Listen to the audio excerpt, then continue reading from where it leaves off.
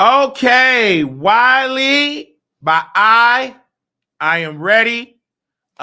Being the head of programming for the Beehive, Lil Kim, I am so happy. I want to give a congratulations to my boss, Kimberly Jones, and for hiring me to represent the Beehive. A lot of people don't know. Shout out to Couture Bay, the Bay Squad. I love y'all because Sis is backstage. She's streaming on her platform. I just want to say this because everybody's saying, Wiley, what is the major announcement about Lil Kim and yourself? Well, Lil Kim and I is officially working together. I have took over the Beehive. I am in charge of her stand club. My first act of business that my sole purpose is to defend Lil Kim. All right. And I told her in the meeting with her manager, Nick Cannon, I said, Nick, he said, yes. I said, but I'm not going to kiss her butt. I don't expect you to kiss her butt. I said, exactly. Because I felt respectfully, Mr. Nick, you having kids, you on this. Couture Bay, welcome. I told him this on the phone, Couture Bay. Yes. And no shade. This is what I said on the phone. This is me. I said, you are a terrible manager. What do you mean by that? Because she need to be everywhere. You too busy on Zeus. Bring Lil Kim out. I need to see Lil Kim on Zeus. She should have been doing this. She should have been up on that. She needs to be hosted. You are a bad manager. Now, Nick, out of a courtesy, I'm allowing you to keep this position because I should be her manager. She'll be way further than where she is. But out of courtesy, I would just take the demotion, okay, of running the stand club because I already had her to go viral. I did that yesterday. You've been her manager for years and you haven't picked up no traction. Honestly, Lil Kim, I can't tell you what to do, but he should have been fired. But out of courtesy, I just wait because I'm not going to troll him yet. But he got about 72 hours to do better than what he's doing for you, or I'm going to demand on wileythetroll.com, my YouTube channel, everywhere, that you need to be fired. I told you, I told him this. I said, bruh, did you ever see Lean on Me? He said, yes, sir. I love Morgan Freeman. I love him too. Do you remember a scene with the lady when she wanted him to be fired and she said to the fire department, the fire chief and the mayor, he said, I got a lot of angry parents outside. And if you won't fire Mr. Clark, I will go outside and we would just have to remove you. You remember that? And what did they do? And you remember that scene, Couture Bay? That was what did they do? What did they do after she went in Mr. Clark's office? I mean, after she went to the mayor and the fire chief.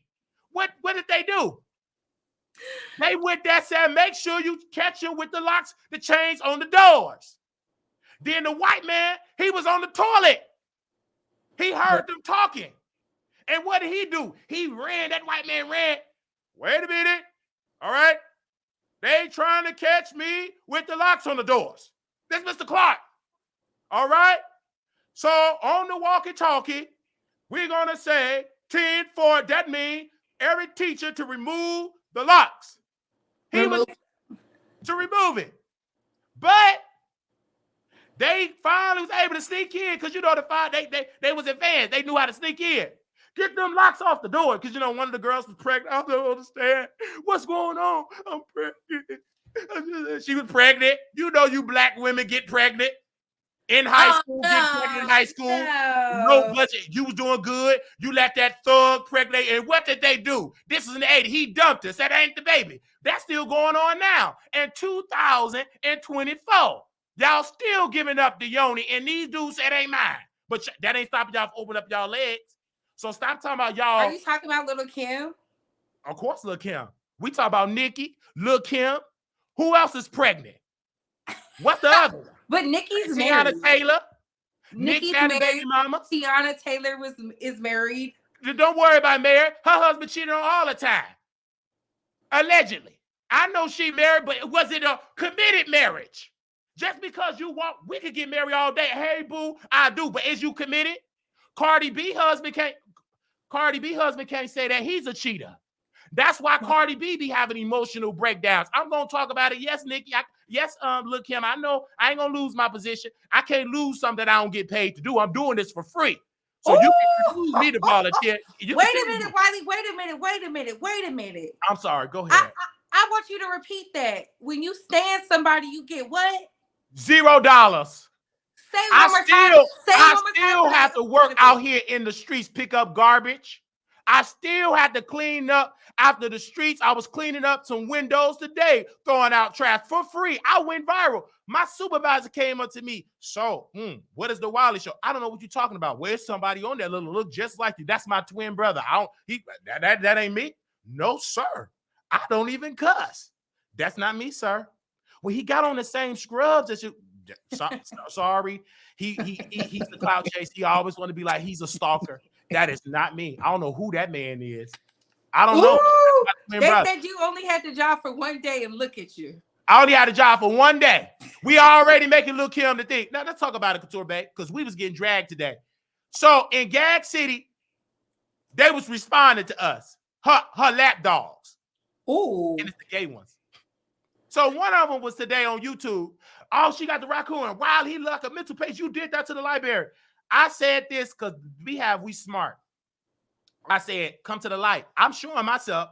They showing my videos. He didn't get permission to play my content in Gag City. Gag City, why y'all playing my content? I thought y'all don't help the arts. I thought you don't help with your good foot. You promoted me. You queen.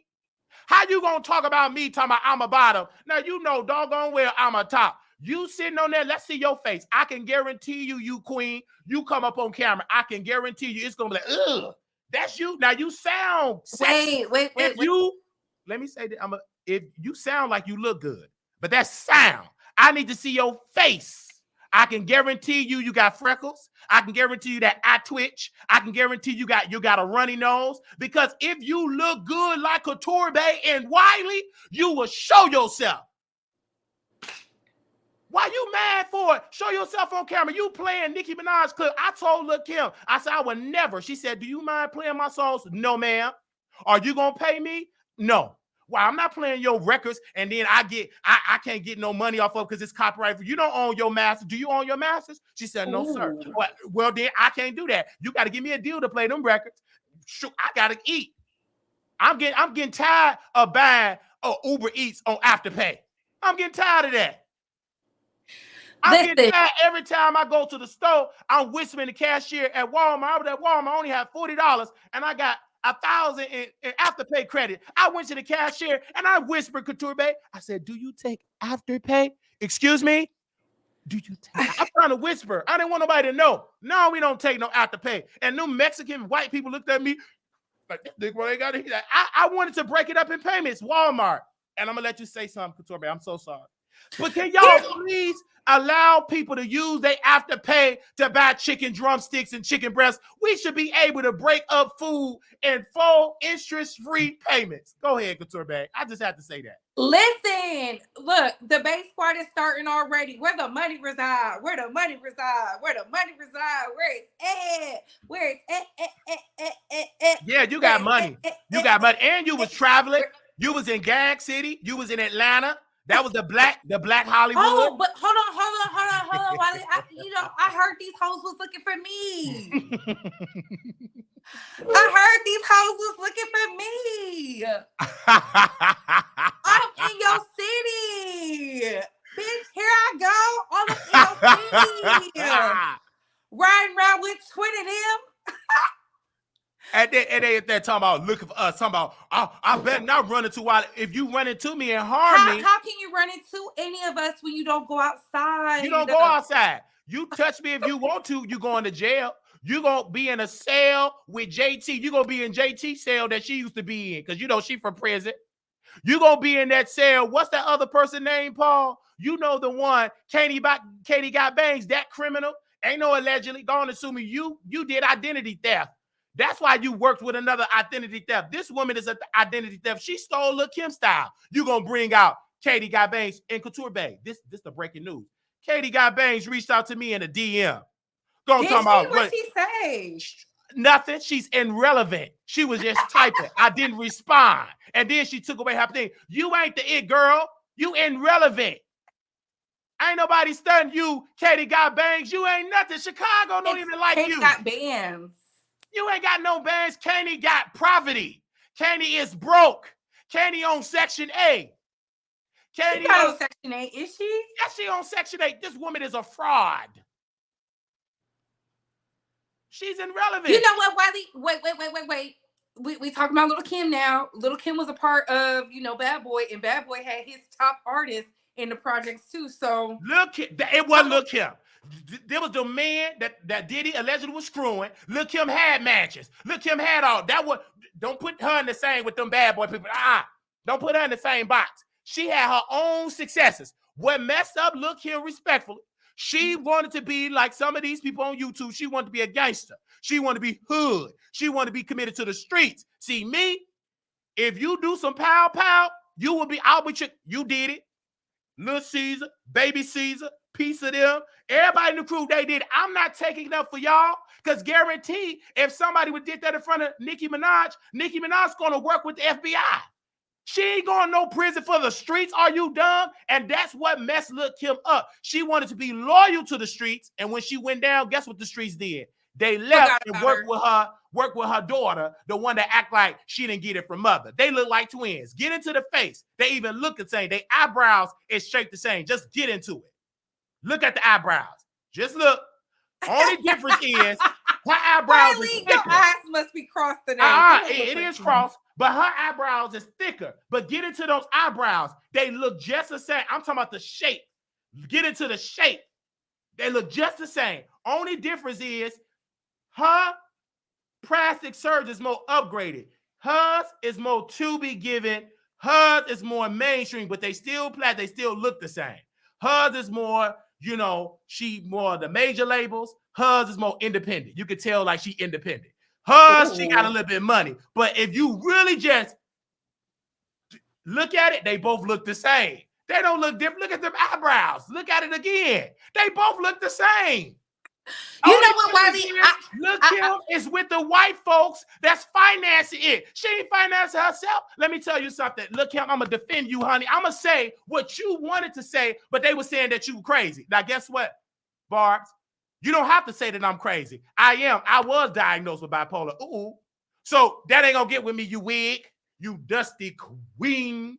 Now, Nicki Minaj even looked like Lil Kim in the plastic surgery era. She's going her way down. And I want to say this respectfully, Nicki. When you decide to bring them struggling criminals on the stage, that's what I knew. Your career is over. It's done.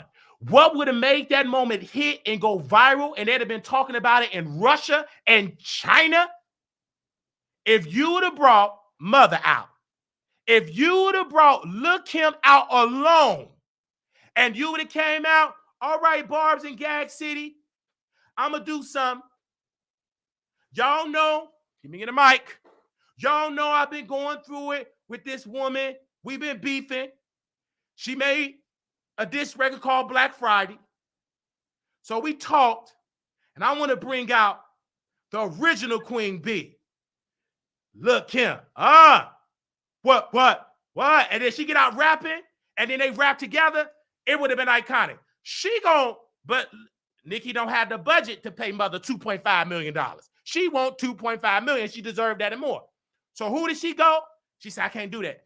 What's the best thing walking? She brought the EBT Section 8 Democrats, never going to happen with the bonnets on. She brought them on stage.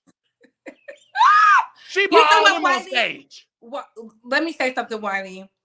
I think it would have been iconic at Madison Square Garden for her to bring out Lil Kim and they settle their beef publicly so people can leave it alone, because I do feel like when it comes to Nicki being in the rap game, she feels like she owes something.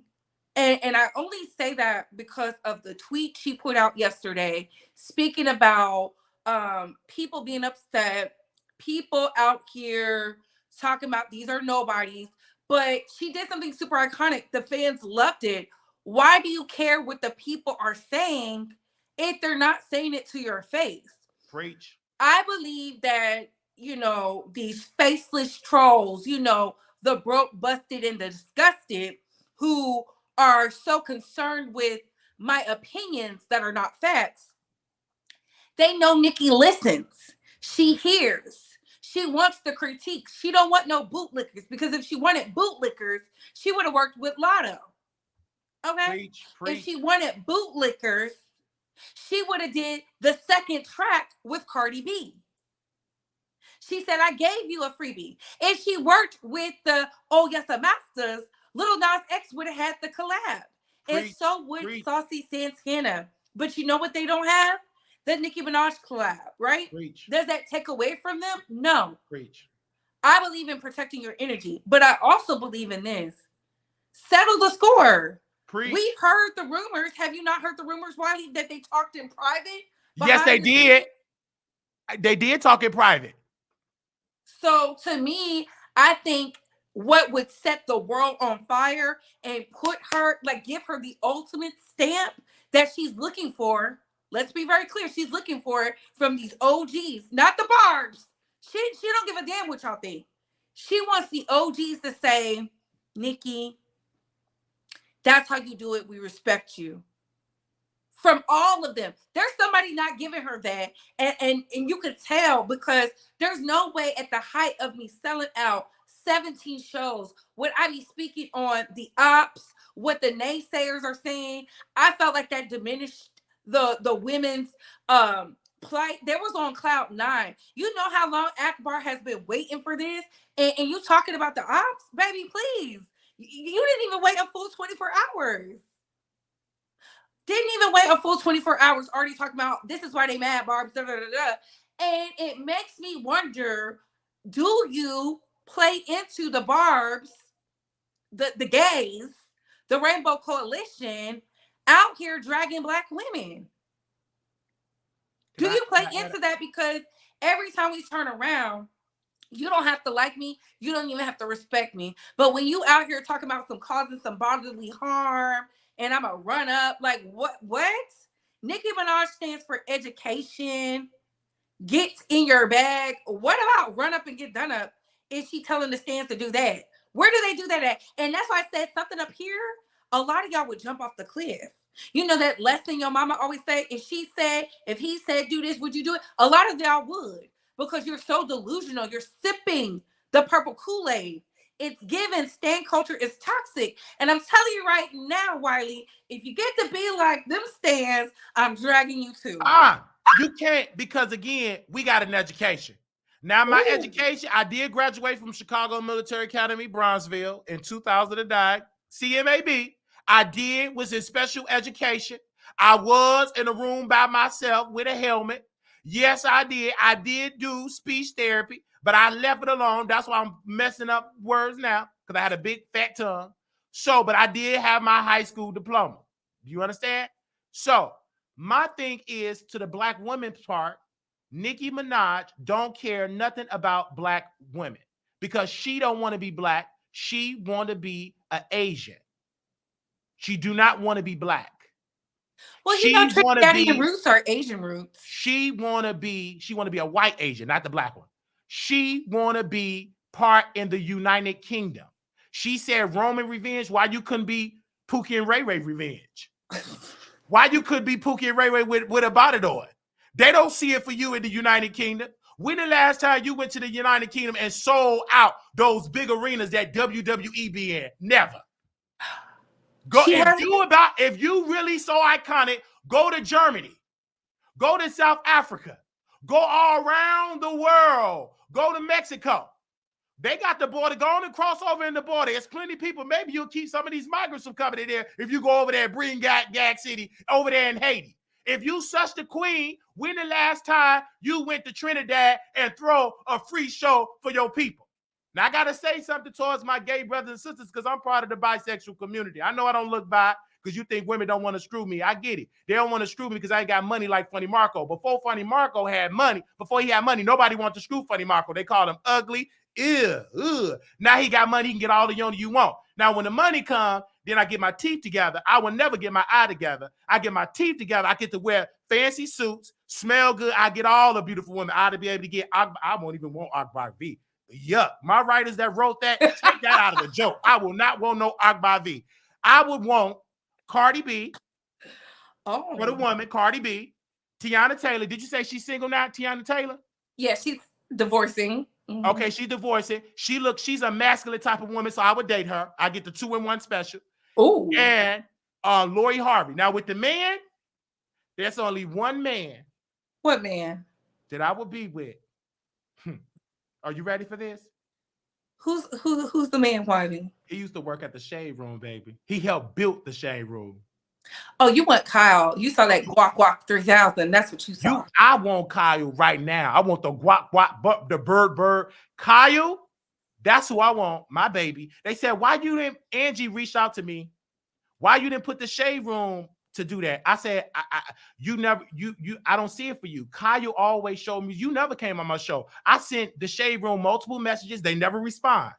Guess who responded? Kyle did from Neighborhood Talk. When I was a nobody, he paid attention to this somebody with the loose eye. Kyle came on the show. Angie never came on the show. On Site never came on. They act like I didn't exist. So why would I post them when I'm going viral with my client, Lil' Kim, and boo that? Well, I'm going to post who was loyal to me. The Neighborhood Talk was. Caillou did it. He was the first blog, the first and only blog that have posted me twice. The first time he called in, I said, Caillou, respectfully, brother. He said, what you want to talk about? Because he had some controversy about a YouTuber, Milagro Grams, the one that says she in Gag City, but she can't drive. So if y'all in Gag City, please leave the street. Don't you be in the street with that help to drive. She's a drunk and she high and she don't have custody of her kids. So we are not in the same conversation. But anyway, she had a beef with Caillou. She tried to label Caillou. She tried to label Caillou as being something, trying to say, put an allegation because she's a liar and that ain't nothing but a cult. And she can't even drive. At least Caillou can drive. At least he know when it's the winter time to put on boots and not to put on Crocs and not to put on booty shorts. And he know not to get high and be high under the influence. Milagro Grams committed a crime. She was high and she committed insurance fraud. But that's between her and the prosecutor in Houston. That's between all of them. But anyway, back to Nicki Minaj. anyway, back to Nicki Minaj. So, what was the point? Because I went on the tirade about Milagro. You went on a tirade. I feel like this. I think Little Kim, honestly, I did not like her new stuff. Oh, if it hadn't been for you, Wiley, one second about Caillou. Let me tell you about Caillou. Let me land the plane. I got it. And then I'm going to let you finish. I'm going to let you talk. So, Caillou came on the show and he said, what do you want, Wiley? I said, I'm so tired of y'all posting all these TikTok stars on the Shade Room, on the Neighborhood Talk, and y'all never post the YouTubers. Well, which YouTubers? He's so adorable. Which YouTubers you want me to post? Me? The one that's over there, the drug addict on Fox Soul. Post him. All these people. So Caillou called Armand. Let's talk about it. Come on, Couture, let's go to history. Open up your history. Wake it up. I'm going to post the YouTubers on Neighborhood Talk. Who are you going to post? Well, I'm posting Wiley. He said, don't put me in that group with Wiley. Caillou had to make 2 separate posts for YouTubers because of Armand Wiggins. You know, the one that say he ain't jealous of Wiley, the reading cards and shit. He had to make 2 separate posts to appease that Negro. 2 separate posts. His crew, they all struggling, kissing his butt. Over here, we independent. I said, that's fine. Post us. You post me. I've been posted too. I'm right there. Now he on Fox Soul. Struggling over there. Struggling. Claudia, I reached out to Claudia. I sent her 5 voice notes. I said, you a flop, you evil, you a nasty woman, and you a flip-flopper, and you fake. I'm letting you know on the behalf of Lil' Kim, please stop saying you F Lil' Kim, because if you F Lil' Kim, we real, and you not with them raggedy feet. And I think you was a part of something with Diddy. It may not be a freak off, but you was a group off. You was a groupie. Ooh. You queen. So when it came to Caillou posting us, he posted us. He did interviews and everything. Milagro Grams, before she became indoctrinated with Nicki Minaj lies and slander, worshiping her, she said, Wiley, congratulations. You manifested Caillou. You always said you wanted to have Caillou on the show. We got Caillou. He posted she showed Caillou from Neighborhood Talk. He told me, stop talking about YouTubers. Talk about celebrities. I said, Caillou, F them celebrities in a good way. I don't care nothing about celebrities. I don't care. I like to talk about people. Talk about Nicki. You get engagement. Talk about her. She ain't nobody. She's a flop. Her body is uneven. She dated Savari. She had to sleep on the floor. He didn't believe in her dreams. She was taking care of a man. Then she dumped him. Then she was dating a down low man, Meek Mills. Down low, went to prison, was getting it in them cells. Then she went over there and she was dating the one that was beefing with Jay-Z. She was dating Nas, not Little Nas X. She'd have came out better. She'd have been more peaceful with Little Nas X. At least that Little Nas X ain't on the SO list like Mr. Kenneth Petty, her husband. He on the whole SO list. She is a disaster. This woman is so nasty. This is why she don't care about black women. Anytime you marry a black man that took the innocence of a black woman, you don't care about black women. You don't care about black women. If you think a gang member that delete folks, rob folks, and take innocent women yoni, he did it. Kenneth Petty did it. There is no allegedly. It's in the record. He's on the SO. He said, I'm guilty. He pleaded guilty. You dusty queens in Gag City, what do guilty mean? Guilty mean I did the crime. Kenneth Petty did the crime. He didn't say, well, we were dating. He said, I did it. He went to prison. You queens. Ooh. And Nicki Minaj married him. And there's another reason why she don't care nothing about black women. He was already in a relationship. Let me tell you how sad Nicki Minaj is as a woman. Oh, my God. She at a turkey hut passing out turkeys.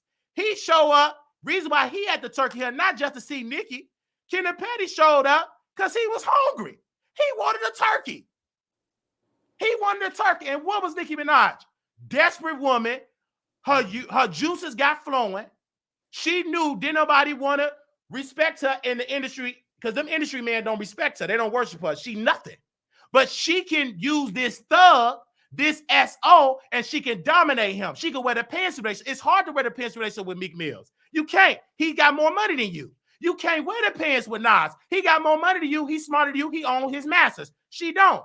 She can't wear the pants with Lil Wayne. Lil Wayne, in the words of Lil Kim, you smoking that stuff that Wayne on. Oh, my God. That man can't even hardly talk. And he was at WrestleMania running down, just talking, shut up. He was one of the Uso brothers. I don't know how that man became famous because he can't talk no more. Back in the day, you can understand his raps in the studio. That man cannot talk at all. He looked like how he talks. Bad. So, in closing, who did she choose? No good scrub. He left the woman, told the woman, listen, babe, I'll be back. I'm going to the bodega.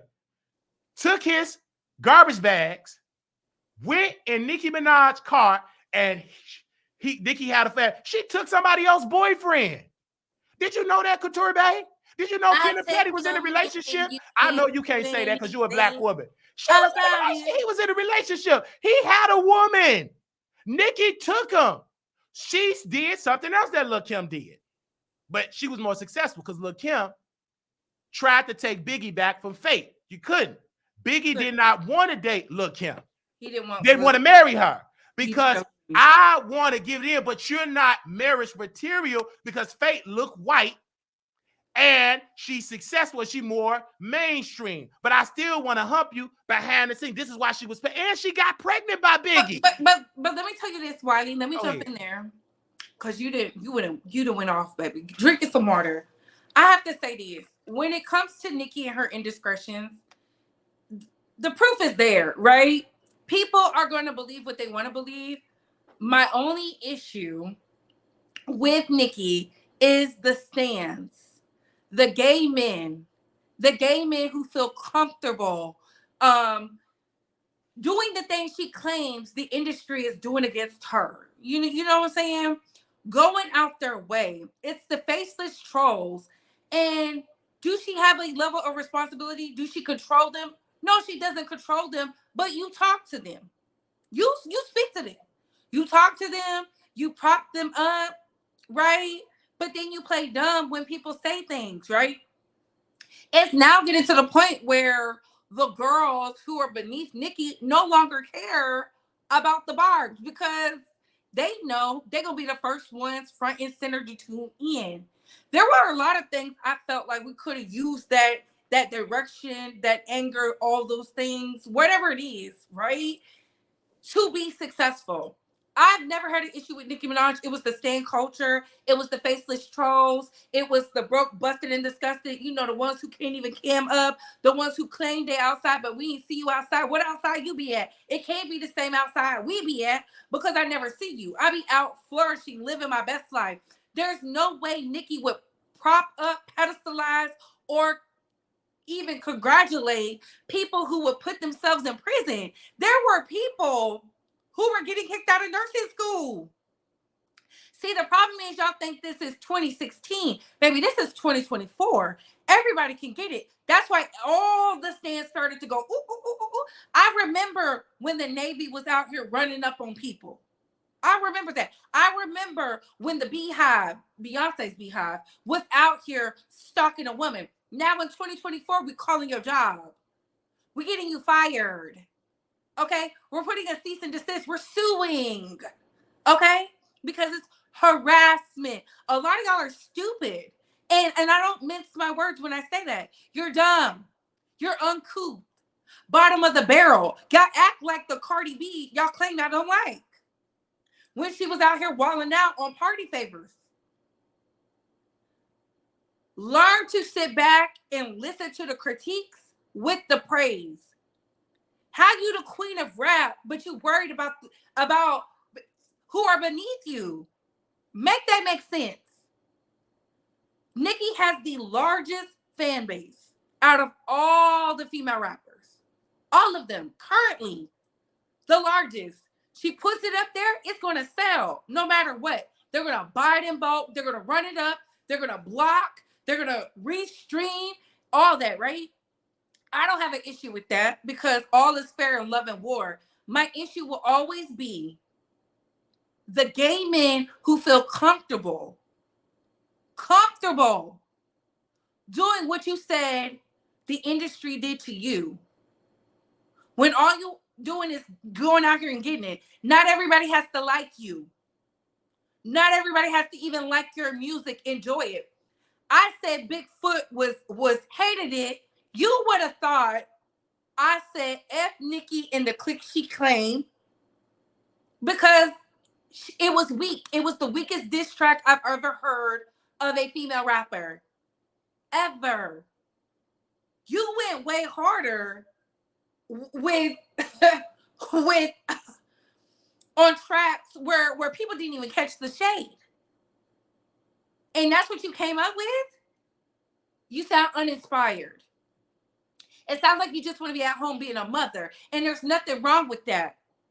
Use this tour to be successful. I have a question for the hateful barbs, though. You hate hoes in the back. What you gonna do when she retire? What you gonna talk about then? Can I answer? Can I ask you? You know where they gonna go? Where they always gonna go? They're gonna come back to Lil Kim. They're gonna come back to Megan Thee Stallion. They're gonna go to Doja Cat. They already moved on.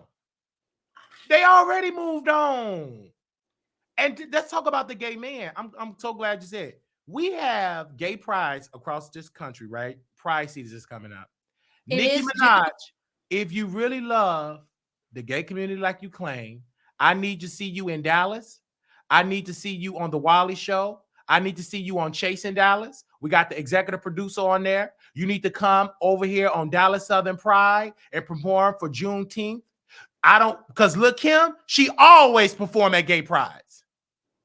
Always. And this is why I don't understand why gays be against Lil Kim. She come to our prides. She don't come to gay pride. I was on a live while we were talking about Chasing Dallas and Markel and all of this stuff, right? And so I'm on the show with Rico Katz and I. He's another castman for this gay wear reality series, Chasing Atlanta. He said, oh, yeah, no, that ain't true, Wiley. She did come to gay pride in Atlanta. I said, what year? In 2009. How old was you? I was about 18, 19. I'm talking about what have she done lately at a gay pride in the last 10 years? You going back, I graduated from Chicago Military Academy, Bronzeville, with honors. I was in the top 10. Come on, top 10.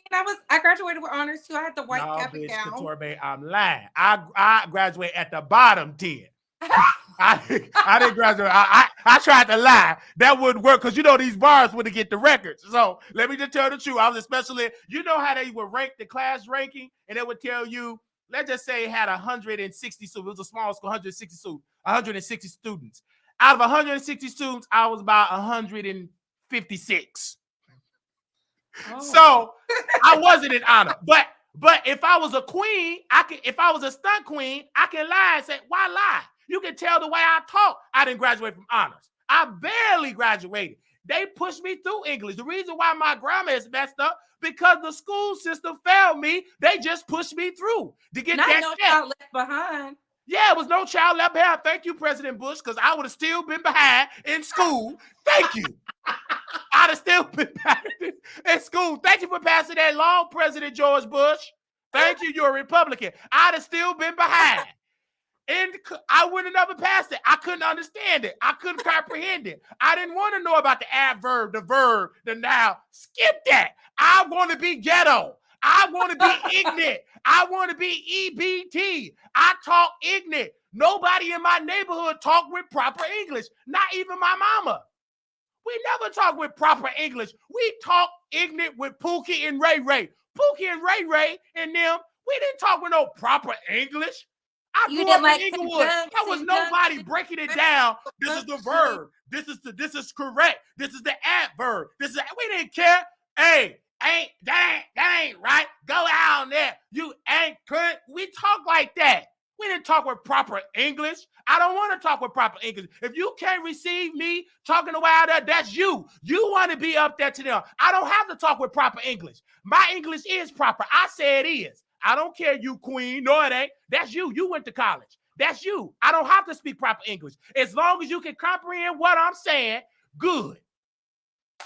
And then if you don't like it, then you can leave this country. President Trump don't talk with proper English. He became the president. Believe me, bigly. And believe me, he is a president. He talked like he graduated from the first grade. But good. Most people in America is not that smart. Ooh. They're not that deep. But you know what, Wiley? You're right. And the polarities between Nicki and Kim. See, doggone well, we wouldn't have heard that, the polarities. The what now? You perfect. I can tell you educated. Man, polarities. The polarities. I'd have effed up that word. The symbolism. Capitalism. When I learned the word flabbergasted, I could use that word over and over. I was flabbergasted. I just so happened because I was trying to increase my vocabulary. So I would download the vocabulary thing and the word of the day, and flabbergasted came, man. I was flabbergasted. And I kept using that word over and over and over again. So you couldn't tell me, when I learn something new, I'm going to say it over and over and over again. But the fact that Kim and Nicki Minaj, they have so much symbolism between the both of them when it comes to their love life, when it comes to their finances, when it comes to their overall disdain with something in the music industry, how these men treated them. Little Kim went through it and she said, you're going to see. And I feel like now Nicki is seeing it because even at the height of the success, let's be very clear, she feels some type of way. I'm going to pull up what was said. Shout out to, you said Kyle, your favorite, the love of your life. I don't know how Nate, your husband's going to feel about that. Baby, I'm going to have two husbands. Baby, when you got money, we got multiple husbands. Oh, that's what y'all do in the Rainbow Coalition? Baby, we do that in the straight, whatever. When you got money, you make the rules, correct? Whoever make the money, make the rules. So if I'm a millionaire, I want me a cow in California. Nate, my husband, when I come to Texas. Armand, my husband, when I'm in LA. No, he ain't my husband. I want his boyfriend. I'm gonna get his boyfriend. I don't want him. I want that boyfriend. Because his reason why I want Armand with his boyfriend. Because he look good. Armand with his boyfriend, he's a good pet. He don't speak. He's quiet. He cook. He don't want to be famous. He want to be behind the scene. I want Armand with his boyfriend, and I will get his boyfriend because I will have the money. I'm gonna pull up in the BMW, and I won't be paying $1,000 in a car note like Claudia. Mine's gonna be paid off with a staff. I'm gonna come to his job because I know he's tired of working. Be it in the Armand with a shout out. Come here, baby. I want you. Not I want you. That's all I take. Are you tired of working? Yeah, I am tired of working. How much is going to cost you to leave this job? Give me that amount. Okay, I'm going to double that. Come with me. You my man now. So Now I'm gonna read this go make Wiley. my copy.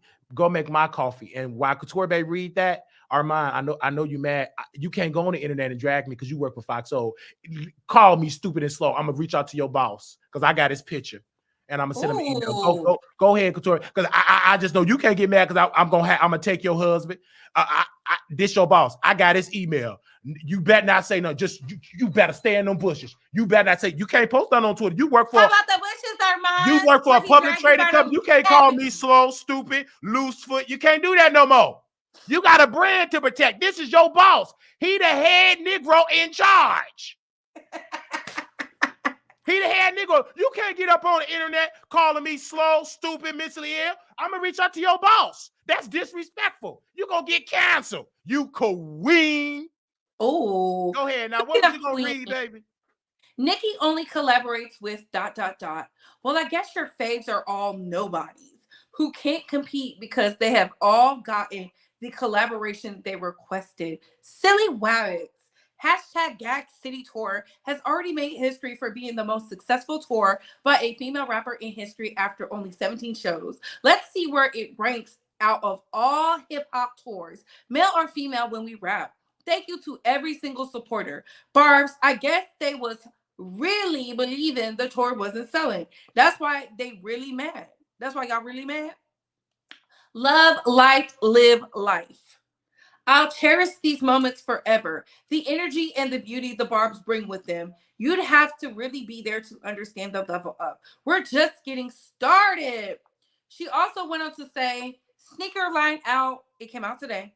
Pink Friday fragrance selling out nonstop. Pink Friday nails loved. Pink Friday 2 Gag City record breaking tour. Pink Friday 2 platinum album. Heavy on it record label. Hashtag peace within. More surprise coming. I feel like she says that, but she doesn't mean it. She does not feel good. Something is missing. I don't know what the something is, but I promise you, if she literally just goes out her way and say, hey, Kim, come out, just, you don't even have to rap. I just want to tell everybody that we squashed it live, and I apologize on the air. For my part, you apologize for your part, so that way we can break the internet. And whatever you selling, it will transcend because you're part of the stand, right? I think they're similar because when it was Little Kim's chance to be the one to bring the prop Nicki up, she didn't do it, and she missed out on a lot. She missed out on a lot. Let's call a spade a spade. Nobody wants to miss out on the moving train. Nobody wants to be ostracized from the hot new thing. It's come to a point now where Doja Cat don't even want nothing to do with Nicki Minaj because of the Barbs. The Barbs have dragged her from pillar to post. So it's just weird to me. And yes, this is where you posting everything. April 26th through the 28th, we're going to be in Vegas. Meet us at the Palace Station because we be outside. Shout out to the producers and the bass squad. And I want to concur. I'm sorry, y'all, that I'm passionate, but when Nicki said that she don't believe it, it's like she know that she's on the decline. And this decline did not happen this year. It happened before the pandemic.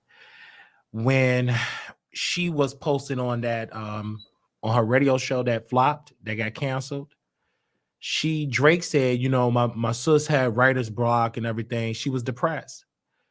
Nicki Minaj, I believe she suffered from depression. I believe Nicki Minaj suffered from what I call has been syndrome. Because Lil' Kim suffered from it and someone new came in, she refused. Lil' Kim took the bait. She was no longer younger. Her body was no longer skinny. Her face was no longer the face when she helped Ray J became a mainstream star. She became the joke. Mm-hmm. And Nicki Kane was more attractive, young. And when she was out, Cardi B was in high school speaking Spanish. Lotto was in, she was in elementary school being a beautiful white woman. Akbar V, she was at the food stamps chasing after her baby daddy trying to get stamps for all of her 6 kids with different baby daddies. She has 5 kids, Wiley. 5 kids with 5 baby daddies. Thank you. JT was on the internet. They was in high school dragging Nicki Minaj jealous. Carisha the same way. This before she was at the freak offs and snorting allegedly pink cocoa. But Nicki was on top. And when Nicki came, Lil' Kim was like, you know, she refused. Nicki took a picture with her. They worked together. And this is the most painful part about Lil' Kim, about what happened to her. And this is so emotional for me. When she went over there with Baby and them, they knew that they was going to use her to get her swag. They studied her. They never was going to invest in her. They never was going to make her be a mainstream. And Kim said, this could be good for hip hop. This could have been her moment. Everything Kim worked on, she have showed her ops all the songs, all the material, and Nicki stole it all. They gave it to Nicki. And the most painful part is that they believed it. That Lil' Kim was bitter, and Nicki was the one telling the truth. But let's fast forward when she was on The Breakfast Club. The Breakfast Club was the best interview ever in history. She said, she always said, you ain't paying homage if you throwing shots. You will see. Wait, hold on. I'm going to take your hip-hop card. And she was breaking down the history to Charlamagne. They didn't want to hear Kim. They dumped Kim for Nicki. She was on top. But if you know anything for karma, when you do wrong, it's going to come back. Ooh. You reap what you sow. It's going to take a little while, but just wait with time. Lil' Kim gave up. She stopped fighting it. She said, you know what? I'm going to just build and do what I can do. I'm going to go to clubs. I saw Kim at a club in Chicago. It was packed. That's all she could do. She couldn't go to the United Center. She wouldn't have sold that out. We all could have sat on the floor seat, 100 of us. She couldn't have sold out the United Center because the industry, they dumped her. They call her a has-been. No promoters would invest in that. They wouldn't have got their money back. So Nicki on top. She went on Angie Martinez's show. Where's your music? When they always asking questions, they asking about me. Remember, she talking her big stuff. Keep up. She was. It wasn't no Cardi. It wasn't no Lotta. They wasn't on the scene yet. Okay, some years coming. Nicki dominated. She winning all the awards. And then something happened. A Mexican, a Dominican, with messed up teeth from a reality show. Yeah. Becky Lee's Checkalees. Cardi B. Abracadabra. Abracadabra. Back that yellow. Back that yellow. It went #1. Nicki had to say congratulations, but she didn't want to say congratulations. She had to because Cardi B was like, oh my gosh, we got somebody that got a #1. Like finally we have somebody else. It's not just one person. You get tired of just having one in the music industry. You get bored. You want more. You want more people to listen to. Not that it's a hate train that the lie that she set up. And then here we go. But you know what, Wiley, before you finish, Nicki's biggest regret is going to be allowing Cardi B, Belcanana, to bring out Lil' Kim. Right. And I feel like that's up her sleeve. Right. And if that happens, and that's why the stays were mad, just so y'all know, so y'all understand the history. I said it on your channel the other day.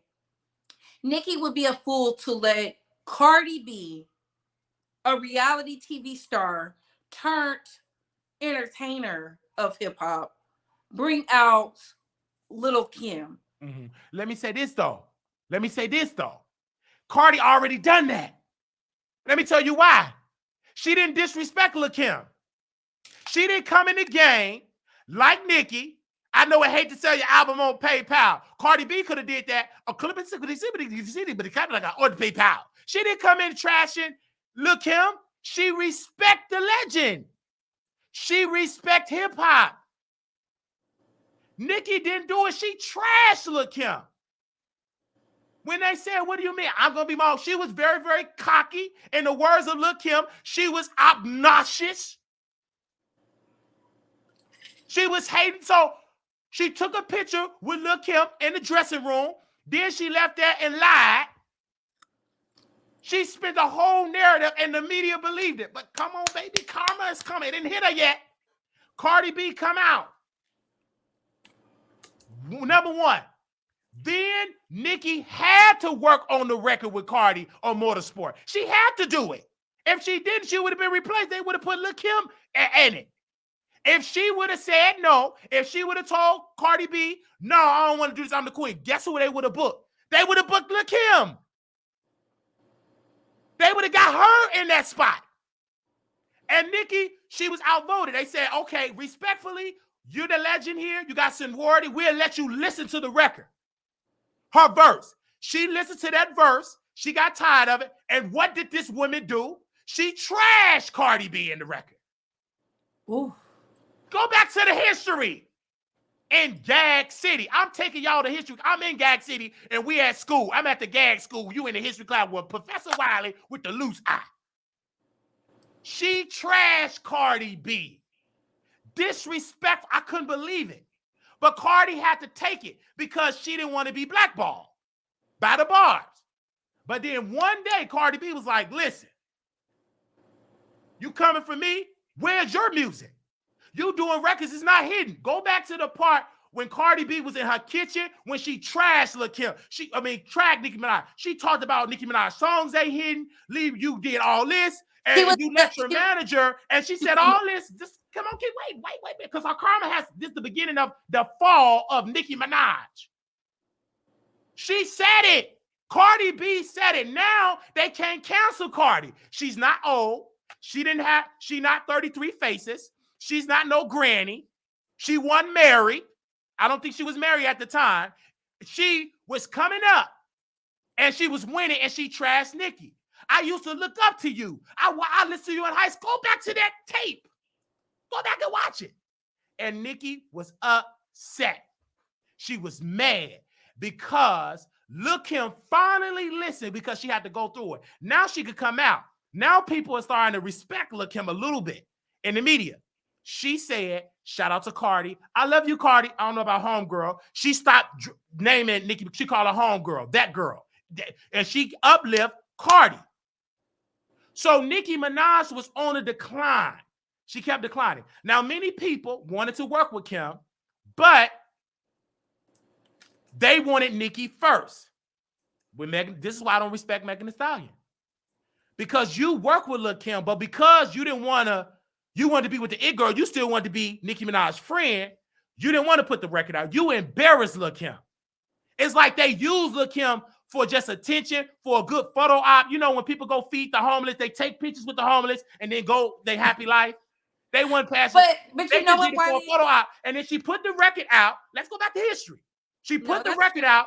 She had to take the record because she didn't own the stuff because Lil' Kim don't have the people behind her anymore. She don't have the money to pay for all that. That's expensive to pay for the good PR. Man, that costs money. They ain't doing that for free. Like some of you queens that be on these web reality shows for free, you got to pay these people. They got to feed their family. If you want the best people in the industry working behind the scenes, guess what you got to do, Couture Bay? You got to pay them. You do have to pay. But here's my thing with that in its totality, right?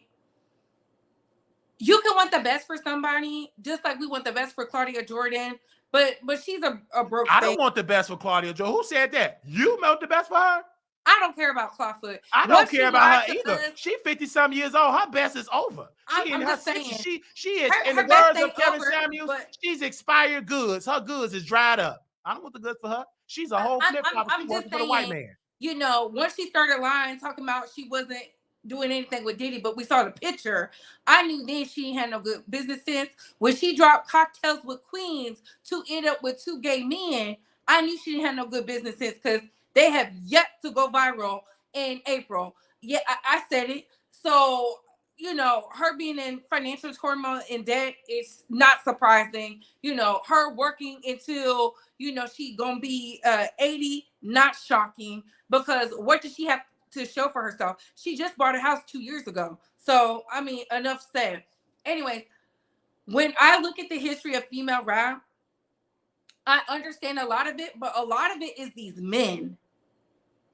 And until Nicki shows the men who played a part, not just the outsiders, I'm talking about the insiders, the ones who really set you up to be dragged and all this other stuff. Because let's be very clear, when we hear about the music industry, we talk about the history now. When we hear about these groups, when we hear about these rappers, when we hear about females and why there can only be one, guess who plays into that? The women. Guess who they're listening to? The men. They're not listening to the women. They're not listening to the women. I can name you 2 blogs that are diehard Nicki Minaj fans. She's not listening to them. Who's the diehard? Who's the blogs though? Who's the blogs? Black Tea Blog, the one you call the catfish. Where's she at now? Is she still here? Where is she? No, I'm honestly, do she still post? I think so. I haven't seen her. And where is she? Who else? Okay, who else outside of her? Impressive. Okay, Impressive, great, because she got her eyebrows. Black T Balls didn't have no eyebrows. She was using somebody else's pictures on Pinterest. See, Impressive, she's smart. She just stayed a thumbnail, and you just heard her voice. Black T Blogs, when she finally was able to show her face, because she went toe-to-toe with Cardi. What did Cardi do? She exposed Black T Blogs, showed that she had no eyebrows. She posted the receipts of her being a criminal and all of that. But let me go back to the Megan Thee Stallion. But go ahead to that point. You gained us too bad. Black T Blog and Impressive. Okay, being that. Okay, go ahead. I'm sorry. So you brought up the Meg Thee Stallion working with Little Kim. I thought that deal was brokered through 1501. And the reason Megan dropped it is because she was like, why would you go through my people for this song? It wasn't brokered through 1501? No. Megan worked with Lil Kim. They took a picture. They did stuff together. When that was the song? Yes. Well, why that do I was have the to song. say this? I have to let me say this. That was that 1501. It was a ghetto Pookie and Ray Ray label. They didn't know how to label. That song was trash, Wiley. I hate to say. You know why? Do you know why the song was trash? Because 1501 is trash. Not that Kim is trash. They don't.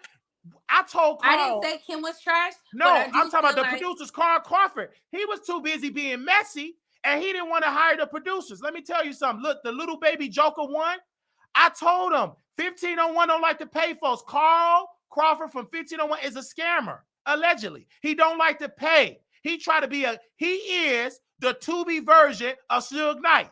Tubi. Ooh. He tried to be like Suge. Dude, you played baseball. You wasn't in the streets. You played baseball. That career had failed. You weren't a successful baseball player. You failed. You tried to be like Berry Gordy in hip-hop and failed. You don't know the history about recording.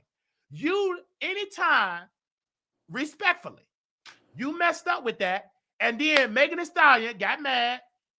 She embarrassed Lil Kim because she wanted to be loyal to the girl. She didn't want to give, because she just as evil as Nicki. They just alike. That's why they can't get along. They just alike.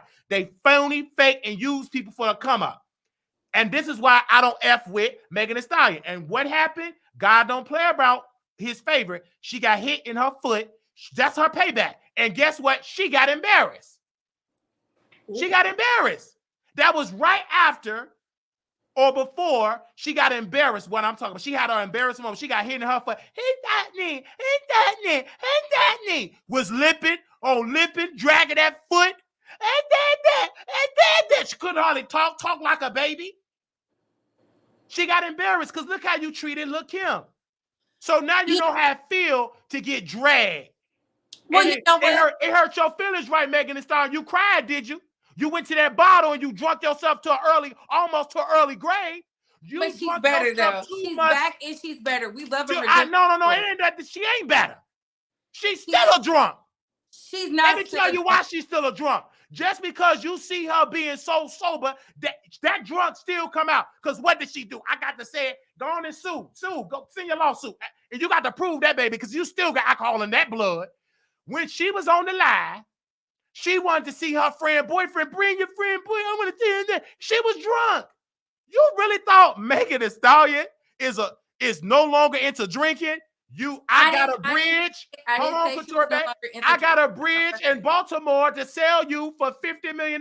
It's just submerged underwater. If you believe that Megan Thee Stallion don't drink no more, I got something to sell you. Okay? Because she's still a drunk. You don't just up and just quit drinking in 2 months. No. That takes time. She's still a drunk. And it comes out. It comes out. It oozes out of her paws. It comes out. But go ahead. Because I was just want to tell you about the thing, how she did Lil' Kim and how she trashed Lil' Kim. And then she did. That's what I'm trying to break down to you is a lot of people everybody use Lil' Kim and they use her. They dragged her. They embarrassed her. They karma is they getting embarrassed. Now, but you know what, Wiley? I agree with that, right? Because we seen it. We saw the biggest barb, Khalil, get mad saying that Ice Spice used Nicki. And that's why I said they have polarity. At this stage in the game, Nicki should not be getting used by no female rappers, by nobody, period. But that's her, but it's so karma. But I she gotta go to that karma. But I have to drive it home. Why? Because a lot of people are not understanding. When I look at Nicki and I look at Lil' Kim, I see similar business habits. I see similar emotional habits. I see it's like they go to sleep and you do it. To be the best, you have to be the best at it all, right? We saw in 4K Nicki going off about a record that didn't even say her name. She had a mental breakdown. Going off. Manic rant. The hinges, right? She had a manic rant. I simply talked about it. The problem with stan culture is this. In stan culture, you can't tell the truth. You have to say, hey, don't look at that. Look at this. Look at this. Look at this. And look at this. I'm not a Barb channel. Just because I support the artists, I support their stuff, I like them, does not mean I have to lie for them. I'm not lying for you. You want me to lie? You got to pay. You got to pay. You got to pay like you weigh. Absolutely. You have to pay because at the end of the day, a follow don't do shit for me. Let's be very clear. I don't care who followed me. When I said top 5, Tasha K followed me. Hello. Come on. What can you do for me? And Tasha K pay you. I feel like this. You to do the wine is a new tea. To put my common sense to the back burner. And act like I don't see what's going on. And that's the problem with stan culture now. I did a whole video on how stan culture has ruined music. It used to be about just going to support, falling out at the concert, screaming up and down, waiting in lines. Now, if you say, I don't like that, it's like this, blah, blah, blah, all of a sudden, you're all types of names. But let me tell you something. When Black T Blog didn't even wait for a song to be on streaming platforms for an hour, she gave the most negative critique I've ever seen in my life. And when I dragged her, people was like, but I like Black T Blog. That's your fucking problem right there. Excuse my French, Wiley, because I know you don't cuss like that. That's your problem right there. At least wait for the 24 hours to be like, I'm not feeling it. You waited until it was 10 minutes later. And that's why you hoes is suffering. And the other reason I'm saying Black T Blog's name is because she's the top out of all of them, honestly and truly, of delusion. You know, she don't stand on her own 2 feet. No way. A hoe who can't cam up could never tell me nothing. And that's for all the faceless trolls. But she did cam up. When? She cammed up when she would go on the live and they saw that no eyebrows and they dragged her. And she was so hurt. Black T Blogs came on my show and she said, Wiley, I'm insecure. I'm ugly. She said that on my show that she was ugly. She said it. She said it. She said it. Most of the people, because you seen your flaws, no different when Candace from y'all remember Candace, daytime tea time. She was all right when she was on The Voice, correct? When she was impressive, The Voice. When she came on camera, they saw them raggedy teeth. Her teeth was jacked up. They dragged her. They dragged her for filth. She read them comments and she told me, she said, Wiley, they talk about my teeth. Why do they do that? Just listen to what I'm saying. I said, baby, they talk about my eye. Now you see how I feel. See, it's one thing to go behind a thumbnail and talk your mess. They can't see you. But when you come, especially for women, it's much harder for y'all. They talk about call y'all raccoon eyes. With me, the main thing they gonna call me my eye. That's the truth. It ain't gonna get to me because you've been saying it forever. But women, they be like y'all makeup, your hair, your edges. They never talk about my hair. This is my thing. They all talk about my loose eye. But with you, they'll say something about edges, eyebrow. They never say nothing about it. Only thing they say about me as a man is the eye and my teeth is yellow. But women, they go deeper. Your smell of your yoni. It's your smell because that's what the gay man does. With me, only thing they can say, like this faceless troll said in Gag City. He came out to defend me. Wiley, that's why you a top because you be boo-booing on men. That's not a read, you queen. I'm not a bottom because that's hurt back there. That ain't no good feeling. That thing hurt, especially if it's like you just said they gotta take poppers to do it. Yeah, they gotta take poppers. Do you know how painful that was when I tried to be a bottom in Chicago? That hurt. That hurt. That hurt. That's painful. I didn't want that pain. I don't care what that woman said. No pain, no gain. Hell no. That's what she said. No pain, no love. That was painful. That hurt. I didn't feel no pleasure putting that up there. It made me cry. Real tears. Like I was slave on the plantation getting some lashes. I was hurt. That made me hurt. I didn't feel no pleasure. It was painful. I was sore. I couldn't sit down. I couldn't use the toilet. I had to sleep on my stomach. It was painful. It did not make me feel, it wasn't no pleasure. You know what, it didn't make me feel like this was a badissi. I was hurt. Couturbe. I was traumatized. It was painful. And then somebody told me, my friend said, you know, you don't have to be a bottom. You can be a top. I said, but what is a top? And then I started being a top. And then I didn't know how to really top. And I would get condoms because they said be safe. I didn't know that if you large, you shouldn't be wearing them free condoms at the club. You got to wear a certain size. I didn't know that because that was painful. And then why you out here advertising? Let me just tell you, my ex-boyfriend at the time, I cheated on him, but he said we were together. So he said, you know why you in pain? Let me see what kind of condoms you wear. I wear condoms. It didn't even have a name. It just said C. It didn't have a brand. I just put it, and it was choking my meat. It was choking my meat. So he said at that particular time, my God, how about you wear some magnums? And then when they put on magnums, if I felt like a slave that got free and never got caught by the slave catcher, I was like, whoa, it felt better. Then it felt good. I didn't know it's because I needed a condom. I just thought it was supposed to choke you. Now it feels better. You know what, Wiley? Listen, they not ready for that. But I do tell you this. It's amazing how people who say, I got raccoon eyes, I'm this, I'm that, they be tuned in front and center like the hating hoe you supposed to be. And I'm going to keep asking it. A lot of people say, y'all don't talk about Beyonce. Y'all don't talk about Beyonce. Beyonce is not having conversations on the public internet with her fans. She's not talking to them. She posts something, say, buy it, you can meet me there. Nicki is at station head, Twitter spaces, back chats, group chats. Why are you talking to them? You don't even have to do that, right? Following people, following destructive people at that, people who are literally everything you stand for. And they think because you follow them, it gives them the tools to go be destructive, anti, all this other stuff. I don't care what no hoe on the internet have to say about me because at the end of the day, you watched. You watch. That's how obsessed you are. You watch. I don't watch nobody unless it's sent to me. I don't be checking for nobody. I post the content, I go about my day. Why do you see me? I post my content, I went to Atlanta. I post my content, I went to Mexico. I post my content, I be with Mama Bay. I post my content, I be with Papa Bay. I don't be thinking about the internet because the internet is not real.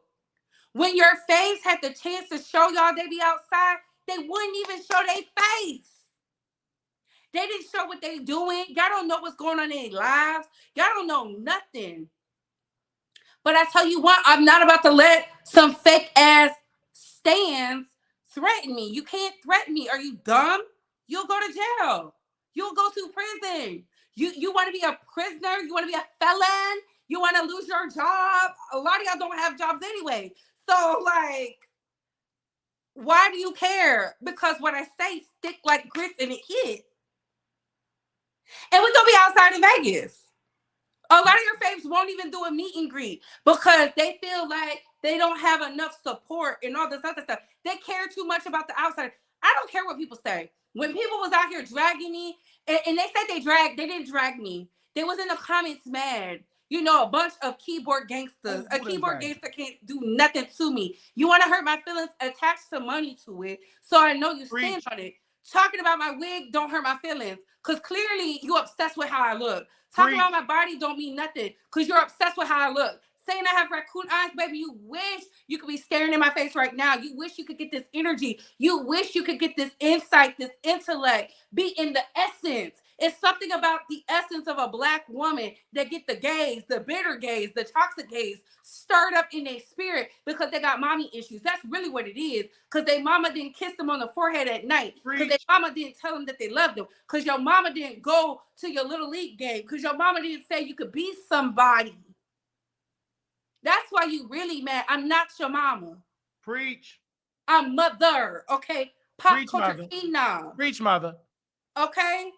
Your favorite blogger's favorite blogger. When I say something, your faves go and run and create content. Don't ever disrespect me, ho. You better preach. And did. Stank pussy hoe. That's what Lil' Kim called Nicki Minaj. She called her a what? She called, and look, when Lil' Kim released her Black Friday, stank pussy hoe. Go listen to Black Friday. You didn't catch it. I did not. You know, I be missing all of Go, I know. Go listen to it. In that thing, stank pussy hoe. That's in the record. Baby, that's in the record. Baby, Lil' Kim. Lil' Kim is so disrespectful. Baby, when she put that in that stank pussy hoe, it's in the record. When I tell you, when I hear all of this stuff, like they were like, and I want to concur with you said when you said that you don't care what they post. Me either. We live real life. I post on the internet because this is what my business is. I'm not obsessed with it. And so I post, I forget it don't get to me. And then the faceless trolls that say stuff, I don't see you outside, even in Chasing Dollars. They be like, Wally, don't come outside. I don't care to come outside to eat, which I'm outside. I don't sit with you type of gays. I sit with white people with money, with influence. I sit with white successful gays. Ooh. I don't sit with you Black people that's ghetto, they got no money. Why would I sit at the table? The dinners that I sit with, old, wealthy white people. And I sit there, cook them their food so I can get the tea of what's going on. Learning about, I don't sit with you broke folks. Why would I sit with y'all? I don't want to aspire to be broke, to be known in the gay community. No, I want to be wealth. I'm with white folks that don't wear labels. They wear regular clothes, regular polo shirts. They got a gut. It has a label, but it's in the inside. They got a gut. They pee is smothered up pink. They just free. I'm with white people. I don't sit with y'all. I don't want to sit with y'all. I'm with white folks. I love being subservient to them white people. Yes, sir. I listen. I don't come in there ignorant. I listen because they run me. They are the masters. They've been running this country for the last 400, 500 years. So I'm going to learn and study them. I don't want to study EBT. I already know Pookie and Ray Ray. I know how to be ignorant. I'm a professional ignorant. I know Pookie ignorant. But now I want to be with the white folks. Markel from Chasing Dollars. You know why I don't hang out with you? I'm at white clubs. The white gate with money where you be hearing, no shade, you hear Frank Sinatra. Ooh. I'm just here. I show my case for tomorrow. I did what I had to do. I state my case, but this I'm certain. I did what I had to do. I said that on my way was much more than this. I did it my way. When I sing like that, they gonna be like, oh, I sing white songs. Okay? Holy, holy, holy, Lord God Almighty, casting down their golden crown, the heart of melody. You know what, Wiley? Cheryl, I sing that. I don't come there singing black stuff. Amazing grace. I sing it the white way. Amazing grace, how sweet the sound. You know what? Because if I sing that, I'm scared of these white people. I don't sing like you, EBT, Beyonce, Fantasia. You too ghetto. I sing it the white way. Y'all done got him started on the white way. I love white people. So again, that's what gets me with people is I don't want to hang on. I was with ghetto people when I was born on the south side of Chicago. I said when I ever leave this neighborhood and get around white folks, I'm never going back. I never went back. I love jogging with white people. I cannot stand with my EBT ghetto Nicki Minaj gang city. Only ghetto black people do that. White folks don't do it. They don't be saying, I'm with Lady Gaga. I'm in Gaga City. We don't do it. Only ghetto black people do that. Do you see Britney Spears and Madonna? I'm in Madonna City. Madonna City. Don't you hate it said it in the city? They don't do that. Only ghetto black people. White people just support Taylor Swift. Here's my thing in closing. What is something that you feel for both of them that they need to improve on? One thing, and what's one thing that you like about both of them? What I like about black people. No, I'm not talking about black people. I'm talking about Lil' Kim and Nicki Minaj. Oh, what I like about Nicki Minaj, I like that Nicki Minaj always give Pookie and Ray Ray a chance. I like that. Honestly, I do. And another thing I like about Nicki Minaj, she did bring my gay brother, Tay, and Tay been my pink Bob Marley. He's so attractive. I cannot wait to eat his cakes. When I get successful, I'm going to book him for not to do my makeup, for we can get in the bedroom. I don't have the money. I can't afford him yet. He costs about $50,000 to have a weekend session. And I'm talking about in the bedroom. I want to get in the sheets. I don't want him to give me no edges. I don't need the edges. What type of edge I need, I want it in the sheets. It's going to cost about $50,000. So I do like Nicki Minaj for boosting Tay up. But they fell out because she can't afford Tay no more. She ain't got the money to afford him. Baby, the checks is checking with Tay. She can't afford them. And she told Tay, if you work with these people, F you. He said, I cannot just have you my only client. She really wanted Tay to work with her only. Nicki, you don't go outside like that. You don't go outside like that. So he have to eat for the remainder of the year. He makes more money outside of Nicki than he was with Nicki. That's a one-time fee. She ain't always going on tour. She ain't always doing video. He have to eat 365 days. Tay got a big booty. In order to keep that booty big, he got to eat. Or that booty going to be bony like Ken Barbie. No, Ken Barbie ain't bony. He got plastic. He done went on and got injections. Who's skinny? He going to be skinny like who? Like Day Day or the crackhead that was in that movie, the one Chris Rock played. The crackhead, what was the name of that movie? The crackhead. I know what you're talking about. New Jack City. What about yeah. If he don't eat, he gonna be like the New Jack City Chris Rock, the crackhead. Ooh. So he have to eat in order to keep that skin, that beautiful, to keep that booty tight, and that peen to be peen and make it smell good. Because they even said Tay had dookie stains, and Tay had to come out and show his underwear. He said. I don't have dookie stains. I said, yeah, baby, even if you did have dookie stains, I'll still be with you, baby. I'm ghetto. I'm from the project. We don't care that about hygiene. The more funky you are, the more we want you. Oh, But I what grew up in the about hood. Did you grow up in the hood, Couture Bay? no. So you used to taking baths and showers, right? All y'all, baby, we was in the hood.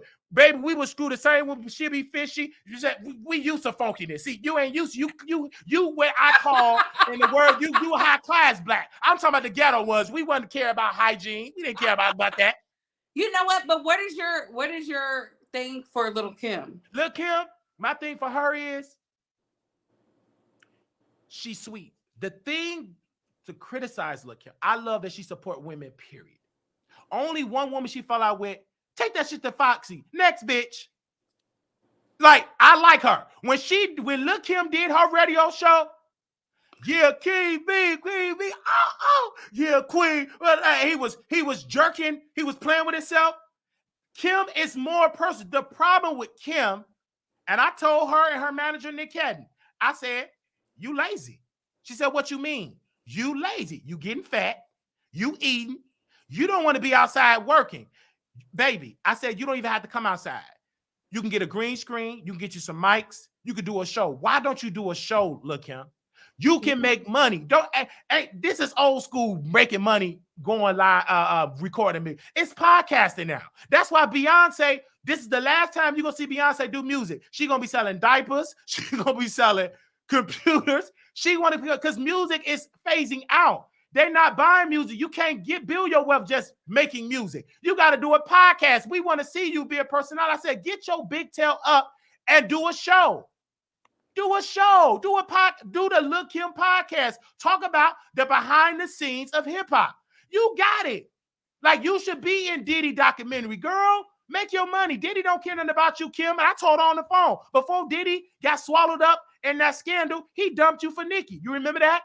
She said, I don't want to get it that's my brother. I said, I understand that's your brother, but it's F Diddy. I know that's your brother, but your brother abandoned you for Nicki. Not abandon you. Diddy should have had your back, and he didn't. And Nick Cannon said, well, I agree. Respectfully, I agree. I've been telling her that. I know you've been telling her that. See, I'm real. When Diddy came out, when Nicki came, he chose Nicki. He dumped Kim. That was Diddy time. They said, I stand with Kim. All the men dumped Lil' Kim for Nicki. They did. I'm talking about her peers. I'm talking about Lil' Kim peers. No, you know what? You're right. My thing is this. My final thoughts on this, and I'm gonna drop down so that you can continue on with your show, because I know the producers is ready for you to wake it up. It's for both of them, and this message is for both of them. Outside of the stan culture and all that, I want both these women to be better business women. You can make as many hot songs as you want, platinum albums, breaking records with the music. If you don't know how to transcend out of the music industry into other lanes that are super successful that you play in, you're always going to be the slave to someone else. And that is my issue with both these ladies, because all this talent, all this stand-up. Okay, keep talking. Can you talk for about 10 more minutes? I got to go make water. Yeah. All this stand-up, all this, essence, appeal, breaking records. There should be something where it's strictly theirs. How are y'all friends with the who's and you didn't rub off any of that business sense? None of it. You got cool with Rihanna again. You should have had a something besides perfume. Because let's be very clear.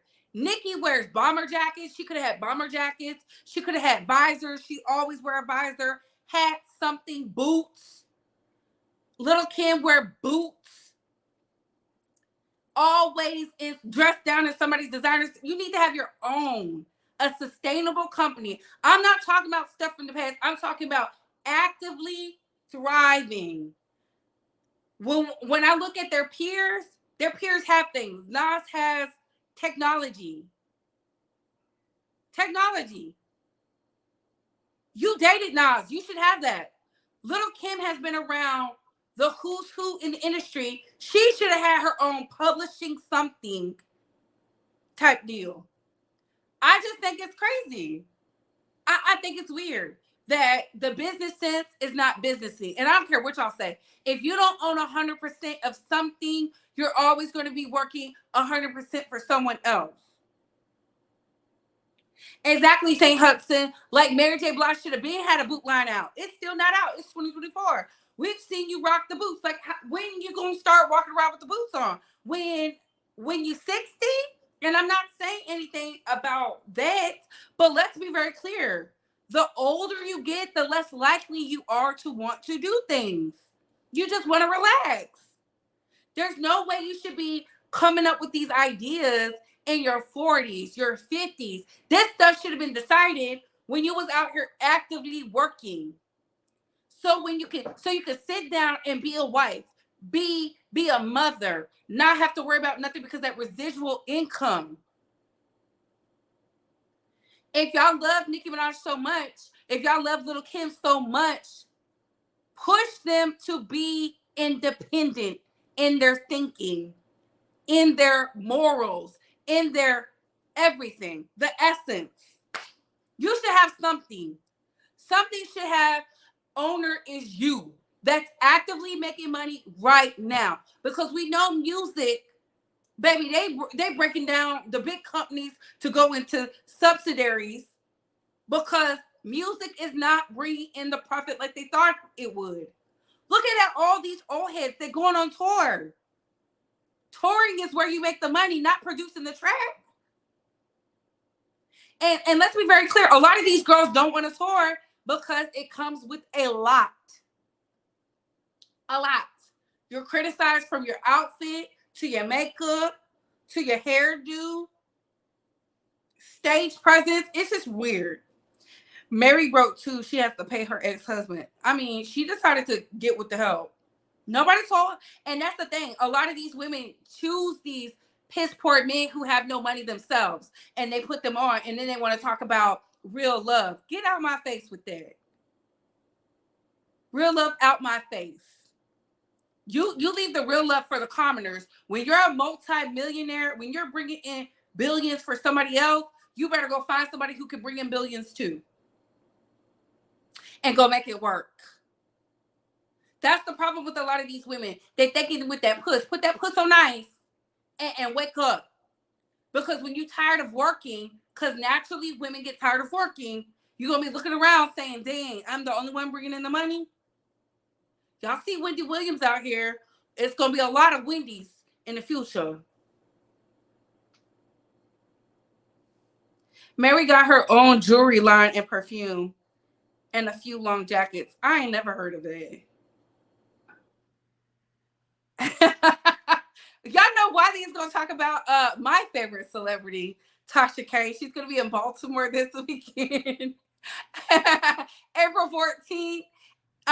She's going on at 7 p.m. Winos, get your tickets at TashaKOnstage.com. Hey, Tasha. But listen, everybody makes choices. That's why I said there's a lot of polarity between Lil' Kim and Nicki Minaj. They both choose the men that they choose. They both have their financial whatever. They both are still actively doing music, and there's nothing wrong with that. But if you had the option to sit down and make money or be on tour, what do you think they would choose? I'm asking. What do y'all think they would choose? Do you think these women who have young children want to leave their children or tote their children all across the domestic U.S. and the international waters to make money when they can sit at home and pull a Rihanna? Rihanna had people show up at her house at 3 a.m. when her kids would sleep to do an interview. She made a check in her sleep. The girls love a good Fenty. They love a good Avon lady. They love a good Victoria's Secret. And she's in both of them. And monopolizing.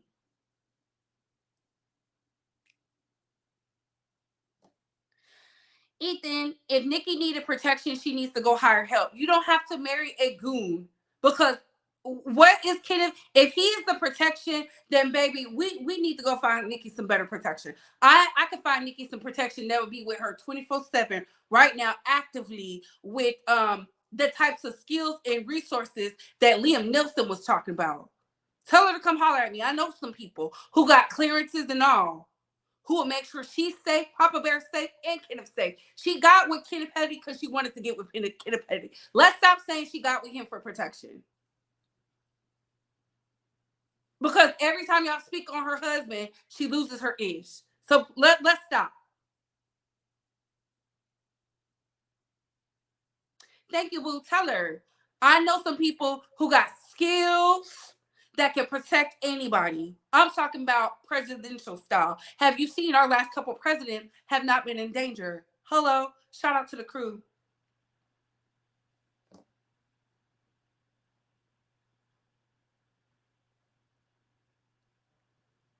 As many, okay. She could have found anyway. I'm just sick and tired of people saying she got with Kenny for protection. She got with Kenny because she was attracted to him. She has some unnatural allegiance to him, and they're married. Hopefully, she has a prenup. But Wiley, thank you for having me up here. Wiley is back, y'all. Babe Squad, thank y'all for tuning in. We are going to make sure we go over to the Wiley Show to follow up with the continuance.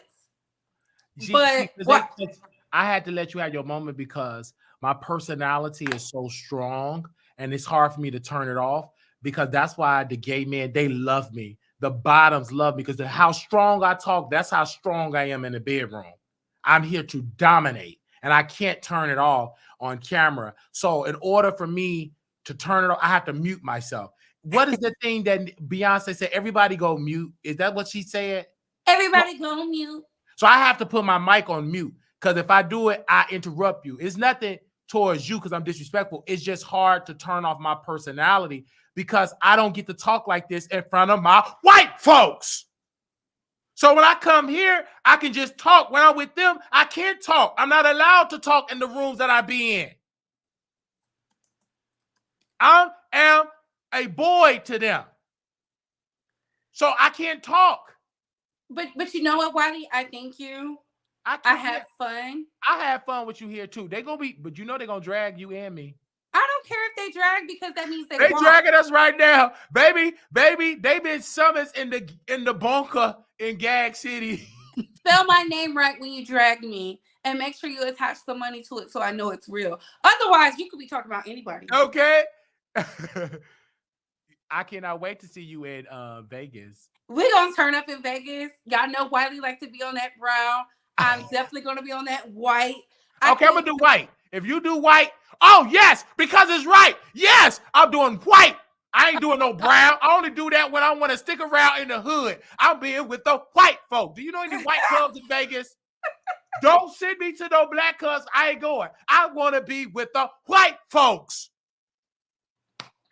I have so much fun. My thing is this. It's just commentary. This is just entertainment. Like, for people to sit up here and say that they know I don't like Nicki Minaj is so crazy to me. They be like, oh, you switched up. I'm an adult.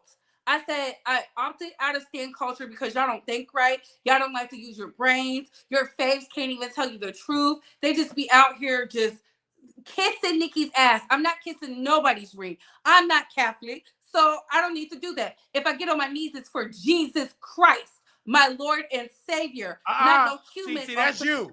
Yeah, I get on my knees for Jesus. But if Kyle tell me to get on my knees, who was that? And somebody else. Okay, I'm about to talk. If Offset, I know he married, so what? And Lil Uzi Vert, he was in that voguing. If he tell me to get on the knees and throw my legs in a circle, I can't throw it in a circle because I got a disability. But I do it. I get on my knees for Jesus. I do get on my knees for Jesus. But if Armand Wiggins' boyfriend come to Vegas and he want to swallow me up, I get on my knees and my back and my side for Pops. Because that's what he called his boyfriend. We can't say his name. We call him. And if Armand Wiggins, he attractive too. And he got money. I do it. Give me that goose to make me lose. My eyes already loose, man. And he supposed to be a top. They say he's a top. He could go and swallow me up in Vegas. He could come to Vegas. He attractive. Man, you give me some liquor. We got that. He could cuss me out. We could just get it in. Claudia too. She got money. I don't care if she got raggedy feet. My feet is raggedy too. Man, please. I'll take that vintage yoni in a second. Listen, let me tell y'all something. A lot of y'all are asking. None of my best friends have content. They don't do content. Let me use the words of Rotten Tooth. My best friends don't be on the internet, baby. My best friends are out here, are the movers and the shakers of the world. They're the lawmakers. So I'm not besties with no content creator. These are my colleagues. Now, if they're obsessed with me, I don't know what to tell you. You so smart. We are colleagues. We're building a friendship, but we're colleagues. And for the record, Wiley, before I drop down, I like that. It is my adult choice, my lawmaking choice to switch my mind. I can change my mind if I want to. If I don't like something, I can say it. I live in a democratic society. That's why I live in America instead of some foreign national country where I have to listen to a prime minister or a king or queen or some dictator. I listen to the laws of the land and I make the choice for myself. If you don't like it, you don't have to be here. Stop announcing your departure. You weak hoes love to say that. I'm unsubscribing. My useless troll. You're probably the hoes we talk about now. Kudos for you for making a troll account, coming up here to talk. How weird is that? How do you look as a grown person making troll accounts? A lot of y'all can't put your face on these accounts because you know we would find where you work. We would go to your job and say, is this you? This is what your company do? Find you something safe to do. Stop talking to me about child things. I'm not a stan.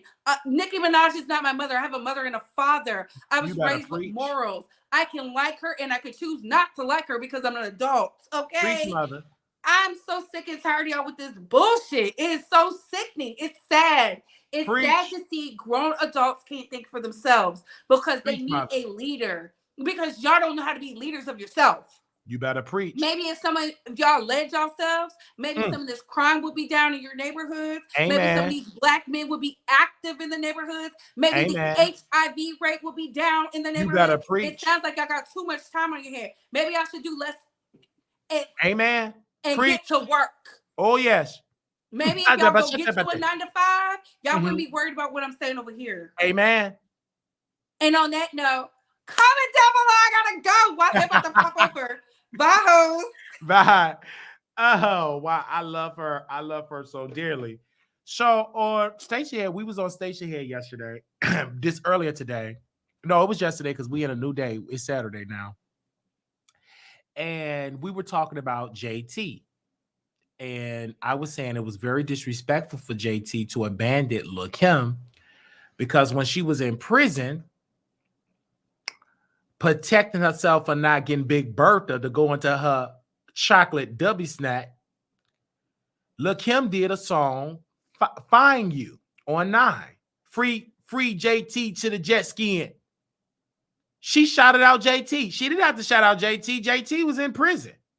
Lil' Kim did it out of the genuine heart of Lil' Kim because she have always showed love to younger talent. Nicki didn't give a damn about JT. She didn't know she exists.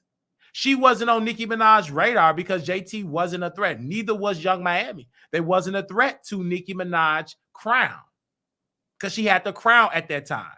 She don't have it now. So when Lil' Kim released her album 9, Young Miami performing, I want everybody to go listen to that song on 9, go stream it and just listen to this one track, Find You, and that's OT Genesis. I believe that's his name. He is so sexy. He had the best verse out of Lil' Kim and Young Man, the best verse. I wouldn't want to sleep with him after that verse. He said, I did to this Uber pool. Throw that arch back. He was so sexy, a thug. I could just tell I know he sell drugs in the neighborhood. He try to rap. That turned me on. He had the best verse out of Lil' Kim, Young Miami. He had the best verse. That OT, he turned me on. I'm going to go back and listen to that again.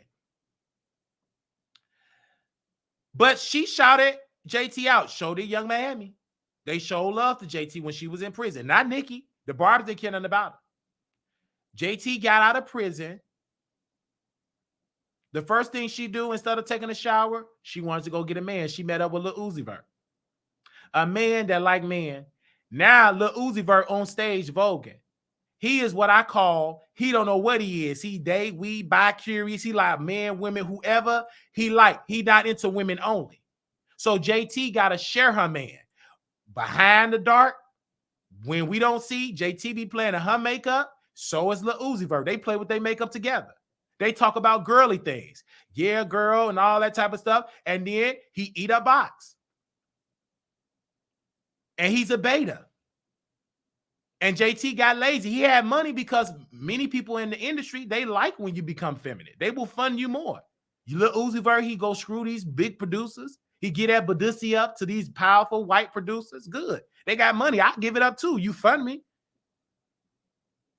I ain't gonna be stingy with my big butt. I got the big butt and a big wood. I ain't gonna be stingy. You can take it. If you give me $50 million to take the Wiley Show to the next level, I'll give you my cakes. Huh? You ain't gotta take it. You ain't gotta put no Spanish fly in it. I'll do it consently. Just give me the 50 million.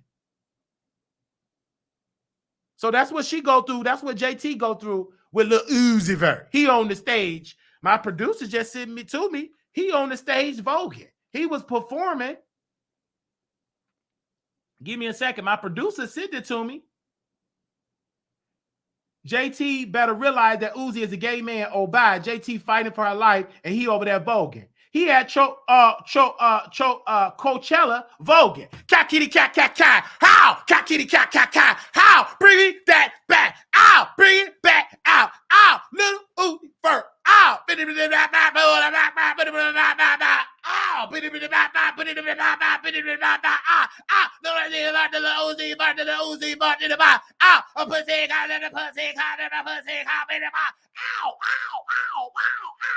Out. He up there voguing. And you know what JT doing? Defending Nicki. She being somebody's lapdog, and your man is in the ballroom scene trying to get his tens. He dropping it low. Kitty, kitty, cat, cat, kitty, kitty, cat, cat, kitty, kitty, cat. How? I might as well invite him to Dallas to Marty's. He up there. Go ahead. Go ahead. That queen. And JT, you can't say nothing. Your man voguing. I was getting turned on. I wish I was there. I would have gave you got a 10s. Go ahead, girl. You better do it, girl. Yeah. Kitty guy, I've been egging it on. JT, you ain't got no thug. That man is cunty. Ain't nothing wrong with being bi. I'm a comedian. Ain't nothing wrong with it. I sleep with Lil Uzi Vert. I don't have the money to get in the room. Pop culture guru. I ain't got the money to get in the room. Give me in the room. I'll be voguing with him. I'm against what Diddy did if he did it without people consent. But I could have dressed like Cassie. I wish I was in a room with Diddy. I would have dressed like Cassie. He could have whooped me. If he would have funded me, I would have did it. Diddy, see, with Diddy, what messed you up? You did it to the wrong people. You should have did it to me. You could have slapped me around. You could have threw me a pound of washing machine in the dryer. You wouldn't have been no surviving Diddy. I would have did it willingly. You could have put something in my drink. I wouldn't care as long as you funded the Wiley Show. I wouldn't have cared. I don't care if you'd have told me to go screw to go screw you. I don't care if you want me to bark like a dog. I would have did it. Bark like a big dog. Hop on one leg. Now, I wouldn't be able to hop on one leg because, you know, Diddy, I got a twisted foot. But if you get the best surgeon and I have to recover, go to rehab, you get the best thing, then I'll be able to hop on one leg. But right now, I can't do that too much jumping. I'm going to mess up my foot. But other than that, I would have did it willingly. I would have gave you consent. Whoop me across the dryer. But you did it to people that didn't want to do it. They went on to use you, and now you deal with a whole controversy. Anyway, but back to Lil' Kim. Now Lil' Kim was showing love to JT. JT get out. JT ain't nothing but a glorified pygmy. Look at this. Just look at the face. Look at her lips. Look at her hair. Tay didn't do this pink by Barley. This is Pookie and Ray Ray. They did that hair. If Tay would have did this, she can't afford Tay. She ain't got the money. Baby, whoever did that, Lil Uzi did this hair. He did that. Lil Uzi put that together. Lil Uzi did that hair. Look at that. Tay didn't do this pink Bob Marley. She can't afford her. Because Tay don't take Afterpay. You don't have enough Afterpay credit. He costs big money. So you think you better than Kim? Both of y'all can't afford to get good hair. And you trying to act like you classy. No, Nicki just used you because you her lap doll. And what gets me with you, JT, your moment was shared with all the women. And then this what gets me with Nicki. I'm so sorry to say this. I'm so sorry to say this, but I got to say this controversy. It's going to get me canceled. Get ready. I'm about to be canceled. So you're going in the dressing room. Nicki Minaj, instead of her giving y'all a one-on-one time, she put all y'all in the dressing room. I know it was funky. I know it smelled bad because all y'all was on the stage. None of y'all took a shower. Then none of y'all took a shower. I know it stank, because especially if you got Akbar V. She is not the most clean woman in the world. That woman is not. And I know JT ain't that clean because she just got through screwing Lil Uzi for he voguing. And when you vogue, all that sweat. And I know, man, when you sweat, it get caught up on your area. Baby, it holds sweat, especially if you got that hair down there. It holds sweat. So y'all funky. And Nicki Minaj didn't even take no shower. She just did it for the moment. It was so rushed. Y'all was all scared. So what do y'all? So let's say y'all didn't know what to say. Y'all was scared. Y'all ain't no queens. Y'all scared. You didn't want to offend Nicki. You couldn't say nothing. JT, you couldn't say I love Carisha because Nicki don't like Carisha because Carisha, her show put Queen Radio out of business. So you can't give credit to Young Miami. Because when Young Miami had Carisha Please, they weren't talking about Queen Radio. Carisha Please can talk. She wasn't yarning, speaking in circles. So what are you doing today? And what do you have to say, Diddy? And you appeal. She didn't do no whispers. Nicki was so boring, and she was just boring. Because if she was high, she would have had a person. She wasn't high. She was just had a good old dope of boringness. Because if she was high, I know people that got high. When Ray Charles got high, I got a woman, way over town, that's good to me. Oh, yeah. I got a woman, way over town, that's good to me. Oh, yeah. She got it on. He was high, but they couldn't turn it off because it was good. Man, he had that good old juice. But you was boring and just chewing ice.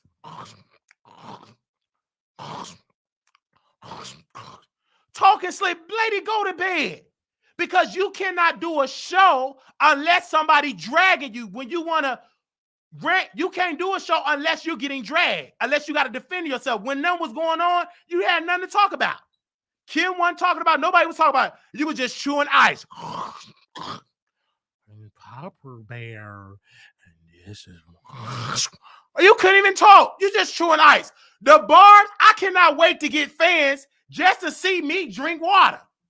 Oh my God, I love Wiley. He drinking Wiley out of the Wiley Loose Eye Gag City Cup. And this is what.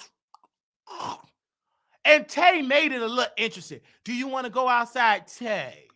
Is you going to order? Is that my Buffalo Wild Wings? That was the most. Tay brought out some entertainment because at least he got to eat because he be hungry. He literally got to be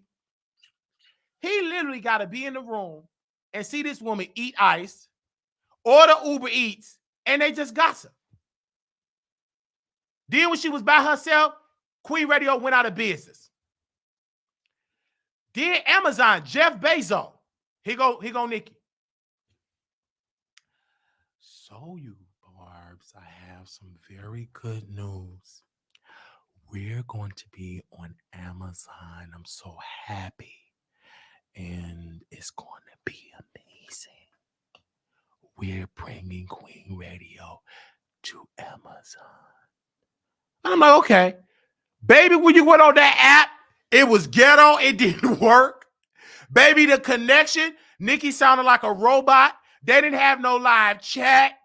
It was dry. Why would you leave Apple Music? You had the cameras, the lights. You went on to a little old app on your cell phone. It was boring. When you had Queen Radio, you was outside. You was able to bring Caillou with his sexy. You was able to bring T.S. Madison, whatever that was. She was entertaining because she dragged Armand Wiggins. I'm here and you not. And Nicki was like, who are you talking about? They know who I'm talking about. They were talking about Armand Wiggins. This before he was on Fox O. He had a whole mental breakdown. Oh, she talking about me, you me. Because T.S. Madison threw shade. I'm here and you're not. Let that sink in. She threw shade. It was lit. Caillou get on there. He's so adorable. He feminine. And I was getting turned on. So, Nicki, let me ask you, what's up, Kyle? What you have? It was so adorable. My hormones was oozing seeing him. I was turned on. I missed that. That's when he was working over there, I believe. What's it the name of the talk? Oh, the Shade Room. Whatever. I don't care what it was. Kyle. He was good looking. Still good looking now. So she brought all these talented people on Queen Radio. It was nice. She had a team of people that do her side effect. It was so dope. She was energetic. But then Mama got depressed. Gag City can't pay for no mental health. They ain't got no psychiatrists in Gag City. She got depressed. She got tired. She got sad. She couldn't write no more. She couldn't do it. She couldn't even listen to her ghostwriters no more. She couldn't do it. She got depressed. I'm just so tired. And Drake had to come and wait. Drake had to come and stroke her ego. Because Drake was done with her. He just felt bad for Nicki. He came and helped her to boost her ego up. She was sad. People didn't care nothing about her. Other women was out. Cardi was out. Megan was out. They moved on. She thought when she took a break that the world was going to stop. Everybody moved on. Once she left Apple Music, they canceled it because she got lazy. She didn't want to bring Tasha on. That was the worst mistake. That was the end of Queen Radio. You should have brought Tasha on the show. You brought her on. She recorded, bring her on. That show would have still been on the air. It would have been the #1 show, but you wanted to be the only one. So then she started getting on the phone with Tasha K. You don't know who Tasha K is. This is breaking news. Go reach this out to Tasha K over there in Gag City. Go to TashaKLive.com. Gag City. Y'all got a password. Go on over there. Tasha K was on the phone with Nicki Minaj. Nicki Minaj was so depressed. Nicki Minaj was so depressed that she was on the phone pillow talking to a woman that was sued by Cardi B for $4 million. She told Tasha K all her business to the point her team got word because she told her team, and y'all were telling Tasha about that. You told Tasha what? Make her sign an NDA. So finally she woke up. Hey, Tasha, this is Nicki. My team, this is not me. My team want you to sign an NDA. Tasha got on the phone. Then Tasha K came out. I'm not signing no NDA. No. I'm not doing that. No. And the reason why Nicki not blocking Tasha, because Tasha K got 60 plus hours of audio tape of Nicki telling all the business about Kim, about her father, about the women in the business. She talked about Missy Elliott. She talked about Janet Jackson. She talked about Foxy Brown. She talked about everything. She was talking about, because one thing about Tasha K, she know how to play to the women, those women heartstrings. She made it seem like I'm your friend. Nicki laid down her guards, told Tasha everything. Why do you think Nicki Minaj haven't blocked Tasha? She cannot.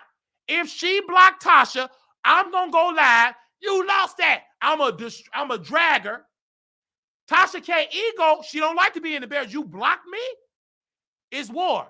Already, she almost leaked the tapes because she went on Funny Marco. Tasha was about to leak it because she was pissed.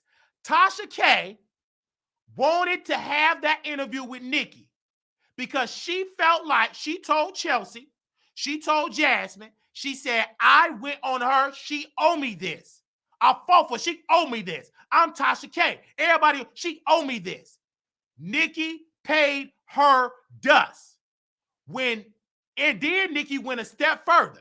Not only did she go to all these people, she went to Casanat bedroom with that doo-doo stain on the carpet. That funky room. I know it's funky in that room. It looked like he's not the most clean person. It got to be for all of them, man. They're not as clean. It stains all on the carpet. He don't be having no hand sanitizer. But Nicki don't care. She'll go in that funky room and spray, because you know why she went in that funky room? Because Kai got a 500,000 people that watch his live stream.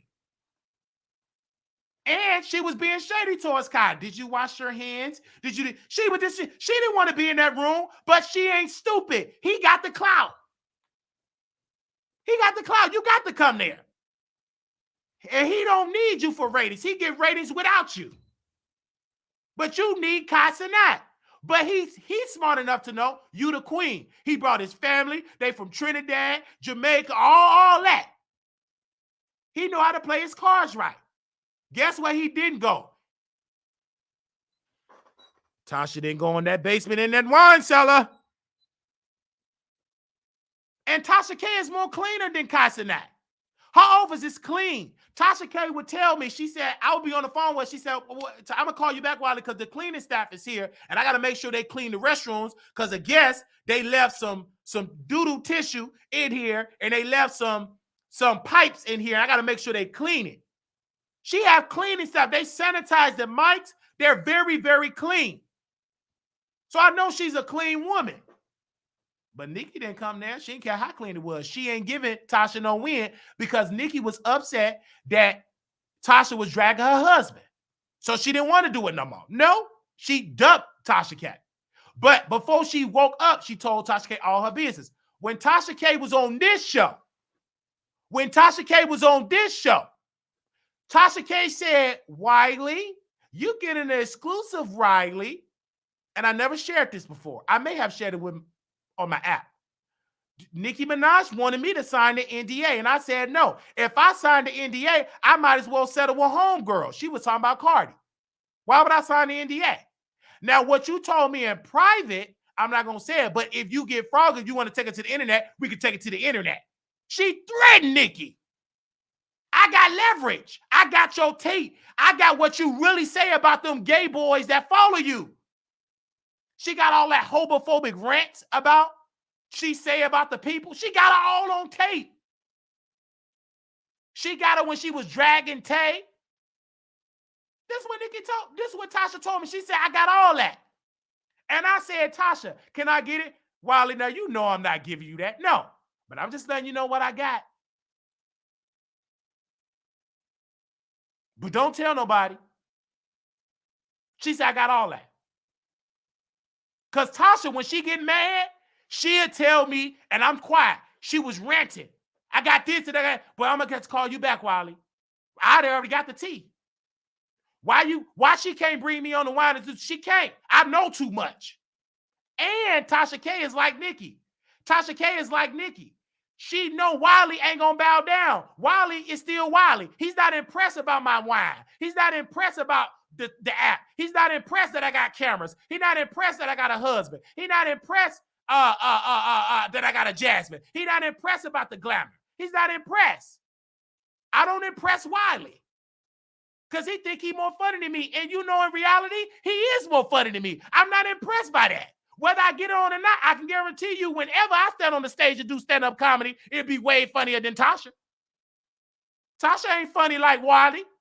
Man, you bring me on that stage, I had them winos falling out the chair. That's why she cannot bring me on the Wiley. She can't. I'm too powerful. I'm too talented. My gift is too heavy. My personality too strong. She get people, only person that she got that can match her energy is Couture Bay. And she booked Couture Bay because not only that she talented, it's because I helped to introduce Couture Bay to the mainstream. And she thought me and Couture Bay was going to fall out. I ain't dumb. I told Couture Bay, I called her privately. I said, this is a win. If you have to drag me for that, take that. That's a win. Because Tasha K trying to pin us against each other. It's a win. And it is a win. You still lost, Tasha K, in that. It didn't win. Then she said, dang, I didn't trigger Wiley. So let me get somebody else on it. You can't trigger me with people that repeat themselves and with a fan. That ain't triggering me. You cannot trigger me. Armand Wiggins couldn't even trigger me.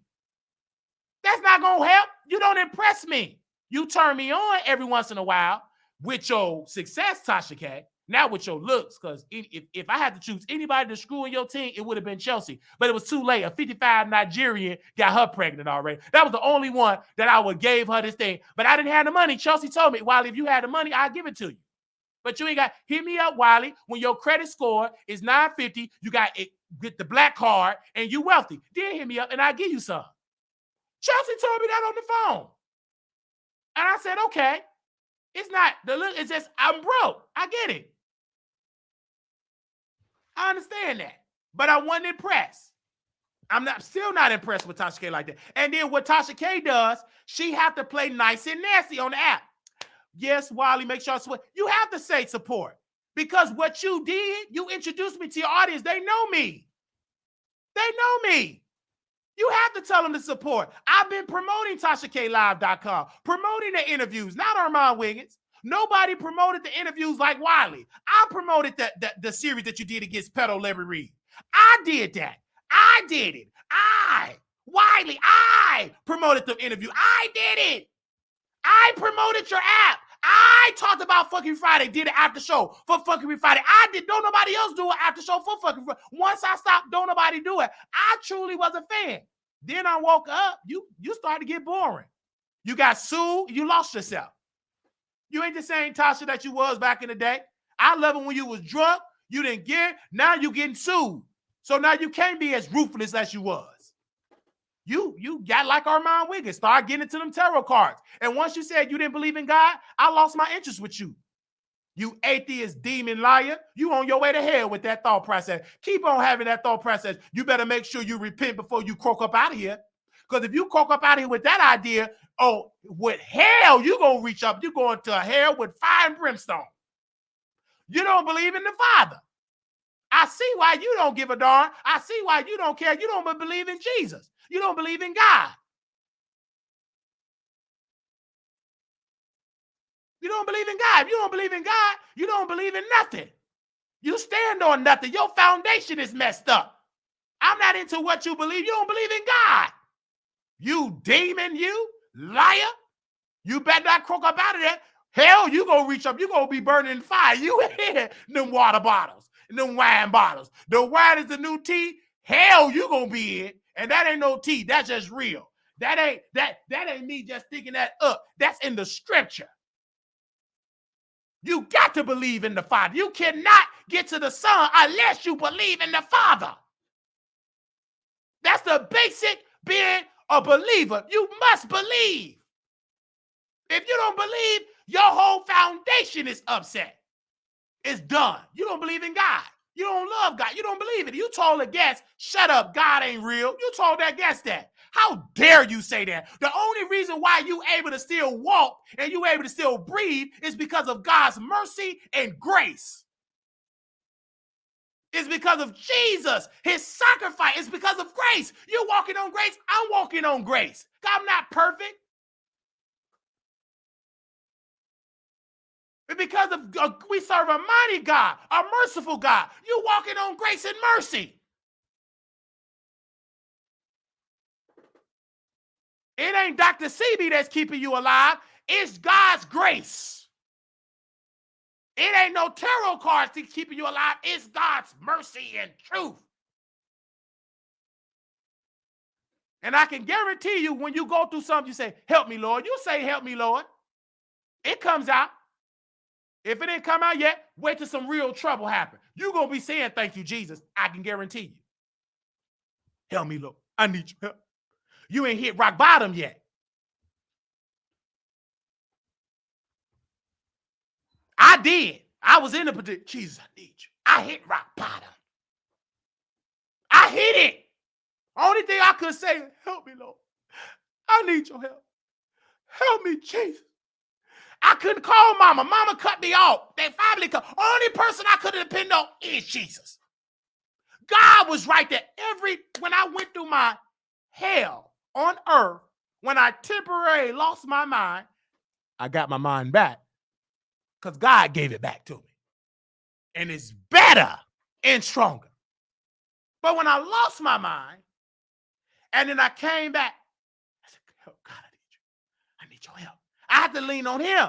I had to lean on my foundation, which was the word of God. And I kept leaning on it. I kept praying. I kept working. Lord, do it. Do it, Jesus. I need your help. And then before you know it, I got my appetite back. I got my sleeping back. I got my walking back. I got it back. I got my mind back. I give credit to God. Do you give credit to terrors like Armand? No. He's a demon, and he on his way to hell. He better not die with them cards. Man, them temple gonna burn up. And that's why he confused, because he's conjuring up demonic forces. That's why he don't know if he coming or going. I want to be a radio personality. I want to be in front of the camera. You confused. That ain't no Gemini. It's because you dancing with the devil. You conjuring up his spirit. You conjuring up a demonic force, and it got you changing your voice. You don't know where you're going because you conjuring up an evil spirit. And you calling it tarot read. That ain't nothing but the devil. It's demonic. It's demonic. You're conjuring up evil. And he will give you blessings. You think that's, but in the long term, it's not. Because after you close down, you still sad. You still hurt. You're not happy. You lost your soul. What is the problem in the game? No illusion. You lost it. You lost you. You lost. You lost. You can't type on Twitter no more. You want to type on Twitter. You want to respond. You can't do that no more. You unhappy. You're not happy. People still don't respect you. When they see you coming, oh, whatever, girl. They don't worship you. You still ain't on TMZ. When the last time you been on TMZ? Never. When the last time when you walked outside with them puppies, they all there. You on the block with half of the people. It's a lot of homeless people with your little puppies. I don't see you on TMZ. When the last, Armand, what do you have to say? They ain't stunned you. You think they gonna put you on there? No. You ain't the type of black they looking for. It's levels to blackness over there, and you at the bottom. You still bottom, trying to get to the top. You ain't made it there. You thought Fox Soul was going to help you there? That's a sinking ship. Never did you make it to the TMZ. Never. Never. They never asked you that. You never was on the news. Wiley was. So what? It was about the library. He was on the news. So when they ever do a documentary about the rise of Wiley, they have to talk about what could potentially have been what he went through. I was on the news. You queen. You can Google my name. Wiley. It's public. They never talked about you at the news. When you went to MC Hammer, we didn't see it on the news, so it didn't happen. I don't believe you dancing on MC Hammer, but I know it happened at the library. It's on the news. I'm happy that they talked about me on the news. Good. So when whoever do a documentary about Wiley's success, the rise of the Wiley Show, they can post that out there on the Dallas Morning Road. You queen. Who need Fox Soul when I was on international television? I was on TV. You queen. You on the internet. Somebody said he in the industry. What industry? YouTube. Baby, you left your child to go back to YouTube. That ain't no upgrade. You still on YouTube. You ain't on The View. You queen. Like MJ Harris, the one that you stole his get in here. He was on Tamron Hall. Are you on Tamron Hall? You queen. She ain't gonna have you on Tamron Hall. She had T.S. Madison. She's more marketable than you. You still at the bottom. You 1-2 steps above Wiley. Still ghetto, still ratchet. Your ghetto and ratchet, you just got veneers. Wiley still ghetto and ratchet. He ain't got a little couple of dollars just to get to fix his teeth. But you still in the gutter with Wiley. You queen. You still in the gutter, Armand. Ain't nobody studying you. They mentioning Wiley more. Why? Because Wiley ain't thirsty for the industry. I ain't thirsty to be in the industry. I ain't studying the industry. I'm already in the industry. When I walk outside, I'm in the industry. What industry you talk about? Hollywood? Ain't nobody studying Hollywood. People leaving California. It's infected with bed bugs, migrants, and homeless people. It's Skid Row everywhere. Do you think I want to go to Hollywood? I go there to visit. But who want to live there with all them homeless people, doo-doo, pipes? I don't want to be with all them homeless people and cuckoo people. No. That ain't nothing to brag about. When you walk up outside, you see nothing but homeless people. Baby, y'all dealing with invasion with homeless people. It's nothing but homeless people in California.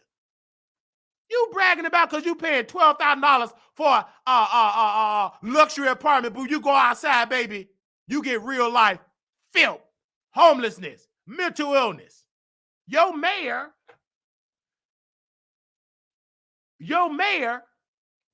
of LA, her campaign, Mayor Bass, so in order for her to get elected, she had to talk about the homeless. It's a crisis.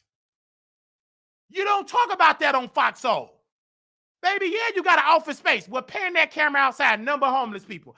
And it's so much crime in that. But you know why you stopped going live in that office space? You had them fire truck. Freeze, put down that pipe. Don't take that lady baby back ribs. Don't take that lady ribs. Sit down. You in a war zone, paying all that money, all them high taxes. I'ma stay with the white folks, Republicans. I ain't with no Democrats. You must be crazy. You think I'm gonna go to Governor Newsom state? Hell no. Y'all do state tax. I'm with the white folks. Take me with Republicans. Baby, I don't care, whatever. Republicans, they help businesses. California don't care nothing about businesses. They are destroying businesses. Actually, more companies have left California and came to Texas. That's why our rent is up. It used to be real cheap. Not no more. Them Californians start invading Texas. They start leaving, coming here. Everything went up. And you know why it went up? Because California used to paying $1,300. $1,800 for a 2-bedroom, 2-bath. That's a bargain what they used to. That's why the rent is up very quickly. And that's what's going on. I saw it happen. I've been in Texas at the time before I moved to Chicago. I've been in Texas for 7 years. Went back to Chicago, the rent is up. Now I'm back in Chicago, the rent is higher. It's the same, if not worse, in Texas now. Because of all the California people. It's because of all the New York people. It's because of all you EBT wearing folks came here and you jacked up the rent. This used to be low rent. Not no more. The cost of living is high because all you people from California came here and drove up the prices. And this is we don't believe in unions. The governor of Texas, he don't believe in unions no more. They don't believe in them unions. Shut up. I remember one time I tried to do a union. They said, shut up, this ain't Chicago. Shut up. I tried to get a union, and I was at the job. I wanted a union. I got tired of that low pay, $12 an hour. I said, we getting a union. So I'm up here putting on my union hat like I did in Chicago. Went there, getting the signatures. Next thing I know, the manager said, what are you doing? I said, I'm expressing my right. We don't do that here. I said, well, in Chicago, this is not Chicago. This is Texas. And I said, well, sir, I was still doing that. Next thing I know, this black woman from HR, she said, can you do the job? I said, ma'am, you cannot yell. I'm going to read it. Can you do the job? I said, ma'am, can you be quiet and stop yelling at me? I kept reaching to our manager. Next thing I know, the police show up.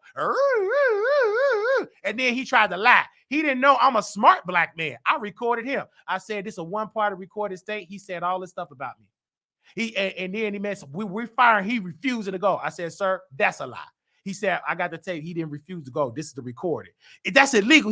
He can't record us. Can you tell him to delete it? I said, sir, per the law of this state, this is a one-party recorded state, meaning that only one party have to get permission. Guess who that one party is? I am. But we don't want him to go out the front door. Could he go out the back? I said, excuse me, I don't trust going out the back. I don't know what he got back there. You know, he is. I don't know. I want to go out the front door. I came here in the front. I didn't come in the back. And my ancestors fought hard for me to walk through the front door. I came through the front door. I'm leaving in the front door. Respectfully, officer, do I have your permission? He said, yes, sir. We came through the front door. You going to go through the front door too. It was about 8 officers in Frisco, Texas, escorted me out in the front door. Go Google it, Gag City. Get the information. We all left out in the front door. And I looked at, he was mad and hot.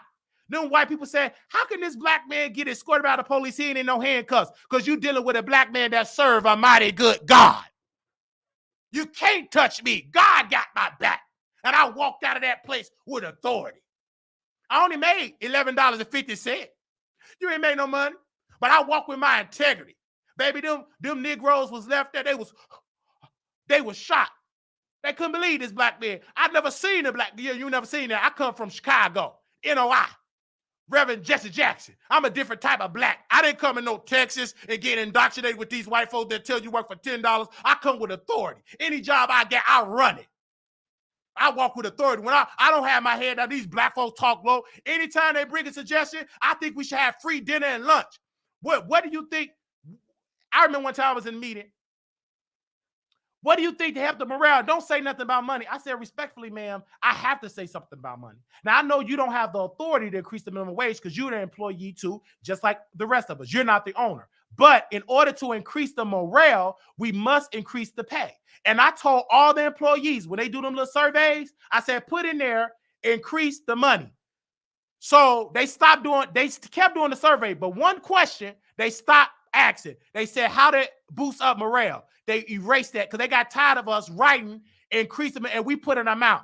We want $25 an hour. Everybody started writing it. They erased the thing from the piece of paper.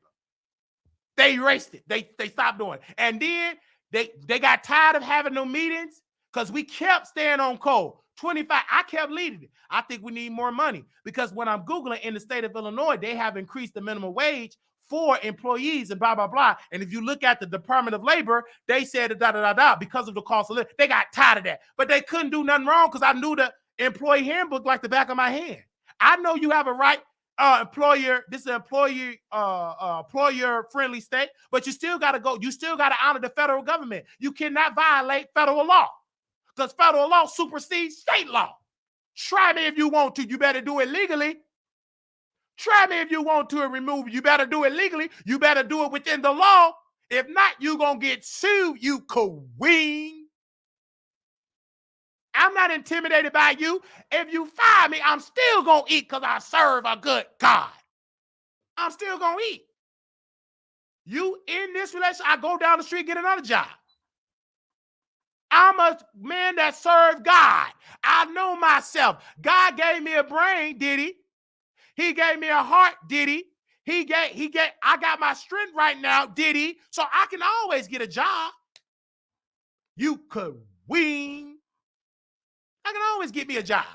I'm not intimidated by no job. You would impress me if you let me go for $11.50 job. You go get another job.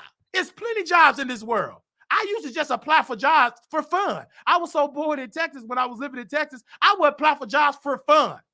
I would just do jobs for 2 months just to put in my 2-week notice for fun. I apply for jobs for fun. They weren't paying nothing. I'll be bored. I'm bored. Let me go get another job. I just be bored.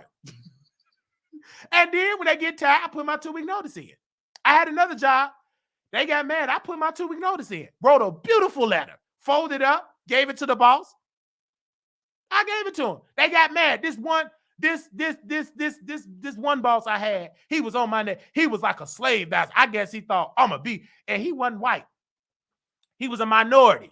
Talking to another minority. We two minorities, but he got some power. I said, okay. You can't do no overtime. You can't do no overtime. I said, okay. Talk to me any kind of way. I ain't saying nothing. And we gonna have a meeting on Monday. I said, yeah, we gonna have a meeting on Monday. You know what we gonna be meeting about? How I turned in my 2-week notice. Here you go, sir.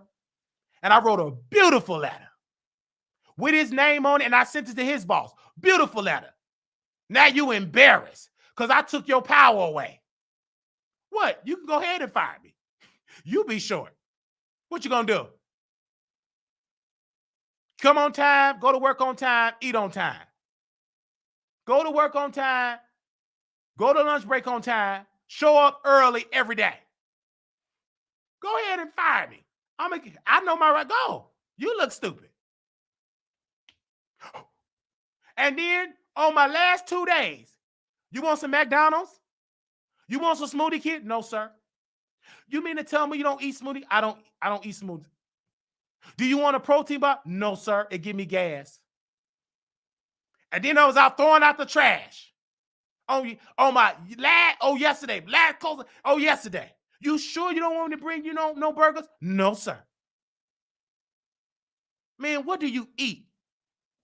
I eat, I drink water, I'm on a diet, I'm Muslim. This is Ramadan. I don't eat or drink when the sun is out. So it will be against my religion to eat. It's Ramadan. Oh, I did not know you was Muslim because I don't talk about my religion. You didn't hire me to talk about my religion, correct? He said, you're correct. You got to leave me alone. You ain't talking to no fool, you queen. It's Ramadan. Ramadan is every time you wake up. If you want to do, you don't have to do it when they tell you when it's Ramadan. If you want to still represent Ramadan this way, you can. You ain't in it. I said it's Ramadan. If I want to keep up with the Ramadan tradition, I can. You queen. It's over for you. It ain't over for me.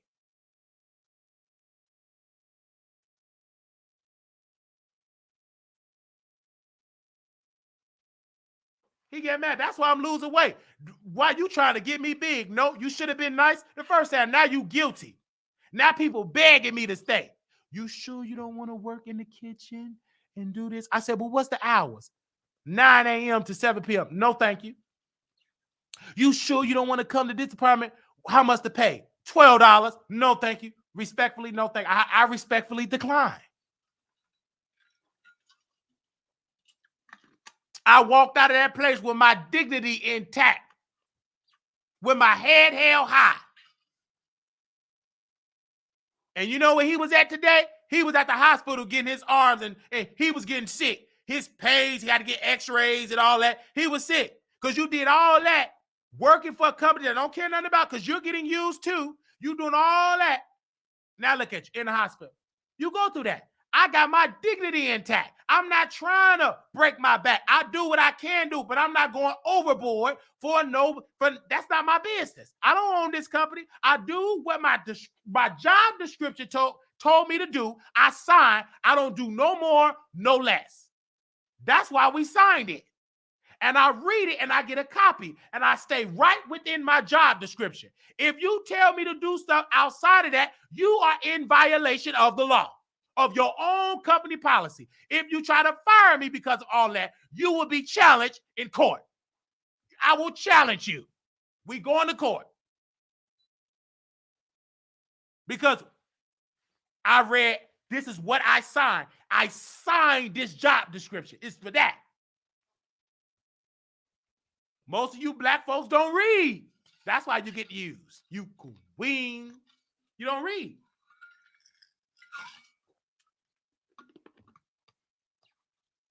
Yeah.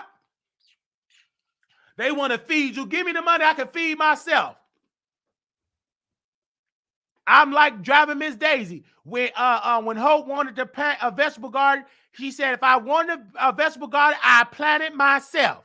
If I wanted some food, I get it myself. Give me more money. We'll buy my own folk. You queen. Stop playing with me. Stop trying to offer us food when you don't. Don't spend your money. Keep your money. I don't want your money. I don't want your free food. What I want is to be paid fairly. If you can't do that, leave me and don't do too much as a manager. And I told him, I said, you doing, I said, respect. I said, I got a Vegas trip. Well, you should have told me that before I hired you. I wouldn't have hired you. I said, sir, respectfully, nobody would have did the position like me. They would have quit the first day. Well, I'm going to have to sleep on it. I said, well, sir, once you get done sleeping, if you don't decide to do it, I will be putting my 2-week notice in. Then he saw how great I was working. He signed it. Then he was effed it up. No overtime. Now, it was okay to do overtime when he needed something. He didn't care. But when I was trying to, and I didn't even stay home. I stayed over 30 minutes over. I looked at the time, just 30 minutes. No overtime. He was yelling. And me, I'm going to be an actor. I'm going to pretend like you hurt my feelings. I'm going to be sad looking, walk around slow. And that was the narrative. He hurt his feelings. That's why he put in that 2-week notice. Good, yeah. Now you look bad. That's you. You need this place. I don't. Because you're only limited to do that. My gift is going to make me eat. I'm always eat. You limited to that. You go break your back for that. Soon, if you can't return back, you're going to be replaced. Your position going to be on Indeed the same day. They going to replace your hind part and put that position up on the same day. You better think for yourself. You better work smart. You got to know how to move strategically. You queen.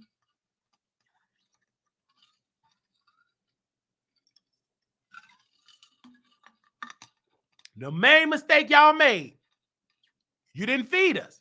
You talking big. Yeah, we can't feed you. It's against the budget. It's breaking the budget. I said, okay, that's strike one.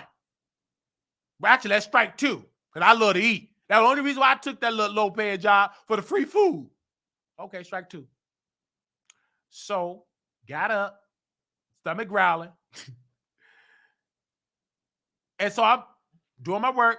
Everybody happy. Boom, we all happy. Great. Good reviews. Then he texted me and called, yelling, right up over the overtime. I respectfully text him, can you please let me know if I can get an understanding that if I'm not done with the work, do I leave it? I need a clear understanding. We're going to have a meeting on Monday, because he thought he was going to drag me again. And I said, well, on this day, I was writing a letter. And I put it in the envelope, a beautiful envelope. And I put his name on it. You know, when President Obama wrote President Donald Trump a letter, I put it, I was going to put it in his mailbox, but he was there. Whoosh, he opened the door. I said, this is my 2-week notice. He was shocked. I sent it to his boss with authority. Excuse me, ma'am, I'm just here to notify you at this time. This is my 2-week notice. She said, why? I said, it's all in the letter. Thank you. And she read it. She was angry at the manager. She was mad. They had an argument. I know they did. I know spirits. Because his whole attitude changed. Now he was extra nice. Do you want a burger? Do you want some French fries? Do you want a 4 for 4? He was too late. I outplayed. You got outsmarted by a black man. Now you're going to look guilty. Because this play, everybody call off everywhere, every day. They don't come. You got to be at work at 9 a.m. You show up at 2. These people ain't working now. Baby, most of these companies ain't got no good workers. It's hard. Do workers that coming on time, baby, it's going to hard for you to find workers like that now. To make $10 an hour, man, you get them $10 employee. They ain't coming on time, smelling good, ready to work, doing their job, professional, walking with authority. Baby, not no more. You get what you pay for, right? They ain't doing that now, the type of work that I was doing at that time. They're not going to work. They're not going to do it. They ain't going to show up on time. And most of these, especially the younger workers, baby, them Gen Z, baby, they don't have the heart like the millennials. And some of the millennials be gone. They go to say it was one person I was trading. They left. They said, I'm going on my lunch break. I'm gonna go get some chicken. What do you want? I said, I don't want nothing. I said, okay. And then he came in. Well, where's the person at? They text me, said they ain't coming back. It's too much work for $12. they ain't come back. They left. He was angry. I said, sir, don't nobody want to work for $12 no more. Baby, these Gen Zs ain't working for no $12. They going on TikTok. They're not working for no $12 an hour. Them days are over. They ain't doing that. That man left. And then as he talked to me, because I knew how to talk to him. If I was a supervisor, I may would have kept him. I could have kept him. You don't know how to talk to people. You the type of approach of you being a manager is outdated, baby. This ain't 1960. You could have do that back then because it wasn't no TikTok. It wasn't no YouTube. It wasn't no Instagram. It wasn't no OnlyFans. That person had a whole OnlyFans. That was a queen. Had a whole OnlyFans. I followed this OnlyFans because it just popped up. And he had a jack. So I already knew he wasn't going to stay. I went to his OnlyFans. I saw how many subscribers. He ain't going to stay. He stayed for that 2 days. And he kept yelling at the man. Said, you got to do it that way. Trying to tell him what he didn't know how to talk to people. He was talking at people and not to people. That's how he was. He left after 2 days. He left on his lunch. He went to break at 10 a.m. He never came back. I knew he did. I didn't care. Because this man don't know how to talk to people. And he never, and then He start calling my phone, the manager.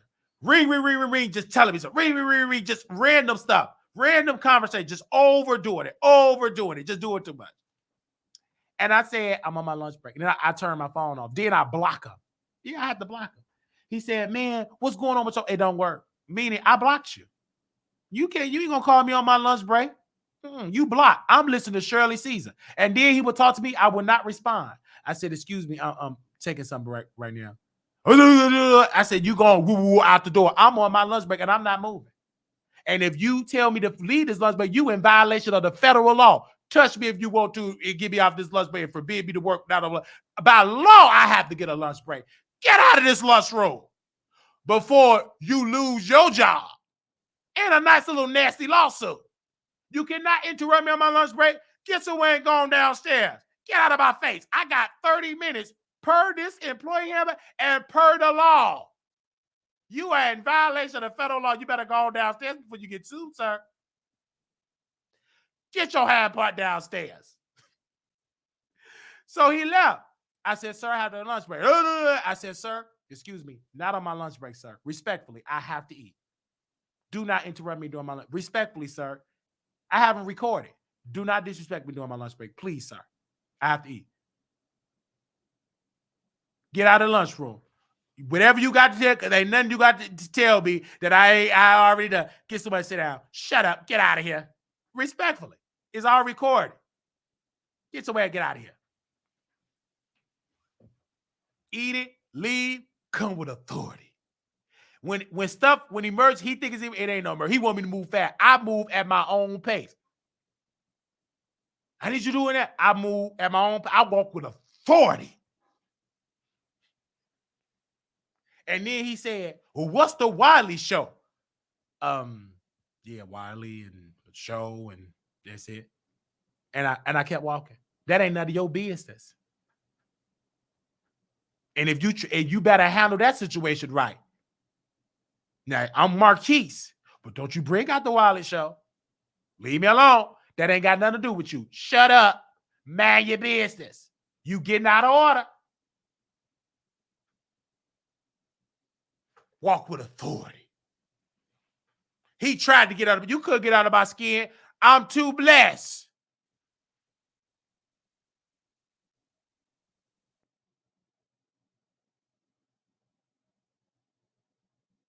I know how to tolerate him because I did that for a purpose. I love acting. It was entertaining for me. He didn't like. I was entertained by that. He hated that. And when I put my 2-week notice in, this was the season I loved it. They said, "How you doing?" Doing all right today. I never changed my personality. He changed his. This. You want a burger? Do you want a smoothie king? No, thank you. No, sir. No, sir. I will never, ever be obsessed to eat what you have and you and me. What you trying to put in there? I don't want your burger or your smoothie king. You said no free lunch. It's against the budget. Keep that same energy. No free lunch. No mentor. So keep the energy. Don't feed me down. They all want to feed me lunch. I threw it in the trash. Behind their back. I didn't eat it. I don't need you to feed me. The people that was hurt to see me go, they fed me. That was hurt. The people that we had, the manager, I eat none that they had. They didn't like that. He didn't like it. I'm talking about him. He didn't like it. He got mad because the other people would help me because they saw how overworked. I said, this man is working you. This is not right. He would just add extra stuff. Get mad when anybody helped, he would get mad at them. Now, God sits in a new crew of people. They ain't with that. I put my 2-week note. My last day was freedom. Give me the keys. I want to make sure I got the right keys. I said, sir, these are the keys. I gave you some other keys. I said, no, sir, you did not. Because I couldn't get in those particular doors. All right. And make sure you get the keys to the badge. Because I got to go to the hospital. My back, my shoulder. I got to get some x-rays. I don't get it about it to myself. I'm like, all right. Yes, sir.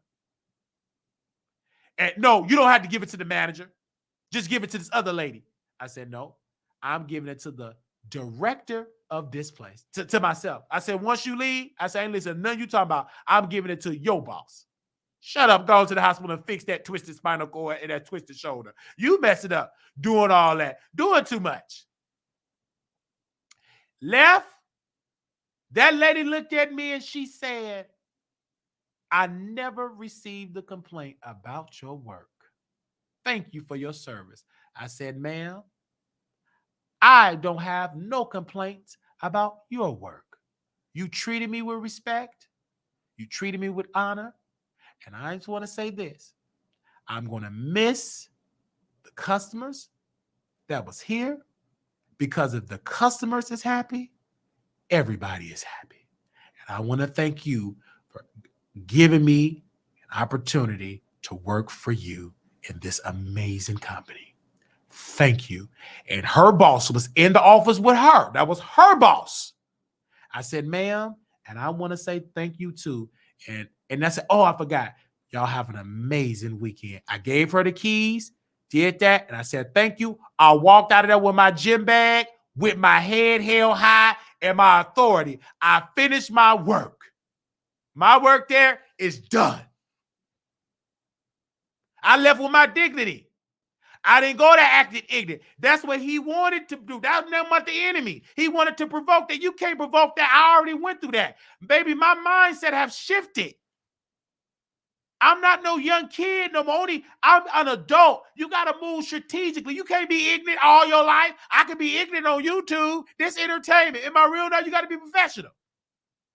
I'm ignorant on here because I own this. But over there, you got to be under subjective. You got to submit under that authority. I don't go to any place when I work at Walmart. I picked up some shift at Walmart. I don't go on there acting like I'm Wiley Show. I go under there and I submit. I work for the Walmart family.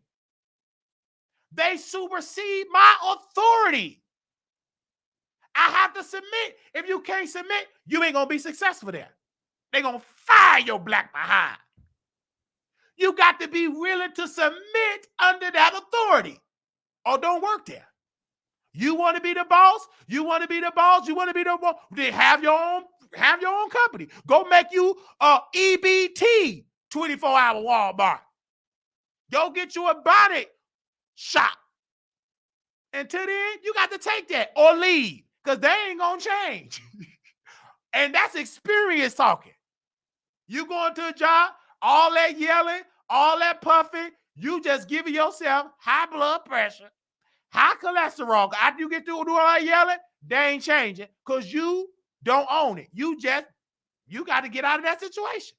You got to learn you got to pray and say, Father, give me an idea to get out of here, to build my own, or give me in a better situation. Because everybody ain't meant to be an entrepreneur. Everybody ain't meant to own their own business. Some people are just good. My pastor told me this. Some people are just good employees.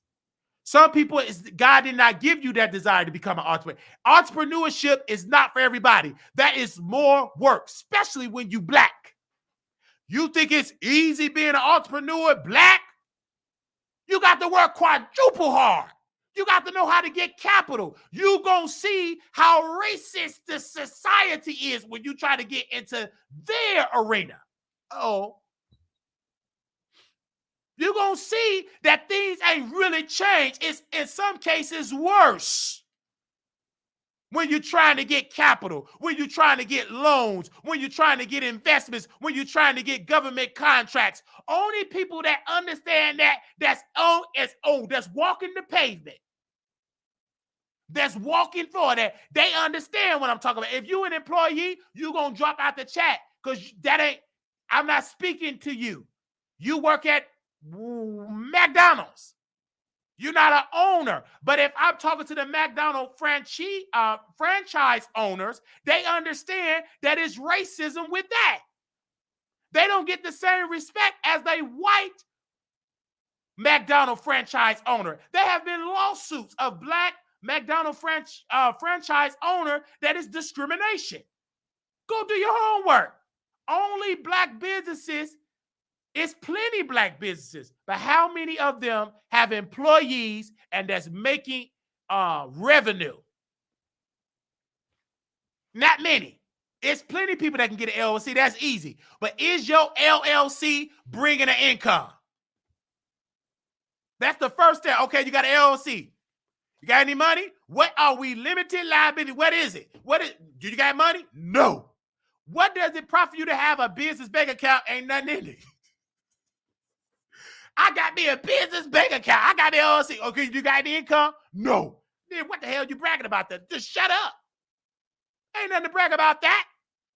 You got to work. Then when you get an LLC, you got to make sure your taxes are in order. You got to know how to go through the tax code. You got to know the tax code. The tax is different than W-2. Then you got to know how, it's a whole nother thought process with being an entrepreneur. It is not as easy as people make it seem. That thing is hard work. And it's reason why it's for me more challenging because I'm an African, not because of my skin tone. It's because how I was raised. I was not raised in a house of entrepreneurs that know how to get government contracts.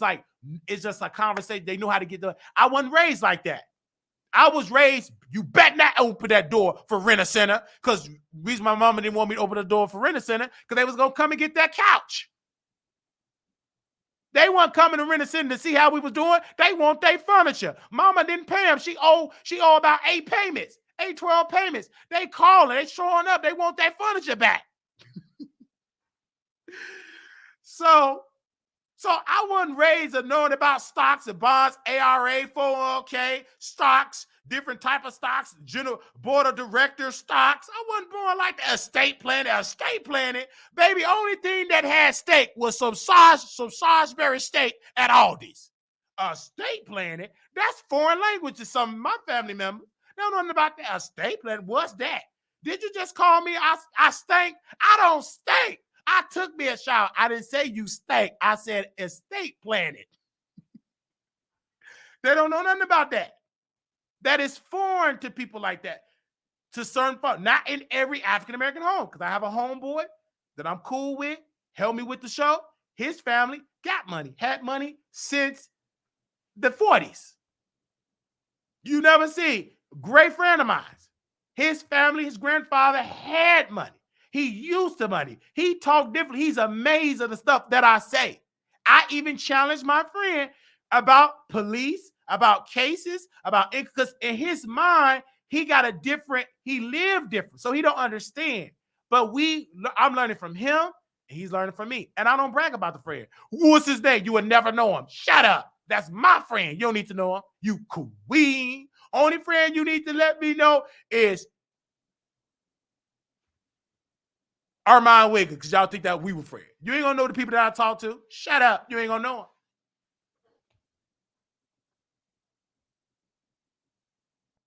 So I'm just keeping it real about being an entrepreneur. So that's why I left and everything. Because you have some people that own business, most people do, and they work regular jobs, and you have to invest in your company. It takes time. It's gonna take consistency, take dedication, and it takes research. You got to study the game.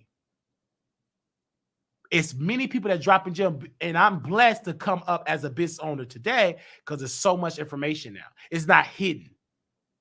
Now I can look at people that was coming up in the same industry, and what they did, and I don't have to laugh at what they did. I can learn and how to grow it and do it the Wiley way. So it's many different things, man. All right, we gonna open up the phone lines where y'all can talk about Nicki Minaj and Claudia. Y'all already know she paying $500 for a car note. Y'all already know that. That queen paying $500 for a car note. $500 for a car note. I mean, no, $1,000. We ain't in the come. That's why she working like that. Claudia got to do 55,000 jobs. She did all that because you got to pay all that. Our mom was on Fox Soul.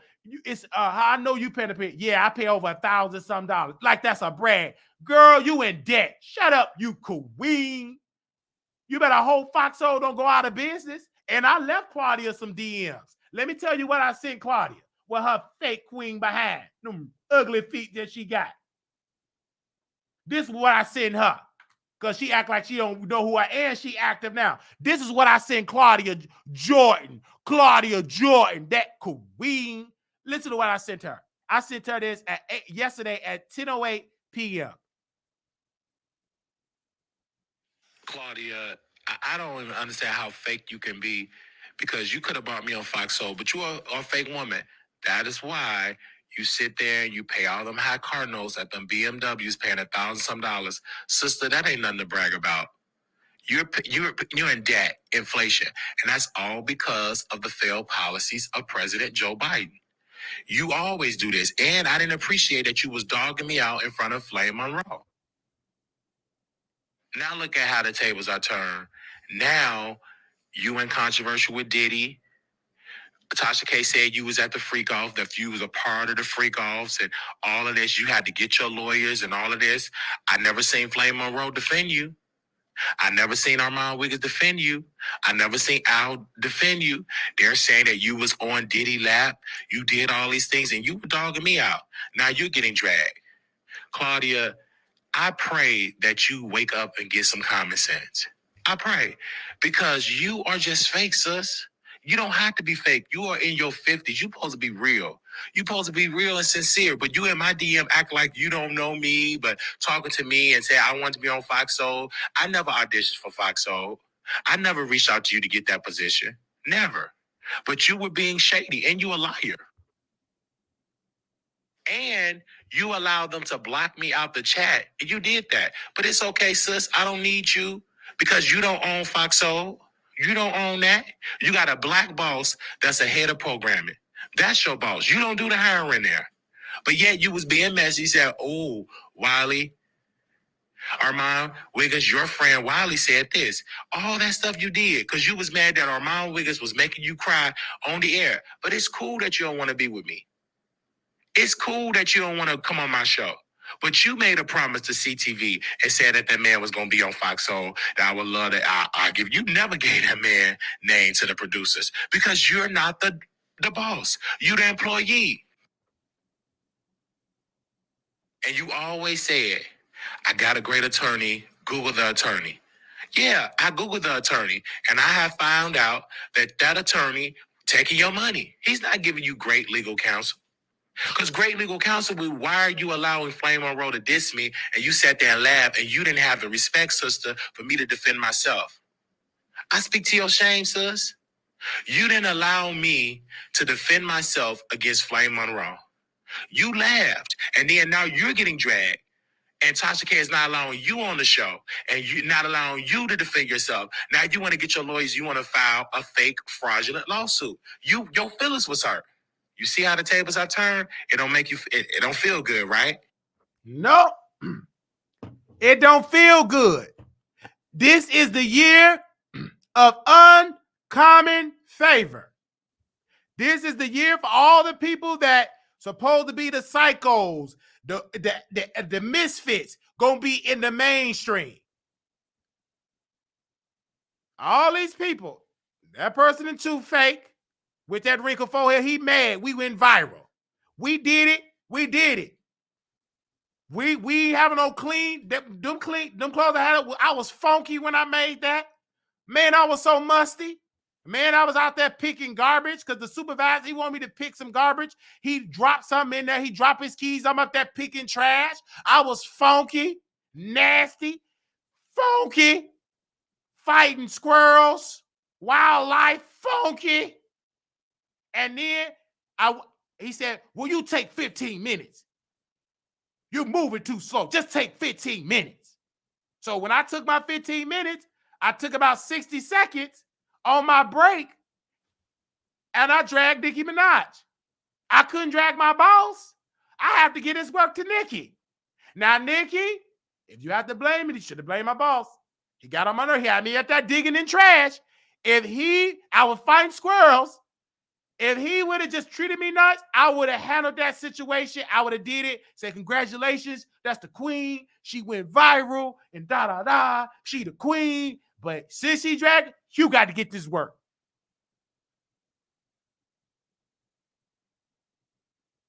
And it just so happened it got 400,000 views. It was more than Fox Soul combined. The last 4 episodes, they have to have 4 episodes to get to my views that I did in 60 seconds.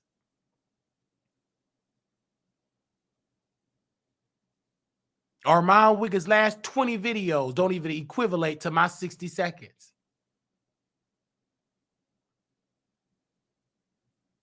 20 videos. He would have to have 50. Well, he can't even do 20 because he deleted all of them. He would have to do 50 billion tarot readings to get the views that we did in 60 seconds. But I feel like, look him. He thought he was Nicki. Oh, this Wiley. This. You see how the tables have turned, but we ain't stupid like look him. We talented and gifted. We don't look like a muffin. We ain't get no plastic surgery. I love my flaws. Hey, shabba shiba baha. We gonna keep being me. I'm not about to change for Hollywood. Skip it. If you can't accept me with my yellow teeth, I don't deserve to sit at that table. I don't want to sit at that table. Because I know all y'all teeth ain't that white. That never existed in history. The civil rights, Dr. King teeth wasn't that white. Baby, Elijah Muhammad teeth, he didn't have no veneers. They brushed their teeth, but it wasn't that white. That's not real. It wasn't that white. Harriet Tubman teeth wasn't that white. Rosa Parks, because I was looking at their teeth. I was like, wait, it wasn't that white. Teeth don't supposed to be that white. It never was. It was never that high gloss white. It never was. It never was. People teeth wasn't that white with people with glue. I didn't even know that it's a cap. It's not, it shave your real teeth. You ain't about to shave my real teeth. You ain't touching my eye. Put it back. Talk about they can fix the eye. They will have to put they will have to put wait. They said they can fix your eye. They will have to put a laser to snap it back, and then it can go back being loose. I ain't doing, you ain't touching my eye. I told my optometrologist, you better not touch my eye with a laser. You will get sued. Only thing you better do is put that glasses thing on there so I can put A, B, C. Can you see it now? No. How about now? No. How about, yes, I can see it now. Okay, then just give me some glasses. That's all I'm going to do is put glasses on. But you ain't touching my eye with no laser. You better not put no heat in my eye. You're going to get a rebuke. I pray to my Father. I said, God, get her. No, you ain't touching my eye. You know we can fix it. No, you can't. Oh, you know what you can fix? My credit. Can you fix that? Can you give me some of this? Can you give me some of this Walmart stock? No, I can't do that. I'm just the eye doctor. Well, shut up then. I don't want you to fix nothing. Can you fix my credit? If you can't do that, shut up. You can't give me no investment, shut up. I don't want to fix my eye. I like my eye like this. Man, your teeth is yellow. It's my eyes. I don't care if you don't like it. I brush it. It smells good. I never got no complaints. And if I did, then get out of my face then. What I got to be concerned about if you mad because my breath stink? If you notice my breath stink because you in my face. If you don't like it, don't be in my face. But my breath do not stink. These are just people on the internet, these faceless trolls, those queens. That's the only them concerned about my teeth. Real life, never got no complaints that my breath stink. Well, in high school, because I didn't know to put mouthwash and dental floss and stuff. I didn't know that. So in high school, when I was in Chicago Military Academy, my breath did smell like doo-doo. It really did, because I didn't know how to brush my teeth and everything like that. So when I was in lunchroom at Chicago Military Academy, Brownsville, I was at the lunch table, and then he said morning breath. I didn't know to take mouthwash. I wasn't taught that. I wasn't taught to take a little mouthwash, toothbrush, and brush your teeth in the bathroom, keep it going throughout the day. So now, as an adult, I take me some mouthwash and I brush it throughout the day, dental floss, so I can always smell nice instead of chewing gum. Just do good dental health. because this stuff your breath don't be fresh all day. You do all that talking and yelling, sweating. You got to do it throughout the day. You got to do it throughout the day so you can smell. And then also your dieting. Then you can't be having all that bad food, because I learned that bad food can have you have odors coming out through it, be oozing out of your mouth. So you just learn that. That's experience talking. You know what I'm saying? So you learn that. But on the internet, I'm funky. I don't care. You don't know me in real life. You queen. Like the people in Chasing Dollars. You see Markel was in the chat from Chasing Dollars. He was in the chat. You see that? But then he get on Instagram and act like he don't know us. That man from Chasing Dollars. There you go. He the producer. He was on Chasing Dollars. You know why he in the chat? Because my gift made him come in the chat. We weren't talking about Chasing Dollars. We were talking about Chasing Dollars last night. But he see the clout. I don't need Chasing Dollars. Chasing Dollars need Wiley. You queen. You messed up. You didn't want Wiley on there. Don't you feel bad? You better let Wiley host Chasing Dollars, and we can bring Lil' Kim, my client.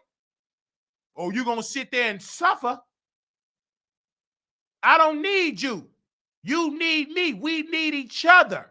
I need you, do. You need me.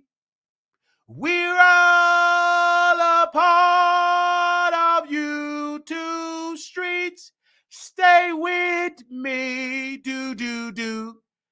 Agreed with me.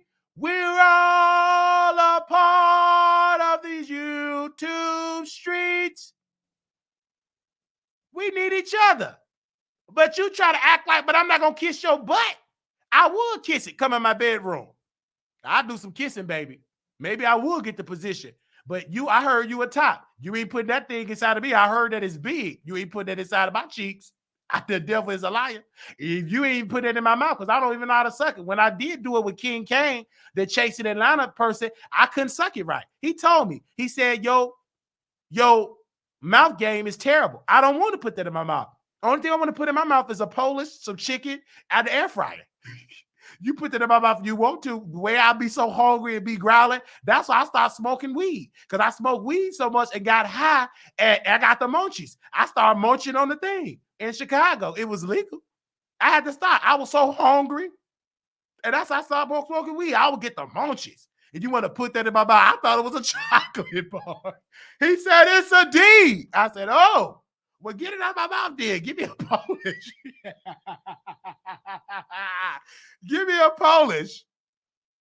Give me a hot dog. I was so hungry. I got the munchies. So I don't really do head game. Now, but I'm a pro at that. I've heard from many different people that I'm a pro at that. But putting that in my mouth, I don't like, dude, that's too much work. Sorry. I don't even like that thing really done to me. You really got to do it right. Some of y'all don't do it right. Mouth be freezing cold. And did it be back? It must be so tender. I be jerking back and be just too much. Everybody don't do it right.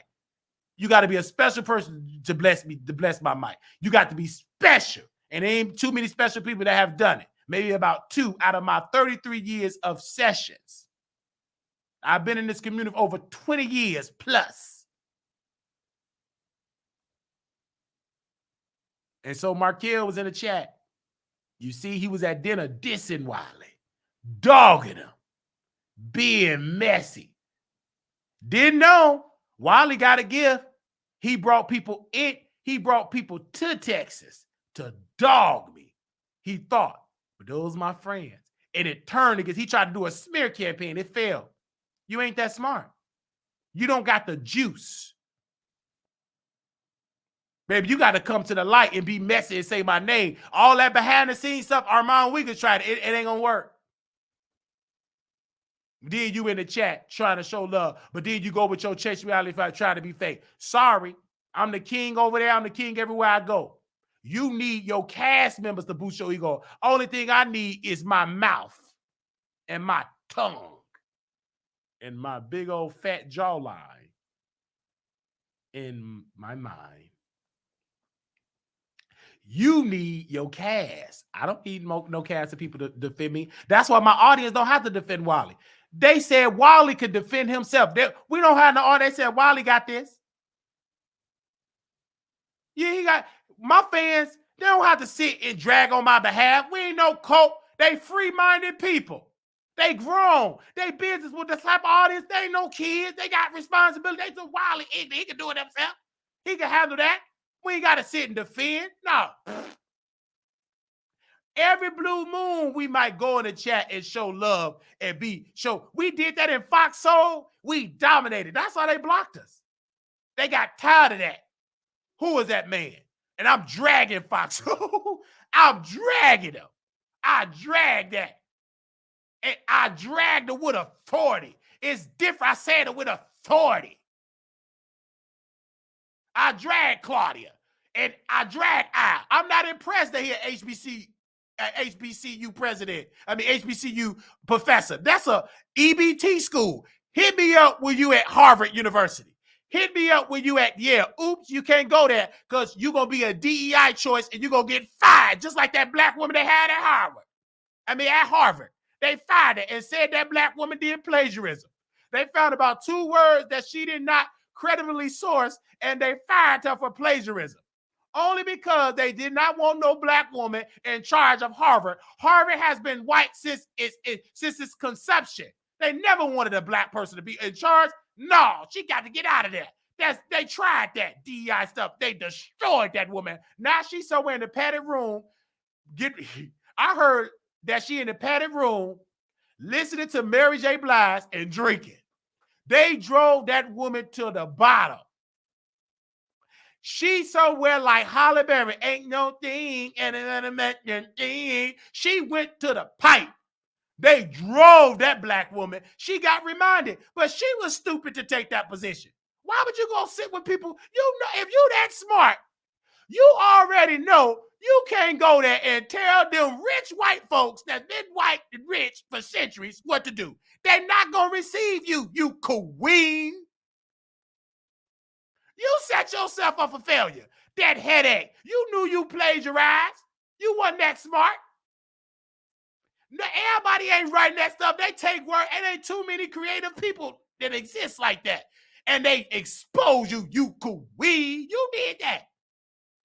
Then you got up there. You went against the people that control the world. You did it, you queen. I said, good, fire. She don't know how to play smart. I would have played smart. I would have took the side of the people that run the world. Yes, I'll take their side. If you want to keep their position, you take their side.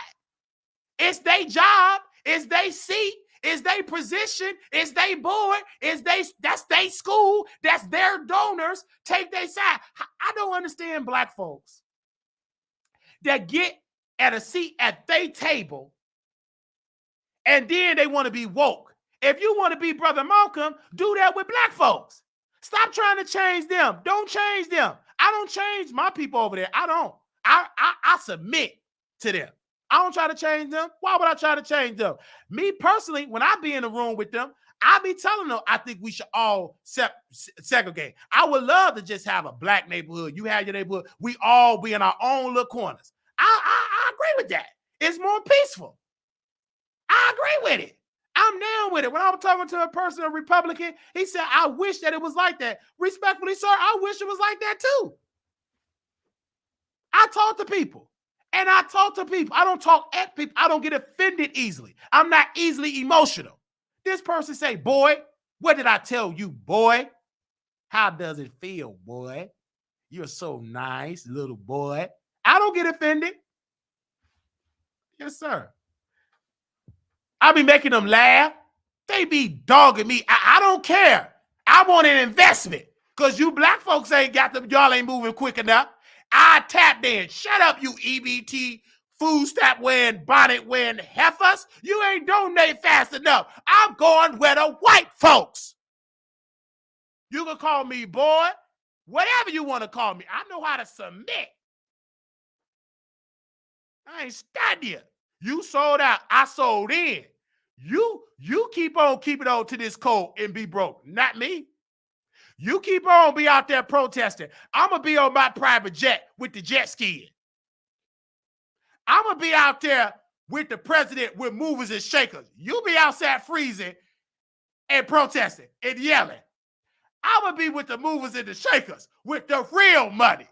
We'll be talking about you because I was in one room in Dallas.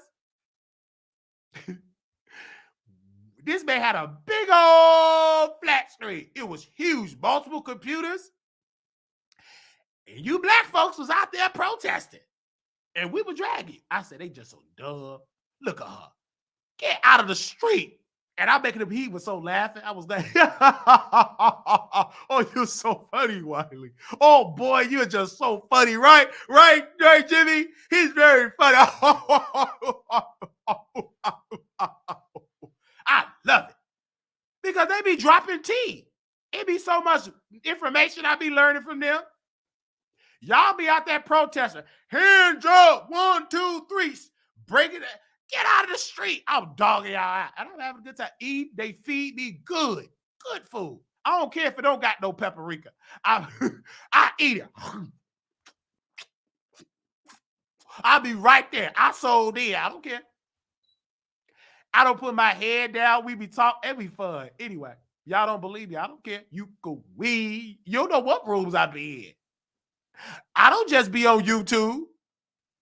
I don't just be on YouTube. I love the white folks. I love them. I told one man, I love white people.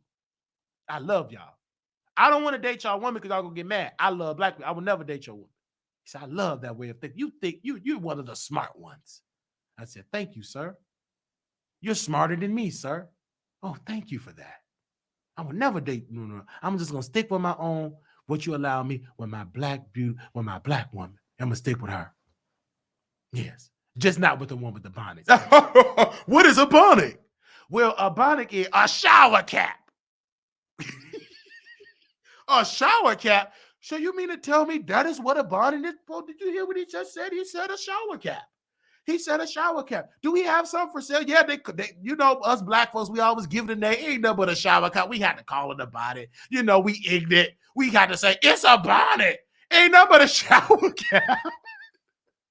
And we don't own the bonnet company. And let's see who owned the bonnet company. He typing it in with the stocks and bond. He bought him a couple of stocks right before my very eyes. I ain't gonna tell you the company because that ain't none of your business. I ain't telling my white friend business. I'm just giving you a little preview. He bought him some stocks of the people that own those bonnets. You don't even know who owned that stuff that you wear. You queen. So I love my white people. I love working for white folks. It's amazing. I don't love working for minorities. They do too much. They do too much. Give me somebody white. I love white folks. I love white supervisors. I love white owners. They the best. When you get you a minority supervisor, that's the most, and this is in close. Markel, the most hell that I received in the workplace was from a DEI manager. EBT. Then when the minorities get a position, that's the most hell. I have been treated with the most respect from white people. But when the minorities, especially when they're a woman with some power, hands up, put my new tweak with it on. That's my experience. Either say amen or ouch. White people is nice. I love white people. I love them. Yeah, you got some that don't really, I get it. But majority of white people are very peaceful, nice people. Because they right. But black folks, I got the most hell from black people. They the ones that drag me. Not one white person saying something negative about my eye. Oh, yes. And they don't say nothing. They don't even talk about the eye. But it's the black people. Nobody white ever said nothing negative dragging me only in the library, but they said it right. We were so frightened. Little spring cleaning. When the white librarian, but she said it nice. But black folks, I get the most pain with DEI black people. I'm against the throw it away. Them DEI Them black for they do too much. Like he black. If he was a white person of chasing reality, I've been on the show. Because white folks love working. You can get it bad, white people do it. Black people, we let egos get in the way. That's why chasing reality is suffering. That's why it's not in the conversation. That's why it's not on television. That's why it's not on Tubi. That's why they never been featured on The View. Because you got a DEI choice. DEI. If this is a white producer, man, they'd have been on television by now. Because white folks will work with Wiley. Y'all be ignorant. A white producer, come on, Wiley. We love it. We love to have you. They will feed me and pay me. But this one, all he does, Markel go eat for free. Because he's screwing the producers in the studio. He go eat for free. He be just gossiping about Wiley. Wiley don't come outside. I don't come outside to go eat chicken at a club and the chicken be expired. I don't go drinking watery drinks where you and your homeboy, y'all own a little club illegally and y'all can't afford to have liquor license and get a liquor vendor. Y'all go to the store and put water in it.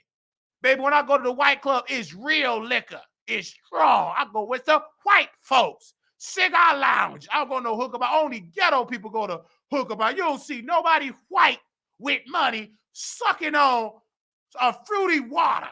They with cigars. They playing golf.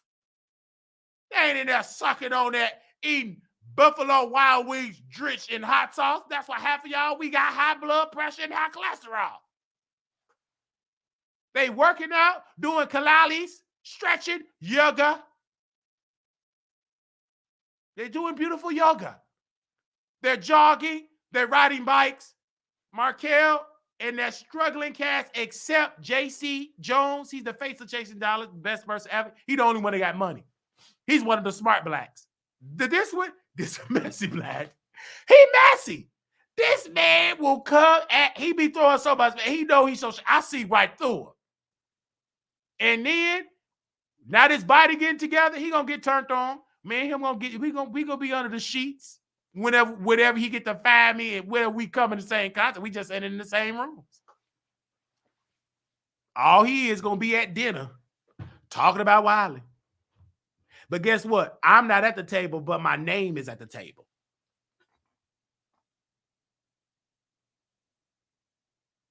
That's it. He just said, I don't know what to say. You can't get on my skin. That ain't gonna hurt me. Y'all ain't smart enough to come against me. Oh, he don't come outside. I come outside every day going with my white folks. Playing golf. I love golf. I'm learning tennis. Only thing about tennis, this I can't drag my slew foot. I can't drag it that way. It make me dizzy. But I'm still learning tennis because I love it. I'm starting to love it. I'm into country music. I love old school Frank Sinatra. I love Frank Sinatra. Beautiful Frank Sinatra. He's better than Ray Charles. Better than Ray Charles. I'm listening to beautiful Adele. Love Adele. Hello from the other side. I think I've gone 1,000 miles to see you. I'm sorry. I listen to Adele. I don't listen to Beyonce. Her struggling to sing country music. She can't even hardly do an interview and speak proper. She tried to do country. That ain't nothing but a cowboy Mary J. Blige R&B music. That ain't country. Country is I would mean down and mean it. What Beyonce is doing?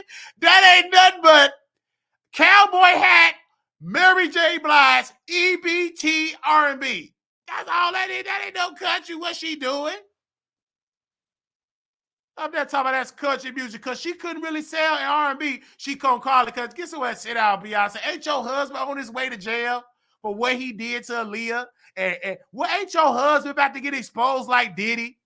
That's probably why you up there running for country. You gonna be leaving the country if your husband get arrested with these federal charges I'm here coming down the pipeline. You really gonna be singing country. You gonna be leaving the country on a private jet. You and Blue Ivy and the twins, Rico and Rocco, whatever them twins name is, everybody, even your mama.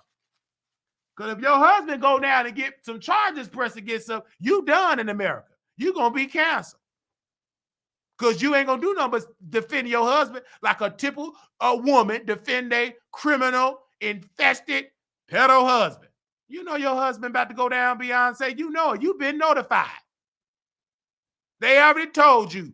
Out there, an Illuminati general board meeting, they didn't kick y'all out. They give you enough time to come out with your country album, do your last. Next thing you know, he going to have some allegations in a couple of months. His career is over. That NFL contract, the NFL commissioner going to write a letter. We are no longer associated with Jay-Z. We are ending our relationship. He's no longer in charge of controlling the Negroes for the Super Bowl. They're going to get somebody white. And the next choice to distract for that, they're going to hire Taylor Swift to host, to perform at the halftime show. No more black people will ever perform because Jay-Z going to be canceled. Just watch. I'm just watching when it happens. It's going to happen. She doing all that to distract. She know her husband on his way down. Can't get mad at Wiley. I don't know. You can't get mad at Wiley. Get mad at yourself. I don't care if you don't like what I'm talking about. Well, you gonna get sued. Well, go on and sue me then. You think a civil lawsuit go, okay, waste your money. You know you wasting money when you go sue broke folks. Go right ahead. Go right ahead, Jay-Z, and sue. He said, I'm on my way down with federal charges. Well, sir, did you do a song? Did you do a song with R. Kelly? Yes. If you did a song with R. Kelly, people can assume that you seen who came into them studios. You queen. Talk about, you gonna get sued. Send Wiley a cease and desist. Send Wiley a piece of paper. Baby, a cease and desist is a piece of paper. Just a piece of paper to this. If that's the case, then may God rest his soul, the person in the LGBT community, he lost his life because his boyfriend was stalking him. He got a restraining order, and they had 2-3 restraining orders, and the man came and deleted the man. They said, why the police? Because a restraining order, when you really look at a restraining order, is literally a piece of paper. Y'all acting like a restraining order come with armed guards, Secret Service, 24/7 guards. No. All a restraining order is a piece of paper that tell you, be 300 feet away. Don't come here if they here. A piece of paper. If you do it, you can be arrested and charged.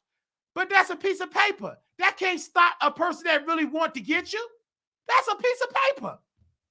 Just like this woman in Chicago, he got out of prison, got a parole, and he was stalking this woman. This woman was dealing with him back 15 years ago. She got multiple restraining orders. He came back, tracked her down. Her son tried to protect his mom, and he deleted the son. And then the mom got it, but he deleted the son because the son got in the way to shield his mom. It's painful, but they kept saying, I thought the restraining order was supposed to protect. It don't protect. It's a piece of paper. The justice system has failed. They don't care nothing about you in Illinois. That justice system in Illinois is with EBT, DEI politicians, them liberals. Them liberals don't care. They weird with the justice system. They don't know nothing about no justice system. Baby, they passed the Illinois Safety Act. That act made them criminals act worse. There ain't no problem, Illinois. Y'all about to get y'all a stump down Republican, and he gonna be black because y'all love the black. No, he gonna probably be white or black, but I pretend he gonna be mixed. Y'all gonna get y'all a black. But in Chicago, the next 4 to 5 years, y'all gonna have a white Republican conservative mayor. Like Chicago gonna be conservative. Y'all doing too much crime. It's gonna be conservative. Sorry to tell you. Okay? So y'all better hope Trump don't get in there. It's gonna be a whole nother wave of people. Just know.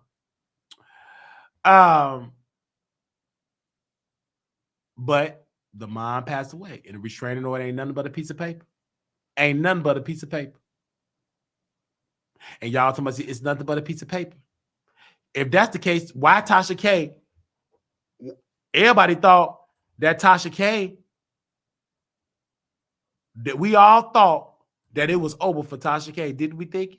I never thought it. I was just telling jokes. I never thought it was over for her. Because civil court ain't nothing but money. That ain't criminal court.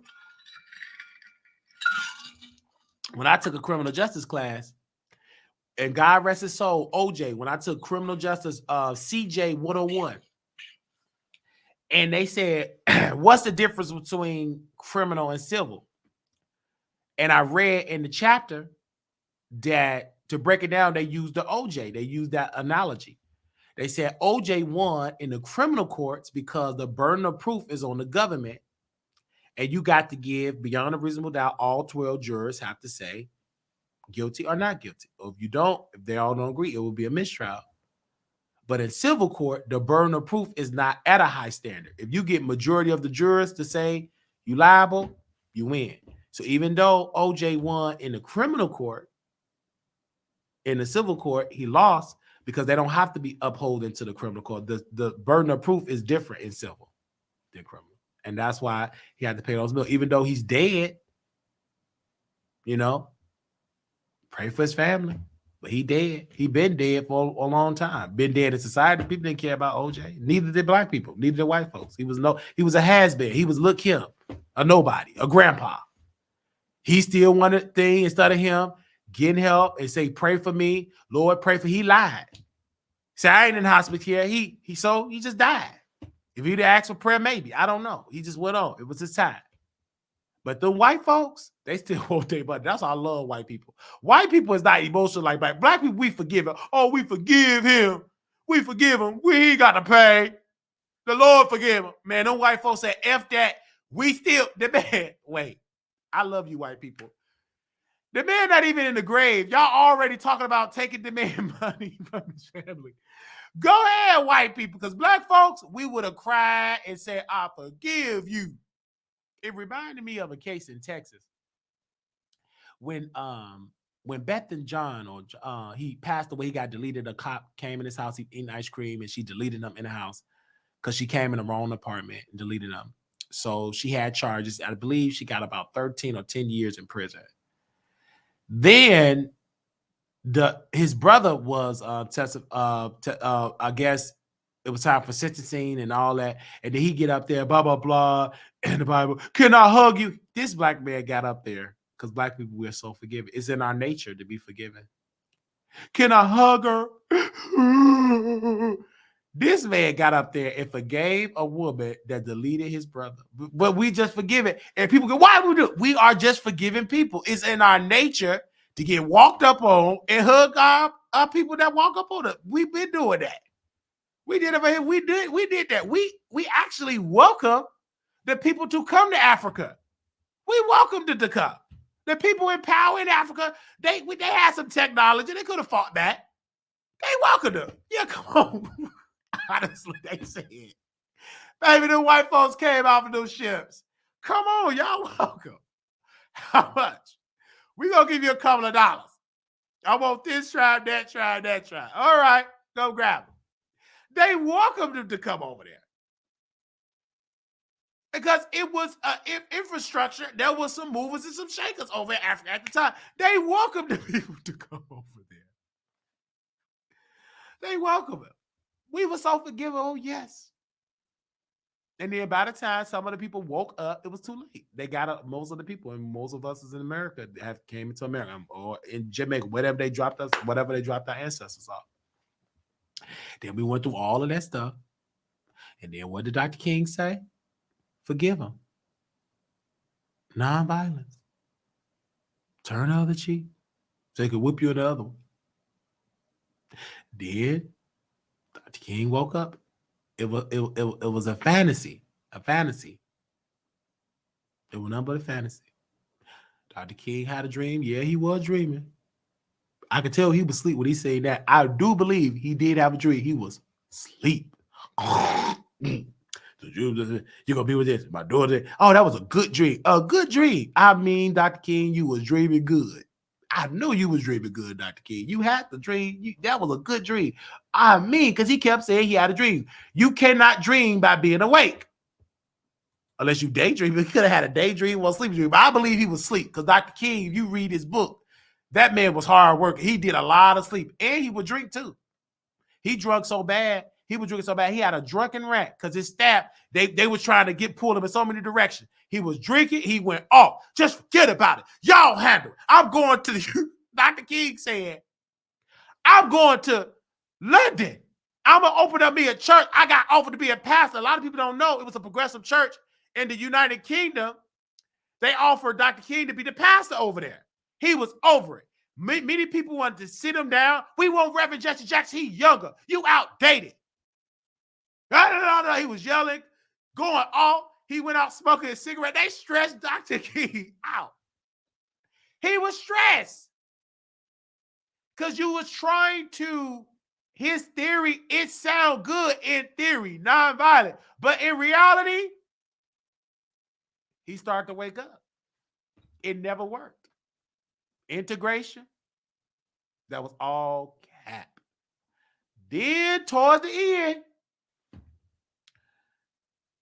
when he talked to his friend, the one that did music, he just recently passed away. Y'all post his name. He said, man, I feel like I'm leading my people into a burning house. Then some movies say, why are we fighting for integration if my people can't afford to buy the burgers at the lunch counter? He started to wake up. Then Dr. King was like, out he got and woke up because he was dreaming. He woke up. Whoosh. It's about the money. It's always been about the money. It ain't been about skin color. That's just a former way for cash. It was about the coins. And then by the time he started talking about that money, Poor People's March, then he wanted to talk about the war in Vietnam. And then them Negroes at the time, they turned against him. Them white folks told him, you know, white folks, they're funny. They're very, very funny. Stick to civil rights. Why? Stick to Georgia. Stop talking about overseas stuff. They told Dr. King, an educated man that graduated, got his PhD. He went to Morehouse. He would teach. He had taught a group of students at a time. He was so intelligent. But them white folks, because they told him, stick to civil rights.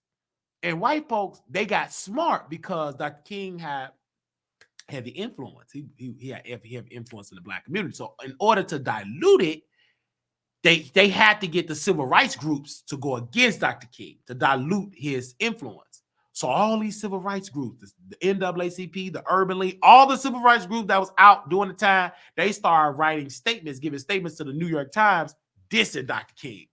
We don't agree with that. He needs to, in so many words, if this was 2024, he'd get dragged. He'd shut up. Stick to civil rights. He'd have been like, stick to civil rights.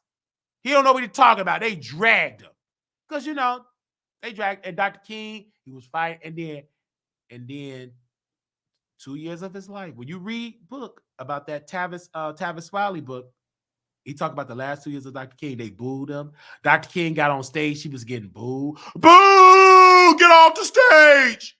They was throwing stuff on the stage. It was a whole, he had to leave. He left hurt. He went to some Black event. They booed Dr. King. They didn't want to hear that. They didn't want to hear integration. They didn't want to hear turn the other cheek. Nah, they didn't want to hear that. Boo! They was booing Dr. King. He was hurt. Drinking, smoking, cigarettes, and drinking. He even had headaches. Dr. King was so sick, he was stressed. Headaches. And his team, they wanted him to go to a psychiatrist because they said he's depressed. He needs to speak to somebody. But his team at the time said, we cannot have Dr. King going to a psychiatrist because they would use that against him. He can't do it. It would disrupt the movement. And so Dr. King decided not to do it.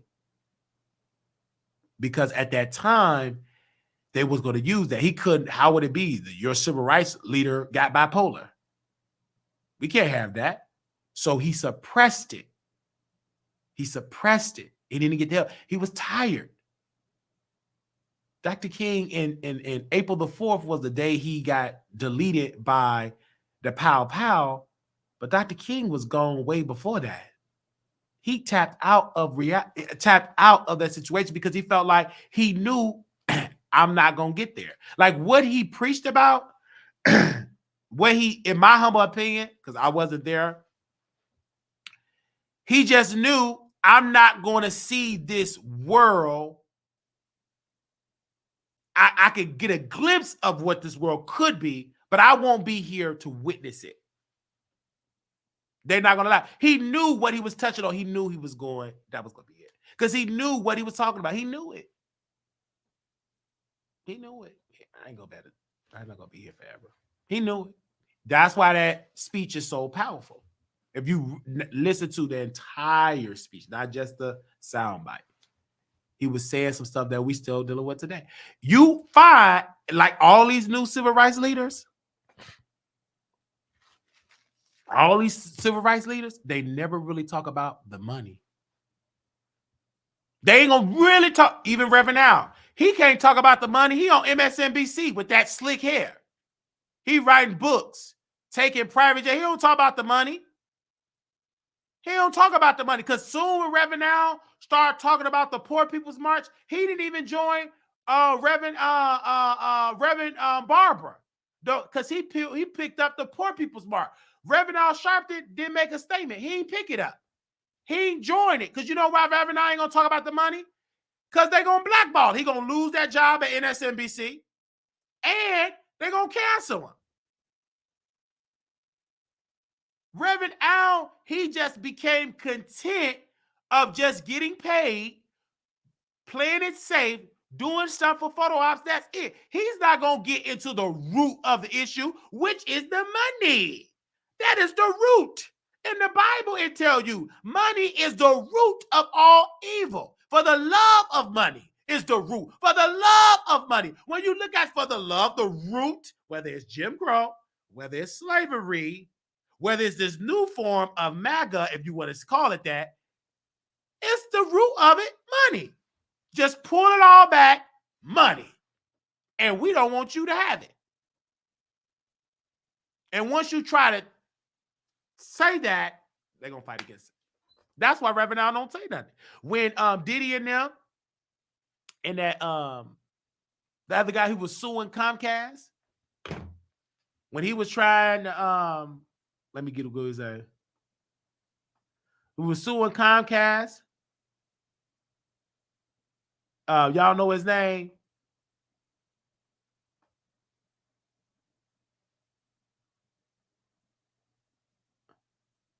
He was out there suing Comcast. Somebody posted his name. And for discrimination. Oh, what is it? I know he bought the Griot. What's that black billionaire name? Type his name. He was trying to sue Comcast. And Reverend Al did not want to support that. And the brother said, he said on the news, he said, Reverend Al don't speak for me. Byron Allen, thank you. Reverend Al don't speak for me. Respectfully, he don't speak for me. Why every time y'all bring it up, y'all name a name, he don't speak for me. Reverend Al worked for MSNBC. It was a deal. And the reason why he can't get, because he been bought out. So many words, Byron Allen said he been bought out. Because if he join me, he going to lose that job at MSNBC. Actually, he lose it anyway. They only keep him because he's a DEI choice. You think they keep Reverend Al there because he bringing in the ratings? Ain't nobody watching that show. He can't even hardly read the teleprompter. They ain't watching the show. He ain't nothing but a DEI choice. He DEI. It's just a quota. His show used to come on every night. I think it just come on one day. He ain't there for the skill set. He's there to appease black folks, a Democratic Party. We got Reverend Al, a civil rights giant. What civil? What civil he fighting for? He ain't fighting for us for no money. He drug Monique. He got on the phone with Monique, so you got to be woke for this. He got on the phone with Monique, and Monique said, I need to be paid fairly. And Reverend Al said, oh, what Tyler Perry did, that brother is wrong. I'm going to call him. Baby, Reverend Al got on that phone. Tyler Perry said, well, he's stuck with you, so I'm going to put you on the private jet. He said, skip, Monique. I'm on the private jet.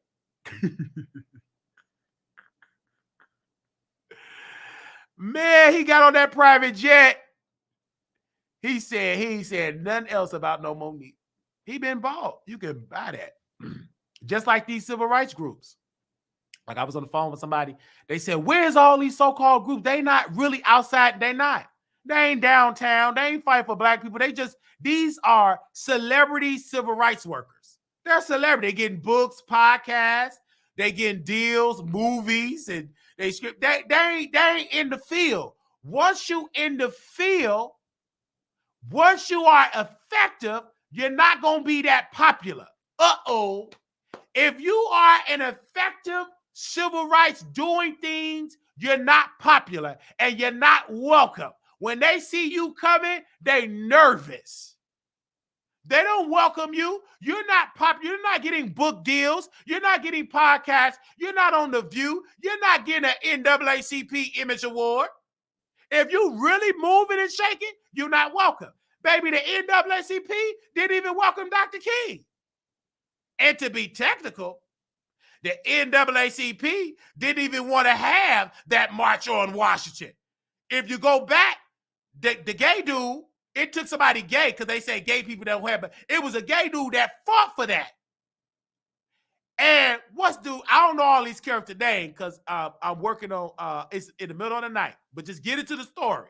And if y'all know the names, it was the gay dude. What's the gay dude that was there? He was a civil rights worker. He wanted to do the march on Washington. And the NAACP, no.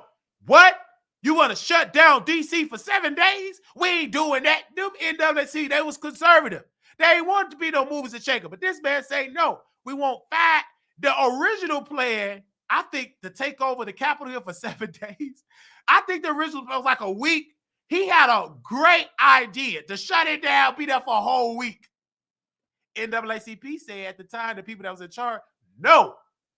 But because he was friends with Dr. King, he had to get Dr. King to co-sign because Dr. King was influential. But he had to nurture that and bring him on board.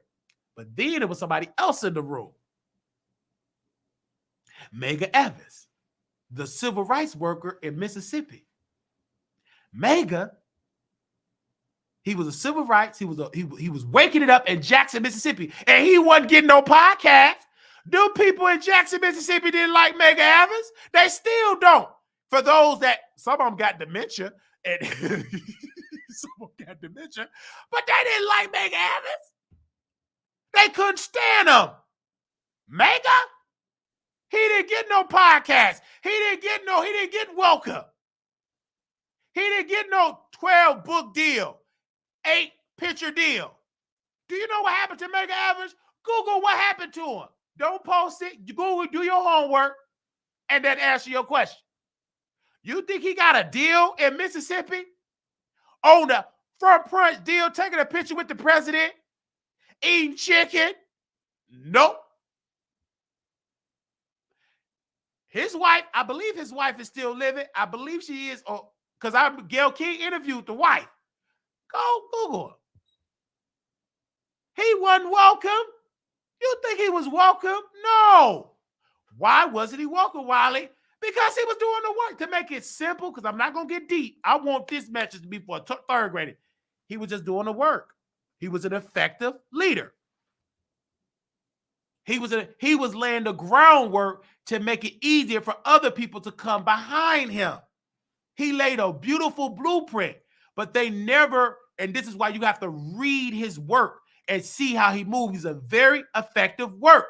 How can you be a civil rights leader? You ain't outside working with the people.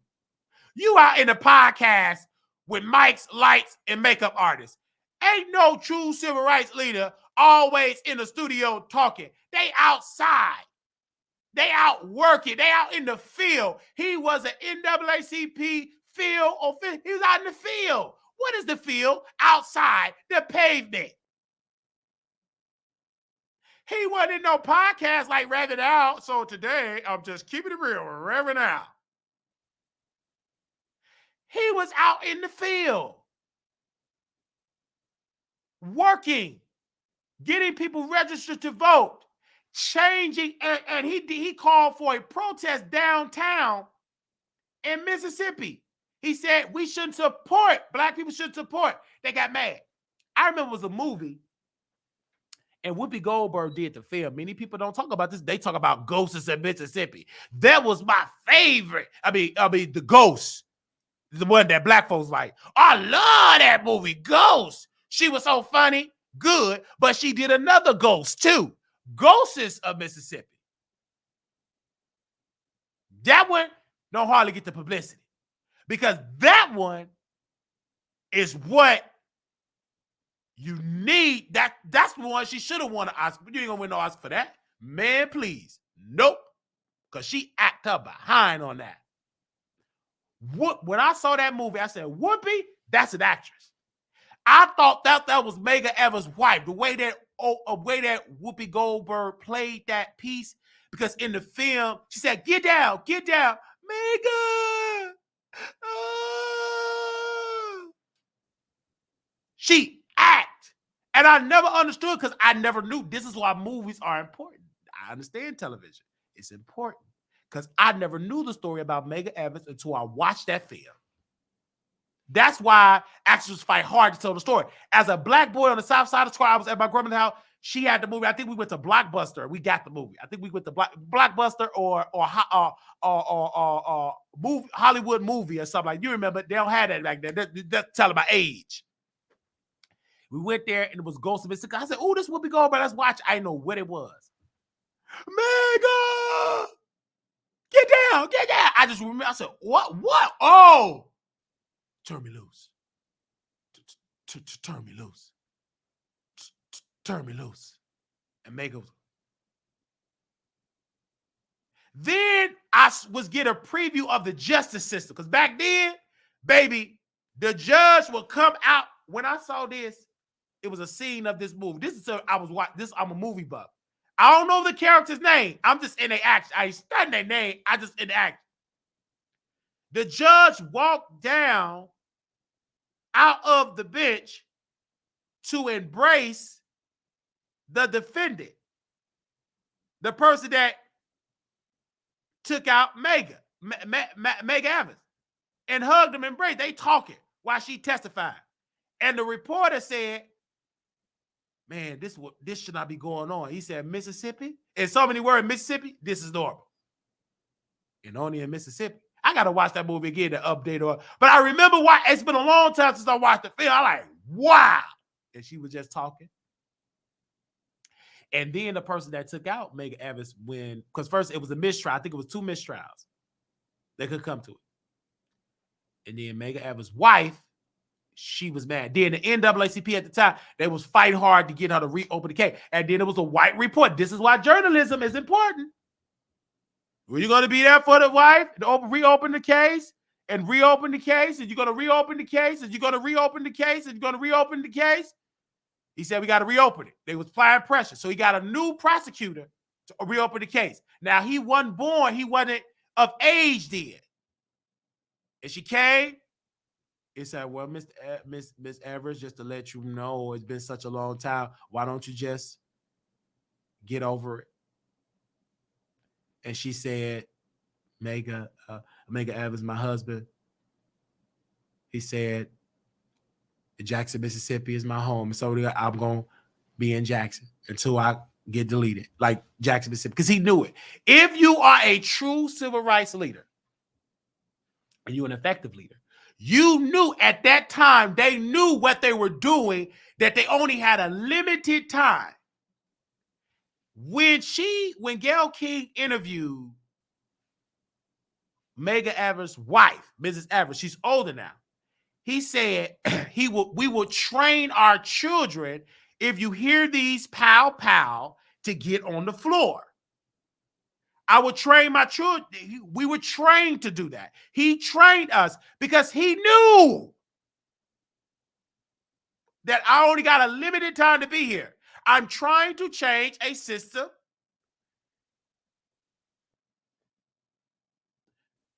So in the film, when the prosecutor that was investigating, he went back to the house. And the police officer said, yeah, that's what happened. And then the pow went in there and it hit the coffee pot. And then the man said, what kind of man will delete a man in front of his family? Easy, a man that don't want you to change the system. That's an easy question. You were trying to change the system. You got to understand what he was doing. And this is the part of the film that went over people's head. When he was trying, he was talking about the case. Now, this particular prosecutor, his father-in-law was a judge. And the mama, they love that old way of thinking, that life. He said, don't do it. And then the mama, she was trying her best. The mother-in-law, I think it was, his mother-in-law was trying, I believe his mother-in-law was trying to suppress her true feelings. But he woke it up. Why are you watching it? I never see you cry for no. And then she's supposed to, he was trying to change her way of life. He was trying to change her way of life. Baby, she woke up. She said, he was trying to change her way of life. She started dragging Megan Evans. This man been gone for decades. But she was still pissed that my son-in-law is trying to cut her, leave it alone. That's why they call it the ghost of Mississippi. Some things are not to be tampered with. You're conjuring up something. That's why in Mississippi, it ain't too many 2024 mega average in Mississippi. It ain't too many. Maybe about one, maybe if they got one. It ain't too many that want to pick that up. Do you know how strong you are? These people ain't strong. Baby, one losing one little endorsement deal. They're not that strong. They were built different back then than now. It wasn't too many people back then that agreed with Megan. Do you think all the black people agreed with what Megan was doing? No. Shut up. I'll stop doing that. I'm still, you have to fight through that within your own race. They didn't agree with Megan. A lot of people didn't, white and black. And what happened, time will tell, and then people start to appreciate that about what he did.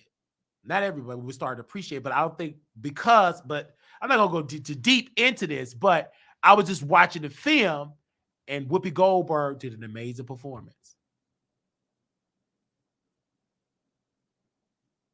And then the brother didn't want to get involved because the brother he found the thing. And because at that time they would take evidence as souvenirs. And he found the pow that he was able to use that. And then he said, why are you? What? You think those jurors gonna convict me?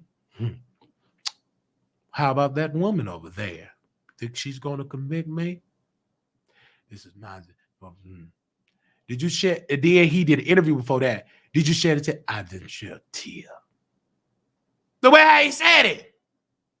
Man, that old man, he was old, but he still had that way of thinking. He addressed that prosecutor. I'm like, whoa, whoever played that as an actor, he did that. And it was a woman that I watched on TikTok or Instagram. She said, if you can see and say that person is acting, they didn't do a job. If you can see them doing it and you think that's the person, that is what you call they did a great job. Because I thought that was the person. I thought the dude that was on the ground was truly Megan Evans. I thought would be good because in my mind, I'm a teenager. I mean, I'm like a teenage kid. So I really thought, I was crying. I didn't even see Whoopi. I saw Mrs. Evans. Megan Evans' wife. I didn't see Whoopi. Because she had no eyebrows, and I know the real Whoopi Goldberg didn't have no eyebrows. Now, I know I'm supposed to be serious. I know that. This is the comedic side of it. Now, Whoopi, don't cancel me. Please don't drag me on The View. I'm sorry, because they did draw you on some eyebrows. Because the real Whoopi Goldberg, she don't got no eyebrows. Oh, my God. Oh, I shouldn't have said that. Because they did draw on some eyebrows. The real Whoopi Goldberg don't have no eyebrows. Oh, my God. She don't have no eyebrows. But in that movie, the makeup artist drew her some eyebrows. But she did a good job in that film. So I just have to get that point, you guys. They said lame and couture and fake and wishy-washy. Somebody said you stand to 5. Y'all still talk about that. See, you have to be conscious to say, and not even that word have been just diluted. It's just, you just have to be right to know what I'm talking about. That's just right. And so I didn't have a problem. I have a problem with people in this system. Let's bring it up to 2024. And this is what I told people. I said, if you're listening, they don't want history books. They don't want books in the school. They don't want books. They don't want any of that black, because they don't want a new Mega to come up. They don't want a new Malcolm to come up. They don't want a new Dr. King to come up. They don't want peace, love, and harmony. So people will wake up. It ain't about the skin, it's about the coin. Because I tell Lyft drivers, if they don't look like me, I said black, white, otherwise, we all want to be safe. We all want to take care of family. We all want to feed our family. Correct? Period. Don't allow them to use this to confuse us to the goal. The goal is, while we're on earth, living whatever, not just in America, in the world, everybody in this world want to feed themselves, be safe, live a peace, love, harmony life, go home. Everybody want to live that life if you sane. If you ain't sane, you want to be like Jaguar Wright, put your son ashes around you. You want to live in California. You want to talk to you got people like that. But I'm talking about the masses. The masses of people want to be safe. They want to enjoy their family. They want to enjoy their life. That's the majority, no matter what this is. This is a distraction. Because when you pull all that back, if I can't pay my bills and you can't pay your bills, whether you this or whether you that, we still going to be out with our lights shut off. They're not going to be like, well, at least you this, we're going to keep it on. No, bro. You ain't got your money, your lights are off, whether you this or that. If you don't pay your rent, this will be put out and that will be put out. You pay your rent, you stay. It's always been about the money. But they will use this to get this with the money. But they use this, but with this, they use this to take away from this, because they paid this nothing and told this, well, you don't look like this. That's why you could, even though we use you because we use this for free labor, but we could have hired you to plant the fields, but we had to pay you. But we're going to tell you this is the reason why you don't got a job, but we brought this over to build it up for free because we didn't want to pay you all this coins to plant it. They could have paid them to do it, but you would have to pay them. But you got to be right. They still be having that system. It ain't really working like that. That's why they got to take away the books. Because people waking up to this and that. They waking up and skip that. They waking up to it like Dr. Umar. Don't date with this. Don't be with this. It's outdated. Shut up, you queen. Shut up. That don't work no more. People is waking up. They tired of having this, that type of war. They over that. That's just cap. It is best to call it a human thing. It's just a human. Let's just stop with the just BS. It's an insurance crisis that is going on in the country. What is the insurance crisis? People paying too much for car insurance. This, that, this, and that. Everybody paying up for high notes. Whether you this or that. Sometimes this probably pay a little bit more because they in the hood, EBT with carjacking. So now it's spreading. Everybody feeling the blunt of that. Because this is a capital society. These businesses come to make, they're here to make money, not to give no freebie. So if the insurance company got to pay for all these premiums, I got to make a profit. So what am I going to do? I'm going to charge you driver that is this, and the you driver that is that. I'm going to charge you more. You're going to have to pay for that. And I tell these drivers and those drivers, you're paying, you've never been accident, the phone is bad. You're paying for drivers.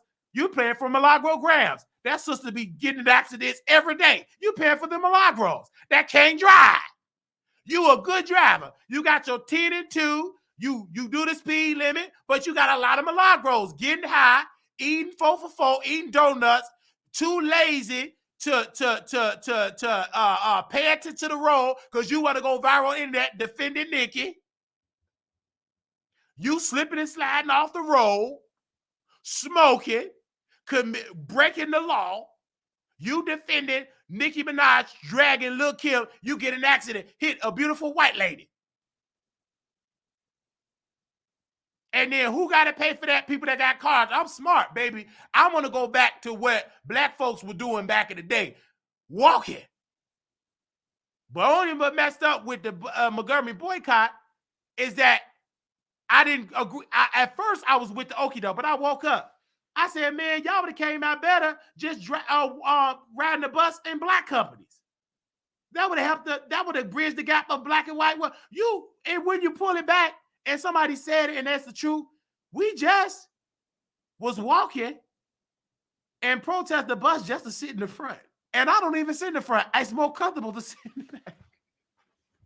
Baby, you better be careful, especially in the hood, sitting in the front, closer to that door, and sit in the middle, because they could grab your purse and leave. You better be all the way in the back in the corner. Only people in the hood is smart, because I need to see who coming in and who going out. Don't you be in the middle with them 2 little seats with your phone and bag. They can snatch it and walk off. Don't you be in the front because they can snatch it and run off. I'll be all the way in the back. Now, Rosa Parks will be mad at me. She is rolling away in her grave because I'm right there in the back.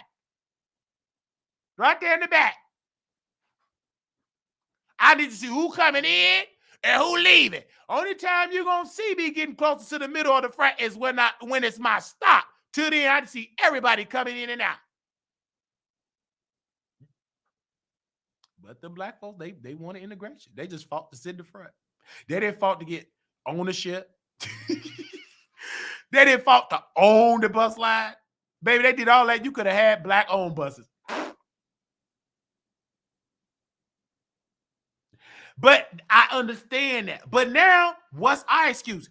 This is why I support black. I can't support everything black-owned. It was a book, and I hope somebody can find this book. I read it. I can't think of the name. Well, it was this couple, this black woman. She called it the Ebony Study.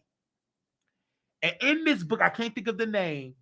She tried to just support everything black-owned business. I want somebody to find this book. And then she couldn't. Everything she said was hard because there's some things that black people just do not own. Then she went to Pete's, and it wasn't black owned. Then she went to one store, and she thought it was black owned. And the person said, no, this is not black owned. So she told her daughter for Christmas, because she tried to commit to this study to bring back, the daughter was crying, bring back the study. And Ebony Magazine sued her. Sued them, sent them a said, stop calling this the Ebony Study. Because people thinking that Ebony Magazine is endorsing this. And that's supposed to be, Ebony, the one that said they love black people.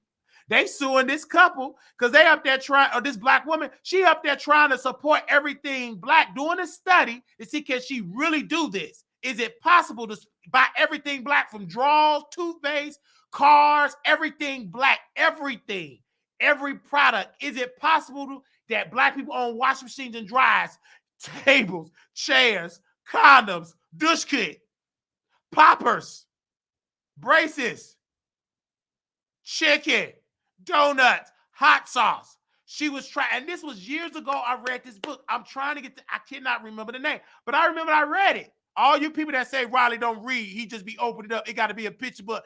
That's a lie. You queen. And they sued her, and then she had to change the study to something else. I don't know where that book is at, but I remember, because when I would go to the public library, I would read books. And just because I'm not the best talk with big words, everybody's not like that. Just because I don't talk with all these big words don't mean that I didn't read. You queen. Stop listening to white folks telling you that. And you black folks be saying ignorant. You don't know if I be reading. That's a reader. I comprehend that. They said, Wally don't comprehend. You a lie. And your hair and your scalp is a lie. That's why that bald spot ain't covering it, because you lying on Wiley. Stop lying on me. I do read. I'm not lying about that. You come to my house, you see books everywhere. You queen. Like I read this man book because this is celebrity gossip. So this is Danny Boy. Okay? Let me take this green screen off right quick because we ain't talking about Nicki and them really quickly. So let me take the green so you can see better. Okay? I read this man book and I'm going to go back to Lil' Kim because they say Lil' Kim is Eve, a has-been, she don't do nothing. Lil' Kim, I want to put Lil' Kim picture on there. She cannot grace the picture with Nicki, and this is about Kim only because Nicki wasn't on the scene then. This how you can tell I read Danny Boy book.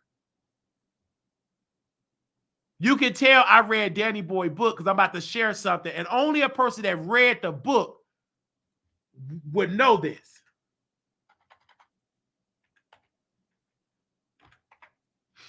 So Danny Boy joined Death Row or whatever, and he screwed Mary J. Blige when she was bloody. When she was on mission, he was a child. She's a whole pedo. That's why she do all that drinking, but she do all that. But she screwed Danny Boy. She ain't talking about them Danny Boy allegations. Anyway, I guess because black folks love her because she did the 411. But she also did the taking the innocence of a child. Okay, stranded on death row. In this book, Danny Boy lost everything. He was a has-been because of his sexuality. He was screwing everybody on death row. They said you gotta go. So he was working at this restaurant, this high profile, this high 5-star restaurant. Guess was one of his customers, and she remembered him. Look Kim. She gave this man a tip. A tip. I believe $100 or $200. I believe it was $100 or $200. I don't remember the amount. It was a nice tip because he wrote about it in the book. And he said, I want to thank Lil' Kim for that. But everybody dragging this woman said she evil. If that was Nicki, she would have kept walking. She wouldn't even notice her. That was a good foot. Should have been yelling, talking about Roman revenge. She wouldn't have left no good tip. Now, Nicki could leave a good tip, Daddy Boy. She wouldn't have left it because she in debt. She got liens, allegedly, according to Cardi B, best friend Ken Barbie. He said she got liens. So she couldn't leave a $200 tip. I want to read that expert. If somebody know that page of that, please Google it and send it to me.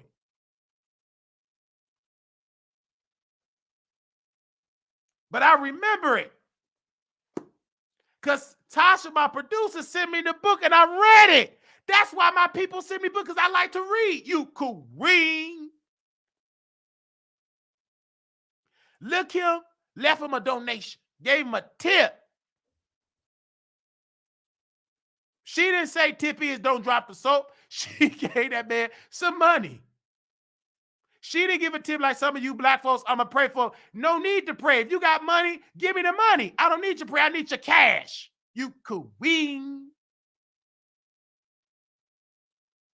And you ain't going to pray for that person anyway. You said you're going to talk about him.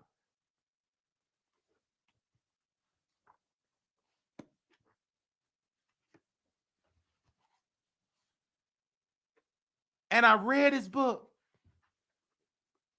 He from the west side of Chicago. I don't like to interview guests unless I read their book.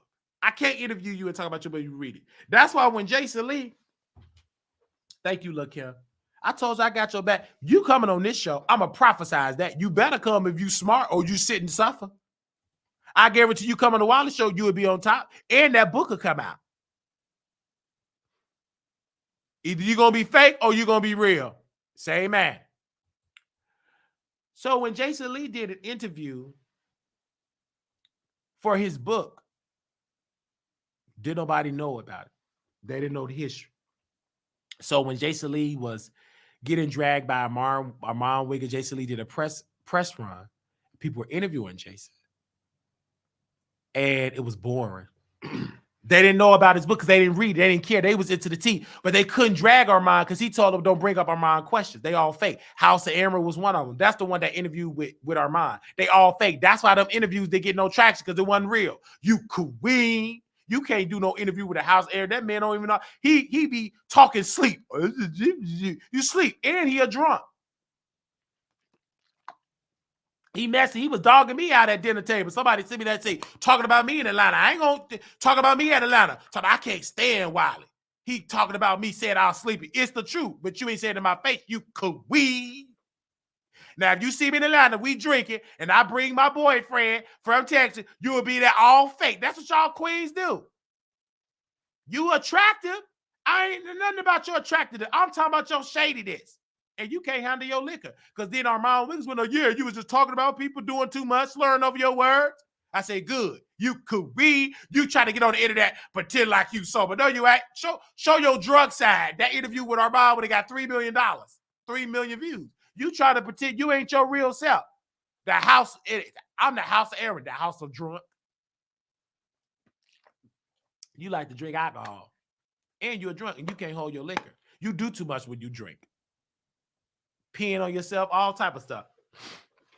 That's you.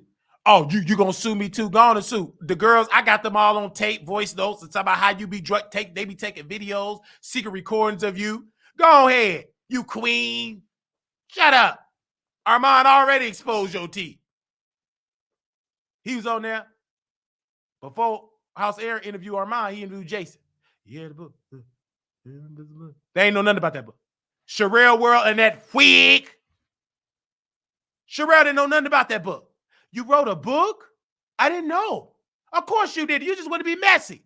But Jason, I got to talk about, he is fake. But he is fake, and I'm fake. No, I'm real, but I was too real.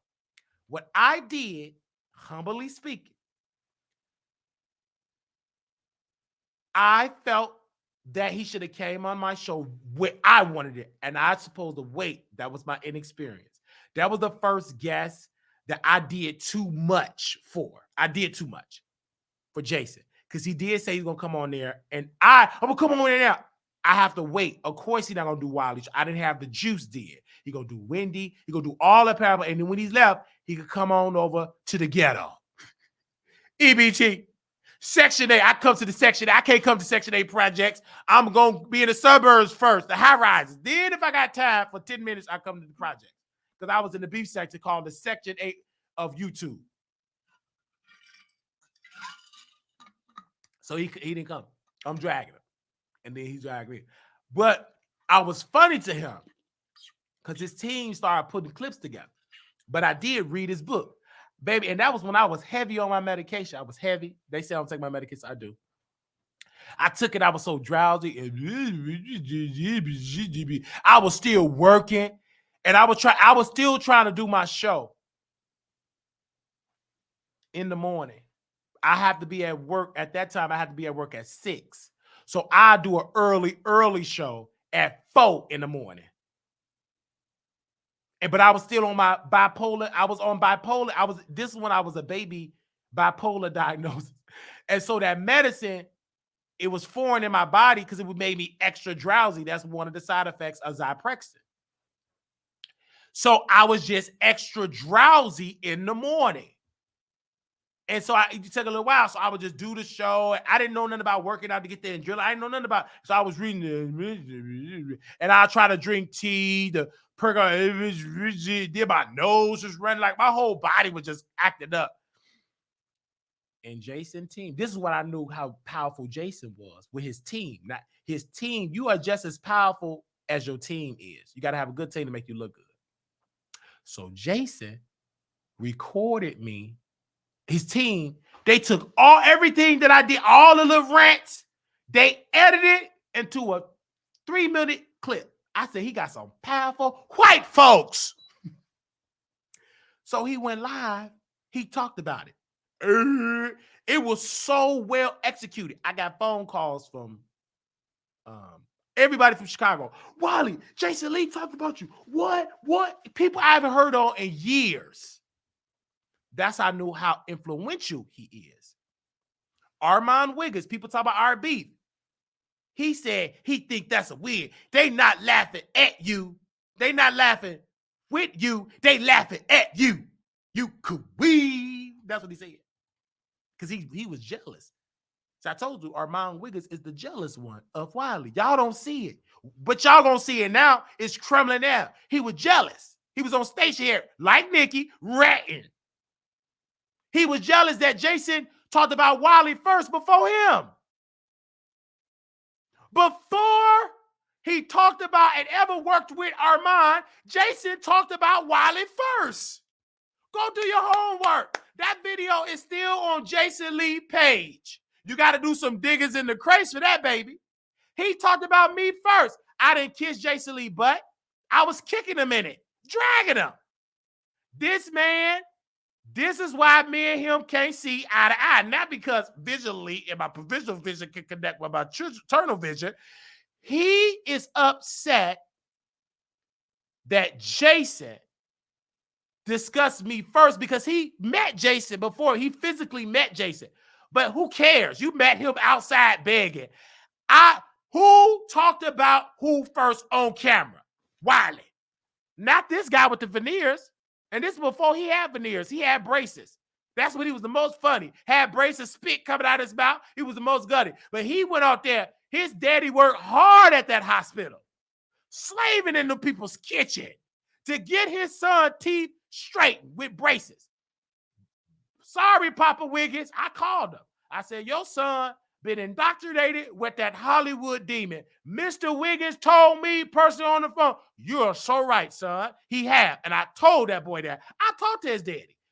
He know it. That's why he real mad. I talked to him. I've been had his information.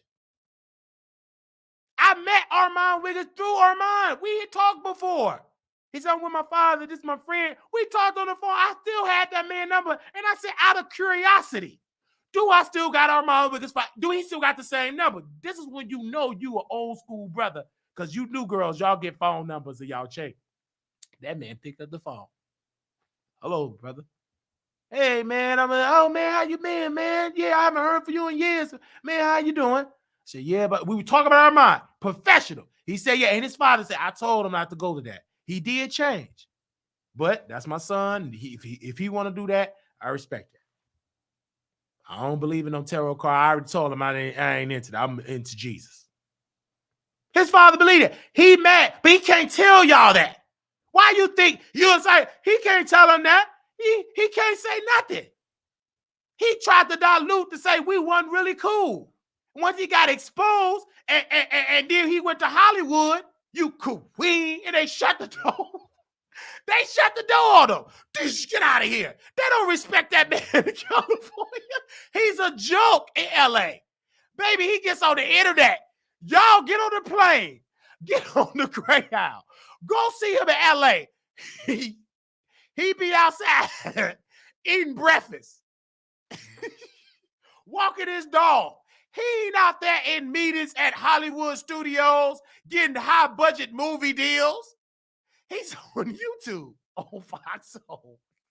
That's a sinking ship. You queens. That's why. Wait, Auntie Hammy is still getting these deals because Auntie Hammy is herself. You queens. Auntie Hammy is herself. She does that's the character of Auntie Hammy. But the woman is intelligent. She got a Nicki cosign, Nicki poster. Auntie Hammy know how to play the game. And when you go when Auntie Hammy rant, it's a video that she made about Armand. And I'm going to have to find that video. And I'm going to watch it again. She said, Wiley, you the only one that say that man is your favorite celebrity. You really like Armand. I can tell. You don't hate him. You're not jealous of him. And the reason why he came on your show is because he had a mental breakdown. They shut the door and he needed somebody to whoop on. And he whooped on and you allowed him to. I didn't care. I knew he was hurt. And y'all didn't know the details. Just like y'all said about look here, you crazy, stupid. We the victim because we look bad. We ugly. Times to tell. Look at him now. The same people said, Wiley, you was right. I do believe Armand is jealous of you, and I do believe he don't know what he doing. He going to 55 rebrands. Time going to tell who is jealous of who. Now, Have you ever been jealous of Armand Wiggins? You got to know how to ask the question. And I will answer it, yes. I've admitted that. Why? Why did you say you were jealous of Armand? Because I didn't believe in myself. When I was on James Cooper podcast, Ear Hustler podcast, I said once I started knowing that I was funny, that I'm gifted, I didn't need to be jealous of this man.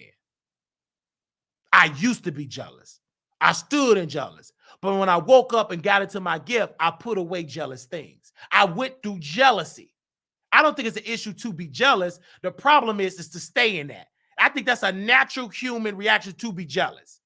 A lot of people go through a jealous stage. It ain't too many people that have never been jealous of nobody. If you did, they lying. It ain't too many people that have never went through a jealous thought. The thing is, you got to get out of jealousy. But y'all taking me being critical and y'all calling it jealousy. That's cap. You ain't went to school.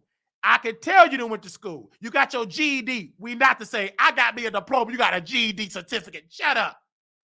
And your homegirl, Shaquita, did that big, thick book. She answered the question. You cheated on that test. You didn't even take the test. Your homegirl took it. She was smart on the block.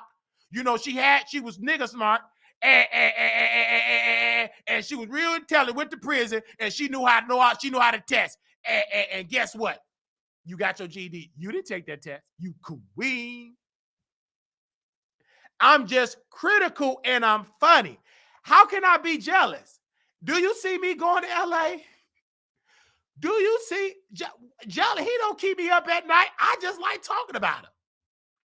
He was at my time my favorite celebrity, but he changed. He's still my brother. He's still adorable. Ooh, goo goo gaga. Look at that, goo goo gaga, goo goo gaga. I just don't worship him. I never worship him. He been the same obnoxious then. He talked about himself. He don't see it. It's always been about Armand. I'm so glad I ain't listened to that queen. Stop doing what I'm doing. I'd have been on Skid Row with all the homeless people in California. He would have dumped me. That new boyfriend, he wouldn't allow that. And Armand, I would have rebuked him. Don't you be telling that man, you get your own coffee. Man, don't you sit down. You get your own coffee. You don't tell that man to get you no coffee. You run that man around. I'm too real. I wouldn't have worked well with this group of friends. Especially King Payne. I would have rebuked King Payne because he didn't have it. I would have told him to get it. Stop repeating yourself. And I would have told him Armand be dragging. He would dragging King Payne with me for years. Say he's so stupid. Armand dragged. Y'all think King Payne and Armand fell out? Armand been said that man was stupid and slow. He used to dog King Payne. This years before he was on YouTube. TikTok wasn't even out when we was gossiping about King. Me and Armand go way back when I was in Chicago in my grandmother's attic. You queen. You can't come against a queen that got history. We got history together.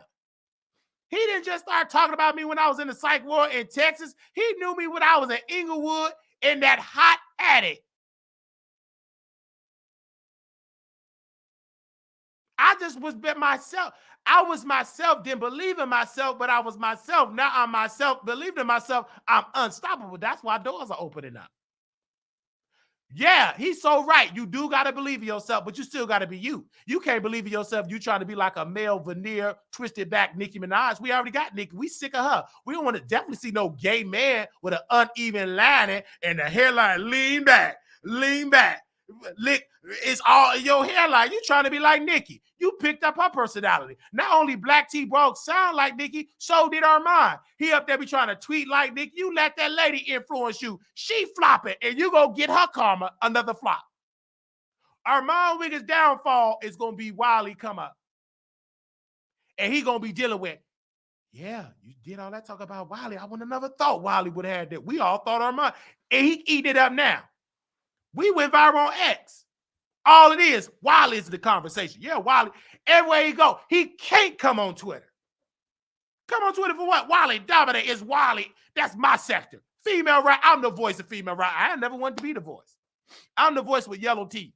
I'm loud. And I ain't wearing no label. I got this same shirt. I don't know where I got it from. It's clean. Okay, I ain't musty yet. It's clean. I don't care if I was musty. It's mine. He up there buying all the expensive clothes, skip them clothes. Now, there's nothing wrong with looking nice. I can't afford half the stuff he wearing. And if I did, I wouldn't buy it. You better give it to him. I ain't studying that. Give me something simple. You queen. And he mad. He watching everything. And you fans, y'all be, oh, shut up, Wiley. Armand had a mental breakdown on the Wiley Show. Y'all didn't catch it. He tried to manipulate me out of my mind. Make me feel guilty. You wanted me to stop dragging you. You tried to come up in Hollywood. We're going on up. I'm still going to be dragging you. I'm not stopping you. But I ain't gonna stop talking. Why would I stop talking about a person that's on television? Y'all said he on television. I was on television. I knew him before Fox Soul was even created. Baby, when me and Armand was talking, Al was screwing man behind Star Jones back. He was screwing man, taking Star Jones lunch money, taking her food budget that she had at the View. He taking it screwing man. That's why that headline is gone. And Claudia was somebody trying to be a Diddy face. She tried to be famous with Diddy. She want to be a superstar. She want to be a bad boy girl. That ugly. That ain't fake. I'm calling these fake people out. She 50-something years old, but fake. You ain't real. You could we. Ain't nobody study y'all on Fox. No. We still ain't studying. I'm not going to say you never going to happen. I just ain't studying you. You don't make me move and shake. Armand, you thought I was obsessed talking about Fox Soul. When the last time I broke down a Fox Soul episode? I ain't studying up that stuff. It's boring. You queen. I couldn't even fully watch your video about JT. That snooze fest talking slow. You don't talk slow. You queen. You don't. You ain't nothing but a clone. The old Armand Wiggins probably at the Fox Corporation in the basement. So, but they probably locked him. Fox Corporation, do y'all got the original Armand Wiggins locked in the basement? Drinking a margarita? Because this new one, baby, can y'all please clone a new one? Because this one is trash. Go get a new one. I ain't here for that one. Because that new Armand Wiggins that y'all built, he trash. I ain't for that Armand Wiggins.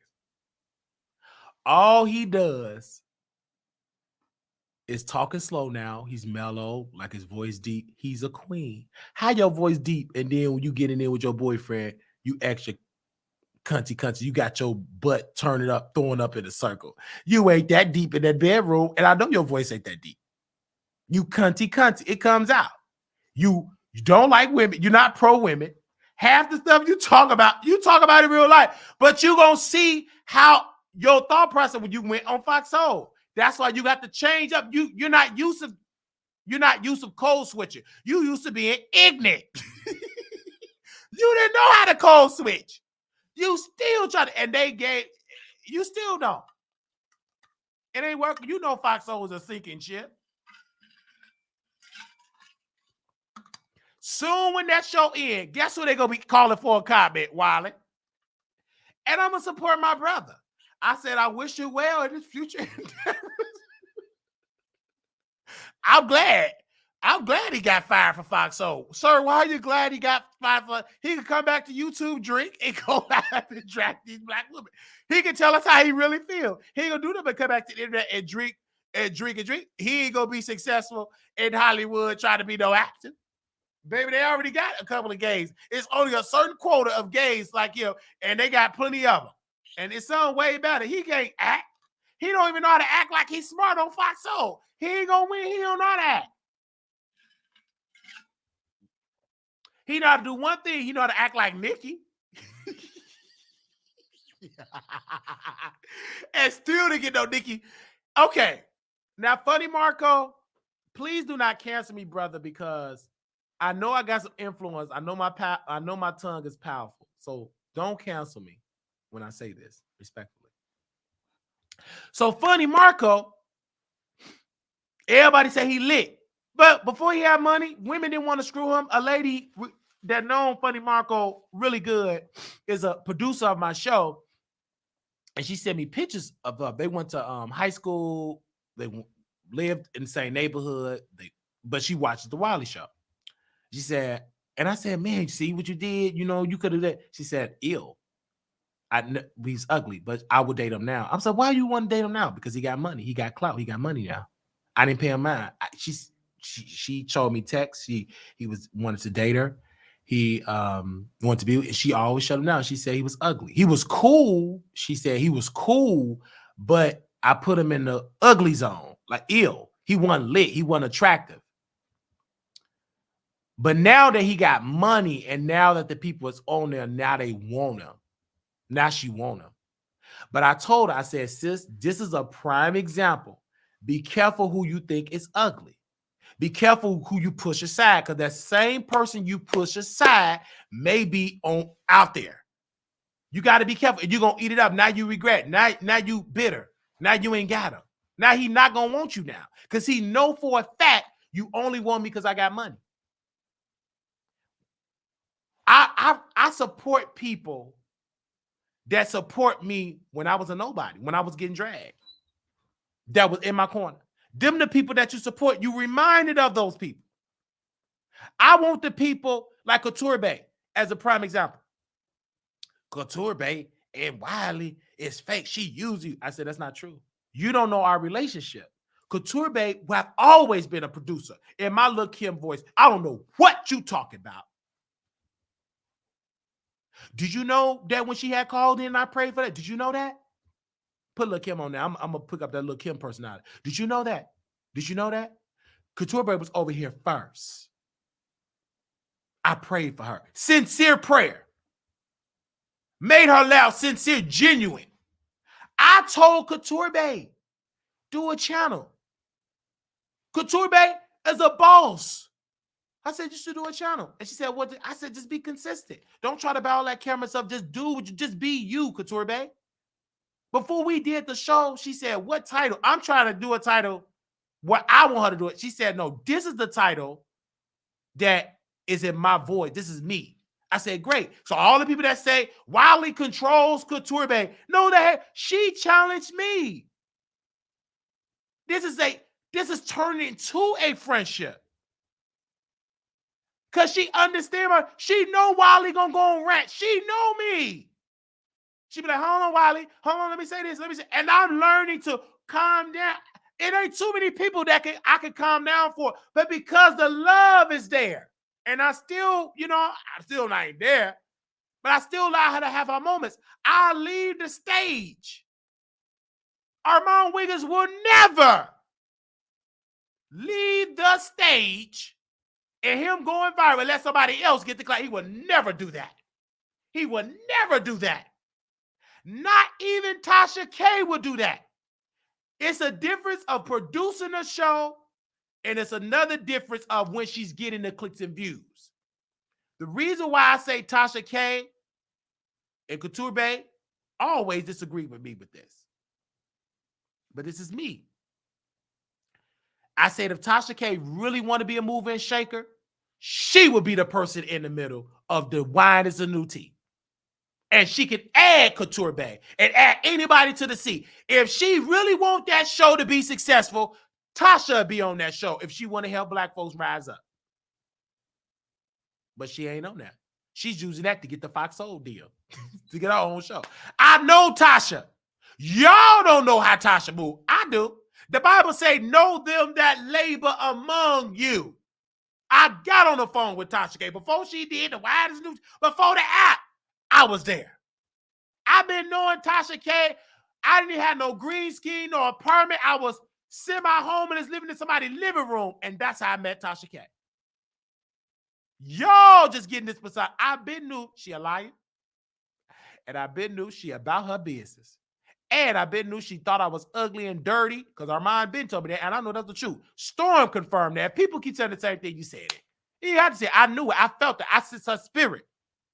So this woman dragging me for filth. I felt it. You know you can feel when somebody dogging you. I knew it. And she knew that I knew it.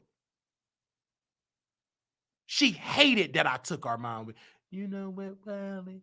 You know who you remind me of? Armand. You making him feel bad. You can't manipulate me, Tasha. I serve a mighty God. You serve the devil. That lie, you come to steal, kill, and destroy. You can't do that with me. You couldn't even do that with Cardi. So because Cardi believe in the Lord. You queen. You tried to play the mind games, didn't work. I said, if I got to sit and do that, I can't control Tasha and tell her what to post in the title. I'm not your different type of queen. Baby, I'm woke. Baby, I've been woke before they came up with the word woke. And she tried to use Armand. Then Armand tried to manipulate me in the back. See what I'm saying? And they both tried. And I stood strong. I said, y'all ain't going to tell me what to post in that title. And then Armand was going to his camp. Them people was dragging me in Armand track. A co-host, Sean Davy Way. We going to talk about it. He was on there. You raggedy. And I got off the air. And no, I didn't get off the air. I started dragging his children. I said all type of stuff about his children. Oh, no, let's not talk about the kids. Why are you bringing up my kids? I said, you want to try to think of some lies. I'll say some lies about your daughters. They going to be whores and prostitutes because they got a raggedy ass daddy. He got mad because you didn't think I was going to talk about them daughters. You didn't think I knew you had daughters. They going to know that you training them to be prostitutes. Because that's all you talk about. You prostitute yourself. That's how you got that woman anyway. You screwed her just to get an apartment, and she just so happened to get pregnant. You had to screw her because you had nowhere to go. And she got pregnant and had daughters. That wasn't because you were in love. You had to throw that because she wouldn't allow you to stay there for free. Just tell the people the truth. She wouldn't allow you to stay there for free. That thing rose that day. You was twirling it up in the circle. That thing rose that day, and you got babies. And now they grown. And then you have to lay back on Wiley. Then I was on mine, right? With the Tasha stuff. He brought me on station head, getting the clicks and views, trying to get it come back. He was trying to fight for my loyalty. Everybody wanted Wiley loyalty. They wanted Wiley because I'm a great defender. I'm a great promoter. I was bro everybody. Because again, you know how you just love, you got a good heart, and I forget about myself. I was one of them type of people. So I would promote other people, promote. And then Armand got upset. You better not be talking to Tasha K about me. And why did and then he would call in, act like he was done with me. And he kept calling. I said, you can never be done with me. I'm too gifted. You cannot be done with a gifted black blood brother. It ain't too many of us. Because you go to them white folks, they ain't going to receive you there. It ain't too many blacks that they want you to sit up there. It ain't too many of that. You're going to leave there hurt and crying. You're going to leave there crying, and I'm going to be here with a towel. You're not even going to need no Kleenex. The type of tears you're going to need this. You get a lot of that crying when you go home. You post fakeness on there. Because all this manifestation, what have you manifested? To go work on YouTube again. You just on YouTube. It looked like you left YouTube to go to YouTube. You manifest YouTube to YouTube. You YouTube it. You still on YouTube. You trying to be on television. Baby, television is gone. Your manifestation is outdated. We no longer talk about television. There's no more of that. Do you know television is going? There's no such thing as daytime television shows no more. It's going away. Do you really do your research, Armand? Let's put Armand back on. I still got to help him. I know pretty upset, but he my friend. That's a brother. I'm still giving some advice. I'm going to give him some advice. Put him on the screen. You know YouTube is the new television. Just live in that. You already on television. Baby, the talk is over. Out of 15 years, guess what they said? It's canceled. This is the last season. This is the last season of the talk. So for 15 years, the talk was on. They decided to cancel the show. Sure, Underwood When she started, she didn't start being professional. She adapted because she knew how to code switch and she was intelligent. Most comedians, if not, it's all comedians, are educated. Because the way how you can make people think and tell jokes, you got to know how to do some reading. You got to watch some shows. You educated. Because Sherry Underwood is great on stage. And she, in some cases, will argue that she's better than Monique on stage. But she was a beast on stage. Watch her stand up. Don't watch her what she say now. But they gone. They about to leave this last one. And he gonna remind his tarot card demon is telling him, you're gonna be on television. That's a lie. You gonna be on the View level. You ain't gonna be on no View. You ain't gonna, you'll be on the View in the audience. Popping popcorn, delivering their Uber Eats if you move to New York, because you're going to be moving to New York from LA pretty soon. You're going to be delivering the gas. They fried chicken and they DoorDash. You ain't going to be on The View as a co-host. You ain't doing that. They not giving people shows like that. Sherry Shepherd, this is the end of that. Every type of show is online. You working backwards. You queen. You working backwards.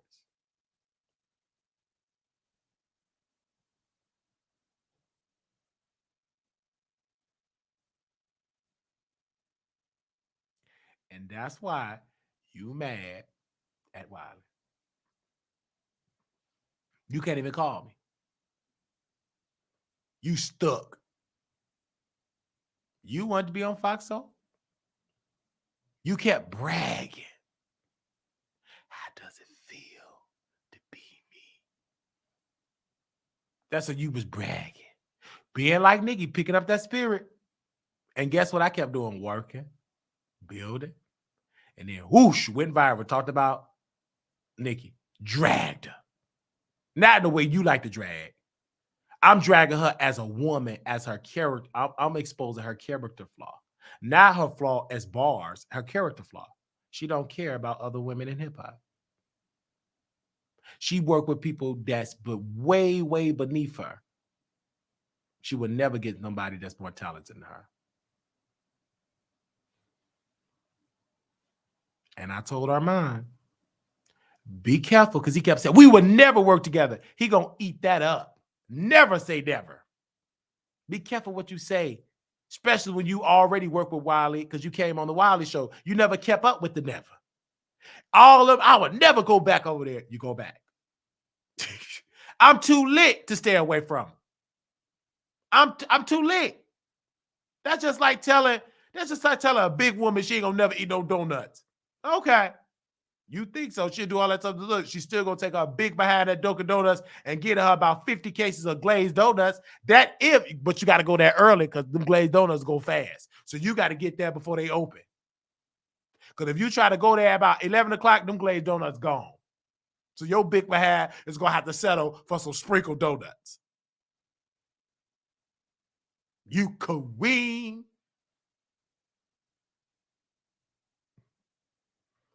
And look at Armand Wiggins. Sad.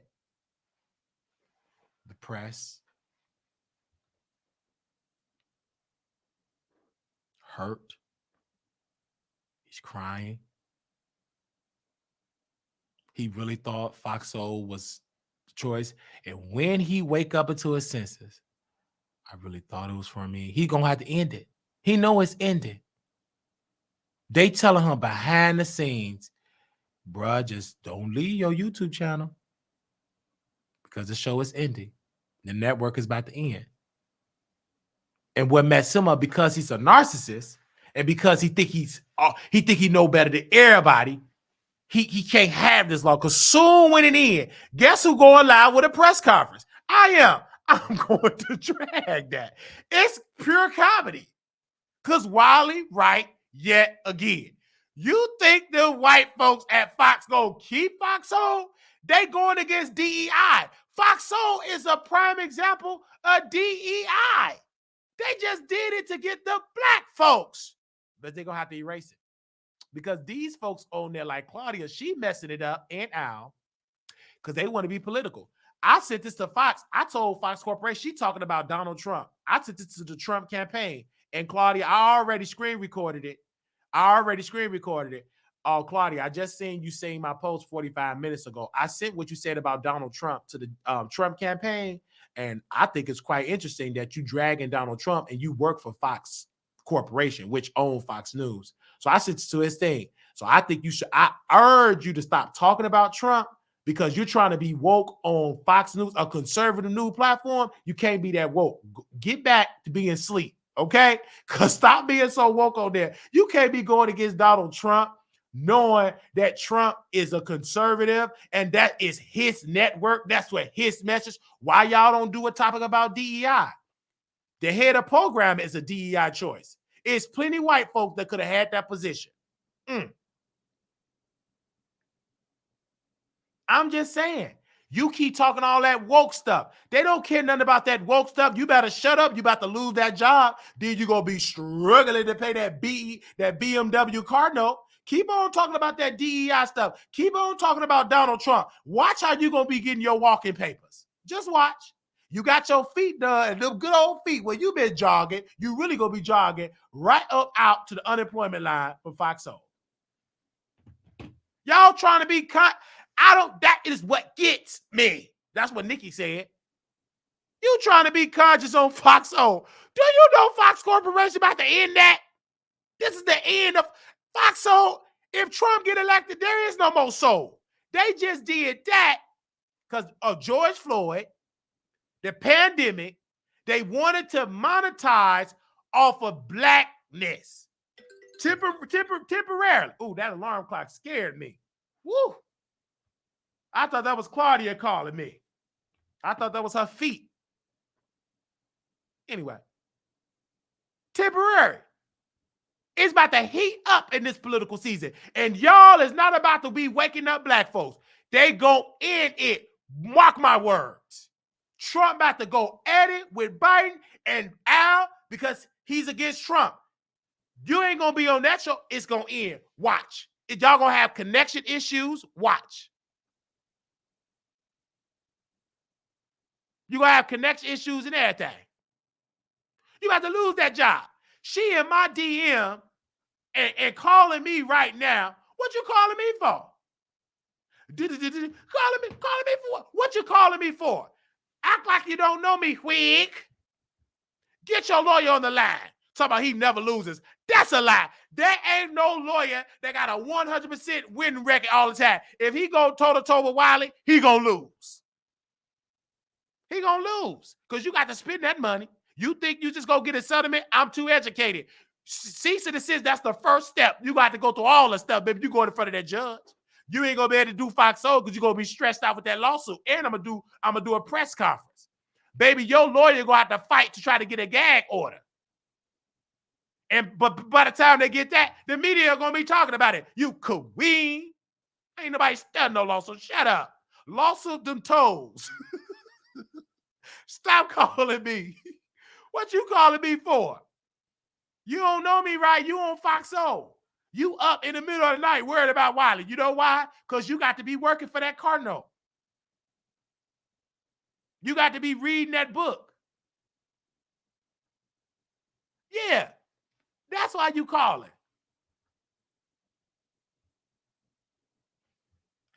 That's why you calling.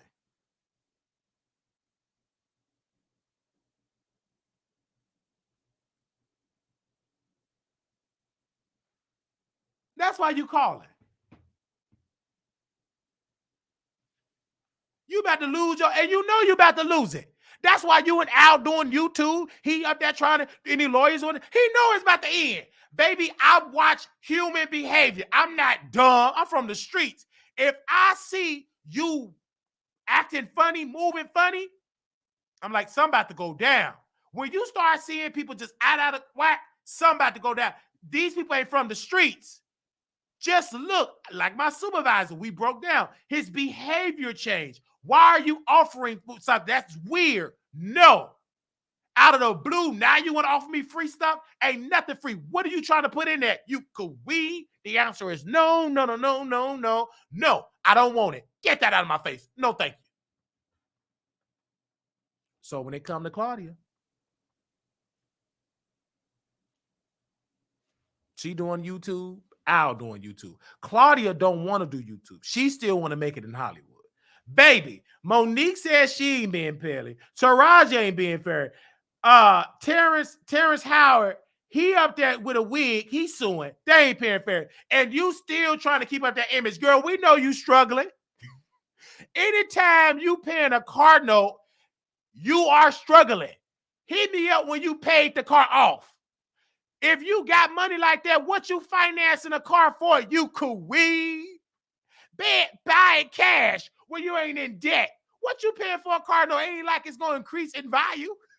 It depreciate in value once it comes off the lot. You queen. And so I guarantee you that BMW is used. That ain't no brand new BMW with 0 miles. That BMW probably got 165,000 miles. That BMW probably need an oil change. I can guarantee you that BMW need an oil change. I can tell you that right now. I can guarantee you that right now. That BMW need an oil change. You in debt. That's why you are working. Either will and diamond. You doing all that. If you would have just deal with me and sat on the bus, but that's against your image because you're trying to keep up with people that really got money. You struggling, you queen. Why y'all ain't talking about the huge insurance prices? Did you talk about that on Foxhole? You better do as much talking because that's only temporary. Y'all about to be in our mind. It's really gonna hit our mind because he ain't got no experience in Hollywood. He ain't even in Hollywood. He's still outside the door. It is locked. He ain't got no celebrities he interviewed. You think them women gonna come on? You dragged them. You can't be trusted. Let's see if he posts up. Remember back in the day, our mom used to post when we used to go. He can't do that no more because now we super viral on X. So he can't even post us no more. Where is he at? He used to go there because remember on X we used to get 2 people watching. Now we at 3,000 watching us on X. And then when he posted, he took a picture with his chest out with all these LGBT people, and they all scammers. When I break, let me take, because he like to post to delete, because this is going to be in my gay segment. He posted a picture with all these gay people, and they all scammers. One got on a wig on, baby. And then he do that because he try to act like he lit. They only got 10 replies, 9 prefer. They don't care nothing like you ain't no Nicki. If Wiley would have did it would have got more attention. Because Wiley, he's more noticeable. You trying to force it on mine, and it's not believable.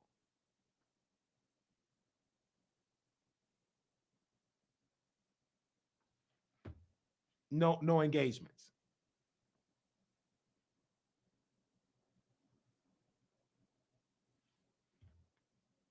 Then Armand said, should I get on bingo? This man, Armand,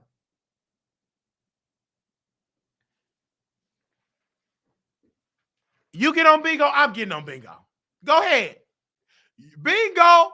Wiley, bingo. I'm getting on bingo too. This man have criticized bingo. If you go over on bingo, please don't do this. This is a failure. If you go to bingo, reading cards, thinking that them girls want to know if you're a Scorpio or a Hebrew Israelite or a Gemini, they don't want that. On bingo, they get in a ruthless. You don't want to be in that life no more. You could have stayed on station head. You don't know what you want to do.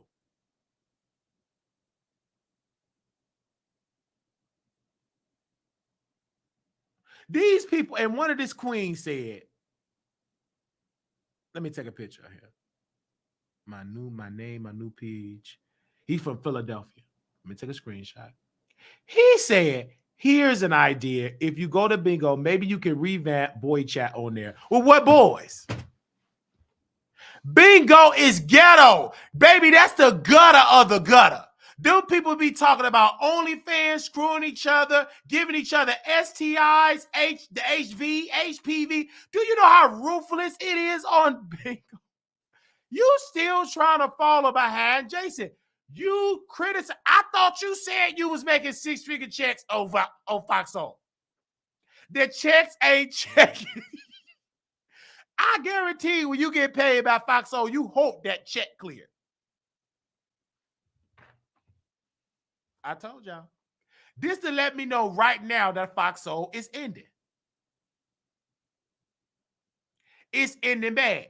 He did a video the same day I did a video trying to compete. It got 21,000. He talking about how to shift my focus from worry about how things gonna get done. Them queens ain't for that. I talked about Nicki, look here, mess, 300-some-thousand. The people won't mess. The reason why you stop doing mess is not because it's bringing drama. You stop doing mess because them celebrities didn't want you at the party. You destroyed that. There is no celebrity in California that's going to sit at the table with you. That it's a mover and a shaker. Akbar V will, because she ain't nothing. She's a uneducated bad mom. Yeah, Akbar V. Yeah. Katie got big. She'll do interviews. She ain't got nothing else going on in Chicago. But scamming people, that could we. You go interview her. Talking slow, scamming folks. You better leave your debit card there. She gonna take your identity. Go and Google that. You don't even do your homework. You had to get daytime tea time to help you produce that show. I thought you was smart. Sit down somewhere and shut up.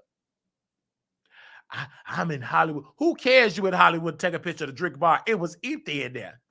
And I can guarantee you, you paid for the drink. Them drinks was $300. Ain't nowhere in the world I'm going to buy and pay them for those drinks for $300. Skip that. Just to take a picture to give an illusion. That ain't working. That's outdated now. People is going back to what is real. That's why Wiley is coming up. They miss that real. I ain't trying to be fake. It's nothing wrong with looking nice. The problem is being fake. That's the problem. That's a major problem. Armand is fake. That queen fake. All he does is watch Wiley and pretend like he don't watch me. And I don't even take pictures when I go out. I don't even know how to take pictures. I don't care. I took one picture when Nate 702 and we all went out. I just took one picture. Like we just hung out a couple of times. And it moved the entire industry.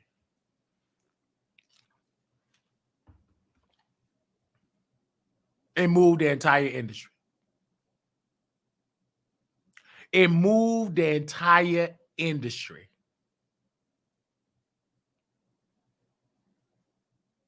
We was literally linking up, and people really believe that me and Nate 702 was married because that's how convincing I am. Because I'm entertaining. I'm a great storyteller. When I come on stage, this is my stage. I did my work. I'm here to entertain. I would use anybody to entertain. It's not that I would do anything for clicks and views. That's a lie. If I didn't do clicks and views, I'd have had Jaguar Wright eating dirt. Eating dirt. Smudged with ashes. I don't do anything for clicks. That's a whole lie.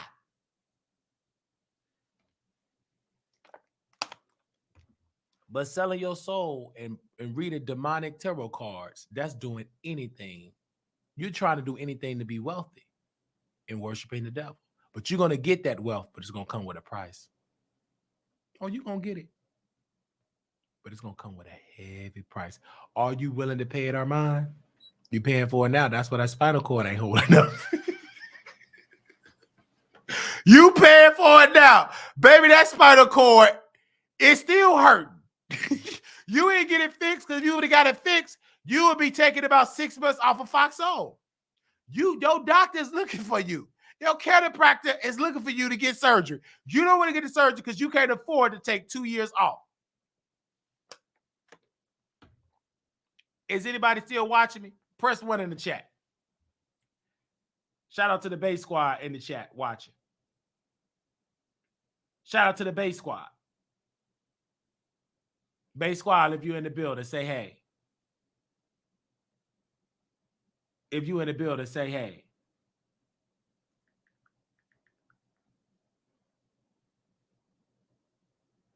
Is the Bay Squad still in here?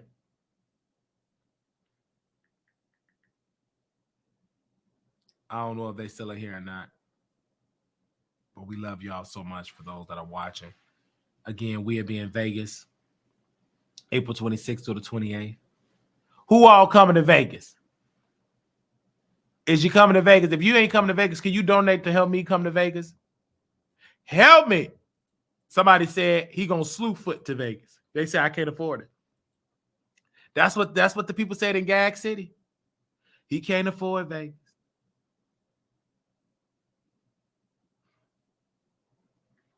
He broke. He ugly. That's what they said about me, y'all. Can y'all donate and make it happen?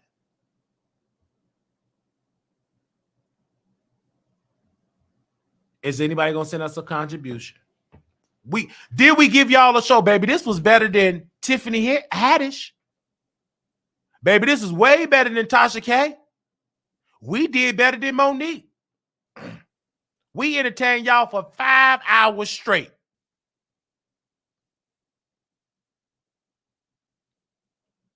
We entertained y'all for. Do you know how talented you have to be to talk for 5 hours to entertain 200 people?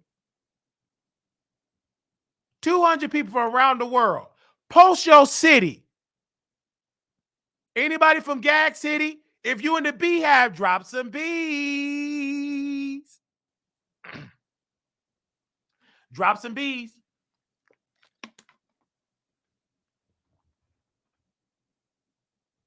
Where's the Beehive? Beehive, where you at? Come on, drop some bees. Where you at?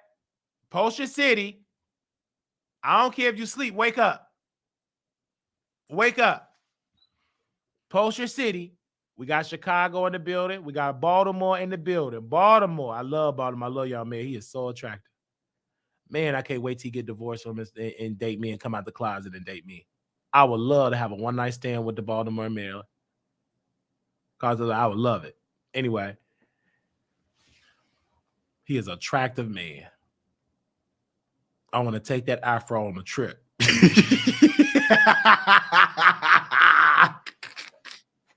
Man, I'm so attracted to his press conferences, I get turned on. Man. And I am now officially in charge of Little Kim Beehive. As of right now, we will continue to support Little Kim. And we want to thank her for allowing me for this position. And in the morning, I will continue to support Little Kim. I think she's one of the best people ever. She's one of the greatest people ever. Little Kim is what I call the best thing walking on God's green earth, because she used to be scared of it. And then she put lip to it and she handled it like a true queen. And I love that. And she wrote a song on 9. Give me that bag. Give me that bag. All I want is that bag. Give me that bag. Give me that bag. I don't know the bag. Rider. Okay. Pray for me. Child of God.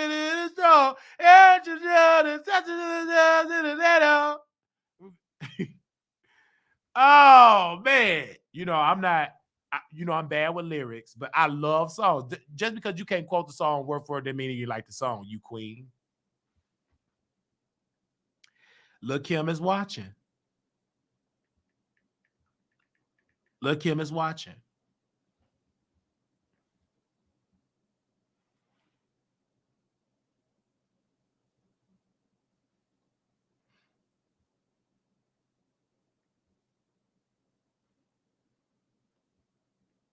Lil' Kim is watching.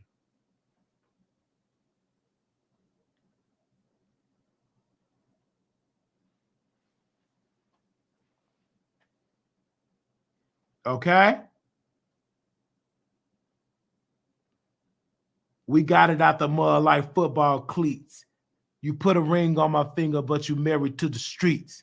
I know you get into the bag, baby. I just pray to God that you make it to the bag, baby. I ain't worried about my bitch taking you from it. I'm more worried about the streets taking you from it. I'm more worried about the streets taking you from it. So before you leave the house, kiss me and tell me that you love me. Pray. Like, this woman can rap. I don't know what y'all talking about. That's so the problem is not the music. The problem is the delivery, the marketing.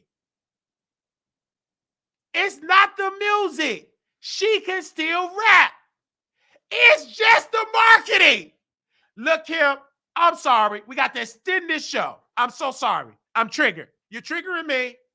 You're triggering me. Wake Lil' Kim up. I'm sorry. Tag Lil' Kim. I'm sorry. I'm sorry. I got to say this. I can't go to sleep until I say it. It is not the music.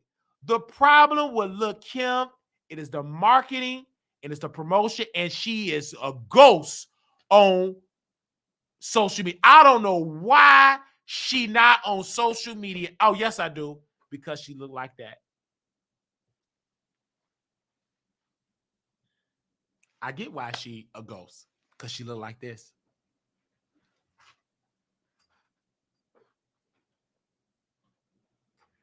She looked like that. And because she looked like that, she don't want to come on in front of the camera. And she messed up with a book deal. Whoever signed that contract, because she cannot afford great lawyers, they signed a book deal wrong with the publisher. We're trying to get confirmation.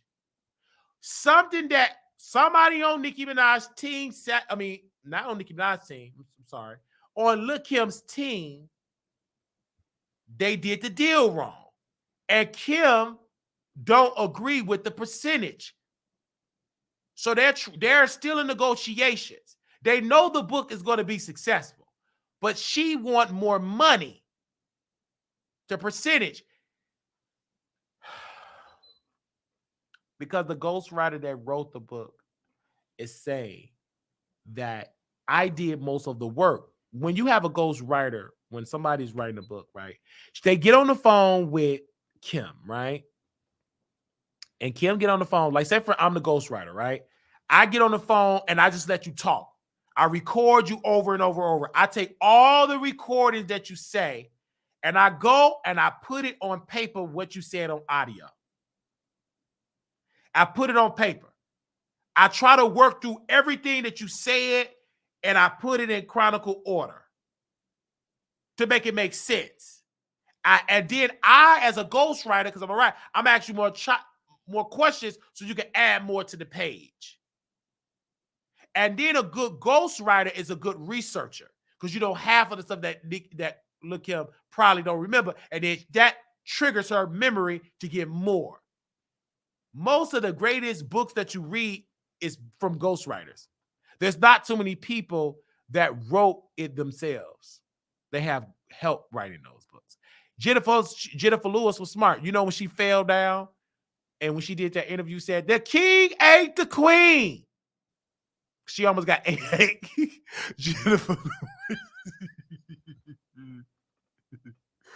Jennifer Lewis almost got ate up by. Wait. Jennifer Lewis almost got ate up by African lion. But the woman that helped her, the white woman that helped her, The reason why she brought her to that vacation for free is because she helped Jennifer Lewis write that book. She helped contribute to the book. She helped write it. And she told Jennifer, because she's a true friend, you ain't got to pay me. So Jennifer's like, well, how about I take you to Africa with me? And so Jennifer Lewis wanted to go outside, wanted to be a diva, was leaning over, crumbled, hit the ground, and the lion that was rolling. They was rolling. I don't know what that is, no lion. And then she told, because she's telling, I love Jennifer Lewis. She was with the cause of Good Morning America, and she said, damn, what a headline. Because I'm Jennifer Lewis. What a headline. The king and the queen.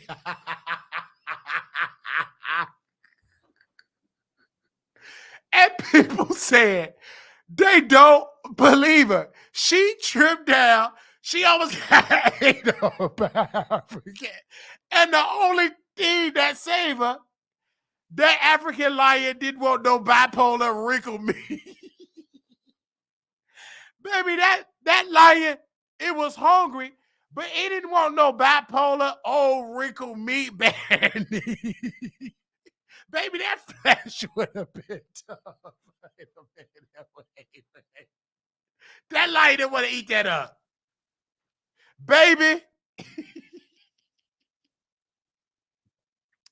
if that was James Wright Chanel, he eat all little patty pies.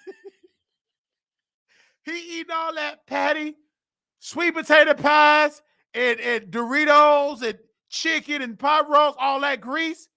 He would have ate James up. That African lion would have devoured it. Oh, that extra meat. Because that lion, they nostrils, that's some good sweet meat. It would have ate James up. James would have survived that. He would have got ate up. He wouldn't have got 2 pieces in his face because he'd have been ate up by that lion. And he wouldn't have been worried about it. They wouldn't have shipped his body to the state. What? It's nothing. It's gone. He would have ate the bones. That's gone. So I'm telling you, man. I don't know why y'all getting mad at Wiley. Why y'all getting mad at me? I can go live and talk about what I'm talking about. And because I watched, did anybody see that Jennifer Lewis commercial? Is I'm lying about Jennifer Lewis saying that the king ate the queen? Did anybody see that?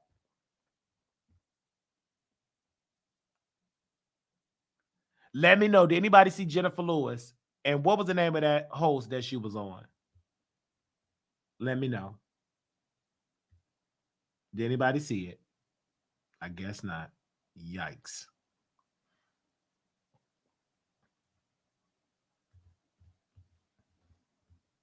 He is so attractive. I'm looking at the face of Chasing Dallas, J.C. Jones. He is so good looking. Man, that's a good looking man. Woo.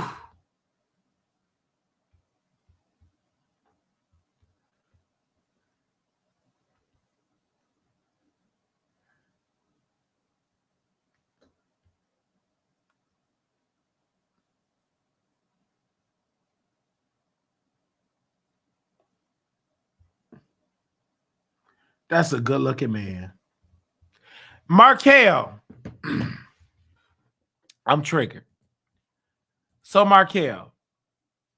Let's put Markel back on the dock here.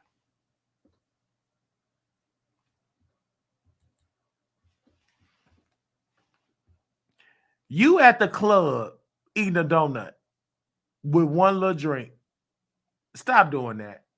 And you was in the chat. Do you want to come over to my house so we could do a sit-down interview? Let me call Markel. This man at the club drinking a one little drink. That drink is expensive.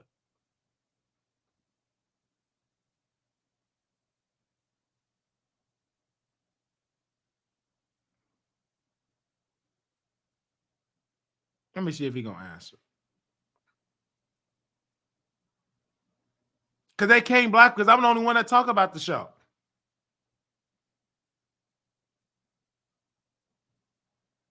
Okay, he ain't answer. That's what the gays do. They post one little drink to make it seem like they really lit.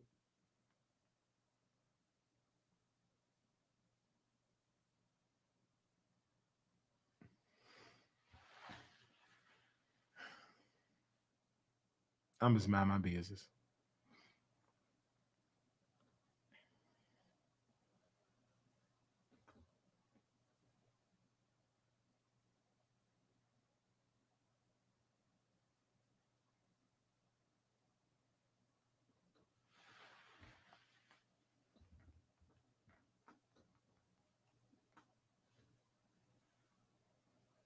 They said, Wiley, are you attracted to Hispanic or Asian men?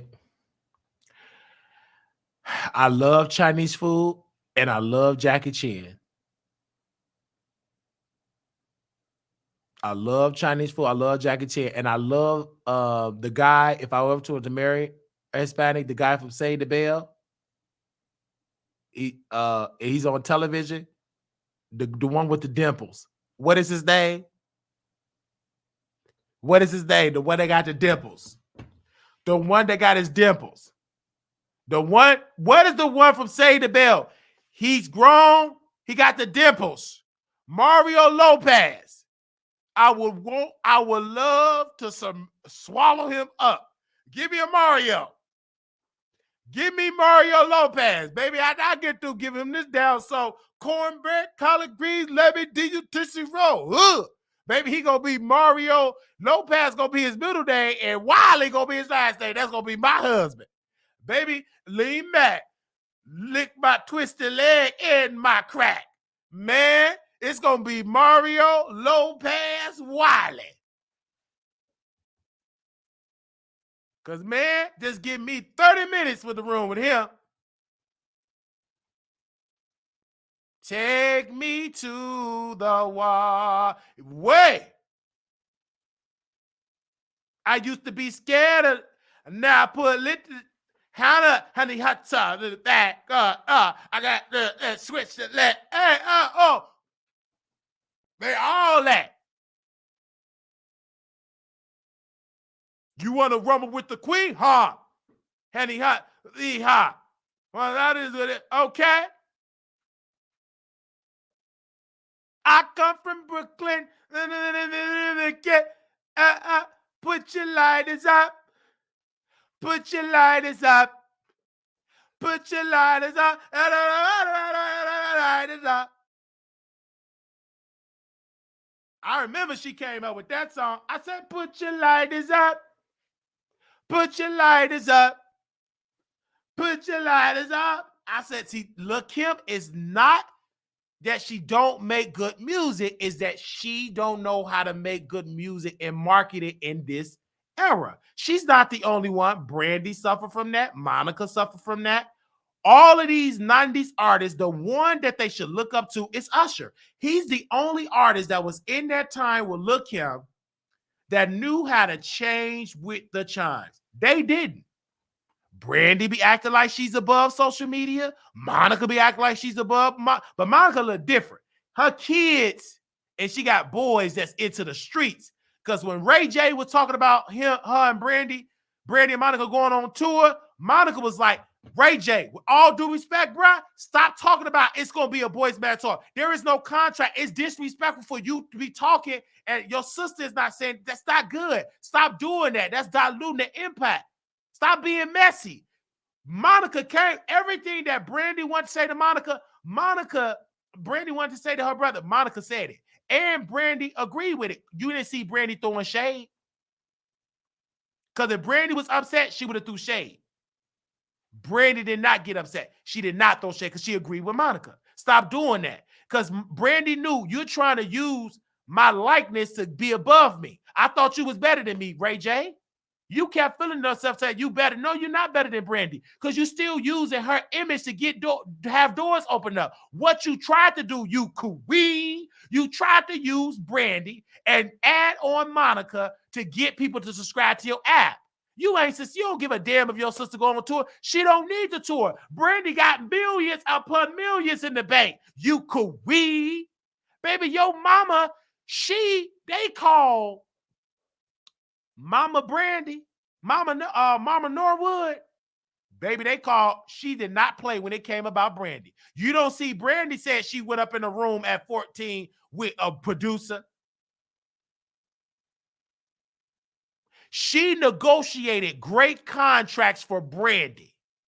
That's why Brandy get to do whatever she want to do, because the revenue that Brandy is getting is because her mother fought for that back in the 90s. I'm just saying. It's not who, I don't know about the room. I'm talking about, let's stick with the business. Even with the room. Mama Norwood wasn't going to go over that. Brandy got money. You think Brandy ain't got, she's rich. Brandy got millions. The problem is y'all used to these new celebrities rocking what you wear. Brandy is low key with her money. She come from a different era, but just because you come from a different era, you still got to know how to market in this era. Yeah. Ray J was doing too much. But Monica, she from the streets. See, Brandy is the same way, but she quiet with her. She's like the Markel.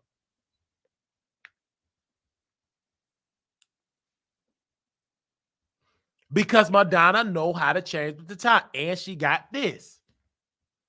You get this. Most of the people with this control the media.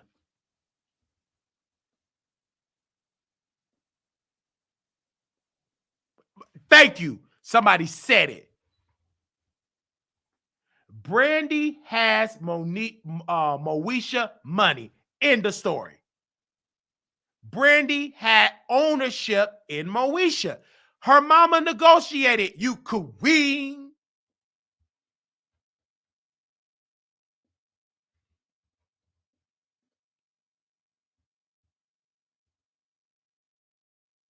You don't see Brandy say, I'm suing them for they not paying me that, because Mama Norwood didn't play that. I'm just saying. So y'all were doing all that talking. And Brandy had Monica, Monique's money too. Yeah, come on, Lisa. You woke. You woke.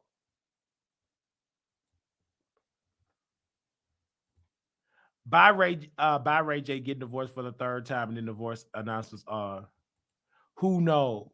The era everyone's been used in a bruise. Our first Cinderella and Brandy is going to be on BET Plus with a new movie or something like that. I believe so. I believe BET Plus.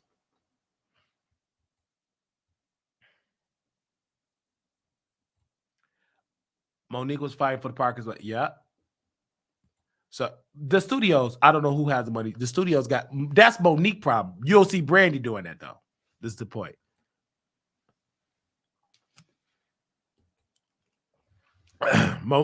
Brandy came at a different time. Y'all don't know the deals. Baby, Brandy was everywhere. You're not a true Brandy fan. Y'all looking at Brandy now. I'm talking about when she was the Beyonce. Y'all forget because again, y'all not a fan of these people.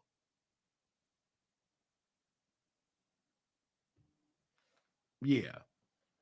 J990 says so. When you say Brandy, I don't know what she got. I know she rich.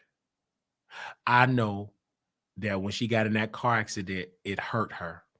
It destroyed her career. That was a nail in the coffin a little bit when it comes to public relations. But before that, the marriage lie. And she had to overcome that. And I remember she did a reality show and she said she didn't want to deal with Roscoe Jenkins because the album Human flopped. But now, because sometimes because she's gifted, we are appreciating the Human album more. It's the piano man. We appreciate it more. We appreciate it more for Brandy. I said sorry over 1,000 times. Is there anything to say to you to help you dry your eyes? I would make it all better if I could, if I hope you realize. I cry when you cry. I heard when you heard. I made mistake, but I can turn back time. Forget, I'm only human. Love me, I'm only human. Save me, I'm only human. Save me from myself. Okay? So that song touched me. And Lisa, this is another thing. Y'all got to stop listening to these. Google. Lisa. Respectfully. If Google said Brandy got 12 million, add 12 on top of 12.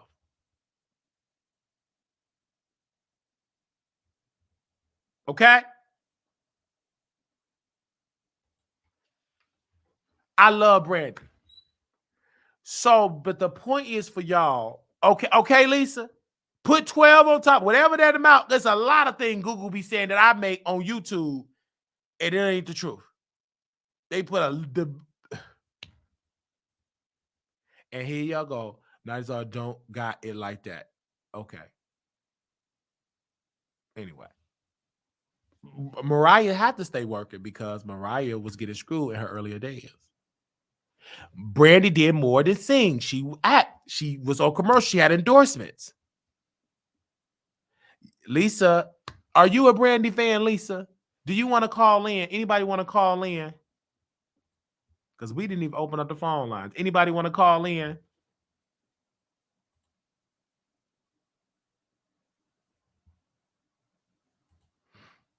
Anybody want to call in? All right. I thought y'all want to call in.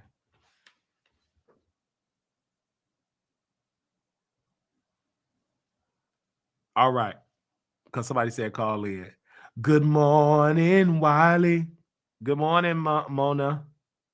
Brandy was on Broadway, had her own show, did movies, etc. Yes, I love her, Cinderella. Yeah, that's what I'm saying. She just did a movie, a Christmas movie, a Netflix Christmas movie last year, and she did a Christmas album. So if you're not fans, you don't know.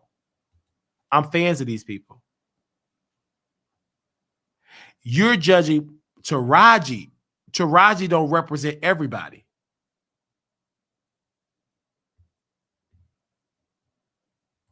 Oh, okay. What I did was, hold on. Give me a second. Oh, wait a minute. I put it on Do Not Disturb. My bad. I did that. Give me a second. I'm gonna call you back. I'm gonna call y'all back because it'll keep beeping. So I'll call you back. Give me a second. Let me bring you on. I'm gonna call you back. So just call in so I'll call you back. Okay. Just call in. I'm gonna take y'all one at a time. All right.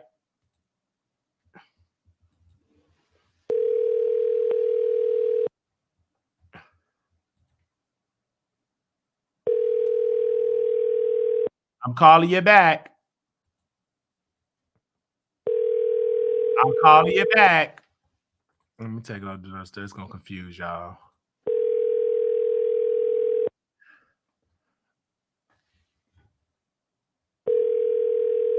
Oh, wait a minute. I'm calling that person back. They call at 12 o'clock in the morning. Baby, they sleep.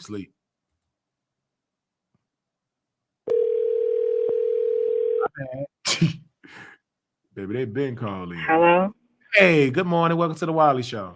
And the Couture Bay Show. I know she sleeps. She'll probably wake up. Go ahead, sis. Good morning, Wiley. Good morning, Couture Bay That Sleep. I've been seeing you on the Wiley Show doing a great job, you guys. Thank you. I like the new setup with you having a feminine perspective because I think that because you're a man, a lot of times I think that you come off for the men. But I love how you incorporated Couture Bay to make it just as satisfying for the women as well. Yes. Perfect balance. Great job. And she can cuss the women out for you. Yes. So you don't have to no more. Oh, Because no. we it was overwhelming, Wiley. See, she can do it. I just do too much. But the women be trying to put on station heads. So they don't trigger me up here. On station head, they know you don't trigger me. That's unfiltered. That's the ghetto. That's just like that's just like you trying to provoke me at home versus at work. You know, at work I got to be professional, right? But some of you girls, because some girls are just they can't. But when you come up, girl, you gonna take. But some people can't do that. That's a new group of workers. You can't. They don't know how to code switch. Maybe these new workers will whoop your tail in that office. Oh Lord! Because if my sister when I told her what went on when I was on her day, she would have lost that job. She said you had to bail me out. Oh my goodness! I'm just a different type of worker. Them workers, you can't be. But that's why you made to have your own business like you do. Like you knew, at least you knew you couldn't be an employee. So you started your own business. Yeah, that's why we love you. And you're incredible, regardless to. You're gonna be running for mayor next after Jason Lee. Oh, you already know I'm gonna be running. Baby, we gonna have. Look, it's gonna be Wiley for Chicago, please. Wiley for Chicago, please. Yeah, it's gonna be for Chicago. And baby, you think you ain't seen a troll till you see Wiley the troll, the political troll. See, y'all just got the celebrity troll. You ain't seen the political. See, the political troll, you get more media attention when you troll political. Do you know how you have Fox sold pennies in a bunch these past couple of months? Yeah. Like, you are king troll. Like you in a dictionary where it say troll, your picture should be there, and not for what the troll, not the gnome troll. I'm talking about the actual internet troll. Yeah, it's a long, because like what 50 Cent does, he does comedy. What I does, I'm better than 50 Cent. I'm way better than 50, and you funnier. Yes, and you way funnier. I'm giving like I'll be up in the middle of the night watching a Wiley show, and it be a premiere. You don't even be live. You be just having a premiere, and I be in there rolling off the bed laughing. And then I love the late nights when you in your little manic stage when you ain't take your medicine. Lord, I said, oh, this the real Wiley. We getting the real him. You just be going off. I'll be sitting there getting all the therapy. Yes, because like people say for me, they say, oh, there's nothing wrong with being manic. Well, everybody in America, last time I checked, patients have rights. I'm not a patient. Yeah. Americans have rights. It is hard to get somebody in a hospital. Do you know how you have to work through the legal system? Yeah. And most of the states, because it's so challenging, they wait till you commit a crime before. Right. And why is that, especially in the Black community? Why do they do that? Because of the law. They cannot. The law say that, Wiley? It's a law, and these groups, like you're trying to go against patient rights. Like you're trying, and it's dangerous because you may do it for me, and it was a need for me. I mean, but what if they try to use that law? I don't like because you Black and you playing loud music. We're gonna put you in the middle. It's dangerous because it would get abused. So yeah, states don't like to get involved with it. They don't like to get involved with it because the mayor of New York, he's trying to pass a law where to force these people to go to a mental institution that's homeless. He wants them to just, but that's dangerous because how do you know that is really is? You may have somebody that likes to talk to themselves. That don't necessarily make them crazy. That's right. So that's dangerous. And first of all, the state of New York, y'all got rats and roaches, and how y'all gonna pay for great psychiatry? You can't even keep rats from running through the city. And people be talking about, I run New York. 50 Cent said, no, the rats in the city run. The rats. You don't run the city. You don't run New York. Baby, the rats. And this is why we watch the Wiley Show. Okay. He talking about he run New York. What? Baby, the rats say otherwise. And they big. You never seen no rats until. I think you're one of the most honest commentators on YouTube. Yeah, like if I would say that you're probably my top YouTuber because of your authenticity. Everybody else has a show to put on. Wiley is coming up, whether he's manic, whether he's not, whether he's Yes. having a horny moment, whether he's not, you gonna get Wiley at all facets. That's why people like you would never get put out like a Diddy or somebody like that did, because we get exactly what it is. There's no secrets with you. No, and that because It's just Wiley. and it's nothing wrong with being manic.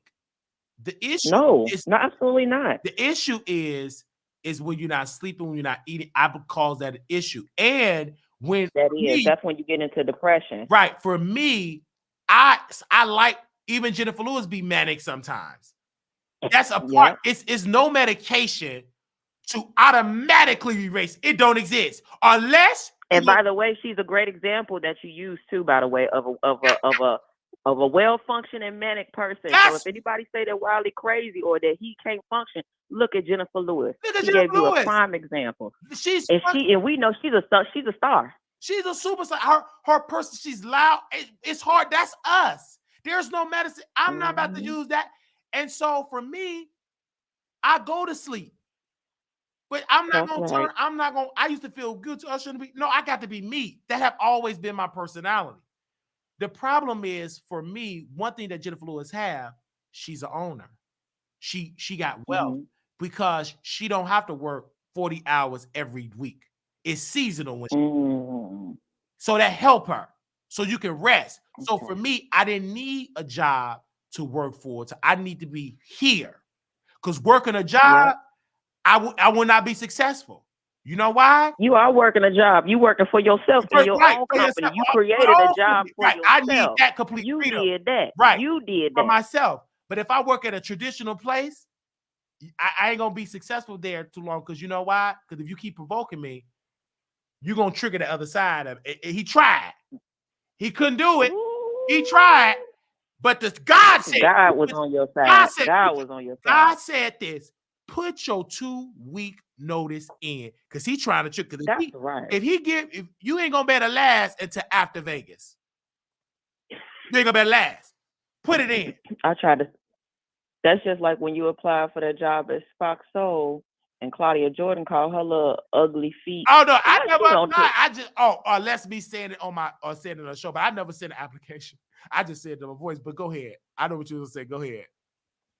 No, she ain't had no right to do. She didn't have no business. And if that was a petition that I could have signed to get her fired, I would have signed 100 of those petitions by myself with a whole bunch of different names on them. Yeah. And the reason being is because number one, mental health and mental illness is very real. Let's be clear on that. And it's a lot. And that does not mean that you can't get a job. And then what make it so bad, she gonna talk about your eyes. She brought up the way you are later, but the first thing she gonna say, because you need to look into the camera straight. Yeah. I was so proud of you. First of all, let me just take my hat off to you and give you your flowers, because you could have went about that in a whole nother way, baby.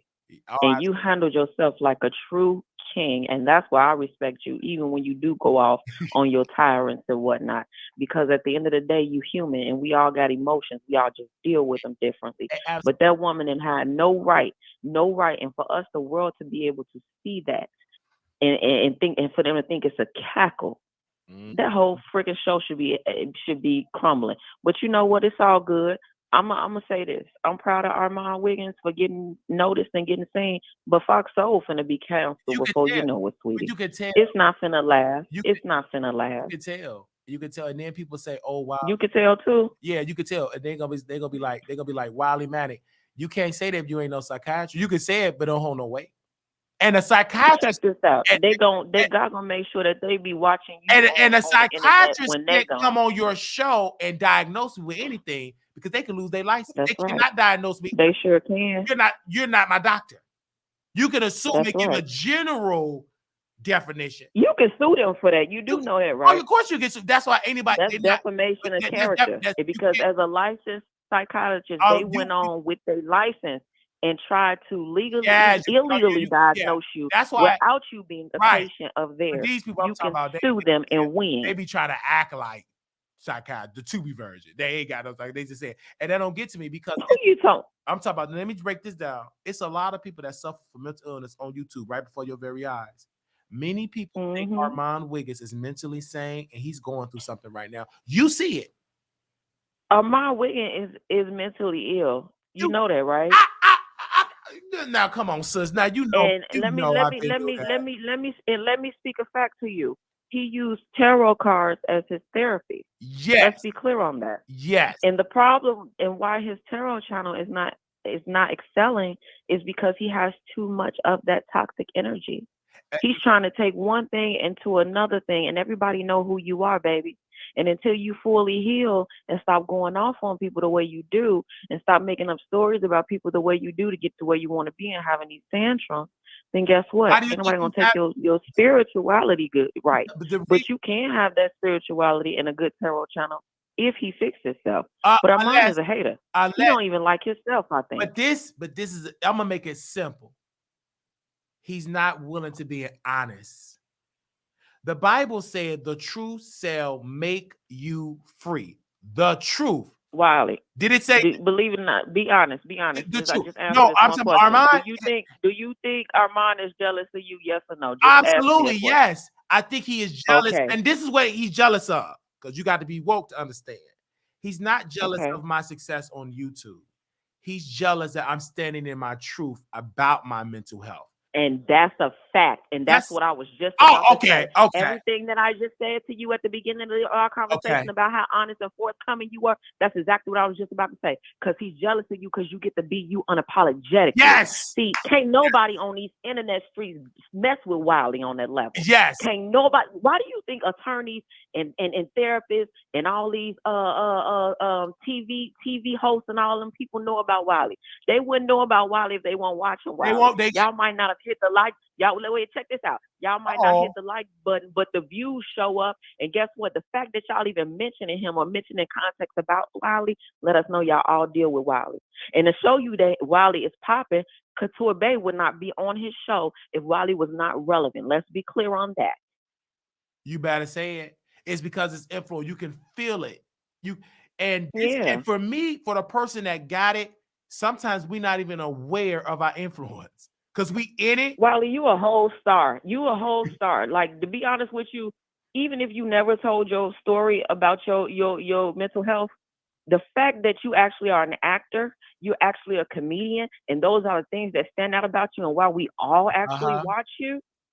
Yeah. Let's be clear of why people like Armand and low key Storm Monroe Oh, you ain't is no low jealous key. of you. That's down low. Where You know what I'm they see it. saying? They see it. Oh, so you peep that? I've been, ma'am. I've been peeped that about Storm. That man had me blocked in the chat and lied. Oh, well, I don't have you blocked. And then he admitted it. He said, I got your name blocked. He lied. You were jealous. I told y'all. These people are, I told y'all. I've been We the exposing viewers can people. see it. I've been exposing people before Cat Williams. Baby, but now because of Cat Williams, more of y'all are waking up and y'all seeing the fakeness. Y'all are able to see. But I'm just a viewer, and it's crazy how a viewer could see what you've been seeing yourself.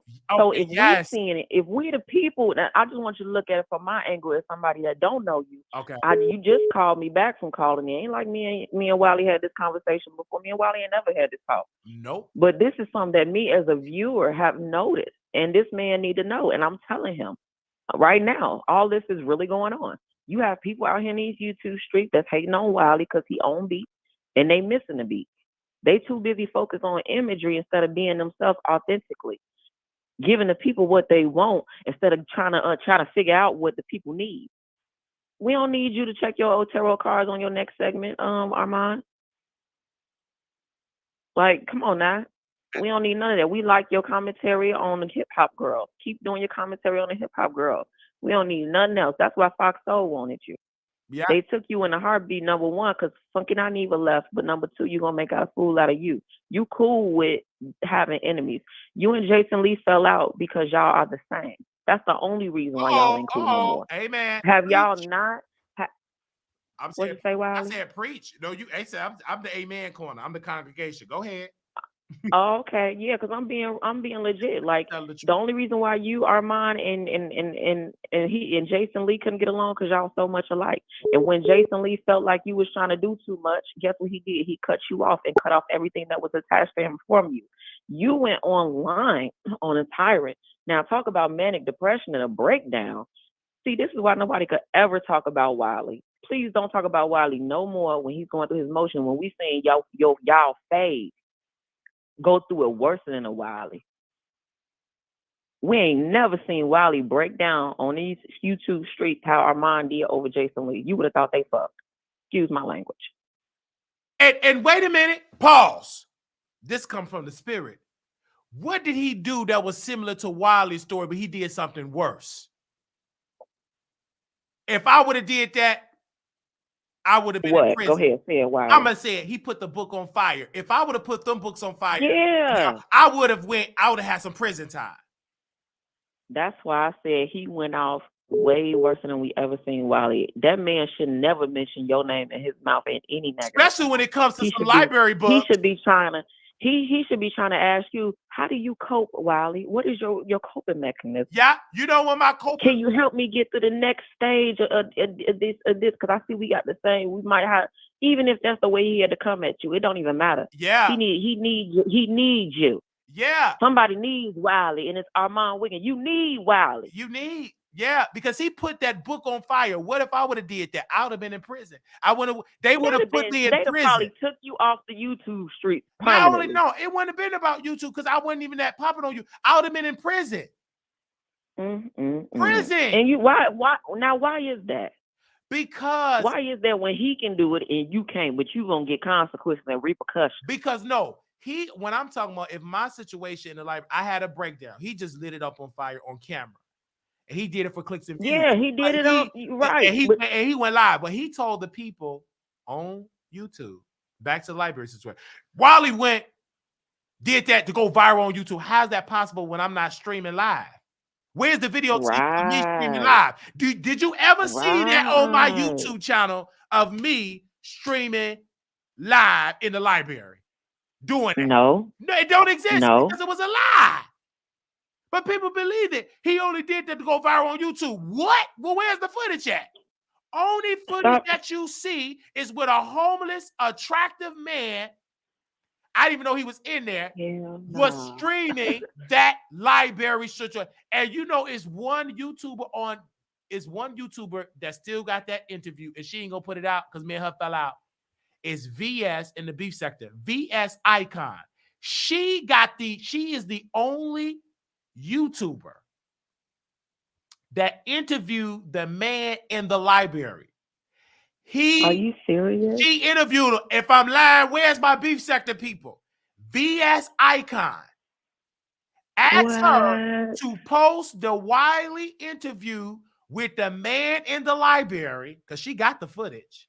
She got the interview. What? Because how did she know about him? I gave her his name, his Facebook. I couldn't reach out because it was an open case.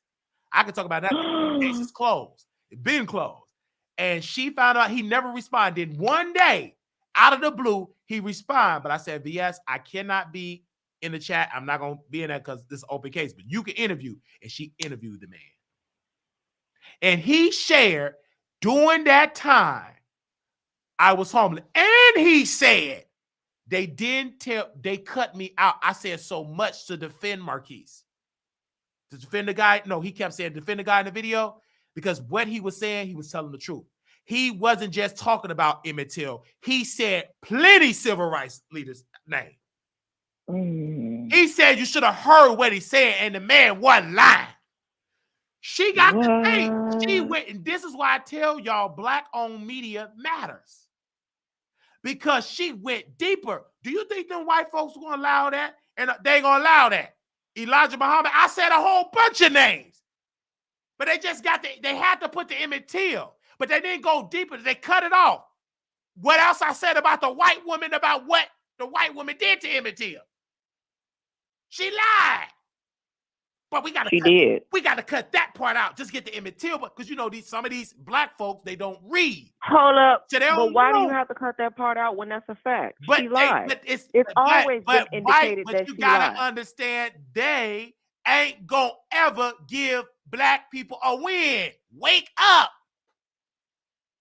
But how you gonna say they gonna get? This is where I feel like they were wrong during that time. You got to understand how They media yeah, but operates. look at this. The way, if you look at it like this, no matter if media not back then or right now today, if we know that it don't matter what race they is, but you got one child that's 12 years old, I understand. and you got 3 grown men, Oh yeah. who in the wrong and who goes to jail?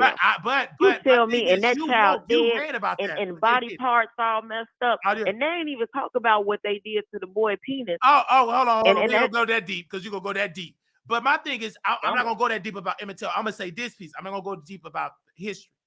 I'm gonna talk about and stick with Armand Wiggins. Emmett Till. Yeah. I said, y'all making a joke about an ancestor and you don't understand what y'all talking. That's how ignorant it is. You was making a joke. You don't even know who Emmett Till is. You don't. You making a joke and you looking stupid. And you gonna pay for all that. Somebody found me the footage so I can send it to his boss. He better hurry up and delete it off Fox Soul. He better hurry up and delete it off Station. If somebody screen recorded, it will be emailed to Fox Soul. You make it for and to the NAACP. I think you should just shut up. Because you don't know, I can reach and send it to the NAACP and they can call for a protest. He don't need to be on there. He talking against the ancestor. Or I can send it to the Till family. And let them make a statement to the press. You won't have that position. You'll be gone that day off Fox Soul. You making these unnecessary jokes because you trying to drag Wiley. I said you better keep it on Wiley. You gonna pay for that. Keep talking about Emmett Till. And you ain't been the same since because you was dragging Emmett Till.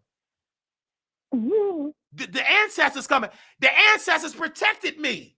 It was because I was doing it for a purpose. And somebody in the YouTube, go read them YouTube comments. They said, why y'all not gonna keep it real? This was such a R-word rampage, a racial rampage. Just say what it was. And the black man in that interview, he said, I was homeless. What he was saying was right. And he said, I did not know he was a YouTuber until you told me.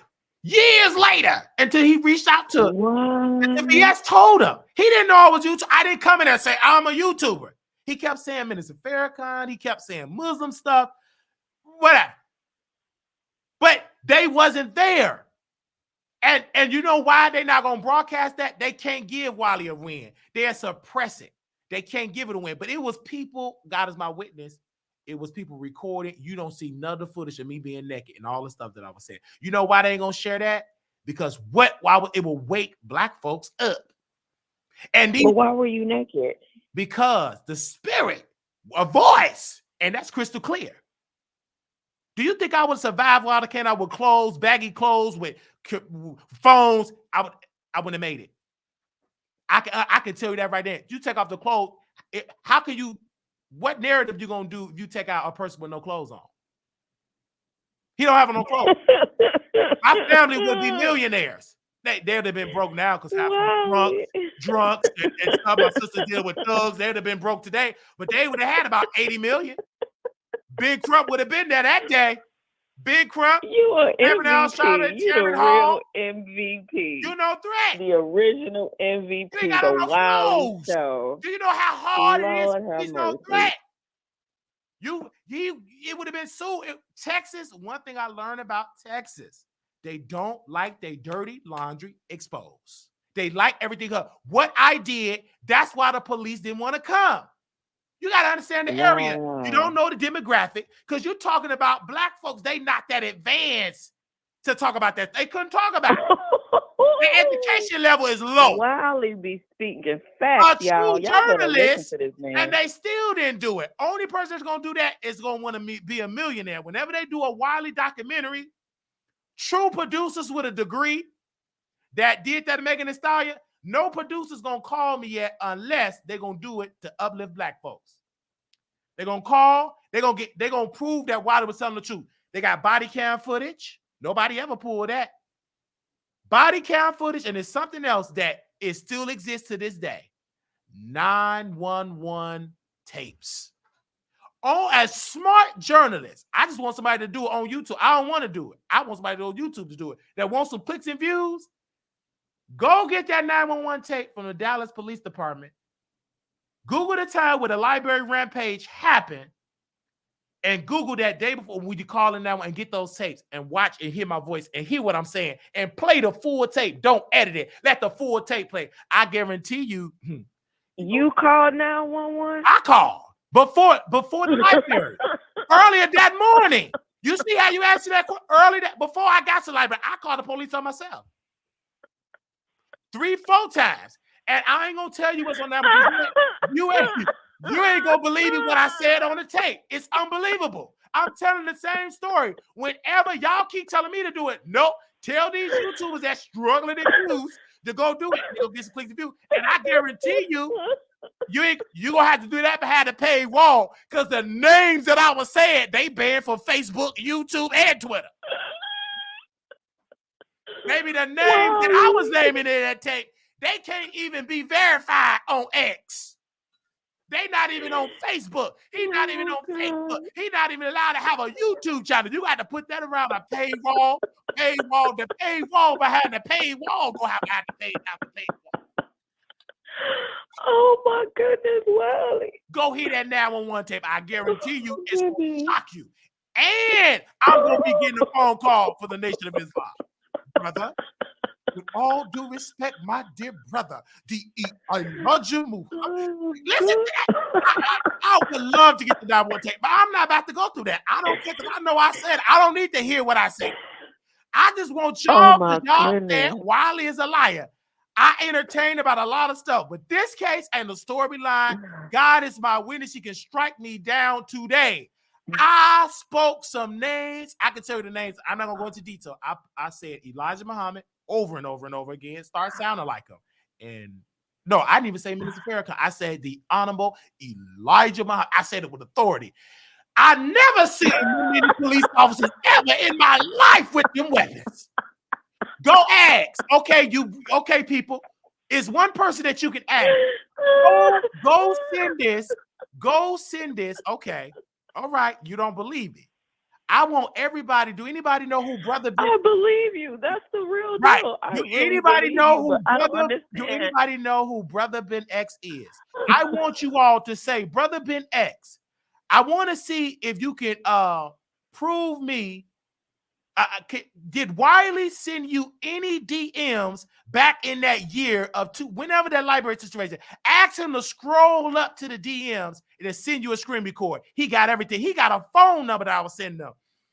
I mean, I'm not gonna tell you. I'm not gonna show it. I want y'all that want to be YouTubers and journalists to go reach out to Brother Ben. I'm doxing myself.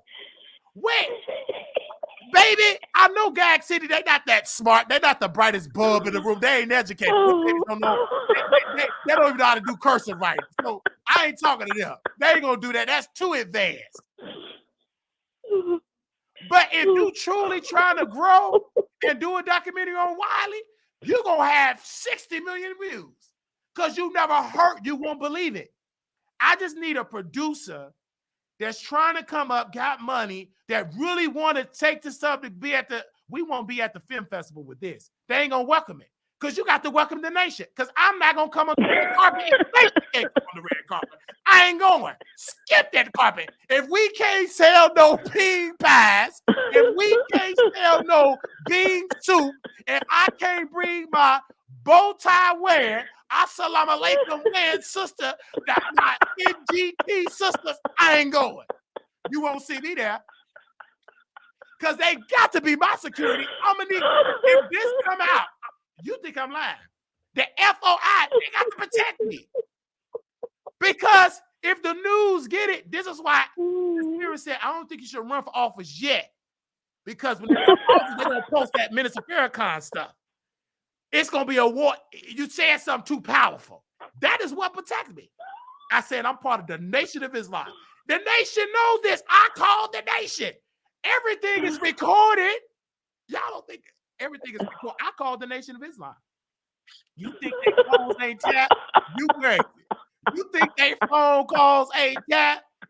Okay. What happened when you called? I called them in the psych ward with a paper gown. I told them I need Ava Muhammad. Oh God my rest her God. soul. Ava Muhammad, she passed away. But she was alive then, and she's an attorney Whew. because she was the nation attorney when he sued the news back in the 80s. And then she was the one that dragged Mary J. Blige when they was trying to talk about Minister Farrakhan. They had a storyline that Minister Farrakhan had something to do with the deletion of Malcolm X. And Mary J. Blige played What? Betty Shabazz, and Sister Ava Muhammad dragged Mary J. Blige. You gotta No go. way. Dude, I'm not only people that the nation, nobody ever in the nation ever called into this chat and said Wiley line is cap. Never, because it's the truth. They know I watched it. I seen it. Wow. And Sister Mary, when you was going through something, we stood for you, Sister Mary. Why would you allow that? The enemy is going against you. Why would you say that? Why would you? I gotta find if somebody from the nation, if you hear me, to reach out to me. I want to find that day whenever they made that movie about Dr. King and Malcolm X and Angela Bassett, Greta Scott King, and Mary J. Blige. Yeah. She played Betty Shabazz. I want to find the nation because they wanted what they tried to do. They wanted Minister Farrakhan to drag them. No, he's smart. See, he moved strategically. He had Sister Ava Muhammad. She was the first woman to ever operate her own temple. What do they call it? Do they call them a temple? They used to call it a temple. What do they call it? Oh, the mosque. I think they call it the mosque. The mosque. But back then, they used to call it the temple. Like they used to call it used to be temple. I think they changed it to the mosque. But Sister Ava Muhammad was one of the women she was running her own mosque. She was in charge as a woman. Wow. He installed her because she was just an attorney, but because Elijah Muhammad woke her up, she became in charge of she had ran a mosque, and she helped with the legal department of the Nation of Islam. Oh, baby, I did my hair. Ain't nobody from the nation ever could call me a liar with that. They call me like a whole lot of things. Not with this particular situation. They know that's numbers the truth. And when she passed, I was hurt because I know these characters. Because I watched the Nation of Islam. I watch to this day. I don't just be watching Zeus like you black folks. Are you a bad boy? Are you a bad boy? Yes, I'm a bad boy. I be watching the Nation. I be watching, what do they call that? Savior's Day. And why do you think I'm a lone person? Because Minister Farrakhan will talk for 8 hours. He just talk. Only reason why Minister Farrakhan stopped talking so long is he gotten older. But in his old stricken years, he still be longer. Brother, give me that page. What is that page? He be getting pages. He be having his receipts. He have a research team. And brothers and sisters, I want you all to get this book. And I'll be Googling the book. Get the book. And see, Minister Farrakhan, see, y'all be throwing shade. This man is so smart. Not only because usually they promote their books because but their books is not available on Amazon. Amazon don't even allow it on the store. I'm like, what? You got to go to Stony Island or go to Final Call Bookstore to get the book. You ain't gonna be able to get that on Amazon, and you damn sure ain't gonna be able to get that on Audible. Not even How to Eat to Live. On some of them books, you ain't gonna be able to get it. It's too powerful. Maybe you got to pull up, get you a bean pie from Stony Island. Now, be careful, because it is, hopefully you can keep your car. You got to pray to Allah that don't take that car. Because you better tell one of the brothers, hey, I don't trust this neighborhood. Assalamu alaikum, salam. Can you please bring that bean pie in the book, How to Eat to Live? The bean pie. Bring it to my car so I can get in and get out. Whew. But you read it, and what I'm saying is, so now Minister Farrakhan just get his message. He'll promote some books that do something like, I'm going to say this, and I'm not going deeper because some stuff I'm not going to say. Okay. Just say a lot of stuff that been going on lately, Minister Farrakhan already talked about it. That's why in my members only, I'm able to do it deeper because I listen to the minister. Why do you think this? I listen to the minister. The minister have so many people that he have woken up. He woken me up. He got people that still wear nails, that still busted a wild woman, but you still conscious. Who cares who you sleeping with? Do you have a mind that you a black man, correct? Do you have a mind that you should be an owner, correct? People would just, and they tried to use what Minister Farrakhan said because their beliefs are a man's supposed to get married to a woman, correct? But they try to use that to try to get anybody to not listen to his teaching. You don't have to be a registered member, but you still can listen to what the man teach you about. Somebody said, are you part of the nation? My uncle said, you talking that Farrakhan talk. This ain't my first time having people go toe-to-toe with Wiley. I would wear bow ties at a sanctified church storefront. He only had 10 members. He should have did Farrakhan. 10 members. I'll be the only one with a bow tie. Look at him being like, brother. It was a joke. He's trying to be like Farrakhan. I was heavily influenced by the nation. Still is. I would come in with a bow tie. And in the basement, I would challenge them when they preach something. I got a question. Why is it that we always say the devil made me sick? I don't necessarily respectfully believe it was the devil. I believe it was that chicken. It was that hot sauce. It was that pork. Stop that. That's that Farrakhan talk. My uncle said it. But he was watching Farrakhan. But you try to act like you didn't. You watch Farrakhan. This is what I can't deal with. My uncle was fake too. You throwing shade at Farrakhan talking about he worship an idol God, but yet you watching him. And you say, I believe in some of the great stuff. You got some of Farrakhan's swagger. You don't believe that? At least Farrakhan was more progressive than my uncle because he allowed a woman to lead a mosque. My uncle still believed women should not preach, women should not teach, women should be in the bedroom. I got an aunt that thinks that way as well. She's raped Baptist. And look, and you don't see no growth in the church. Nope. About all the members every year he loses a member because they go to the afterlife. He about 4 funerals away announcing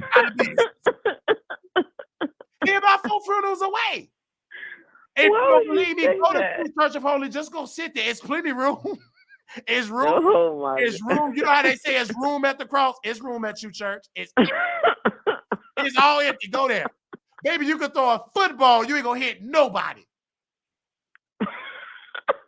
And I gotta drag the church. Why I'm gonna drag to church? Because it's my uncle's church. I'm a part of my blood. My granddaddy helped found the church. Why haven't you gone on your comedy tour? Why are you letting Tasha K outbeat you on it? Y'all want me to go? When can I get my ticket? And are you gonna be in Illinois anytime soon? I'm here sitting right now. You laugh. Whatever ticket price you want to pay, $80, send it to the Cash App. You ain't got to wait for me to go to no venue. I don't feel like doing all that drive and get on them planes. I'm giving you, just donate. I'll make you laugh now. But anyway, I'm talking about you, church. So anyway, it's how am I get my seat if I donate the money for the ticket? You in your house. This is a new form of comedy. That's old news. Comedy clubs gonna be shut down online. Maybe this ain't the 80s. You can laugh from home. Y'all trying to go back. You really think they gonna bring me? Do you know how much security I'm gonna have to have if I do a comedy show and drag the owner, Nicki, the listen, excuse me. Y'all trying to set you're right. You're right. Because I did say you were very raw, and I forgot you do get everybody. So this comedy thing would have to be up. It would have to be heavy. The security gonna have to have security. Yeah. And you're going to have security for yourself. It doesn't matter. So you don't run up on them celebrities. But my thing is... You end up seeing your favorite celebrity you've been in love with. You're going to see that person and boom. But it's about if they touch me, God has got me. I'm not foolish. No, should nobody be putting their hands on you. No, I don't care what you say. I don't care what a person says.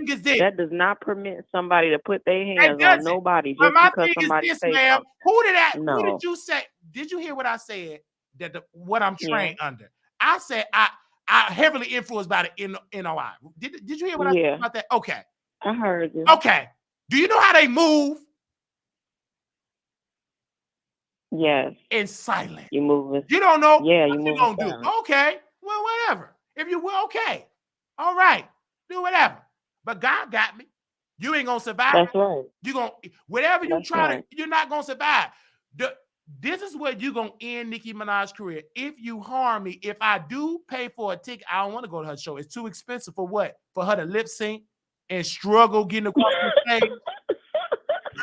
I'm not going to that. But let's just say, hypothetically. Oh, so about that, can I comment on that Okay. still, or is it too late? Right, no, it's not too late. Hypothetically speaking, I go there and they whoop me in the venue, beat me to a bloody pulp. They beat me like Ric Flair, blood everywhere, gush it out. Who's gonna get media attention? Ric Flair. Who's gonna go viral?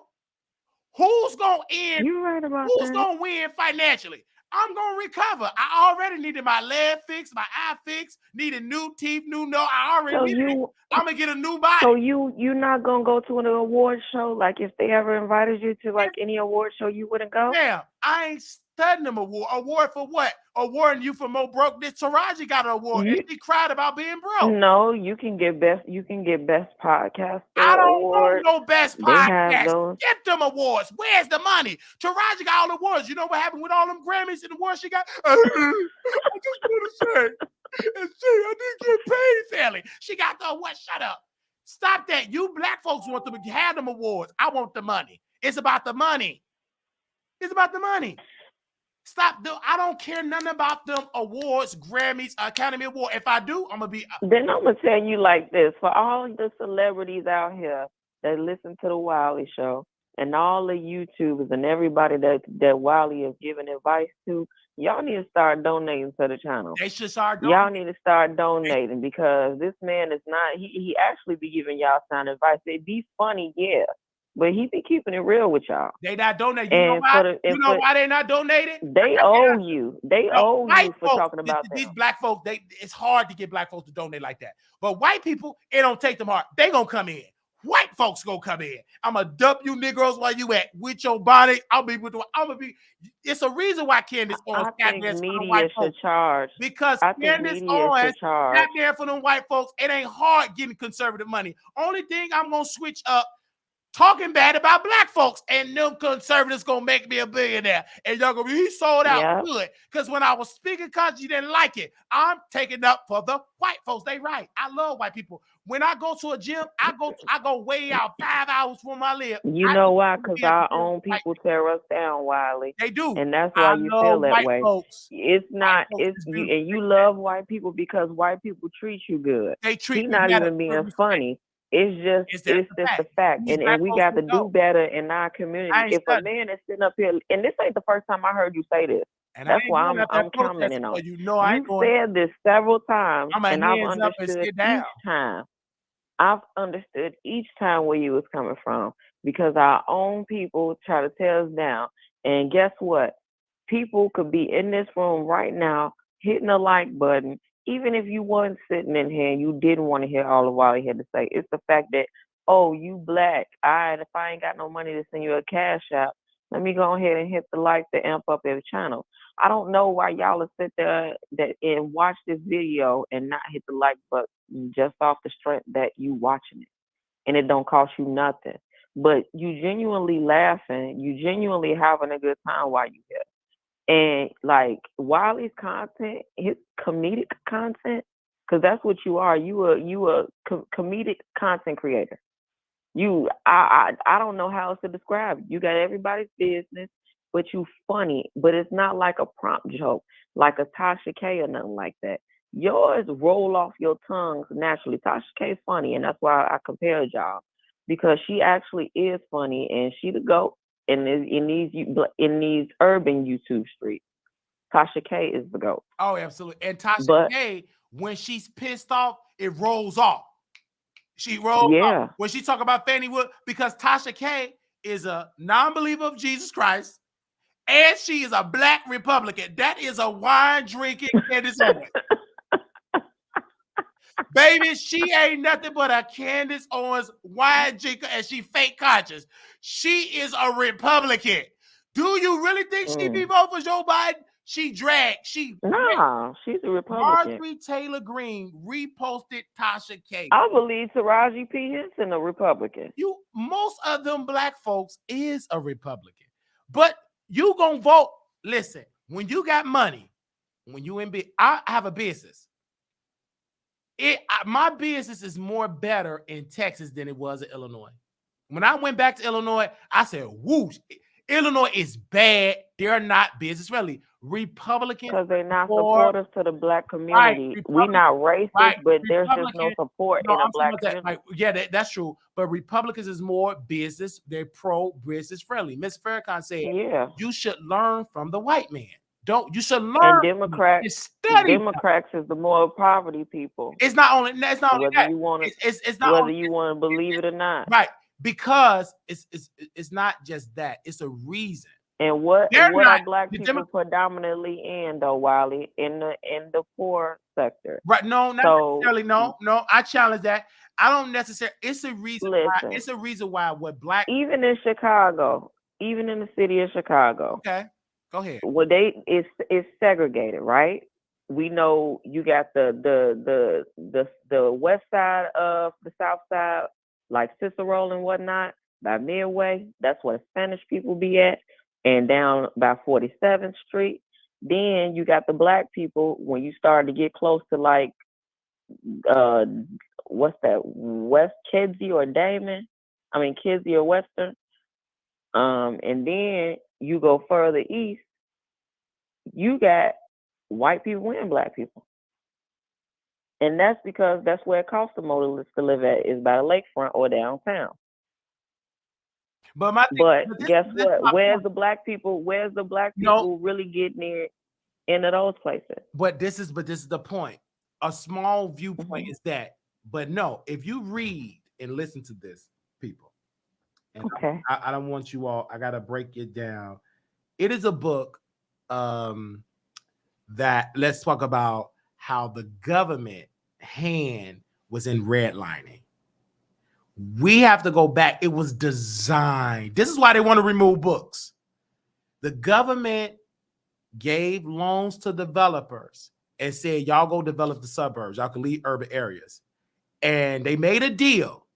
Said, well, black folks, they cannot go to those areas and they cannot give loans. It was deeds. It was like certain deeds that they could not even give the home to a black person in the deed, on the land. Couldn't do it. You couldn't do That's it. A fact. They had to stay restricted in certain areas. Even black folks, listen, that had money. It was a zoning. They had money.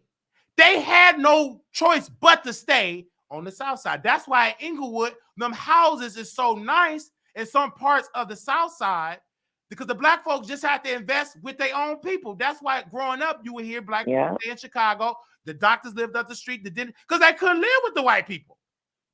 Why do you think a lot of the black people that live in Chicago, as soon as they get the chance, they move to the suburbs? Because so that's how they'll end up in Schaumburg or Naperville or something like that. A lot of black, and it's as simple.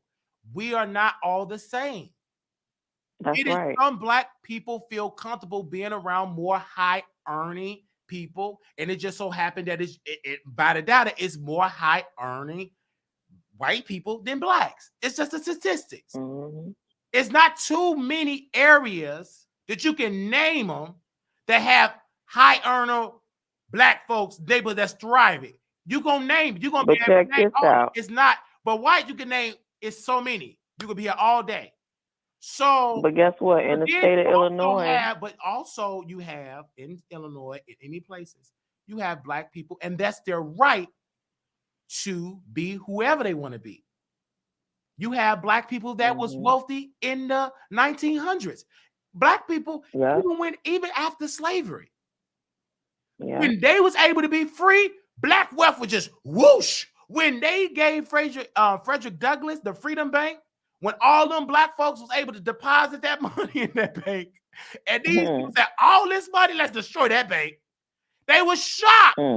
How can they be shocked? Because they didn't do their research. I don't know how they them people put Black Wall Street on fire. Because it's not even just that. We just focus more so on that. Black folks have been having Wall Streets all over.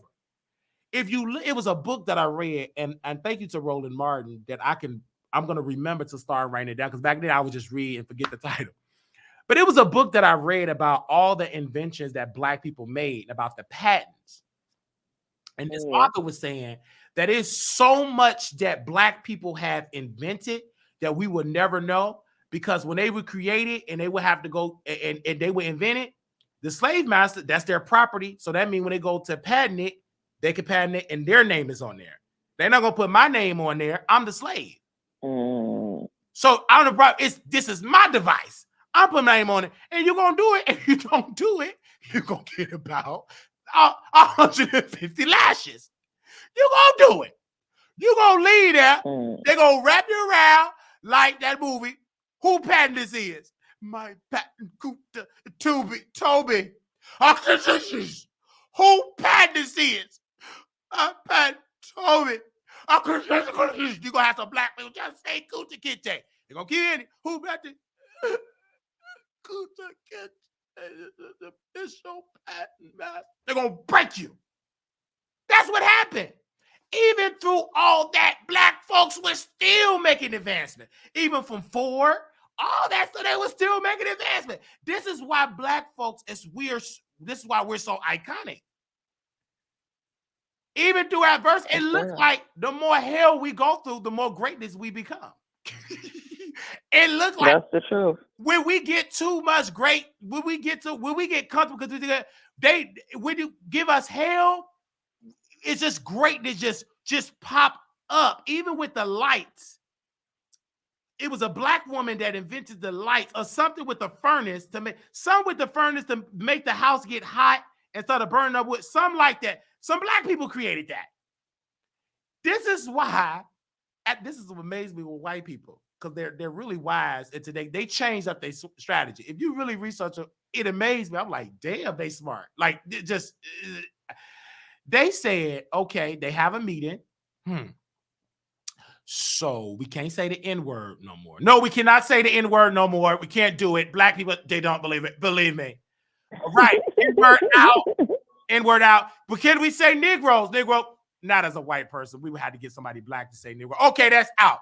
Okay. What can we say? But we still want to speak to the people of Mississippi with no teeth in the trailer park, in the woods. But we got to be able to speak that language. Trump said make America great, but we need something new. That's kind of like old news. Sir, I got it. What do you got, sir? DEI. Diversity, inclusion. Yeah, but black folks not going to know that. They don't know the name. But to white people, we're going to call anybody that's black DEI mayor. Okay. That's what we're going to do. Prime example. In Baltimore, that bridge was submerged underwater. It just, it's underwater. Yeah. Let me say this. Pretty called me in the morning. My producer. Wiley, the bridge is underwater. I didn't move. Because it looked, I wasn't that check. I said, okay, it's underwater. What can I do? I can't go in there and swim and get it because white folks took out swimming classes and pools out of the schools and stuff. They didn't want to swim. That's why there ain't too many black swimmers. It's because they took out their investment. Anyway, so what can I do? I'm going back there. Rest in peace. They're in a better place. Ain't nothing I can do. What you want me to do? Go swim? But I woke up and I saw this sexy man on camera. I've never seen two black officials in my life. The black governor, the black mayor. Baby, the governor, they can deal with him because he's not a disruptor like that. I was watching the mayor of Baltimore. He ignorant. Baby, he talked to the press and he be dragging the press. Don't be asking me about that because they asked Brandon Scott, Mayor Scott, when is the bridge going to get, the people is still underwater. It's not funny. They still underwater. Baby, the searchers, we're still looking. Okay, drop the submarine. But they asking them in front of the people. Wow. What do you think about this bridge? What is the time frame for the bridge to get rebuilt? Excuse me. We are not. Wow. Bro, we still got people underwater. Do I act?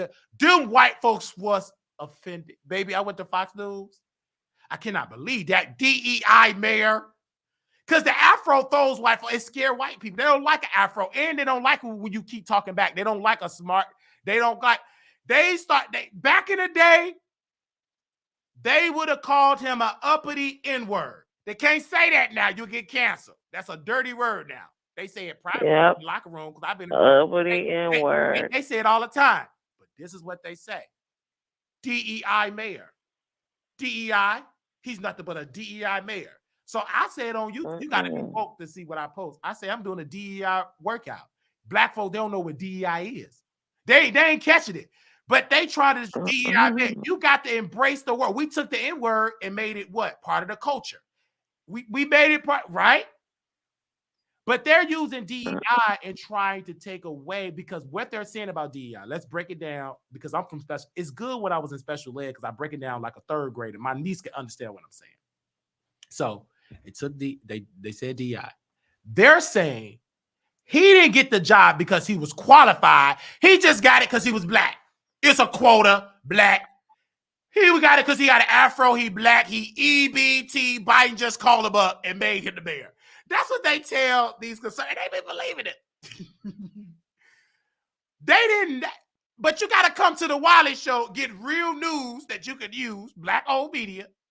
He campaigned, black and white people voted for him. That's it, in the story. But we can't say that. We got to say DI. But they don't know this dude is about that life. He said, ain't no these little white boys. But just said that I'll go. And he dragged them back. But y'all don't watch the news. I can tell y'all don't watch the news. I can tell by y'all responses. What y'all be watching? Wiley, did you see Krishan with that missing tooth was Musty having her baby? I did see her in the hospital room, and I called the hospital and said, Jonathan, because I clean plenty of hospital rooms, can y'all please sanitize, because I know it stink. I know it's funky up in there. But that's what y'all watch. They want y'all to watch that. But political stuff, I think the reason why Krishan. The reason why y'all, not to get to Krishan, let me say this point, and I'm gonna let it play, and I'm gonna let you say this. Okay. The reason why they want y'all to be on the shade room, all that, because they don't get into political. It's not that black folks don't watch the news. To get these EBT viewers, beef sector viewers, chronic viewers, if you want that viewer, you got to be ignorant. Hold on, black folks. Pookie and Ray Ray, what he do? Like, you got to speak their language, but still educate them. You cannot come in there. So this is what happened with the DEI, is diversity, inclusion. And you can't do that. DEI mean, Negro, you black, you became the CEO. They said it because you black. That's it. They said, and Candace Owens, she's so ignorant, but she beautiful. She said, I am so afraid if I see a black woman pilot, because I want to know if she's qualified. I believe they just picked her because she was a black woman. It's so effective. They don't know there's no pilot in these United States get in a position to become a pilot because they black. If you believe that, again, I got a bridge that's in Baltimore. It's submerged in water to sell you for $50 million. And you could go across it today. It worked. I can sell it to you today. But y'all believe it. Y'all sit and y'all believe these things. It's so funny to be. Y'all don't catch it. That's what they're saying. That's the lady in Harvard, when she got that position, I knew that one would last. And when her last name was gay and they said she was a lesbian, I said, this ain't gonna last. And when she was dealing with that crisis, I ain't gonna get into the crisis that she was dealing with. She went against the grain. She wanted to be neutral. She didn't pick a side, and they didn't like it. She got fired. Baby, no, the ops, because them white folks, see, they play the long game. We too busy at the food stamp office arguing who's gonna get the last piece of chicken. So they fired 2 little citizens that she did not credit the source. Plagiarism. 2 little itty bitty citizens. And they removed it because it's they media. Yeah, you know when somebody needs to fire, they fire you. They wait on that one little thing. Right, because black media, unfortunately, we don't have the pool like we used to, because they froze us out. Roland Martin said it. They froze us out of the ad dollars. The reason why the Shade Room don't get into real cut news, they don't get the views like that. If they would be able to get views doing real conscious talk and getting commercials from Pepsi Cola, from Ray Fly Spray, from Bonnets, from the weed man, from Hawaii, because black folks love Hawaiian Punch. Popeye chicken. Oh, They're not gonna goodness. sponsor that. But they rarely sponsor when they talk about celebrity gossip. They don't like to give us commercial. Fox Soul got all these commercials. When we reach out, well, I never reach out. When Roland reach out to these same brands that air on Fox Soul, they tell Roland no. They said you too controversial. But Fox Soul be having similar content and they got the commercial on. And Fox News have similar content. And they go way worse. And they have the same commercial. But when that black man do it, they do it. They say no to him. But how they say it, they don't want to admit it, but this is him. They white. They right. You black, get back. You brown, stick around. And he ain't got no neck. So they definitely don't want him. They ain't giving him nothing. Roland ain't got no neck. And then you got black people don't like Roland because Roland is an old school type of dude. Some of the stuff he say, but it's one thing that Roland messed up that I disagree with my brother on. It was a young brother that we interviewed on the show. He got a X for boys school. He got a school, and he got a school. He's one of the youngest people he's 24 at the time. He was give me 1 second. He was 24 at the time, or 21 at the time, and we have reached out to Brother King Randall. Brother King went on Rolling. This is the first time I see. This is why they don't bring Wiley on the show, because you get promotion. So King was on there. Rolling was like, why are you telling people not to vote? I'm telling people to think for self. What do you mean think for self? You got to vote for Democrat. I'm saying think for self. You keep saying me. See, Rolling, he think he know everything, and he don't. He was wrong in that area. First of all, he cut that black man down. Everybody don't want to go with your old idea. And I tell Rolling, and I don't want to say this because I don't want his co-host to like block me, but because I love her, the one that be doing all that cussing. We follow each other all the time. Anyway, he don't understand. He's going another way. Rolling, while you up there dancing with Hillary Clinton, teaching her how to Dougie, you still ain't getting government commercials. I mean, getting the government to give you ad dollars. The government, you selling to your show. The government spend billions of dollars in ads. Why your homegirl, Kamala Harris, or your homeboy, President Biden, give you the ad dollars to post on your show? You be begging. You post cash out. I learned that all from you. Cash out, $ Marquise Wiley 2A. Zelle Wiley Show @gmail.com. You have to do a telethon. And I told Roland, I posted on my website, I was trolling. I got to troll him again. We're going to troll again. I said, Roland, in one of the articles, I deleted it. I said, Roland, I never seen CNN a cash out. I've never seen CNN post a Zelle.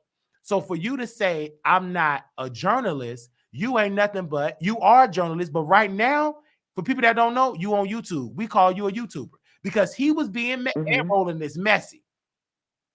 So we interviewed Darius Cooks, and I asked him about Roland Martin. He said the reason why I don't deal with Roland Martin because he's messy.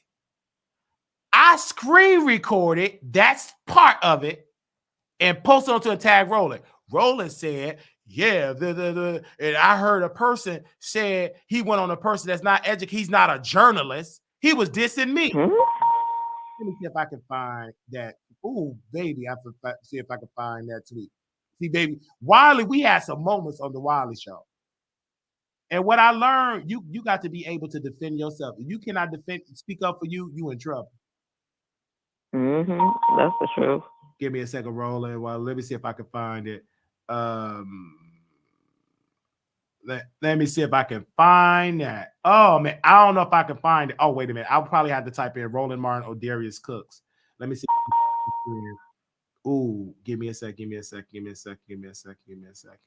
Okay, no. I'm trying to find. I think I probably got to type in Roland Martin, Darius Cooks. He said Darius Cooks' name. Let me see. I think he dragged it. Anyway, he dragged it. Anyway, he kept saying, I want a journalist. So I got mad. I posted on my site, a failed flop CNN anchor got fired because Roland got fired from CNN. He was being messy. They fired him. He was making an LGBT slur, and they fired him. And so I put in my website, I knew he wasn't an anchor. He was a commentator. I put former CNN commentator. I was dragging. Wow. And Roland said, "Do you think you a journalist?" I said, "Yes." And he started laughing. Stop trying to laugh. If I say I'm a journalist, Roland Martin, I'm a journalist. Just because you have to go to school and get submerged with them books, I found a new way. I am a journalist. I do my research. Just because the white man gave you the degree, you went to HBCU. Most of these HBCUs got white presidents, white donors, and most of them are named by white people. You didn't even go to HBCU. You went to a white school. So the white man you saw against white people give them white folks back that degree that you got from journalism. You come against white people, and I bought your book called White Fear. You saw against my beautiful white folks. Get them people back their degree. If they so evil, get them back their degree. You were so happy when you walked across that stage, and you were skinny back then. Now you all swollen up. You ain't got no neck. Roland Martin been exercising for 40 years, and he's still big. You know why you still big, Roland? Because you still eat unhealthy. This man would be fried Simon with oil all on it. They said, Roland, that's not healthy. It is healthy. You know, it ain't. You queen. You don't sit there. If you want to go on a diet, push back the plate. Stop eating fried chicken. Stop eating Doritos. Stop eating baby back ribs. Your wife, and she's so sweet. Oh, man. J Hood, she is a sweet woman, but I can't watch her show because it's boring. We only got 3 viewers. Only reason why she's still on the Black Star Network because she married to the CEO. Because if she was on any that show would have been canceled. Baby, that's the least viewed show on network. But I ain't trying to throw shade, but I threw some shade. The reason why he's still big is because he ain't changed his diet. There is nowhere in the world that I've been on my weight loss journey for 3-4 months, you can see a change. And Roland been working out for 10 years, and he's still swollen. Dang. And got the audacity to sit there and be yelling. And this is the thing about Roland. I love Roland because Roland do be telling me some great stuff, but he got a nasty side. That girl is a girl. Mm-hmm. He be yelling at himself. The other one. Don't do that. He be yelling at himself. I said, you know why? Because you can't afford good white people. You trying to afford them EBT. You got a Tubi control room. Roland, you need to hire some white folks. If I ever get a control room, they're going to all be white. I am not hiring nobody black. Only one I'm hiring black is a woman with big arms. She's going to be my soul food, greens, fried chicken. You know, y'all ought to cook that. I'm going to get me a black person to sew my royal oaks. I'm going to get that. A masseuse, black man. I want y'all black folks for entertainment. Come sing for me and tap dance. But when it's time for me to do the control room, they all white. But it's a black director on Instagram. I don't know his name because I watch a lot of content, but not foolish stuff. He know how to direct. In another one, he know how to direct the camera. He go viral. This is my algorithm. I hire him to be the director. Camera 2, another one, go there. Camera 1, zone out, zone out, zone out, zone out. Get to his nose, go to the good eye, and another one. He was the director. Anybody? So I hired him. He was the only black. He would direct my white staff. So it'd be balanced. And my Latinos, if I want me a taco, they'll be making me some tacos. And they'll be my cleaning staff because they can clean good. I don't care what you say. Hispanic people is the best cleaners ever. I had to book me a housekeeper. The black one, she canceled. I didn't even want it because I could look at her face that she was going to cancel. Let me know. Could you let me know what area you need to clean and what area? I said she fired before she get it. My housekeeper, beautiful woman. She Hispanic. She speaks Spanish. She clean it without a doubt. Get it done. She supposed to be here for 3 hours. She can get it done in 1. She a professional.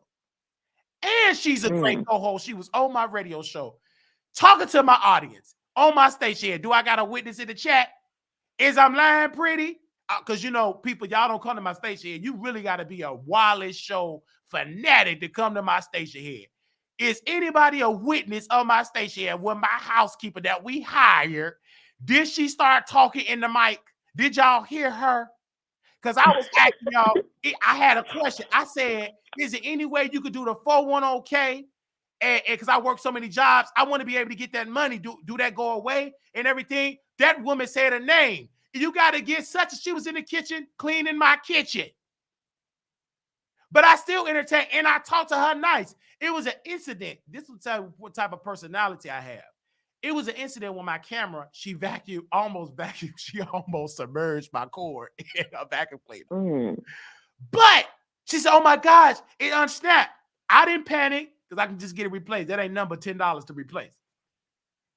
But the way how she handled it, I'm so sorry. I said, ma'am, that's fine. I didn't yell because I ain't ignorant.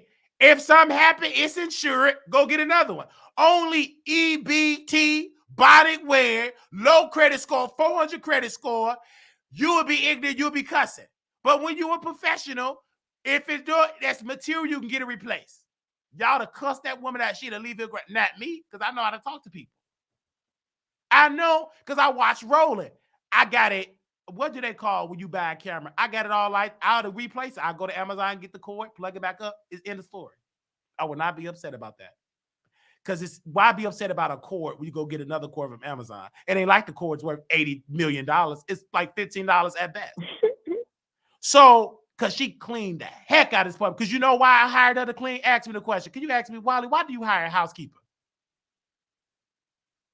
Can you ask me that question, ma'am? Say, Wiley, why did you hire a housekeeper? Wiley, why did you hire a housekeeper? Because I'm filthy. I don't like to clean my tub and all that. It's to say I don't sit there and scrub, it'll be dirty. I'm not gonna sit there and scrub the toilet. If I urinate, if it's all it's gonna go on the wall and I spray a little bit. You know the little corner, you know how you can tell if a person is really clean by that corner of that toilet, because you see that yellow, that's me. And sometimes I don't. That's okay. You got it. I'm not that clean. I don't feel like doing all that clean. I'm a boss. I ain't got time to sit all to do that scrub. That ain't my ministry. You come clean that. Sometimes, and this is a true story, I don't like to start peeing in the toilet because my game, I pee in the sink in my bathroom sink. I pull it out and pee in my bathroom sink. It's mine. I pee right there and let it go down. It's still a drain. Who said that we have to just pee in the toilet? I don't care. I pee in my bathroom sink. I ain't bathing in that sink. And clean with some bleach and everything like that. And that's why the toilet will be just as clean as I pee in the thing. Because I don't like to sit down and pee. I like to stand and do it and spray and be done with it. That's what housekeepers are for. Clean it up. And I don't do it nasty. That's the help part. Anybody to get money, just you clean it up. Either you clean it, somebody will do it. Now, black people, y'all won't do that. Y'all ignorant. But Hispanic, they're going to do it. I'm extremely trifling. But is I'm trifling on the outside, or did I say in my house? Some of y'all are trifling in public. You're walking out in bonnets, you're musty, you stink, you're ghetto, you're crying babies be at the airport, crying. And outside, I'm professional. Inside, I'm trifling. But I'm honest. Did I be honest? Do you want me to lie? You thought I was going to say I had a housekeeper. I'm just so busy. I'm with Beyonce. I'm on a yacht with Beyonce. I get a housekeeper because it's filthy. I don't feel like. And then when I move out of this place, about to move, going somewhere else next week, she going to do a deep clean. I brought the man in here about to move. I'm moving next week. He said, man, make sure it's extra. Don't worry. Because he said it ain't filthy. It's just clutter. It was dirty. Not like dirty. You know how dirty, it's not like, because there's different types of level of dirty. This is how dirty I am and I am. I'm kind of bougie dirty. It's levels. You know how some people have roaches and stuff? I'm not that filthy. That's just stupid. Like garbage, I'm not a hoarder. But like if a sink, if I use the stove, I don't know how to clean it. I want somebody else to clean it. So it'll be grease stains, just stuff like that. And clothes everywhere. Because I outgrew my space. I outgrew it. He said, I see why you need like a 3-bedroom. You outgrew the space. I ain't keeping it to myself. I want you to talk about it. Go talk about it in Gag City. Nicki Minaj eat Buffalo Wild Wings in the bed and had chicken bones in the cup. Who's cleaning it up? It ain't Kid Petty. When she eat chicken bones and got crumbs, when Papa, you know babies are filthy and nasty. Germs, they mess up. Who's cleaning up her house? Kid Petty? And damn sure ain't no Nicki. She should be in there scrubbing toilets. Maybe she won't have to be out here trolling people and getting on people's nerves, having all them rats on station head. You know who cleaning her apartment up? cleaning staff, Oh. housekeeper.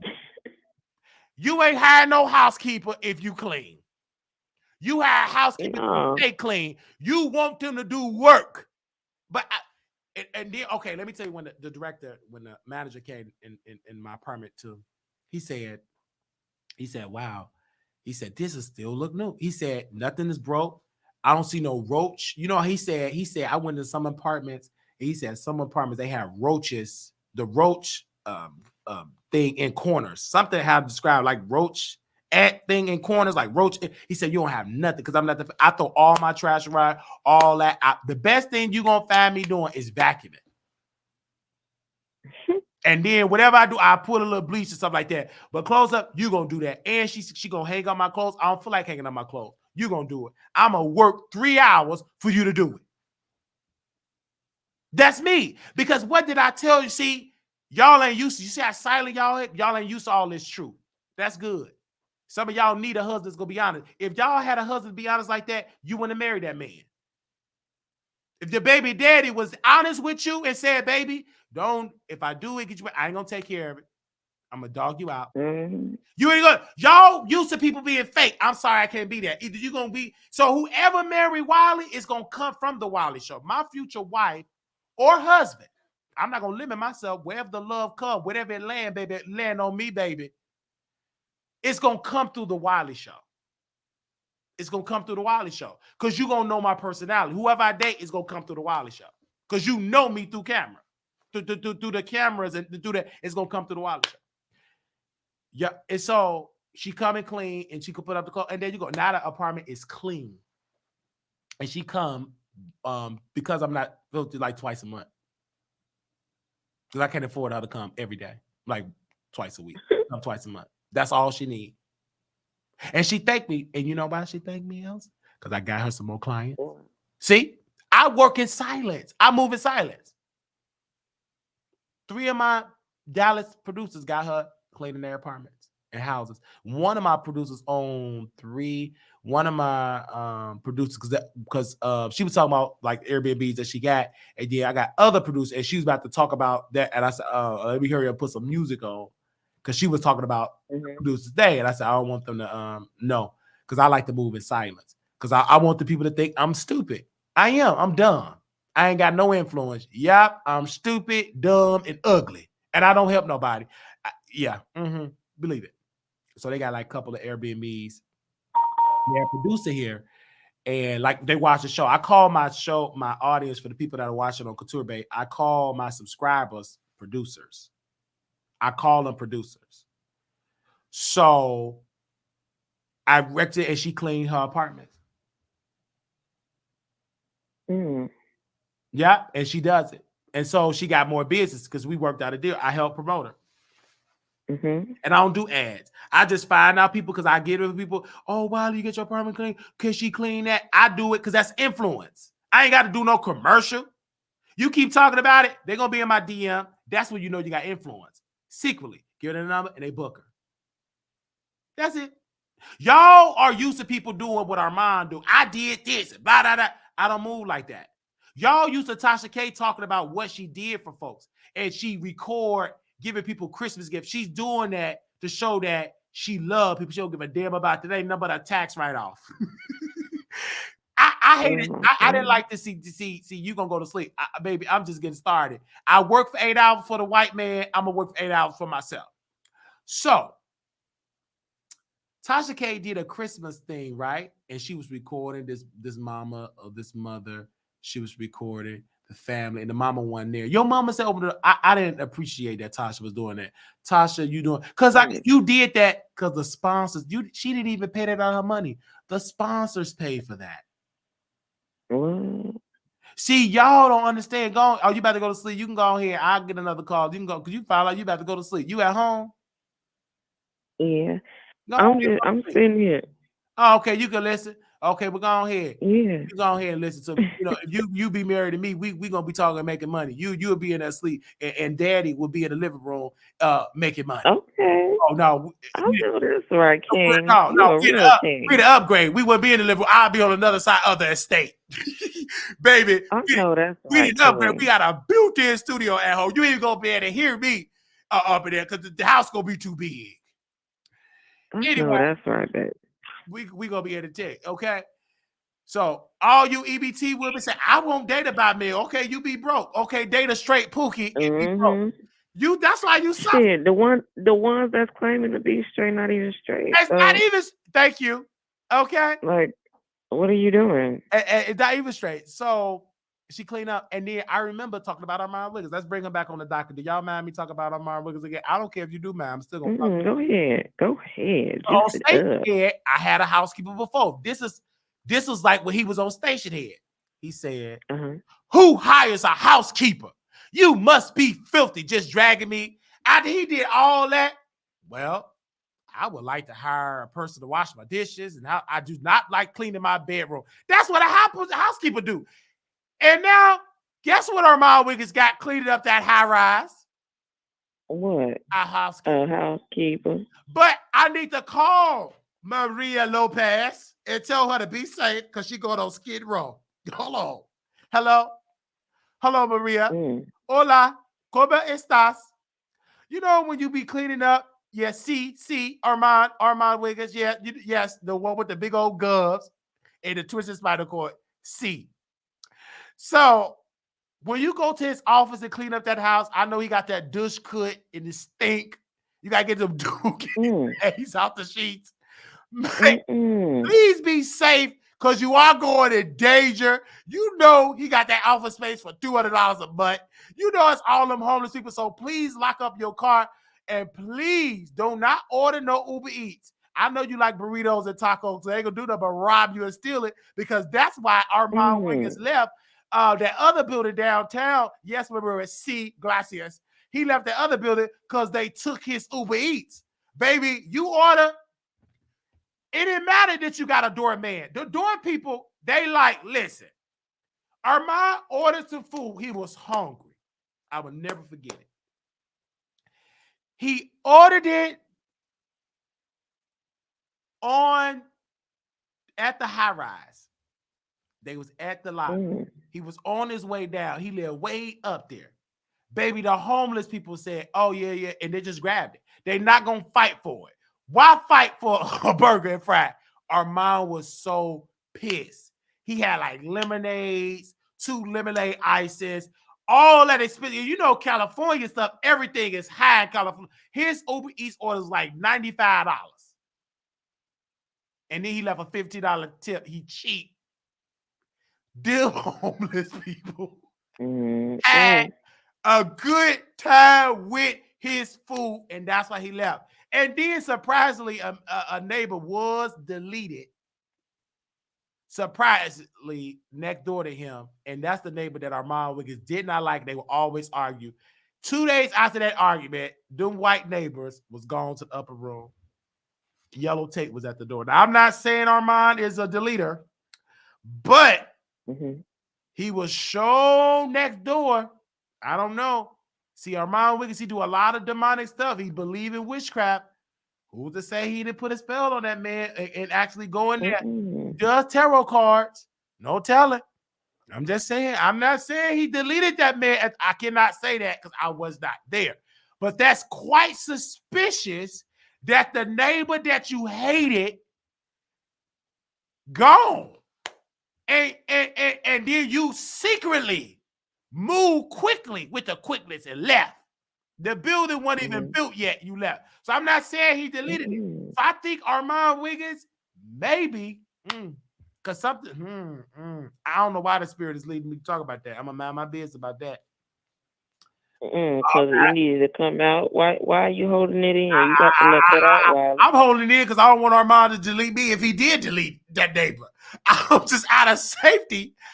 Are you serious? I don't know that neighbor, but it was a neighbor there. I think the LAPD, I think they need to reopen that investigation and see if it ain't no douche cut veneer, to see if it ain't no twisted up spinal cord juice on the scene. You know he like to drink. I really, really hope. I don't know. I don't know. I don't know if him and his boyfriend had nothing to do with it. You know his boyfriend does good PR, and you know he worked with a lot of celebrities. You know a lot of these celebrities got Olivia Popes. You know a lot of them got fixers. So I don't know. I don't know. A lot of, because that could have been part of humiliation ritual. Yeah, that could have very much been. I'm a mind my business. I'm not saying he deleted that neighbor. I cannot say that. I will not say that. But all I know, he was dragging the neighbor. And he was white. They would have parties, and our mom was upset. He argued with the guy. He would be extra loud. And 2 days later,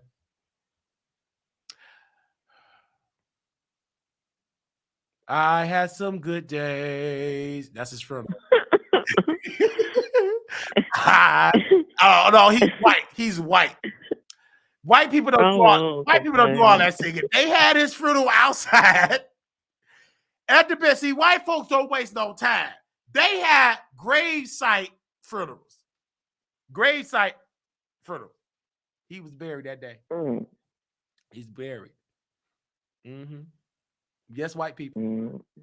Amazing grace, how sweet the sound that take a wretch like me. You go down. See, black folks, we do too much. I went to plenty rich white funerals. I never seen a Karen, Billy Bob, roll across. I never seen. I've been to plenty people with money, billions. You black folks, half of y'all falling out because your EBT Section 8 voucher lady is gone. You got to leave that place because she gone. You ain't gonna have to say that no more. A lot of y'all be doing that because it's guilt. And a lot of y'all cried because you couldn't find who did she leave the insurance. You couldn't find the policy. You didn't know what insurance company she was at. So you cried. And you cried because your free rent that you can get money for, that you cried. A lot of that is because you really miss Big Mama. You didn't really miss, you just missed Big Mama house staying there for free. And she taking care of your 8 kids with 8 baby daddies. That's why you cried for Big Mama. Big Mama, come back. And your babysitter is in the grave. Come back so I can go see Nicki. You could have died before Nicki. Can you come back and then die after Nicki Minaj do her tour? I want to be able to enjoy myself at Gag City. Most of these people ain't crying because they heard they crying because their babysitter died. Like, damn, who gonna watch the kids? Like I tell my sister, she gonna be the main one crying at my mama's funeral because her babysitter is gone.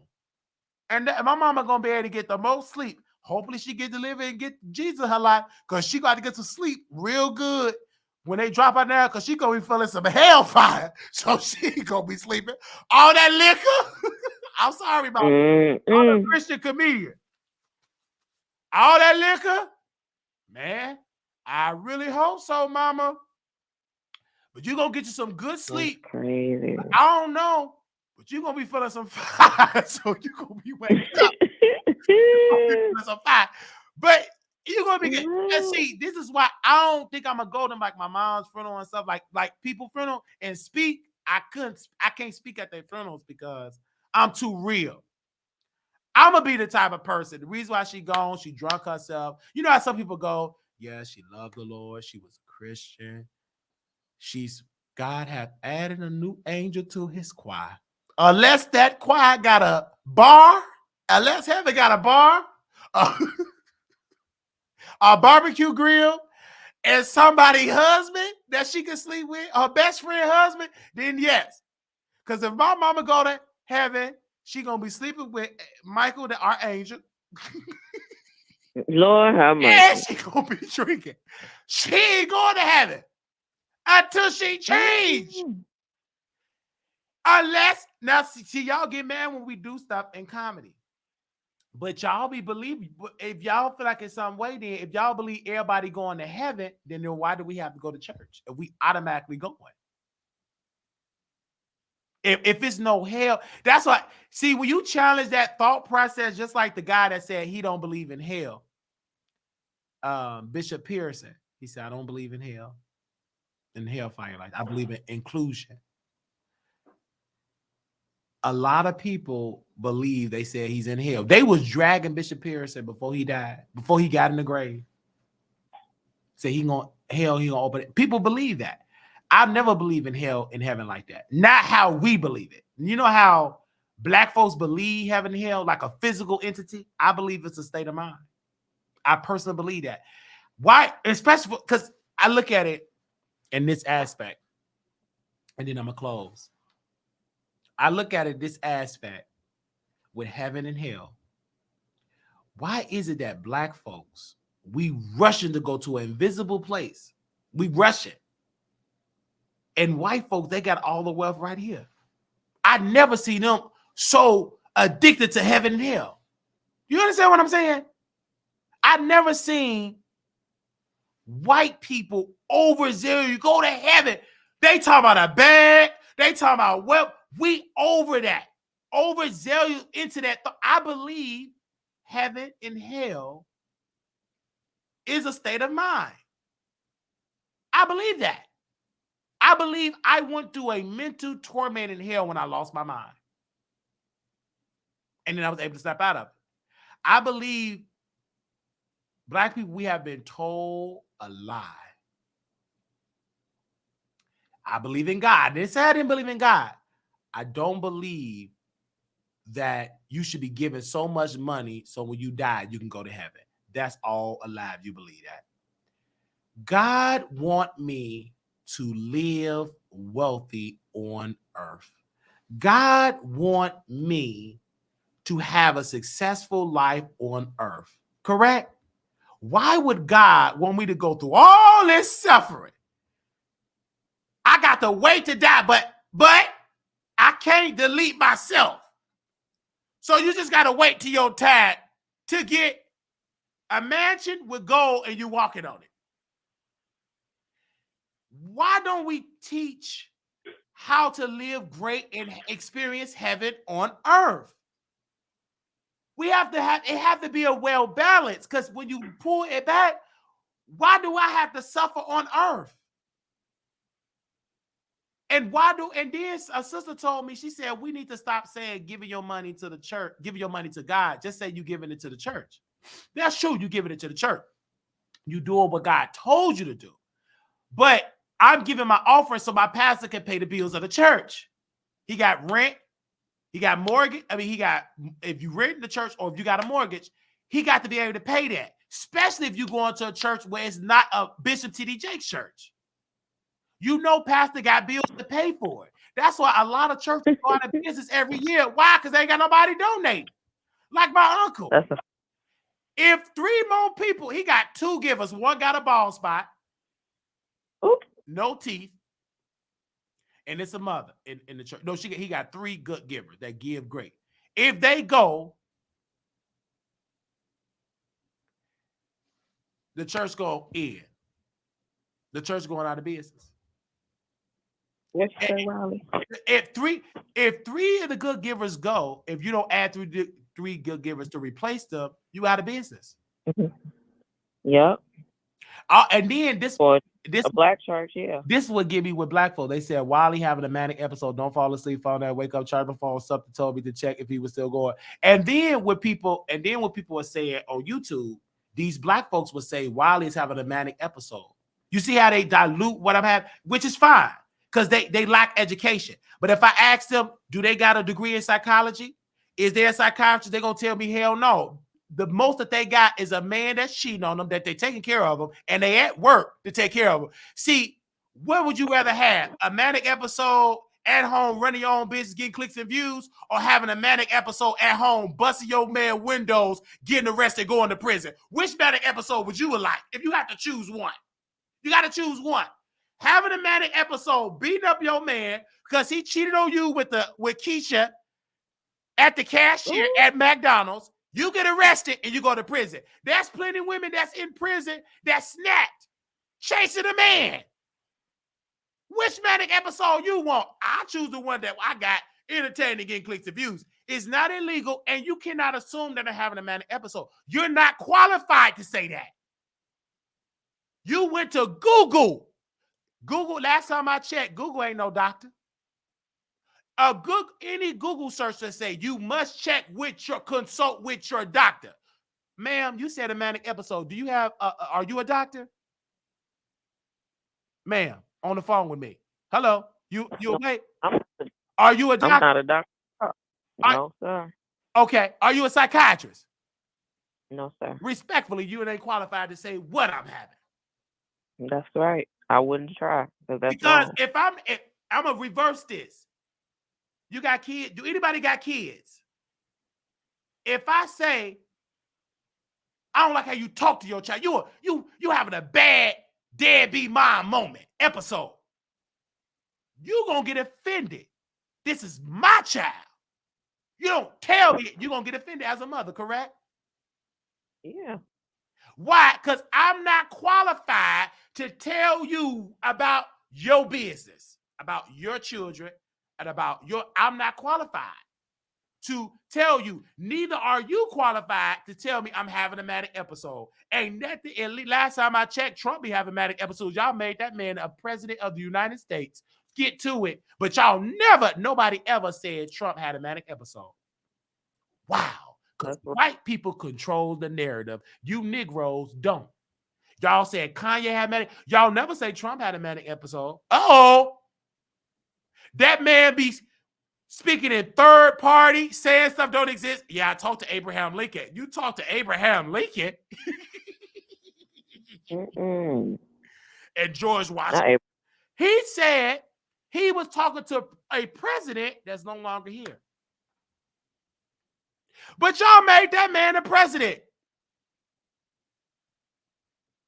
He said, let me get 13 milkshakes. They mad because I'm doing a 6-hour broadcast because I want to be an entrepreneur. Maybe I won't be able to have a manic episode if you donate and y'all don't even donate.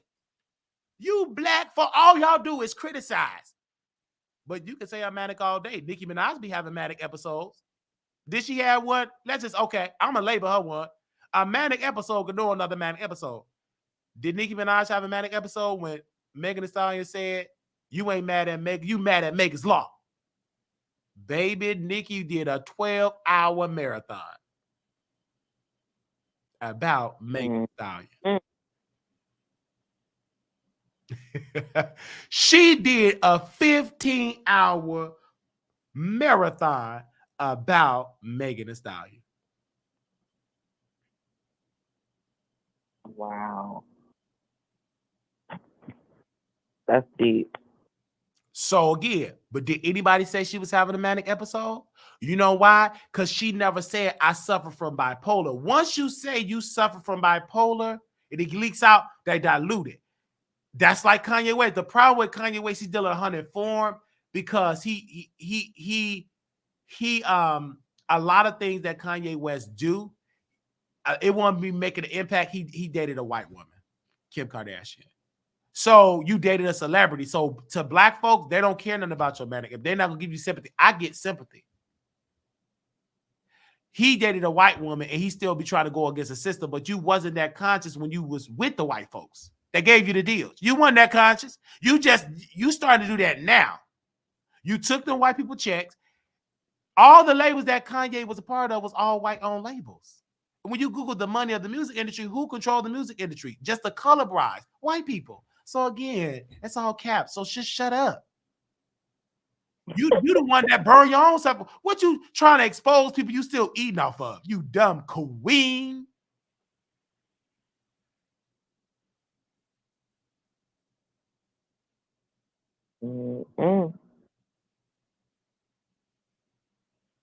You said when you have to refresh is not learning when you talk.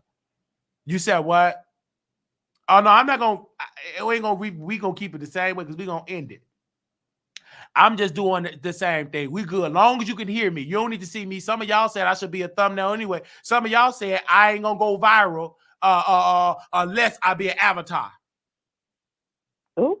So what they have to say about the other YouTubers who have 6 to 10, I just saw someone who had 8-hour life. Yeah, but they said, but you know why they don't say it about them? Because they didn't want honest about bipolar. Because they assume that I have a manic episode. They assume that. You don't know.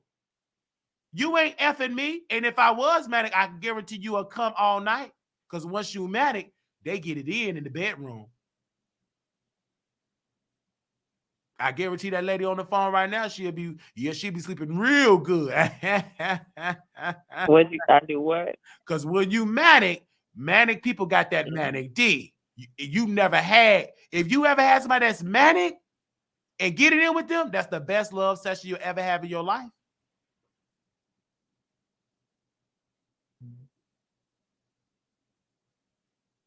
You think so? Well, yeah, probably because it's stress related. You said you think so, ma'am. I'm speaking from experience. I know so. Nice. That's different. Okay? So they said people complain lives are not long enough, but they get long episodes. Now they complain. No, I'm good. That's you. No, you. Most of y'all, and I know you black women, because I know what I get in my DM when the cameras are off. It's all cap. It's internet stuff. Y'all get on the internet and say, like, when I go to Vegas, it's a whole nother vibe with them women. Some of them women gonna want to sleep with me, and if you look good enough and you got money, I want to screw a woman that got money. Don't you come with me if you broke. I'm tired of screwing. I've been screwing broke people all my life. I had to screw broke people. I had to screw broke gay men. I had to screw black broke men. I'm tired of screwing broke people. I love broke people. God knows I do. But it's time to screw me a rich white man. I want money. See, white men, they will worship me when I got downstairs. They will appreciate it and fund it. You got to work hard with white people. Black folks, you got to work hard.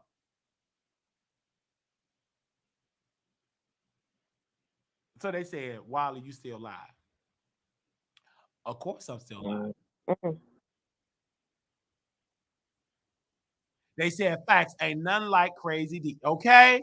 So y'all don't know. And then you got a lot of women that got that good. You know, you gotta, come on. But I just think, again, people are not used to being honest. And y'all don't even know the blessings that I get because I don't know all of it. I'm living in a moment.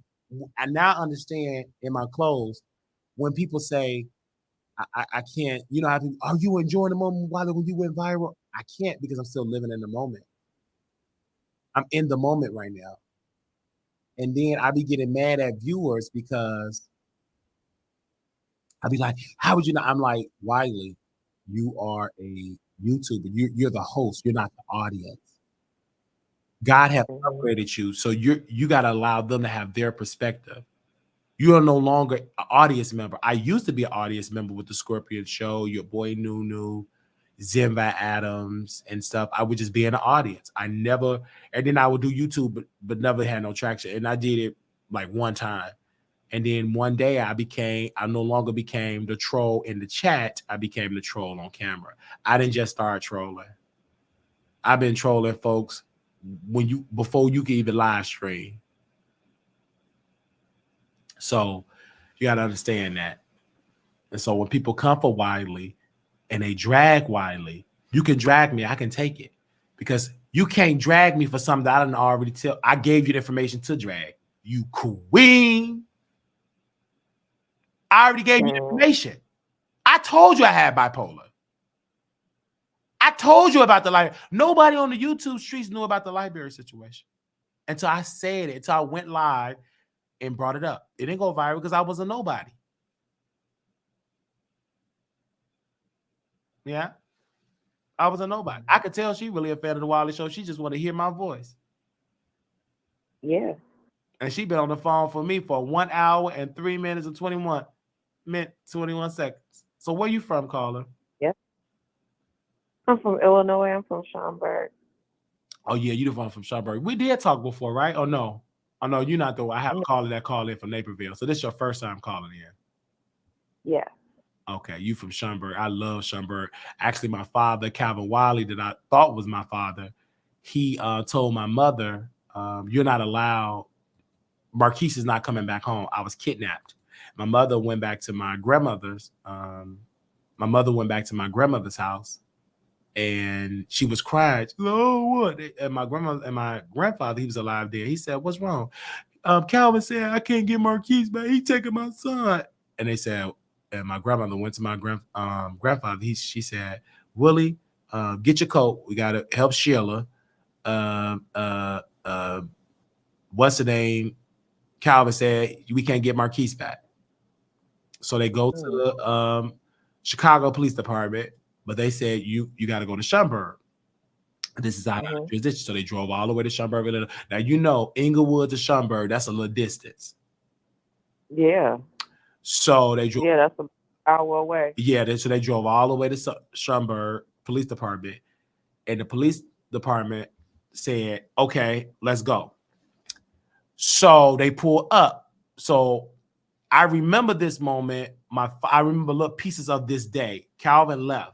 My father left. The man that's on birthday, he left. But his wife, Bridget, was a Buddhist. She was chanting,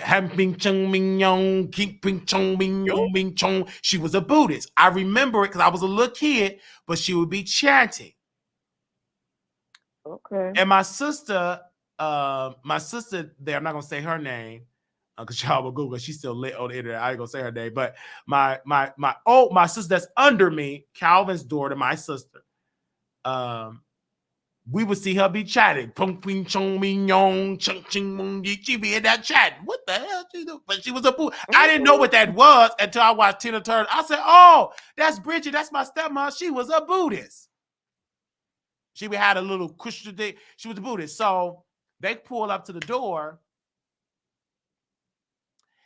and they said, are you the parent? No. They said, well, you ain't got nothing to do with it. This is his mother. Where's Marquise? Well, and then you got to wait till Calvin. I said, excuse me, ma'am, this is his mother. We have to see the child. Either you get out the way or you're going to get arrested. So get out the way. And so I come out. And now I don't remember this, but it's my grandmother telling me this. This is called oral history. So she's a witness of it. She said, Marquise, she said, when you came out and you pointed at my stepfather, she said, that's my daddy right there. And I ran in his arms. My stepfather. I don't remember this, but it was a witness there. Grandma saw it. And she told me that so every time. And I told Sheila, when you get out, because my grandmother told my stepfather, don't get out of the car because he didn't want Calvin to be fighting, but he got out of the car anyway. And I ran outside with no shoes, no socks. She said, grabbed her, and they kept going. It didn't even look back. And so, understanding that moment with Calvin and my mother, they beefed and they used me as leverage. I was at a tug of war. My father, Calvin, the one that signed my birth certificate, he was mad at my mother. He found out that some things about me, that I had some lead in my system, some lead. He took me to some doctor.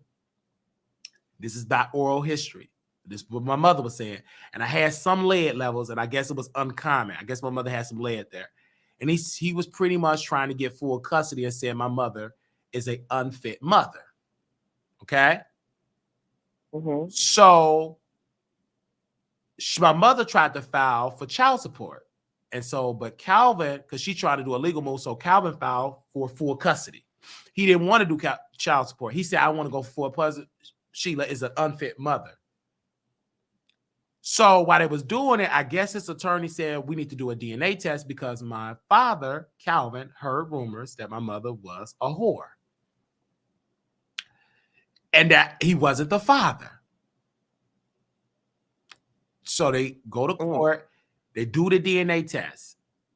And it was at St. James Hospital. I don't know if St. James Hospital exists in the suburbs, but St. James Hospital, they took the DNA test. I got swabbed. Calvin got swabbed. And the results came back, and he was not the father. And he was not the father. So the custody battle dropped because there's no need for a battle. No, he's not the father. So this is why me and my mother relationship, this is if I did allegedly had a manic episode, this is why my mental health, it took me a while to recover because of this trauma. My mother told me lies. Yeah, he lied about the DNA test. Switched the test. I believe my mother. I mother, she right. She got heavy influence. And I started spreading and dragging Calvin what my mother said. He switched the DNA test. She said his cousin worked and switched the tubes. That's what my mother said. So I believed it. But I kept the last name Wiley. You want to know where the Wiley Show come from? From Calvin Wiley. You can find his face, and we look alike. Calvin Bradley Wiley. We look alike. So I thought, this got to be my father. I look like my mother. I thought. So about when I was like 12 or 13 years old, I really want to see my father, because every year for Christmas, I would say, Santa, I want to see my father. I want to know who my father is. Like, God, I want to know my father. Every time November 11th, I just think about my father.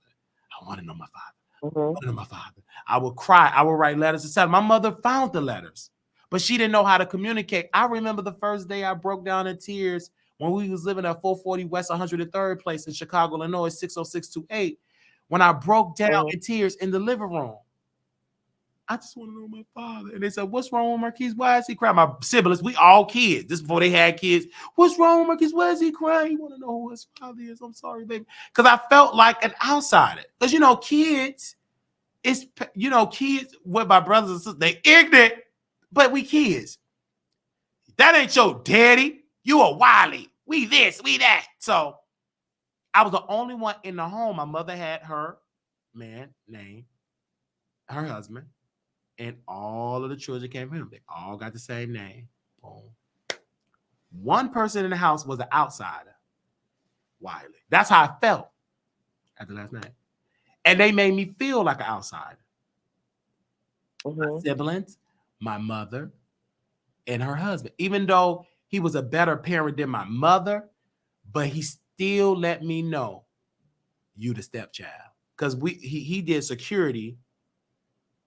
He was picking up his check, and this was before direct deposit. So he said, who are they? These are my son, and this is my stepson. And I just remember like, wow, that's not my father. I felt that energy from him that day. The dynamic of that relationship changed. It shifted. Because he said, oh, this is my stepson. He didn't say that was all his children, blah, blah, blah. So I felt different. And I felt the dynamic of the relationship shifted. I felt that I'm the stepson. I felt different. I felt that from him. He came to the school, because my mother never came to the school. She did not want kids. She would never come to the school. My father, my stepfather, he did every day. I call him my dad. He came every time. My mother rarely come to the school. They thought my mother was dead because she never came to school for nothing.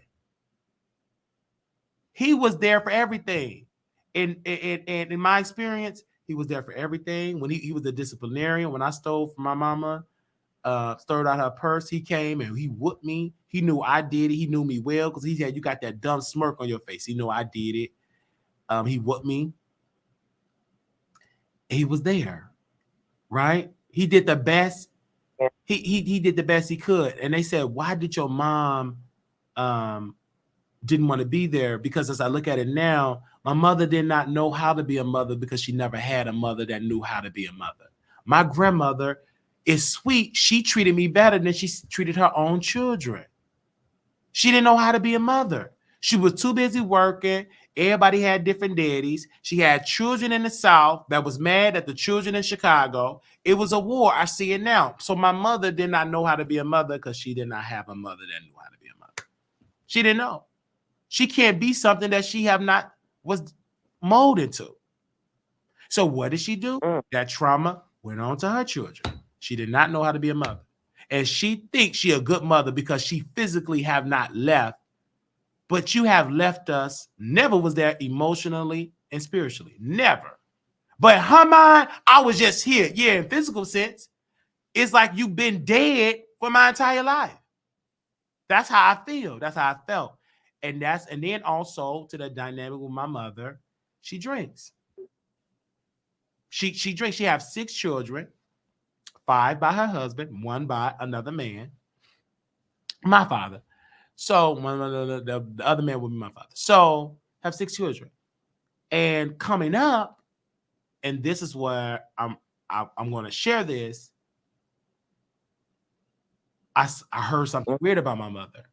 Like when my father would leave and go to work and do security, my mother would be downstairs, just her thoughts, and me and my brother would be upstairs. And guess what my mother would be doing? What? She'd be doing a show. She'd be recording. What? But there's no camera though.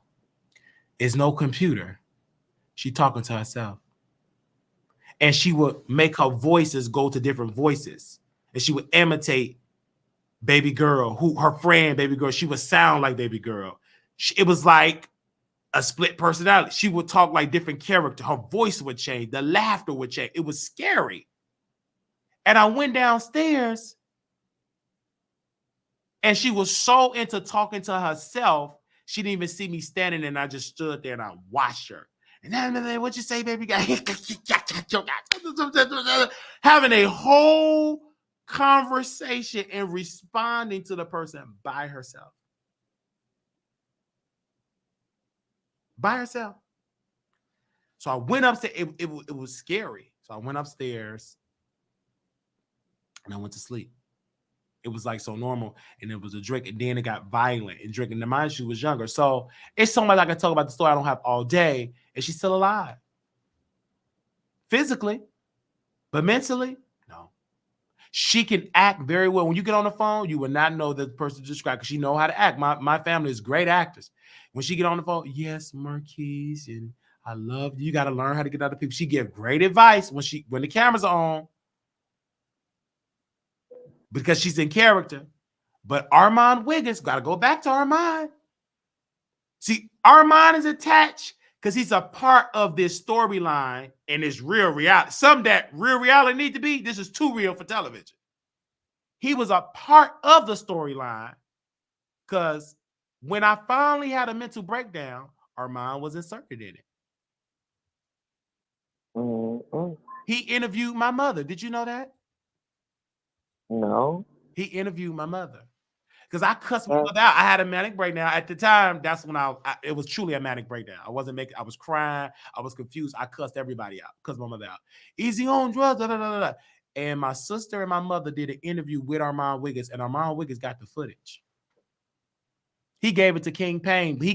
But King Payne won't give me the real footage because he said Armand will not allow me to give you the footage. He got a whole interview that we want to use for our documentary. He refused to give it to me. He claimed that he deleted it. How you deleted it? It's downloaded. You gave it to King. He interviewed my mother. And in that interview, my mother shared some things. And she said she's a lesbian. She don't like gay.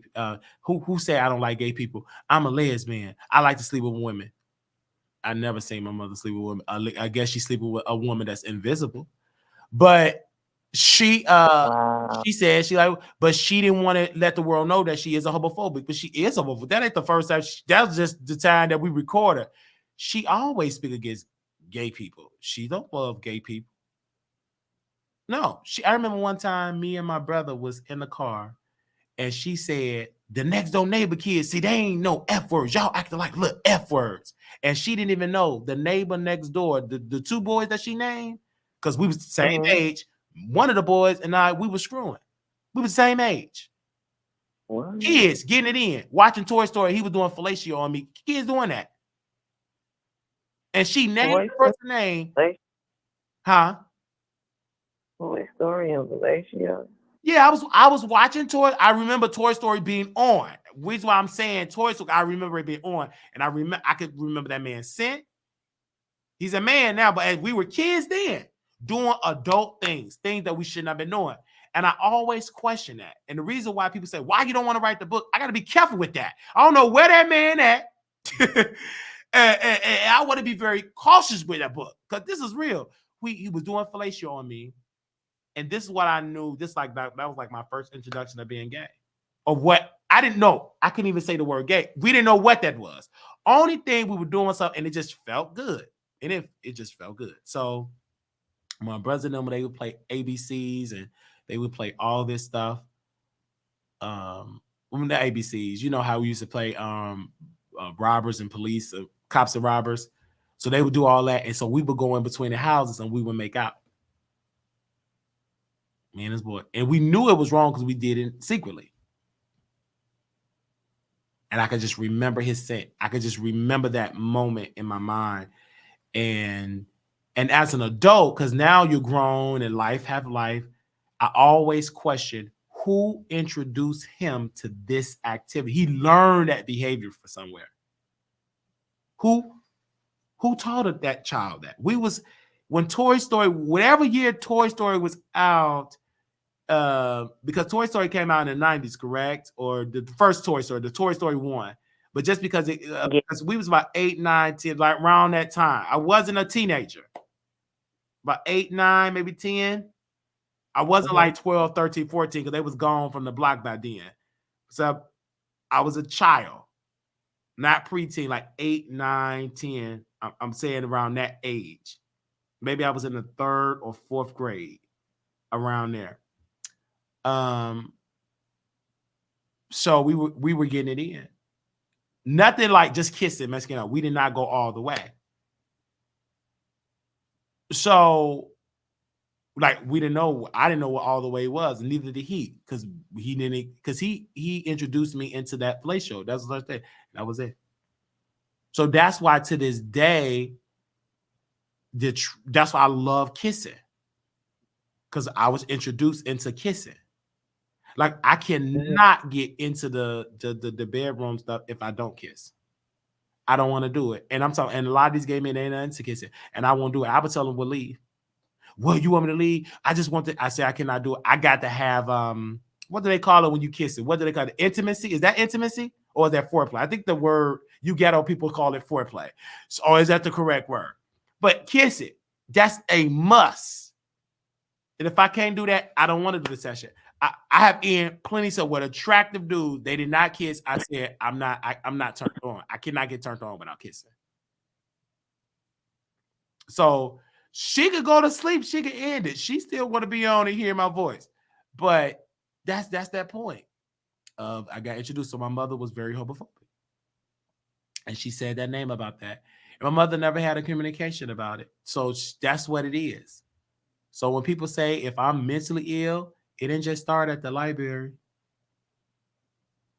Ma'am, I'm gonna let her sleep because I hear that this thing. I'm gonna let her. No, I hear you. Okay, so it didn't just happen at the library. It was a movie, Kingdom Come, and with Whoopi Gold, LL Cool J. We didn't lose your father that day. We lost your father a long time ago. That's how I describe my mother. I've been lost, mama. That library thing that was in the making. That had to happen for me to get that break. Having a mental breakdown was my breakthrough. It had to happen for me. And then Armand interviewed my mother before the library situation. See, wow. I had a breakdown then. It just wasn't no books in the air. I was destroyed. He did it then. This is why Armand, he can't erase Wiley. He will be forever attached because the more wealth, the more I go up, they got to talk. Don't they do documentary about people with influence that's famous? Oh, yeah. He's going to be a part of the story. A true producer that's white, or it could be a black one. That dude deep, I'm talking about good one that's going to win Oscars. They got to get that interview. That's a part of it. Yeah, that's right. I agree. They got to get that. But our mom won't over here delete it and burn it up before he release it. He'll release it on his channel, but he can't embarrass Wiley. It will only work if I was out here saying I love my mama. Me and my mama never had no fallout. I don't got no bipolar. I'm rich. I'm a rich B. Then it would be a scandal if I post it. Armand Wiggins know why. What he did and the reason why I'm on his tail. He know why because he lied. He know why. Y'all don't know, but he know.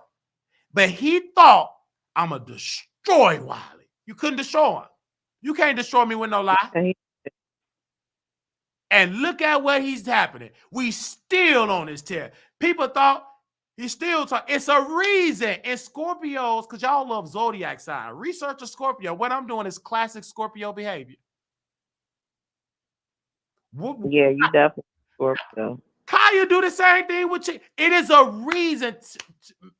Tina, what's her name? Trina did something to Kaya. It is a reason. And Scorpio, in our mind, we gonna get you, but it may take us 50 years. And I'm on it. And y'all be telling me, you ain't gonna better stop it. And I'm entertaining. And everybody else is getting it that's attached to him. Claudia never got dragged until she got attached to Armand Wiggins. I'm dragging her employee. I'm dragging her boss. Because he know what he did.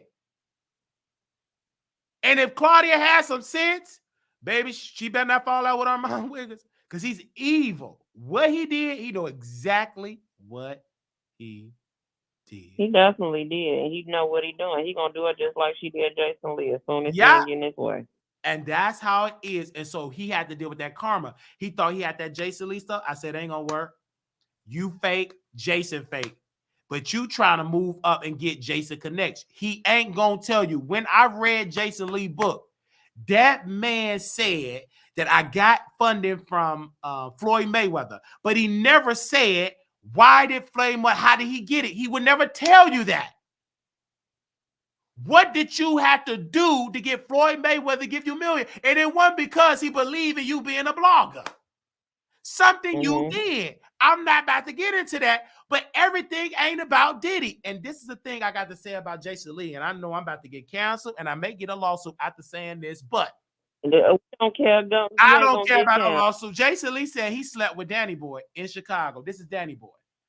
Are you serious, Danny Boy? Danny Boy, Jason and Danny Boy slept together. The singer? Yes, ma'am. The ones who sang on Tupac, I ain't Yes, ma'am. What? He said it in the show. Then Jason Lee and Floyd Mayweather, it have been a rumor that Floyd Mayweather goes both ways. Jason Lee, you got to remember, Jason, don't look at he was very attractive, way attractive back then. Go Google them old pictures with Jason. Yeah, Jason be cute. I'm going to tell you this. What millionaire helping you with your company? You know what? Make him give you that. You give me cash, and I'm going to give you ass. Make it rain, rain. Make it rain, rain. That's right. He ain't gonna put that in the book. He gonna make it seem, no, something happened there. And I studied Jason to the T, and I got a preview of Jason's spirit. That's why Jason can't come on the show. I'm too truthful. I'm gonna get the truth out of it. Because I'm gonna ask him the real question. Not no fake interview. You gotta be deep to answer that. You gotta research Jason. And so he got the investment. I read the man book. I remember Theo said, I was staying with Theo and Jonathan. I'm going to get Jason Lee book and all that. Girl, I'm going to get it. You know what? I ain't going to buy that book. My cousin said, that book too expensive. I'll read it when you get done. And so I said, I'm going to read the book. I got home and Theo had a 3-section red couch. And I stayed on that bed for about 3 hours to read that entire book. I remember when Floyd Mayweather called him an N-word. He said the F word. The N-word? No, he said the F word. And then Jay said, don't say that ever again. I remember when Jason in the book, he lied and said that I'm Queen Latifah's cousin, and the cousin died. And I'm here to tell her about when our cousin died to get her on the phone. Jason Lee is a liar. He will get you on the phone if he had to lie. He will lie to get Michael Jackson on the phone. You got to understand, if you read the man's book, you will know the Jason that you got now. See, the reason why Armand Wiggins, you pooped on Wiley because you don't read. What you read is tarot card. Just read his autobiography. I knew that relationship with Jason and Armand wasn't going to work. Because I said, Armand, Jason have destroyed plenty Armand Wiggins. He eat them up for lunch. He's trained. Jason disrupt Armand Wiggins so bad, made that man have a manic breakdown. He started doing stuff behind the scene, messing up deals, destroyed. He was confused, and they all looked at him like he crazy, and he burned that book up because Jason did something that Armand wasn't used to, behind the scenes drama. You want to be Hollywood, Hollywood destroy you behind the scenes and play like they ain't do nothing. Jason said, oh yeah, act like he ain't did nothing. And then Jason researched Armand enemies. Who do Armand hate on YouTube the most? Caller on the phone. Call on the phone. Who do Armand Wiggins hate the most on the YouTube? Audience, type it in the chat. Name the person. Name the person that Armand do not like on YouTube the most. That drag him the most. Is it you? I'm asking you the question. I'm answering the person that hate Armand the most, that talk about him the most. I need you to type the name. I need you to type the name. I need you to type the name. Type the name. Don't put no you. You ain't no name. Type the name. Okay, let's see who the true Wiley supporters. Type the name. Who dragged Armando the best? I'm going to see who really is a good researcher, who really reading The Art of War, and just who really reading Teletubby books. I just want somebody to type the name. Ooh, this is why Jason Lee be dominated. Good. Anna, you up there. She named it. Wiley. He knew it all of me dragging Armand. You know what Jason Lee did at the gagging with Jason Lee? You know who he gave a shout out at the season finale of gagging before he did the Jason Lee show on YouTube, the Wiley Show? I want to shout out the Wiley Show. I would have went on the Wiley Show. Can somebody find that clip? See, I need good researchers. White folks would do it. You Negroes, you ain't moving fast enough. Black folks get lazy. White folks, they are really good with pulling receipts, and this is why I F with the bars. No matter what, I don't mind having a cult. I wish I had a cult with research. Nicki, they found receipts like that. That's why I'm going to get some of them bars. They're going to turn into producers, though. But anyway, I need somebody to go to the last episode of Gagging.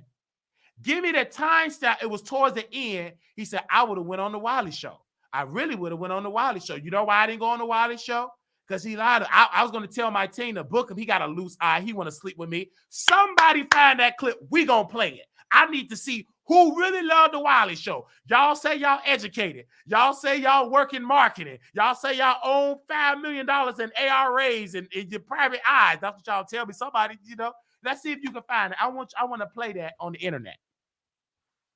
I want y'all to find that. That's why I like the Icon of New York. Because one thing about the Icon, he's traveling right now. He can find it. That way. It was a clip. It was a thing of it. He name dropped while they was beefing, while he was burning up the book. He name dropped Wiley. Guess who called me after that from Paris, France? And see, this caller that's on, she's sleepy. If this is Icon and she's a woman, so she don't know the girls.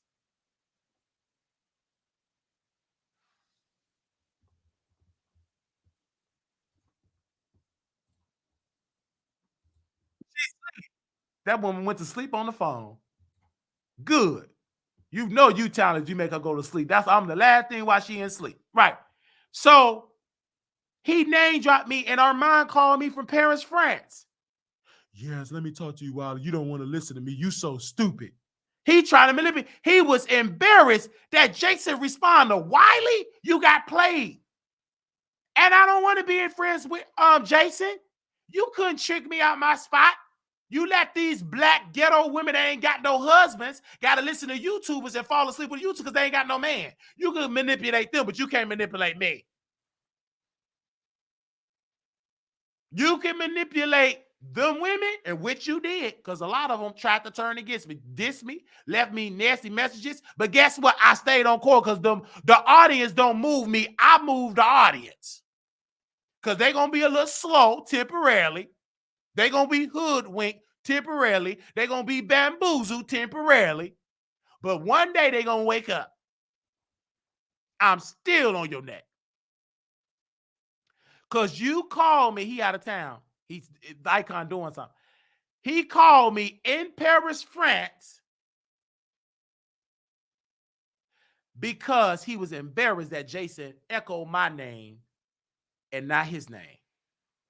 I told you Armand Wiggins is jealous. You gonna see that one day. I told you.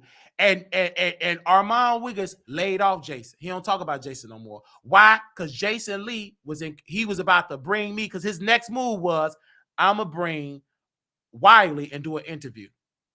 I'm gonna go on Wiley Show in my studio and let him interview about my city council. He left Jason alone. And if he read Jason again, Jason will boost me up out of spite of Armand. Because, I can boost Wiley up. He's not a threat to me in celebrity. He don't care nothing about these celebrities. He will be dragging them. I know about he don't care. Armand want that life. Wiley don't care. I'm not impressed by Rihanna. Oh, hey, how you doing, Rihanna? I don't understand why you with A$AP Rocky, a criminal. Did he hit somebody in their foot? Did he hit somebody in their ankle? You supposed to be so grand, and you can't even get a man that can't stop being a game member. You got some common sense? You didn't learn nothing when Chris Brown knocked you across your draw line, hit you across the washing machine in the dry. He must mess up in your brain. You got DV and got you a whole fake game member. So I'm not trying to be with them saying, who cares about them celebrities? A lot of them celebrities you worship is weak black women. Look who the man that they marry. Look at the man that they marry. Look at him. From Nicki, from Cardi,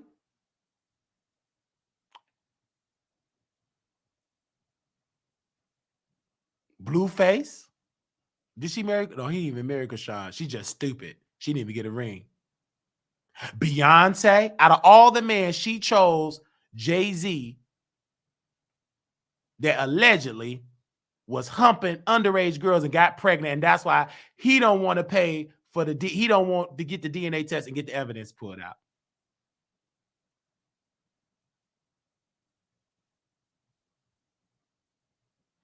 I don't understand that. That ain't my fault. And y'all get mad at me, and some of y'all work for the white man, do 8 hours here, 8 hours there. I was talking to one producer. She said she don't sleep until Sunday. She said she worked 2 jobs every day. But yet y'all talk about Wiley, and I'm working for myself. But if I was working for the white man, you wouldn't care. Thank you. Somebody found the video. Send me the link to my channel.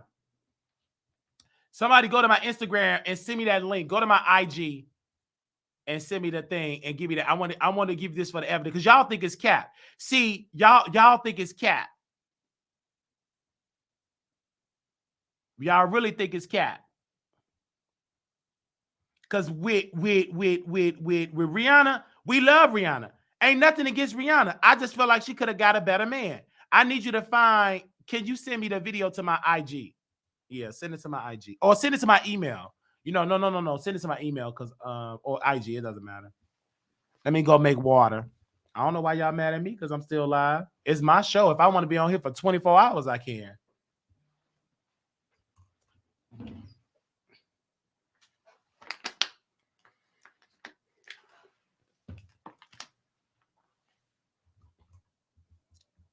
Milagro Grams go live for 8 hours.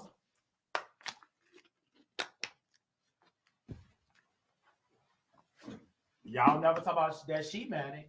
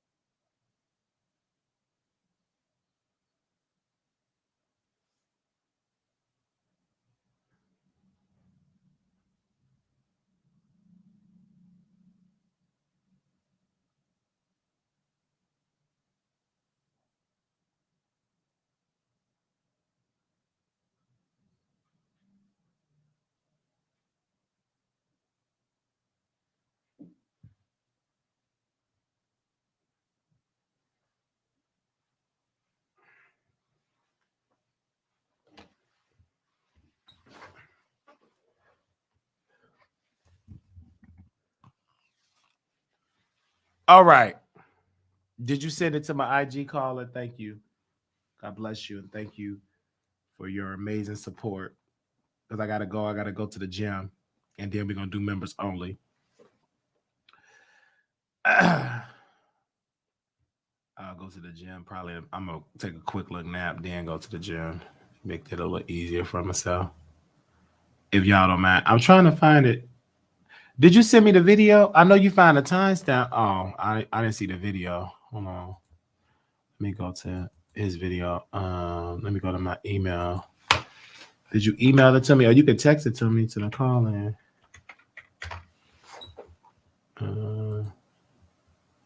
Hold on, let me do a little research myself. Cause I said send it to my DM, but I will find it. Cause this is why Armand Wiggins is mad. I gotta if I can find it. He was live. Dead gagging with Jason Lee. Gagging with Jason Lee. Gagging with Jason Lee. Gagging with Jason Lee.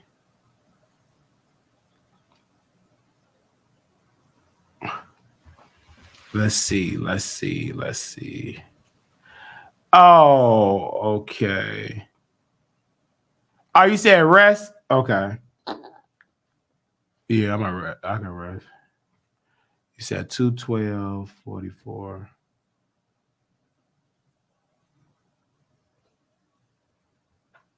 Okay, 212:44. All right. So I'm gonna put that on YouTube. Okay.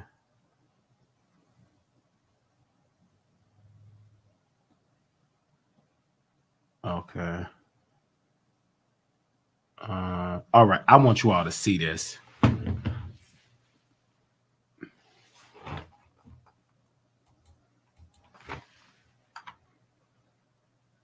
Mm-hmm.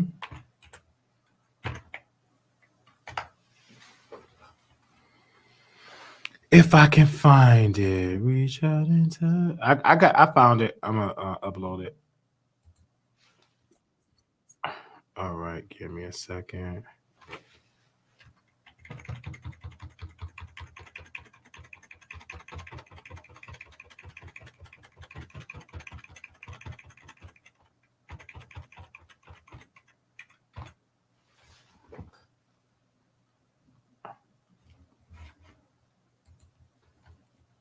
All right.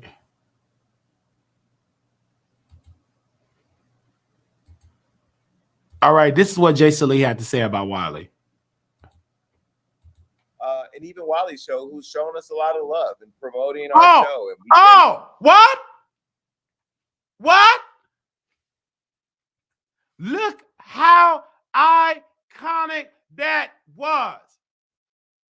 Hold on. I want the media because the media is waking up. We got media in the house. They're watching. This is why Armand is upset. Let's press play. They say Wiley ain't got no influence. Lovely T and Sherelle's World and House of Aaron and all the different YouTubers and even Wiley Show, who's shown us a lot of love and promoting our show. And we came into your space, disrupting it. And we appreciate those of you that have come on the show as guests. Shout out to Amber Rose, who made an appearance at the house. That was interesting. And Tamar and, you know, the different people that came on. I'll be honest with you. After a while with COVID, you know, I need the one when he said I would have went on the Wiley Show.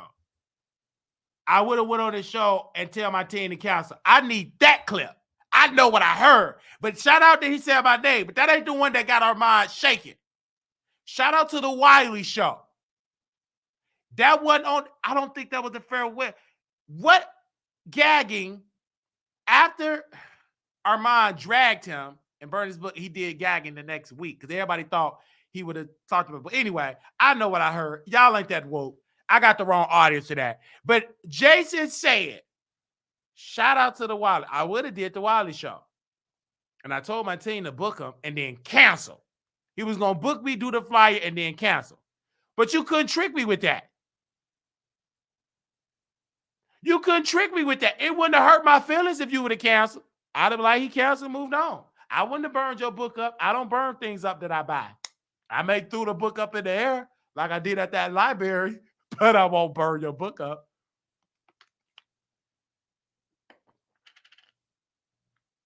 What I'm saying is it was a piece of what he said. And if somebody can find that clip, that piece, I don't know. He shows, see, that's what I said. A lot of folks don't be watching these shows, these 3-hour shows like that. That's another thing why people love Wiley. I will watch your show for 8 hours. I love it nice and long. And I take notes. The problem is you girls don't care enough about watching these shows.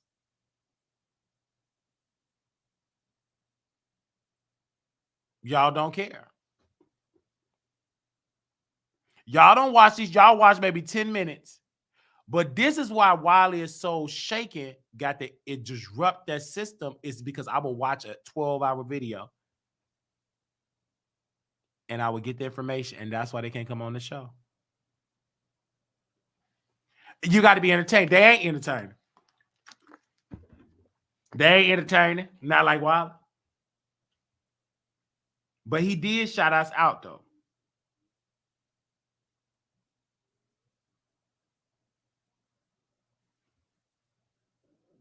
He did shout us out.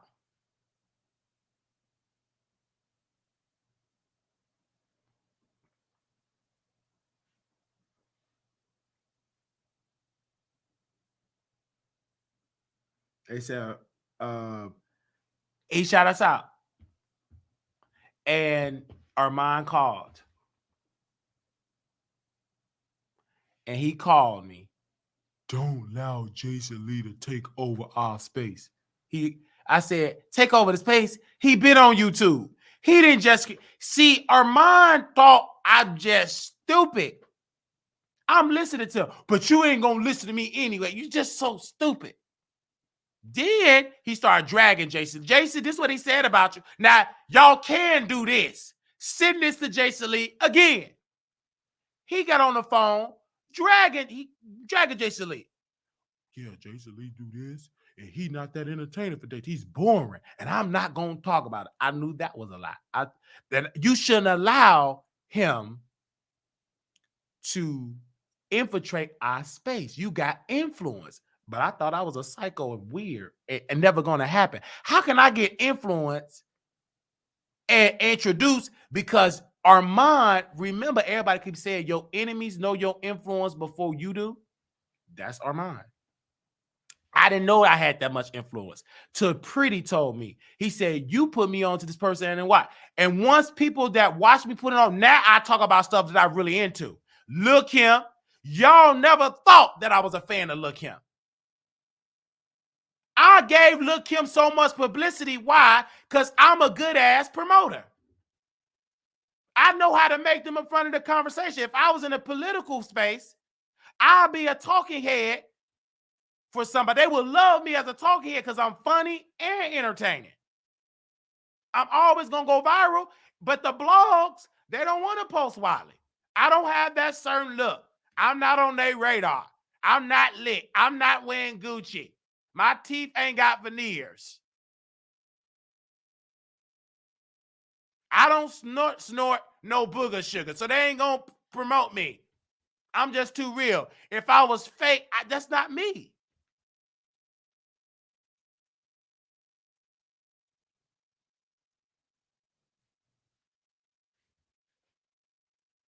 But he called, he don't do day. But Wiley, I think Wiley, you're daytime. But I would like a night light show. Black man, let me tell you something, Armand, why you ain't gonna get no Saturday Night Live show.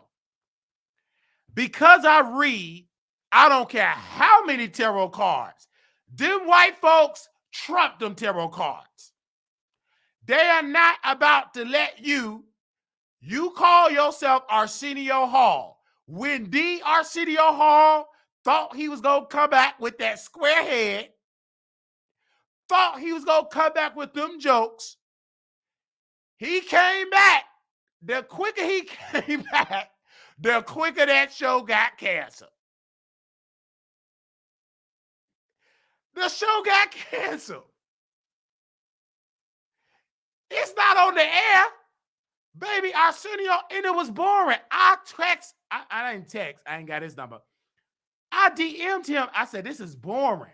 You boring. And it's corny. It flopped. And next thing I know, it went out of business. And then when he did an interview with Oprah, and her network was flopping then and was trying to come up, this before she bought the Have and Have Nots. I don't think the Have and Have Nots was on there. Arsenio was on there. And he was crying. He was talking about his son. And he was talking about, yeah, I got to raise my son. His show got canceled. And then he getting out of line. I wanted to raise my son. Be there for me. Boy, it got canceled. Then now you can pay attention to your son. I'm glad it got canceled because you was able to have a strong relationship with your son instead of you being in the show. You should have been what you was in the 90s, dragging folks. Y'all want to be politically correct. It ain't going to last with these type of black folks. Zeus got the audience. Zeus got the people. They want you ignorant, cussing. They want people, yoni juice to be spreading across the floor. They want fishy smells. That's what the people want. They don't want no politically correct. If you want to talk to these black folks, that's doctors and lawyers, and they secret pleasures get on this. All people that watch Get On This, they got regular good jobs. I don't watch it. Because if I want to see some juice, I go home and let my mama get drunk. She get drunk, and then I challenge what she say. I troll her. That's the best reality show ever. I got a drunk mama. I don't need no Zeus. I don't need no Zeus. I got a mama at home. Get her drunk. That's the best reality show. If my sister gonna get triggered, everybody gonna get. That's the best reality. I can't. Baby, Zeus ain't never had to match that entertainment. So y'all have fun with Zeus. Are you bad boy? Are you a bad boy? Yes, I'm a bad boy. That boring, tired, loose, depressed show. You should have put, are you a bottom? Yes, I'm a bottom. Along, Chris, you loose booty bottom. You queen. You a whole queen. Trying to act like you a top. You should have got arrested for fraud. You ain't no top. You bottom. You queen.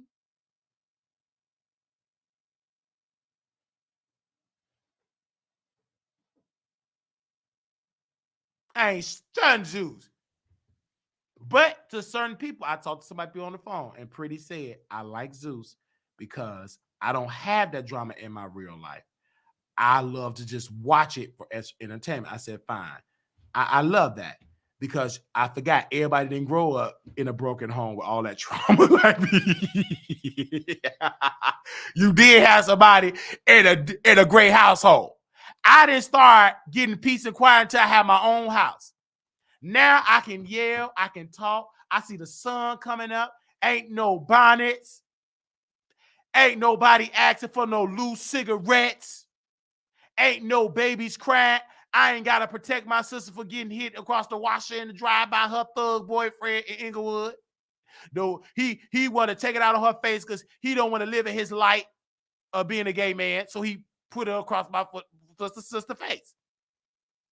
He hate her because he can't be, and then he went back to jail, and now he happy. I said, sis, you know why he went back to jail? No, why he went back. I miss him because his boyfriend is there. He miss her. What? Really? You lying. I said, he got a nice boyfriend in here. Mm-hmm. You remember that scene in P Valley? You remember that scene you told me, ooh, that's gay, and they must be really gay. I said, that's real life. That writer that wrote that scene, baby, that's real life. They be thug and they be crazy and all that because they can't, it drives them crazy that they like men. You see that scene in P Valley? Some of y'all husbands, you can't see that scene with your husband. He ain't gonna want to watch it. Put that scene on, watch his attitude change. You do one or two things. You're gonna sit there and watch it without judgment, or you're gonna be uncomfortable and you're gonna be over homophobic. And that's your man. That's little murder, little MISSI cricket. That's your husband getting bent over. Put that scene on. He'll get exposed. Most of your husbands don't watch the Wiley Show. Some of y'all, unless they just know They okay. They comfortable. It ain't too many men like Don. He's comfortable in his skin as a straight man. We don't even talk about that. We just cool. I don't be saying, hey, yes, I am a LGBT rainbow eating, bonnet wearing, drag queen singing, wig swinging. I don't talk about none of that. We talk as men.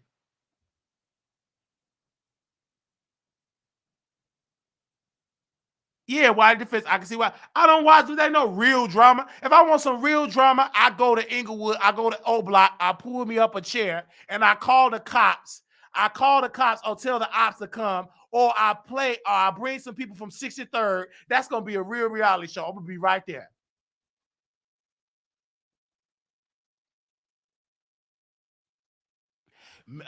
Meek Mill said it's best having a celly is like having a girlfriend. It's the truth.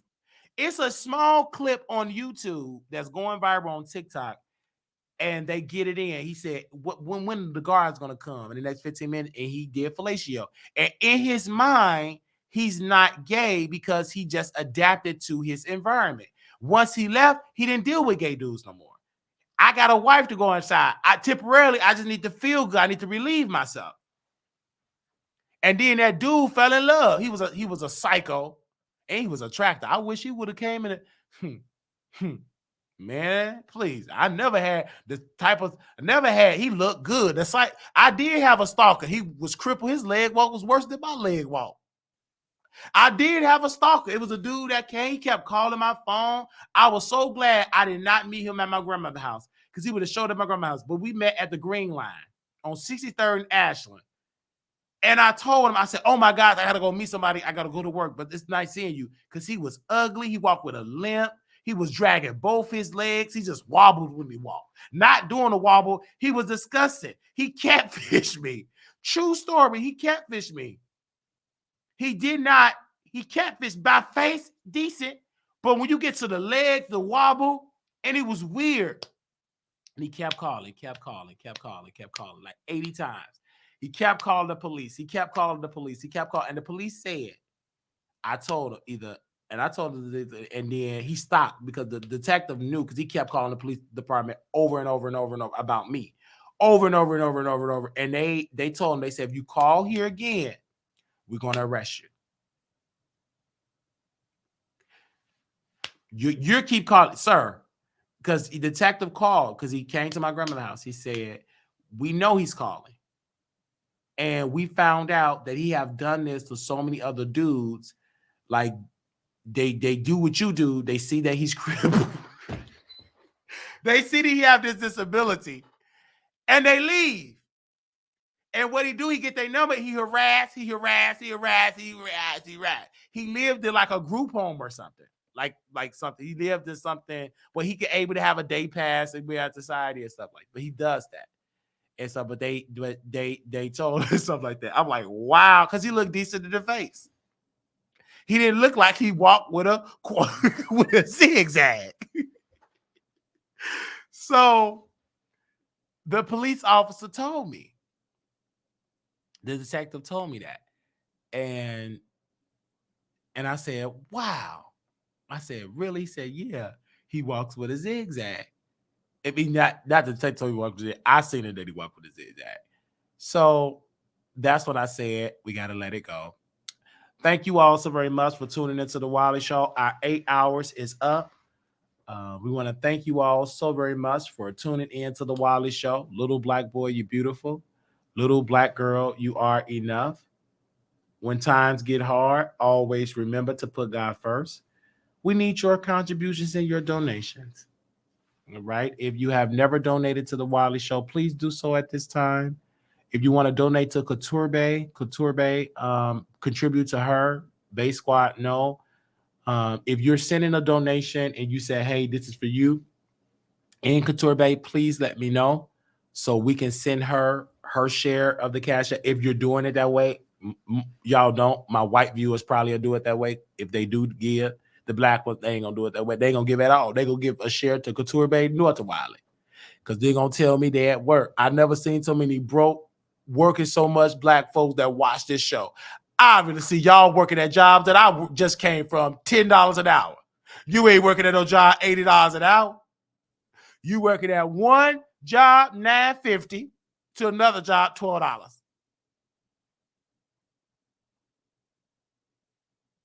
You in an Uber and a Lyft going to one job to another, but I'm able to entertain you. So, Lord, Father God, in the name of Jesus, as we close this broadcast out, Lord, I ask you that you send us some viewers with money in the name of Jesus. As the sun rises up and you grace me with your creation because you rest in the name of Jesus. You put the sun in the sky. You told it to stay there and it's still there. Ain't nothing holding it up. And you created that. You made me in your image. But right now, I'm asking you all that you send me some followers. In the scripture, it said, whether it's 2 or 3 in the house, there I will be in the midst also. I need 2 or 3 followers with money, with $50 million plus, that will give $5.5 million apiece. In the name of Jesus. Lord, I'm asking you that you bless those that are watching that in need of a financial blessing. Bless those that are watching that are in need of a financial deliverance, that are in need of a financial breakthrough. What they need is uncommon favor. They need a right now blessing. In Jesus' name, Lord, I'm asking that when you bless them, put it in their mind. Don't let them sleep right until they donate. Because if you give them the blessing of this prayer, demand and command that they contribute to the Wiley Show. Lord, I ask you that I sleep good, so I rest up for members only and give them a good show, and I sleep good and rest up so I can continue delivering great entertainment and foreign, because someone said laughter worketh as a medicine. And I'm thank you for that. And then also on the scripture, they said, your gift will make room. Lord, you gave me the gift. And I'm asking now with the gift, I need the financial blessing so we can hire a staff, so we can hire a cameraman, so we can hire everything, so I don't have to do 80 jobs, because I don't want to be an EBT type of boutique type of business. I want a successful business like MSNBC with the white folks. CNN like the white folks. CNN don't have Pookie and Ray Ray posting cash out. Top-notch staff, the best in the world. You created it. And I'm asking you to do it in Jesus' name. Lord, I want you to bless me with a Black-owned, successful business, well-funded, that is greater than MSNBC, CNN, BET, Zeus, What's That, That's That TV combined. You, the creator. And I'm asking you, while you sitting on the throne and while your son is sitting on the right side of the throne. In Jesus' name, thank God. Amen. Oh, woo, I felt that right there and there. I don't care what nobody said. Okay? I ain't talking about you. Okay, you found the video? Okay, let me get the number. You can text me the video. I prayed that prayer, touch and agree. And anybody that speak against me giving, moderators, block them. I don't want nobody that's going to come and disrupt when I'm talking about the money. Block them out of Wiley City. They ain't welcome. Evict them. I don't want nobody in this chat ever to come in here and disrupt when it comes about the money. Remove them immediately. Remove them immediately. If they say, if I ain't giving no money because YouTube give clicks, remove them. Block them. I don't want them in the chat ever. I don't want to see them in Vegas. I don't want to see them in Dallas. Block them immediately. You got my authority to get that minority that is broke out of the chat. Block them. Only time I want you to block when they speak against the money. They trying to disrupt and discourage. You got my authority. Block them. That's the second rule that we inserted in. That's a new rule we added.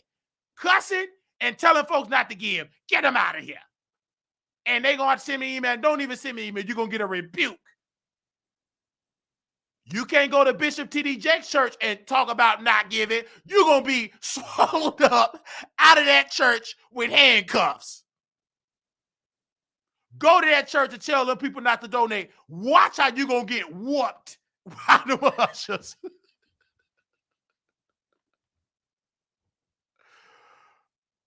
Go there if you want to. Watch how you gonna get whooped by them ushers.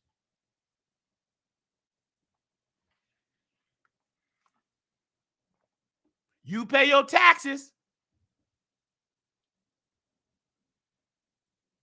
Did I get to? Oh, yes, sir. Yes, ma'am. I did, because you the only one that give a Zelle. Yes, ma'am. I can't send a heart. I saw it.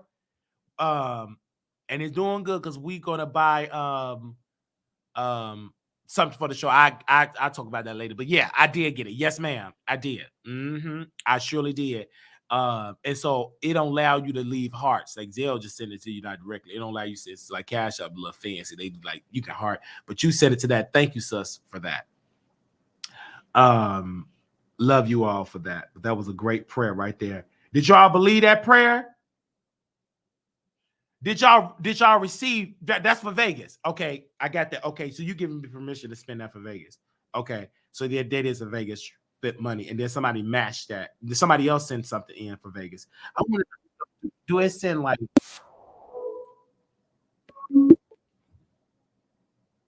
yeah, somebody else sent that. Jeez. Oh, okay. Oh, okay. I got it right now. I'm about to click on it now. Thank you so much. All right. So let's call it. I called the she sent me the link. All right. Good. Oh, what's the time? Oh, okay. Oh, right here. Okay. Thank you. Okay. She found it. Give me a second. I want y'all to hear this. Wow. And shout out to Zaydon. And he's an amazing singer. Shout out to Zaydon. We love Zaydon because we go way back. Here we go.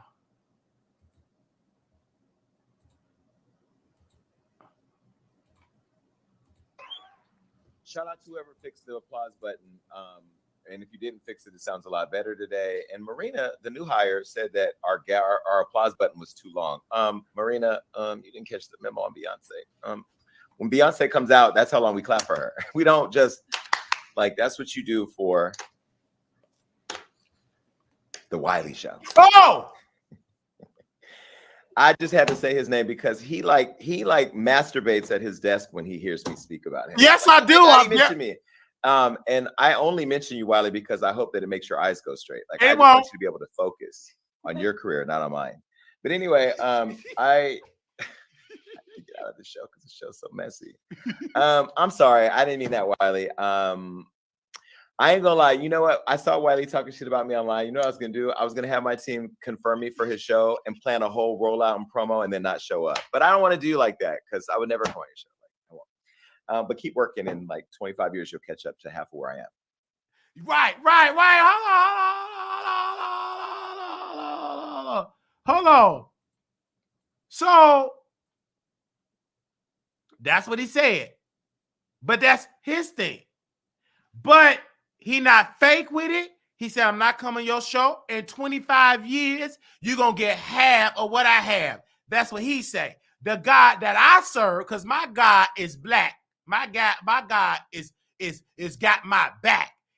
I don't know the color of God, but I know he's a back type of God. He got my back. The type of God that I'm going to get, the type of blessing that I'm going to get from God is uncommon favor. He said 25 years. He said 25 years, you're going to get there. God said in the next couple of months, you're going to be on a bigger stage.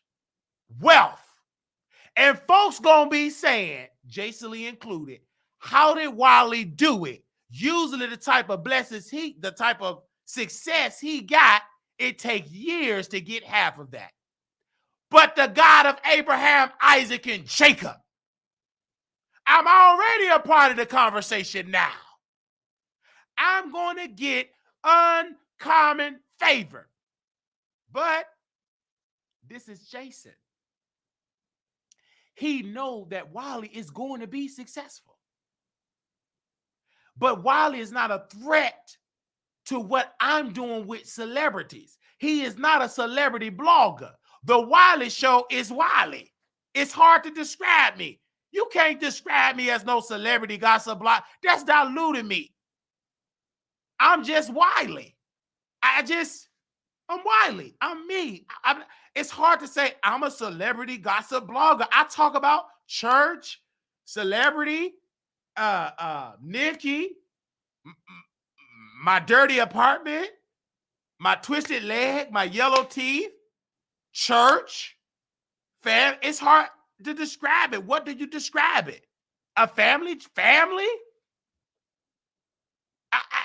I don't just, we did an 8-hour show and we didn't talk for 8 hours. Most of it, we talked about me because it's called the politics, health and wellness.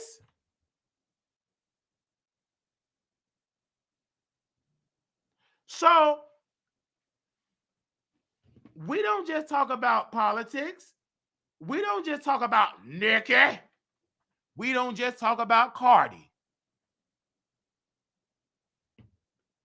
It's plenty topics that we talk about. And you know what, members only, because we was up and I'm going to take a good old nasty nap, we may cancel the Zoom, postpone it until later tonight or tomorrow. But it's about whenever I wake up, y'all going to be ready. But we will be having a members only because we're going to go even harder on members only because we got some story times that I'm going to share with y'all on members only. So y'all just remind me. And then on members only, y'all can help talk and stuff. So we may do it today, you know, because I got to go to a gig tonight.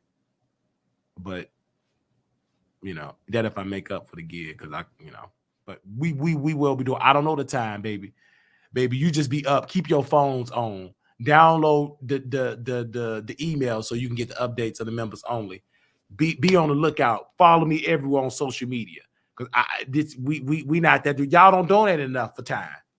Y'all try to be like a bitch. You don't donate enough for time. It's whenever I wake up. This is a boutique operation.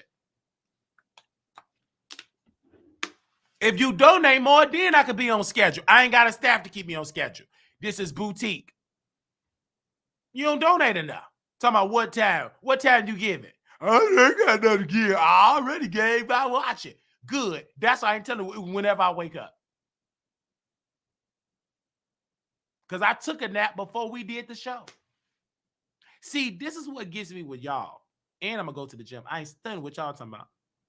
We slept for about 5-6 hours because I got off at 3:30. I went to bed maybe at 4 o'clock. I think I got at home probably at 3:40. I was in the bed like 3. I was just tired. And then we did a show. But y'all assume that I was up all that time. You don't know. I'm not live for 24 hours.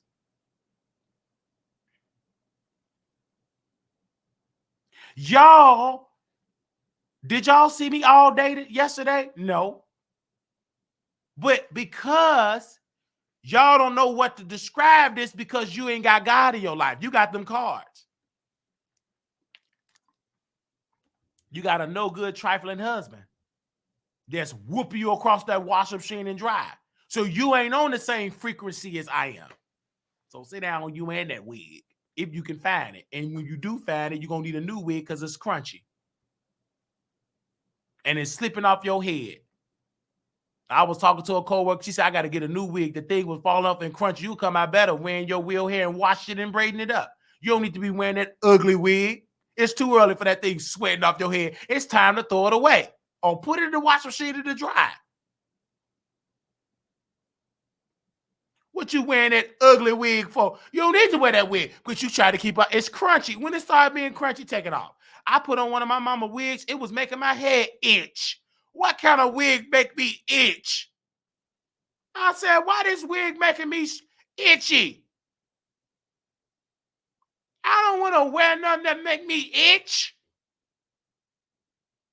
That thing I'm trying to do, my Queen of Cross-Eyed Diva, it was itchy.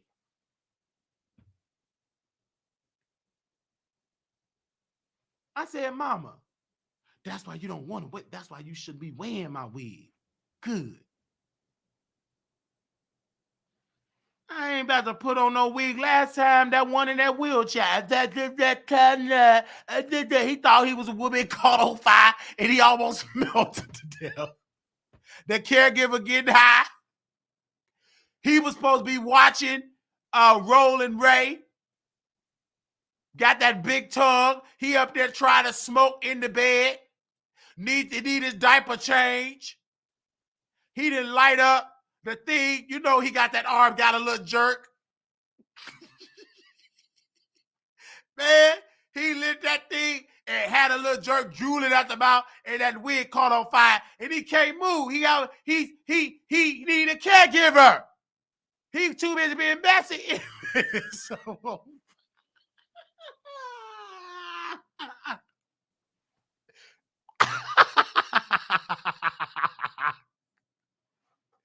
you lit yourself on fire.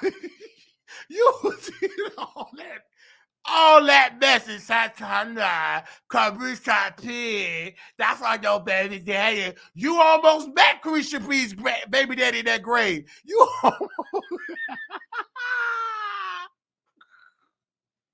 You almost met Carisha Please baby daddy in that grave. You would have been the first one, because you was gonna go to hell. You was gonna be the first one. Burnt crispy in hell. I don't even know if that would be a punishment or a vacation for you, because you already would have been burnt to a crisp. Because usually they describe hell as being fire and brimstone. But how can he suffer when he lit himself on fire and head to hell? So what would be his suffering? Water? I guess letting the skin heal and peel off infection. I don't know what would be the healing with that. So, you know,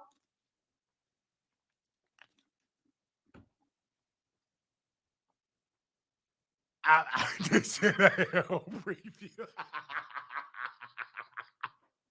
They said that will be a hell preview. Okay? That's crazy.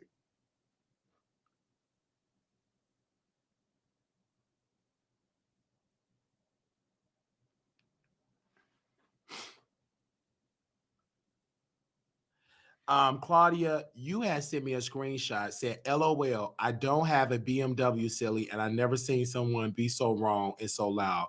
Are you okay? Because you all over the place ranting and thinking about me at 11 p.m. and it's still at 5 p.m. Child, move on. If you're not butthurt about not being considered for a job, then why do you care? Please seek help. It's given mentally unwell. Thanks and happy Saturday, weirdo. Okay, let me say this. Claudia, you're not a psychologist. You're not married. Neither are you a mother. You cannot say it's given mentally unwell. Do you need a lawsuit? You don't know what my mental health is. I know you a trash woman. I know you still trying to happen in Hollywood. You 50-some years old. And if you mentally stable, why are you responding to the Wiley Show? If you mentally stable, if you got your mind, why you responding to somebody that you claim is given mentally unwell? And you call me a weirdo? If you've been watching me for 11 to 5, which you have, then what does that say about you? You don't got no husband. All you can watch is Wiley. You ain't got no man. You single just like Wiley. Only difference is I'm happy and you're not. You in Dallas, Texas, building a house just to live by yourself. You ain't got no kids. You ain't got no nieces and nephews that you look after of. You got a cat, and I guarantee you don't even upkeep that cat because you're too busy watching me. Go play with your cat. Meow, meow. It's calling for you. Why are you worrying about the Wiley Show? You talking about Fox Soul that I'm butthurt, baby. That show is always way down. You worried about that Al is literally on YouTube promoting his show. You need to be worried about how can you win an Oscar. Taraji got a new movie. You ain't on that new movie. You still on Tubi. You ain't in the same lane as Wiley. You're not in the same lane as me. You still auditioned on Tubi. I got you shaking. You need to get fired off of Tubi. I'm Team Taraji. You would never be Taraji or Whoopi Goldberg.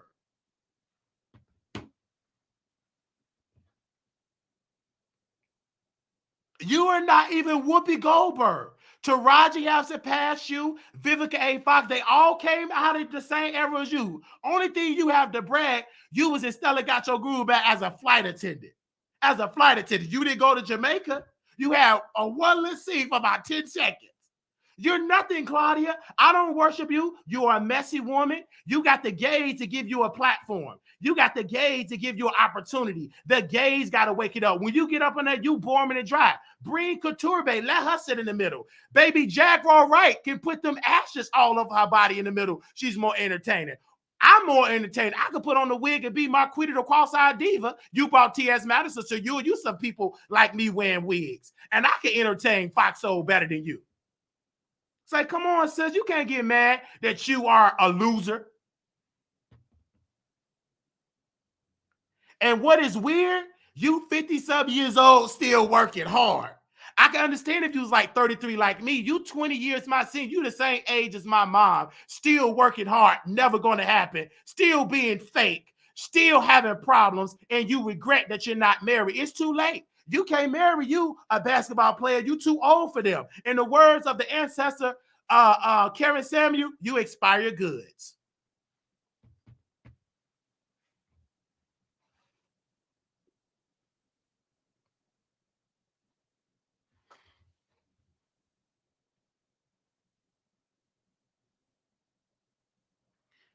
Let me tell you something. You said, I said what I said. You're so jealous. I often, hold on. I'm leaving her voice though, responding to her comment. Hold on. Let me say that. This is what Claudia said. She said, I said what I said. You're so jealous. And I often respond to weirdos and you don't have a man too. Only difference, they're all after me while you're obsessed with me trying to have a moment with me. Don't worry. There will be more moments after this message, boo. I'm in Bahamas enjoying being loved on. And I'm not about to waste my morning arguing with your cross-eyed ass. Go away, you pest. First of all, you don't have a man. First of all, you single in the Bahamas watching the Wiley Show. I don't have a man because I chose not to have a man. I don't want a man because I don't want a man or a woman. What I want is a bag so I don't have to work hard like you and have to be on 55 low-budget movies and make $2 here, $3 there, $8 there, $12 there. You never going to happen. You in Bahamas doing nothing. And then she took the screen. We already got the screenshots. We already got the screenshots. And I'm sending it to your boss. I'm not going to post it on YouTube. I'm sending it to your boss. You call me a cross-eyed. No. You thought I wasn't going to screenshot? Claudia, I got the receipts.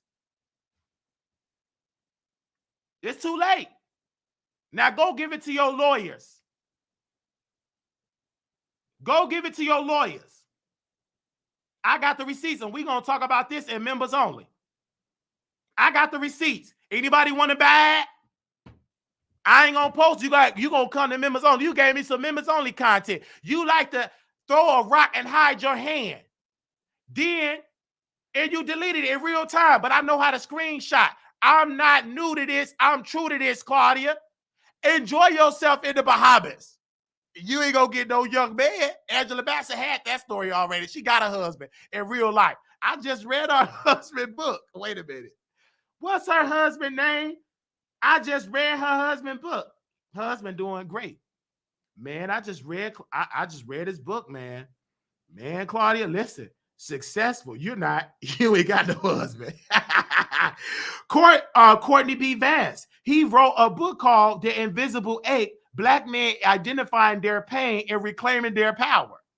They definitely need to be talking about the invisible eight, about Black women identifying their pain and reclaiming their power, because Claudia Jordan ain't got no man. She got issues because she allowing Wiley to troll her and trigger her because she ain't got no man. You in the Bahamas by yourself.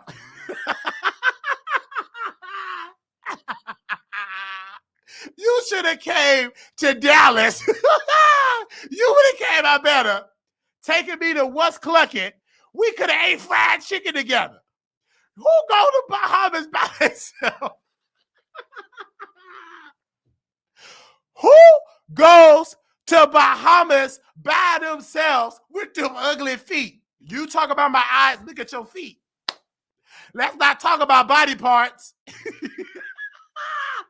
Baby, you ain't on the Real Housewives of Atlanta.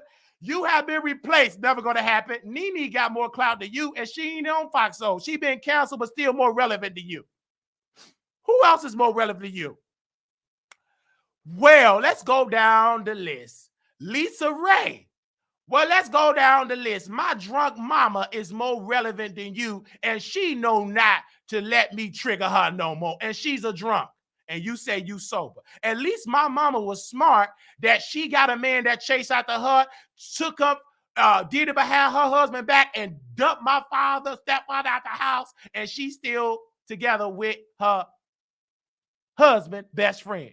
She kept her man. You can't keep one. Don't a man want to be with you? You too phony and fake. A man want a woman to be submissive. You ain't submissive. You messy. You trying to chase your bag. You can't submit to alpha of like Wiley. I tell you to shut up. Cook my food. I'll rebuke you. You're not used to having a strong, two-fisted, thoroughbred man like Wiley. You used to these down low men.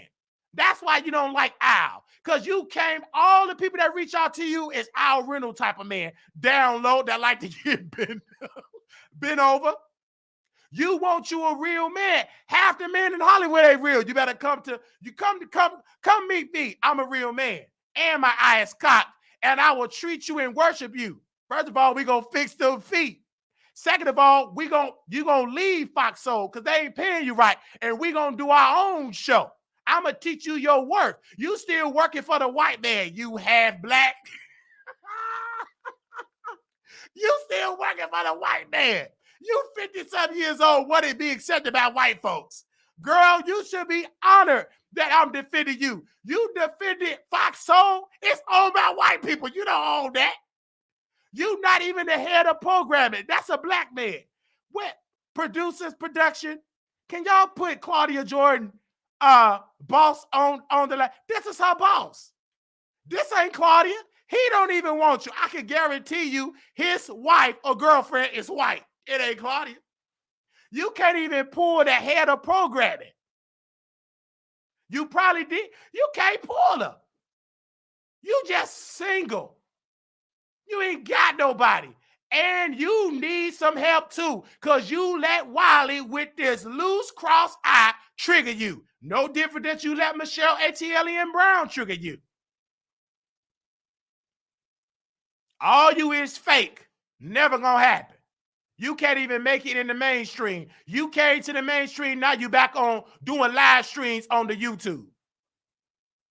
You started before YouTube was even born. You was doing in Hollywood before the creator of YouTube was born.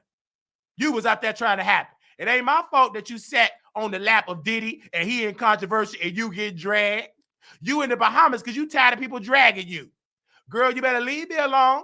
I ain't studying you or Diddy. Obviously, you didn't have it right. You didn't have the right juice to even get into the freak off. Do you know how tired and delayed you have to be to not get invited to a freak off? You must be, for them to say, you know what, you leave. We don't even want you in the freak off. We don't want you to be with the male escorts. He didn't even want to hire you to even book the male escorts. That's why I know you wasn't a part of the freak off. You wasn't a part of it. You didn't have that them ugly feet. You wasn't a part of it. Diddy said, no, we gonna get somebody else. Not you. Next, put it back in my Wendy Williams voice. Put it back. Not that one. Go downstairs and get fatter. That's what Wendy told her staff. You need to go downstairs and get you a braid. Because obviously up in Bahamas, you done lost your mind. You let Wiley trigger you and you typed it and I screenshot it. I'm going to send it to a blogger. You get your lawyer. You better call it for the Bahamas. You should have screwed your lawyer. You see, he don't want you either. Your lawyer wants somebody, a younger black woman, not you. You too old. In the dating society, 50-something, them expired goods. If you was a product in Walmart, you would be in, the little section where they giving away products for free. Claudia will be in that section. You know that section. And that's the section I go in. Because I go in that section when I'm on the budget because I ain't got the money like Claudia. You know, she still get a couple of dollars from Tubi. So I go get the bread that's for 50 cents. That's about to expire in about 2 days. Claudia will be in that section for $5. The $5 bill, Claudia will be right there. That'll be Claudia. And this is her boss. She called me cross-eyed. Now let me see your boss eyes. He got on glasses. Oh, it's straight. I'm gonna send it to her. I'll district. And you call me mentally ill. I'm suing Fox Soul. I'm getting my own lawyer. I'm gonna sue you, Claudia, and Fox Soul. I want her gone. And the settlement will be, Yana, I don't want $1. Because she ain't got no money. This woman still still getting in debt with them cars. I don't want to break her because she a black woman. I don't want her job. And part of the settlement, I want an apology from her on the air. And I have my own show because I know y'all got Fox Soul going to be going on for 6 more months. So for 6 months, I want my own produced show on the Wiley Show. And I want Claudia to be my Uber Eats. I want her to be my assistant for 6 months. Go get my Uber Eats. Go get me a towel. Go get me something to brush my teeth. Her to be my assistant. I want her to be my assistant. You can't even get paid fairly at Fox Soul. Yeah, you went to the Bahamas, but it wasn't just by your Fox Soul salary. You out here being a survivor. You out here being Watch What Happened Live. You out here guest host for the Breakfast Club. Guess what? Jess Hilarious took your job. Jess Hilarious got that job. They thought they was going to have you in it. You boring. I would take Baltimore Jess Hilarious before I take a half-century-old Tubi actress to be out here trying to criticize me and get under my skin. Ma'am, you're on Tubi. They have to see you with 55 commercials. When I see the beautiful Monique where you was throwing shade, I see her on the big screen. I see her on BT Plus because I got enough $9 to see BT Plus commercial free. When I watch your movie, I have to see 80 commercials to see you try to act, and guess what? It's a flop. Chop next. That's why you didn't make it. They could put you in the color purple. You can't sing. You can't dance. Don't nobody want to see you. They don't want to see you. Taraji got your job. You want to be the only one. Baby, Fox Soul, y'all need a new moderator. The reason why the show is dry and boring, I predict that Tasha K need to take Claudia's job. I ain't stunned Claudia. Send me Tasha. Put Tasha on TGIF. She said tea is the new wine. I'd rather take a purple wearing wine drinker with a teddy bear. I would rather have Tasha K in her lying breath. I would rather have her on Fox Soul. Let her come with the mohawk. She get up that line, take Claudia's job. Take her job. You see how much weight I lost with that picture? Look at me, Claudia. You can't call me fat no more. I done lost that weight. Baby, you 50-some years old trying to reinvent yourself. It's too late. Baby, you close to almost retirement. Get the Social Security. You might as well go to draw. Well, the way how it's looking, they're going to increase it to 70. So you got about 20 more years to get about 80 more Tubi jobs. And you know what, Claudia? I'm going to help you out, sis. The reason why you have to work hard is because your boss, your network is making you work hard. A lot of jobs you can't get because you're a black woman. They don't want you. They're going against DEI now. Sorry that you got to work hard like everybody else. You are a glorified worker. All you do is work. All you say on Tubi, I used to date successful men. No, you don't. That's all cap. Don't no successful man want to date you because, number one, you whack in the bedroom. You terrible in the bedroom. You are, like you describe yourself on the show, boring and dry. When they hump you, boring and dry, you only like to do missionary style. That's old school, baby. You got to twirl up. You got to be robotic. You got to flip. You got to turn. You got to stretch. That's another reason why you couldn't be a part of the Diddy Freak Off. You ain't that desire. You boring in the bedroom. You are like you is a statue and dry and boring. Only thing you do is create mess with that cat. That's all you create is mess. That's it. You create mess on top of mess. Okay? Okay? Then Tasha, and then Claudia, again, you say yarn, and then you added the piece. You're so jealous when your late A word finally find out who's loving me. Okay, I already took the screenshot. So this is what Claudia said. She is so dumb. This woman, she ain't got a light that's blinking. Obviously, the Bahamas ain't got no good Wi-Fi. Obviously, do they got a good Google school system? Do they got IDCD in the Bahamas? Can y'all please help Claudia? Because she don't know me. She don't. This is what Claudia said in the Bahamas. The Tubi version. Baby, she in Dallas somewhere. In her kitchen. She is not in no Bahamas. Wait a minute. This woman said she in Bahamas. Girl, nah. You ain't no Bahamas. You in Oak Cliff. Lady, you is cracking me up. You talk about you in the Bahamas. Girl, that's all cap.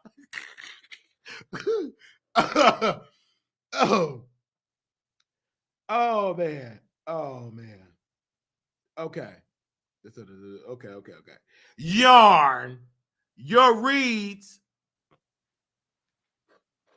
Oh my God, your reads are so tired. You're putting me back to sleep. Let me go back to sleep.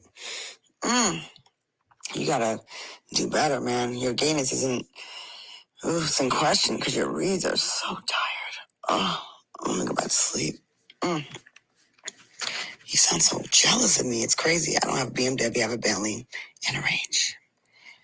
I don't have the payment you think I have because I work hard and have six-figure deals. You can be mad about TV.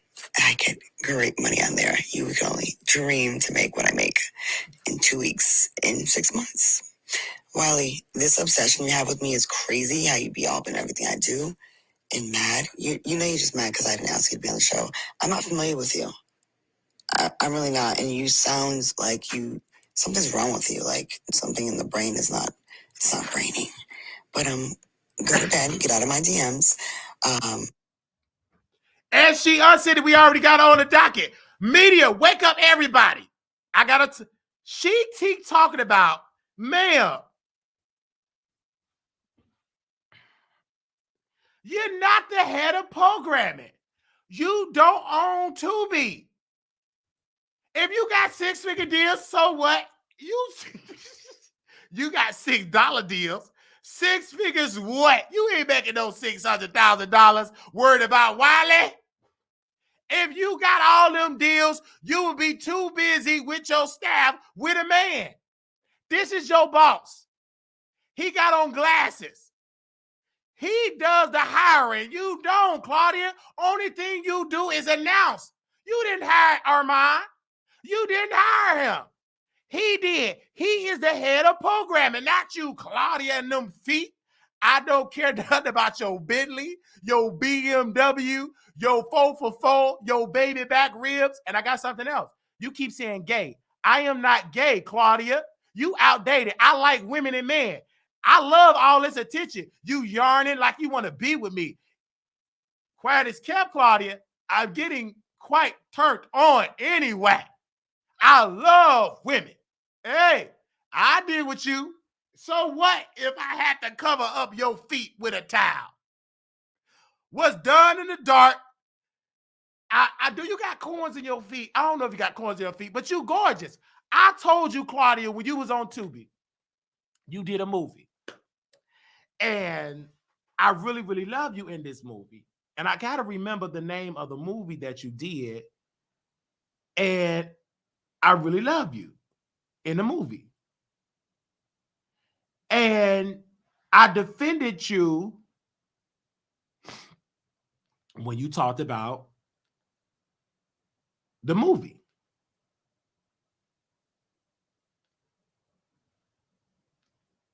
Okay?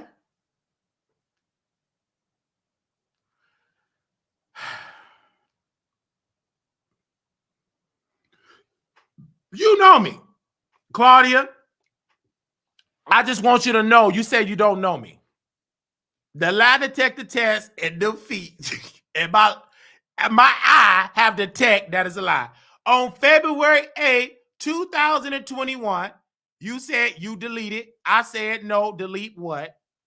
You talking about my YouTube video? No. Didn't you suggest I should have her on my show? And I said I wasn't interested, but you said on your post it was because of how she looked. That was you, right? I did. You made a comment saying she don't have the look to be a guest. Yes, Lord, it's not a good look for me to have her on. She's not the kind of interview I'm interested in. Have nothing to do with her face, everything to do with her character. Why are you capping so hard for her? You think it's cool what she's doing? Matter of fact, most of these messy blogs just spending all day trashing black women for talking about other black people. Like, when does it end? Seem you don't hold the person accountable that started all that with both of us. You don't see that. It's not cool. And I said to her, I just don't like the fact that people calling her Gary Coleman. I also called her out as well. But she can call people crack, hate, drug addicts, whores. I mean, damn, crackheads. You right. I was calling that out as well. So how do you not expect or understand how if somebody keep poking someone for years, you're going to clap back hard? We're humans, not saints. She's too old to still be behaving this way. It's ridiculous. I understand your point. I said to her, it's getting to be too much, but you're making videos about it too. It's news. And you trash people too.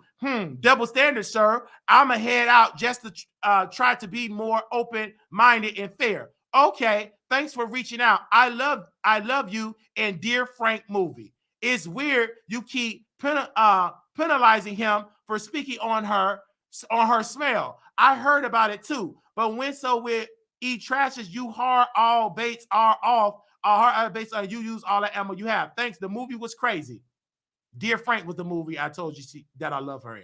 It was. I would like for you to come on my show, but again, I called Funky and Michelle out. They both went too far. Michelle, this is Michelle ATL and Brown she's talking about. Michelle has been absolutely horrible to me, and she's a good manipulator, plays the victim. Thanks for letting me know. You must really have a history with her. She convinced many black women who I love that I hate them. I have a thing against dark skin. Shit, half of my family chocolate as ever. I ain't the one. Some old dry jokes from 11, 15 years ago define my whole life. Smile. She holding on to jokes from a different era when offensive things were okay before we all grew up and became woke. Wow, I didn't know that. So you don't know me, Claudia. You queen. You lied. Lie detector test say that's a lie.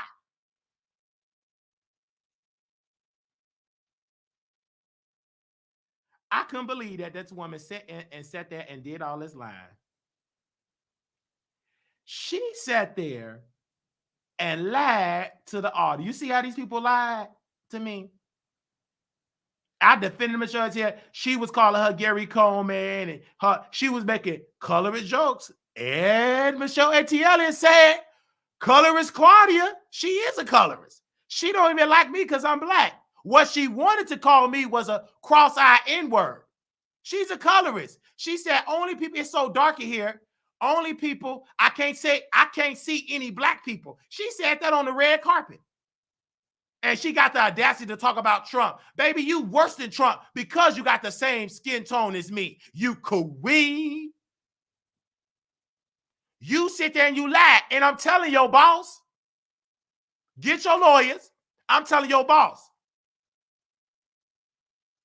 I'm sending it to the media. If they post you, I got the evidence. I'm sending it to the media. I will be emailing Foxhole when I get some sleep because I have a job to do. I don't make six figures. I don't understand people make all that six figures and still paying car notes. Do you know how stupid that is? She did never say, I made six figures and all my cars is paid off. Armand said on Foxhole, she said I'm paying $1,000 on a car note for insurance. That's bragging. That's insulting. That's dumb. You are a crazy person. I thought you was biracial. Your white part of the family must did teach you about economics. I'm going to have to talk to my white folks and see, do all white people brag about paying $1,000 for a BMW? Because the white folks I know drive Ford Focus. They be on the bus with me making money. They ain't up there bragging about them high-value expensive cars. You on Foxhole getting them six-figure checks, you queen. You don't own Tubi. I think you need to keep quiet. Stop bothering me, Claudia. Leave me alone. I'm doing my show. Why are you worried about me? I'm telling your boss in the morning, I'm the employee. You dragged me. You insulted me. Talked about my mental health. I'm calling your boss. Foxhole, and I'm sending it to, and I got the evidence. And this woman is she unsending all the messages? This woman is unsending all the messages. And she unsending all the messages. Guess what I did? I screen recorded it all. That's a shame, Claudia, that you doing this to me. That is a shame, sis. I feel sorry for you. But I really feel like for the women that are watching, the younger women that's in the chat, Claudia is a prime example when you got your priorities messed up. See, she was so busy chasing Hollywood and being a boss bee, and she's a lonely bee. She's a lonely BW. She's a lonely boss BW. She's a lonely black boss woman. She's not really a boss. She actually a BEW, black employee woman. She ain't no boss. Bosses own and operate and fund their movies. They don't be up there trying to act. And this is what I'm gonna tell Taraji. I'm gonna say Taraji, I love Taraji so much because she have a nonprofit for people for mental illnesses, for mental health. Claudia is mess. She even got no nonprofit. That's a shame, Claudia. And I'm sending some Michelle. I can't wait till they wake up. I'm a show send it to them, and they can post it. They're gonna have to pay me though. If they want to post these receipts, they're gonna have to pay me. You can't do that for free. You better come with a cash app, or I sit on it. This woman literally dragging Wiley from the outside in her backyard. She ain't in no Bahamas. If she is, what time is it in the Bahamas? Let me see. Because if she is, she in the Bahamas by herself. Siri, what time is it in the Bahamas?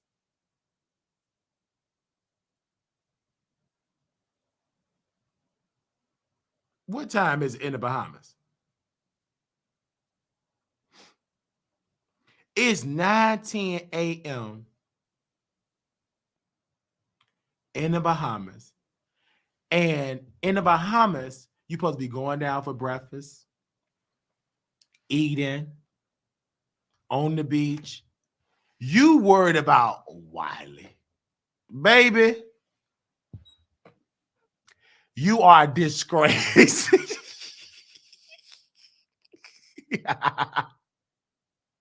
You are a disgrace to America. You a disgrace. You in the Bahamas. You reach out to me at 1:13 a.m. So it's 2:13 a.m. in the Bahamas. You supposed to be getting your back in. You supposed to be on your back getting your life. Then you respond to me at 2:20 a.m.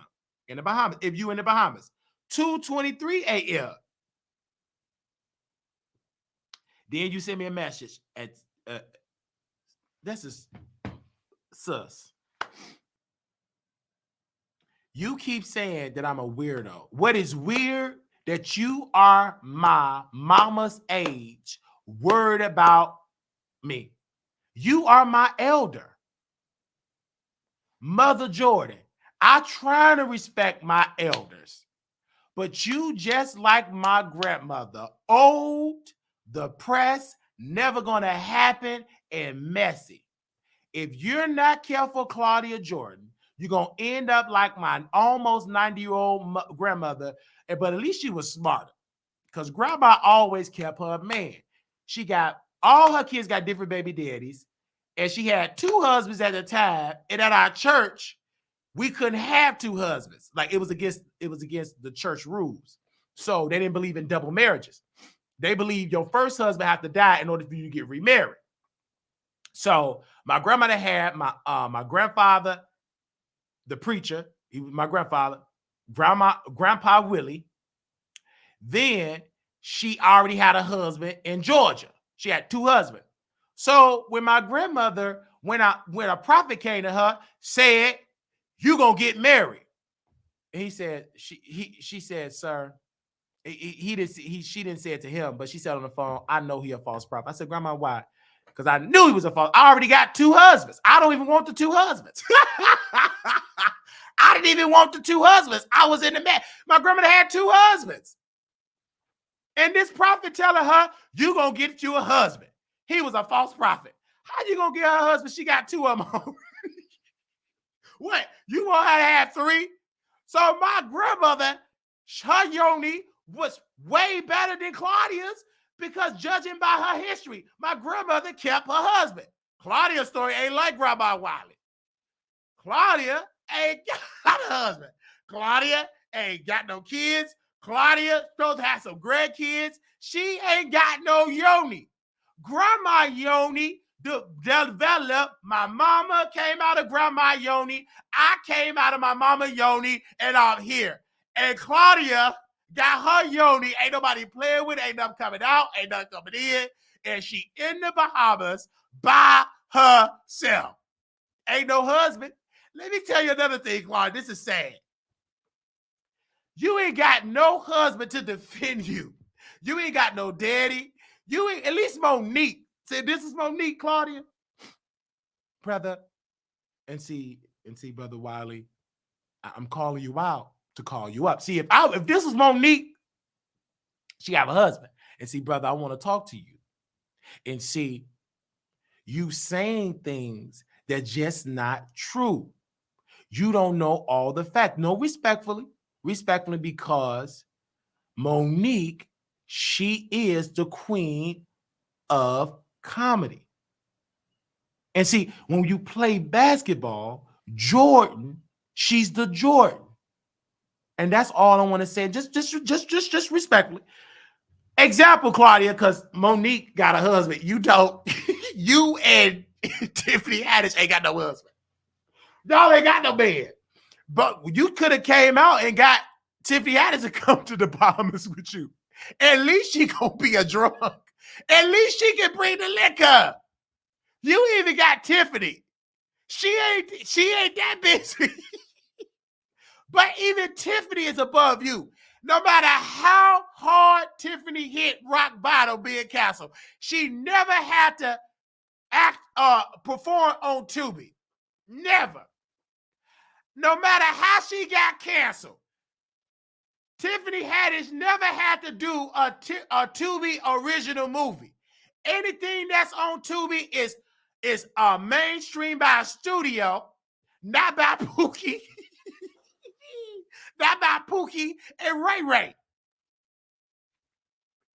Tiffany Haddish had it by a studio. And look what happened. You still, at 50-some plus years, never happened in act. You never played in it never was the lead character in a major picture film. Never. You won in the Players Club. What could you play? You could be on that stage. Seems like you ready. Seems like you ready. Man, with 2 feet. I know you auditioned for that part, but baby, the casting director, they looked at them feet. Ain't nowhere in the world you could have been on that. Baby, Bernie Mac would have been roasting them feet. Every part Vivica A. Fox got to. I know you talk bad about Vivica A. Fox because every role you dream of, Vivica got that. You even dream of auditioning, it goes to Vivica. Any role you dream for, it went to Vivica A. Fox. You need to stick what you know best. Being messy, and you don't even know that the best because you boring. You ain't even got no good Wi-Fi. You was freezing and turning it. You was freezing. Girl, stop it, sis. You embarrassing yourself. And then let's not even talk about your body. I'm not going to get into your body because I'm still attracted to you. I just feel like you better get to me because I'm getting close to the bag. So once I get to you, I'm marrying me a white woman. See, white women don't do stupid stuff like I'm marrying me a Karen. Yes, get me a mega wife. I don't want no Claudia. That's why black men don't date black women. Y'all talk too much. I don't want no Claudia. How she got to defend her point? We ain't gonna lie. She would get rebuked. You too busy chasing that bag. I want me a wife that's submissive, like a Monique, a submissive. Get in the kitchen and cook my food. You won't be doing all that. I'm doing the work. You at home, having the babies, cooking my food, making sure the house is clean. And no, you will not bring in that cat. I don't like cats. I don't like how they smell. I don't like how they purr. I don't like cats. You got a whole man. You ain't gonna have time to cater to that cat. You gonna have to cater to that other cat, and I'm gonna have to tend to that cat, and we gonna be together. You ain't gonna have time to tend to no four-legged. You gonna be tending to this two-legged, third-bred, two-fifths of third-bred black man. Only reason why you have to cuddle up with that cat, because you ain't got no man. You ain't got no man. Wow. Ain't that sad? At 50-something years old, you got $300,000, $800,000 deal, and don't got no man. You got to cuddle up with a cat, and then your other cat, you got to reach in your shoebox and get a rose from AdamandEve.com. With your cat. You got to get in your shoebox. You got to get you a rose. I ain't talking about a rose from Kroger's. I'm talking about a rose that got a battery that got the turbo speed. You don't need no man because in your mind, you got tired of paying dudes' bills. So you got your cat, you got your other cat, and you got your rose in your box, and you put that other cat, you pleasure your cat that you was born with, you do it with a rose. Because none of these successful men have dated you. They dated you, they saw you, and they rated you for 1 to 10. I dated Claudia. I got it. Let's talk about it. So I went on a date with Claudia Jordan. And, well, we did it to the feet. I would give that -1. So we did the bedroom activity. I got it. Let's try it. Let's get it 1 through 10. So when I got into bed, it stink. Number 1, cleanliness on 1. And we tried to get into her fellatio skin, and when I got it, okay, what, the texture, now, it was a -3. I do not recommend you to do it. And I cannot tell you what to do. And if you want to go and deal with Claudia Jordan, that's you. I'm not going to tell you to deal with Claudia Jordan. If that's what you're going to do, because it's just my job and I do it out of this. I'm just saying she's a 1, a 0. You better be glad Kevin Samuels wasn't alive. If that was Kevin Samuels, you got your standards up too high. You think you a 10? You think you're not even a front. Wiley don't even want you. Do you know how sad it is? Claudia, I don't want you. I'm just using for content. I don't want to date you. You too old. Baby, give me a Kyle. He's successful. He got a lot of more years in front of him. Good looking, attractive. You can actually give me the head of programming from Fox Soul before I date you. I don't want you. Give me, I will take Michelle ATL and Brown, because you know why? I will date her and be happy. Because she's attractive to me and she's a real boss. You seeing Michelle ATL and Brown calling me in the middle of the night talking about she in the Bahamas because I'm dragging her. I have dragged Michelle ATL plenty times. She never called me from the Bahamas. She never called me from College Park. She never called me nowhere. I had to come on her channel and hit her link. And you said, ain't nothing wrong with your man, Claudia. You better go to the doctor. Take me to the room. Doom, doom, doom, doom, doom, doom. Come on in the room. Claudia is single. She don't have no man in the bedroom. And she gotta sleep with a cat. And she paid all of that money to the car lot. Come on, brother. Claudia don't got no man.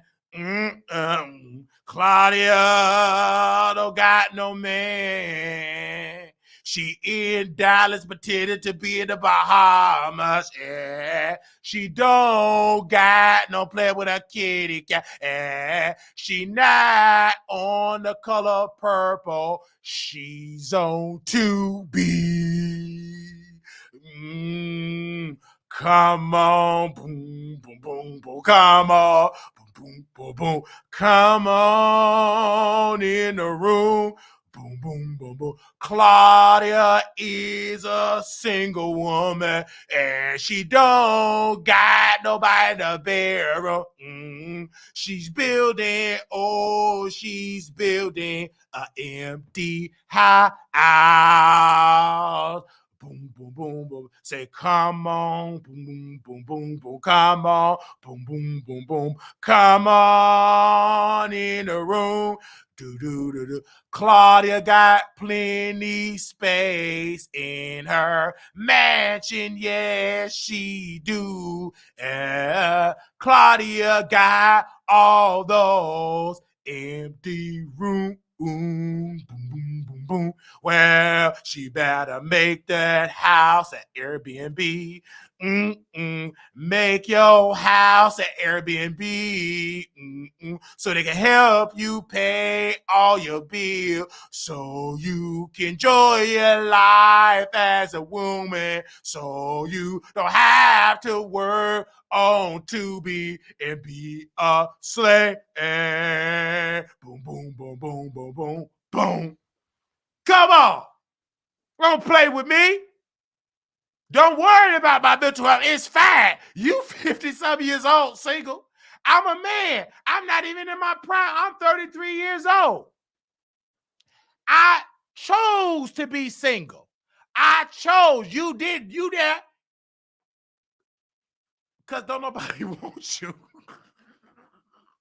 You're going to have to settle. You had a realtor as your man. Remember that realtor? He was showing houses.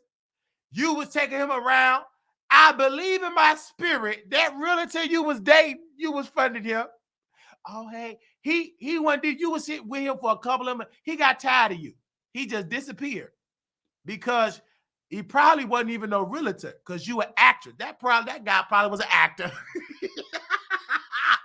I really believe that guy that you was parading around in Dallas, that y'all with this power real estate company, was a paid actor. He just disappeared. Is he still selling houses? Nope. He in Hollywood auditioning to be in a movie. You paid that man allegedly to probably be your boyfriend. Just assume you the only actress, not an A-list, you an actress, baby. You not even on the alphabet. You don't even deserve to be on the alphabet. You just an actress. You're not even a successful actress on Tubi. You wasn't his stepdaughter. Why you wasn't his stepdaughter? Chris Stokes don't even want you. Do you know how sad and depressed you is if Chris Stokes don't want to put you on a movie? When I talked to Chris Stokes, he said that Claudia auditioned for stepdaughter and to play the mama, to play the stepmama.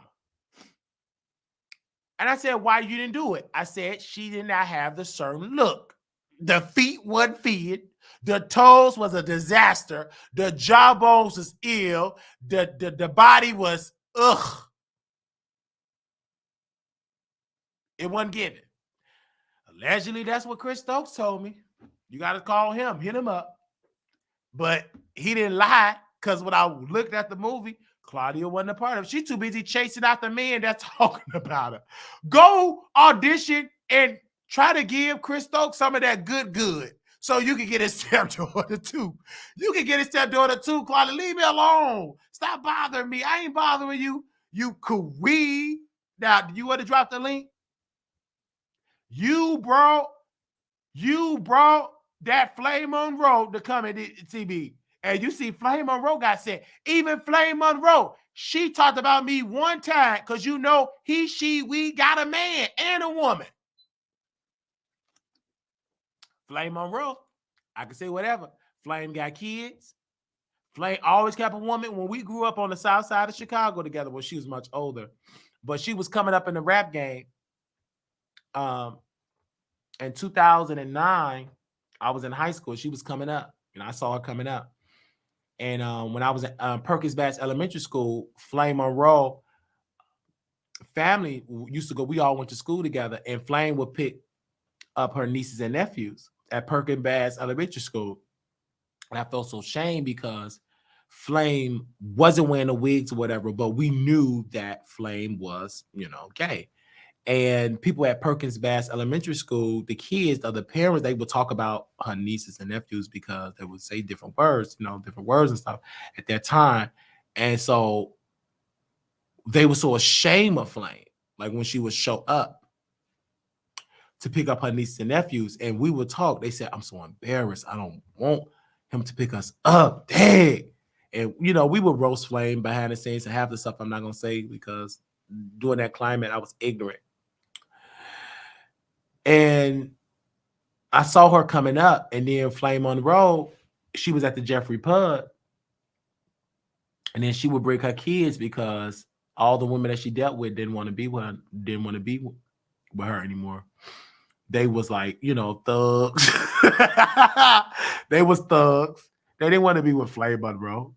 And so Flame was upset about that. So she had to bring her kids to the set. And that was part of her comedy set, how she getting like women that don't want to be with her. That because she said a lot of y'all talk about deadbeat dads, but it's a lot of deadbeat moms. Both of my baby mamas is deadbeats. She used to put that in her set. This is before Tiffany Haddish. This is before she moved to California. All that. She moved to California because nobody checked for her. We booed off stage. She wasn't funny. Get off stage next. Put some music. They wanted the Freaky Boys on the DJ to play the Freaky Boys. They wanted Jennifer Hudson. They wanted music. They didn't want to see it. She tried to do comedy at a gay bar. We didn't want to hear you. Sit down. You and the wigs is a job. We were bored. I would lead the charge. Boom. And I would tell the owner, when are you going to sit her down? When is she going to stop trying to be a comedian? I ain't paying about $5 because at the time it was just $5 to get in. Times have changed. Don't you miss the $5 to get in the club now? It was $5 to get in. You would get drinks. She would get up there and try to tell jokes. That same like hat. We didn't see it for her. Chop, get out of here. And then this is the drawback. She would bring them pissy babies to the club. Her adult children, they're adults now. But back then, they were all infants. See, y'all talking about her kids she got now in California. I'm talking about her Chicago kids that she do not claim. She got some Chicago kids. She don't claim them. And she would bring them up to Chicago, and they would just urinate everywhere. They would just literally just urinate. They would literally urinate over and over again. It looked like it was because what she would do to keep them calm, because at that time they didn't have no Gatorades, no Powerades. If they did, we couldn't afford it. So she would bring like sodas, like they had those 50-cent juices. So she would bring a bunch of 50-cent juices. At the time, chips was like $4, 4 bags, $1 for 4 bags. You could buy 4 bags for $1. And she would bring them all the junk food. But nobody was taking the kids to the bathroom. So you know what they did? They made water everywhere. I mean, this was the last drawback, and this is why she left Chicago. So they was at the Jeffrey Pub, and it was the drag queen show night. She did everything because she also used to do drag queen. She used to also do drag queen in Chicago.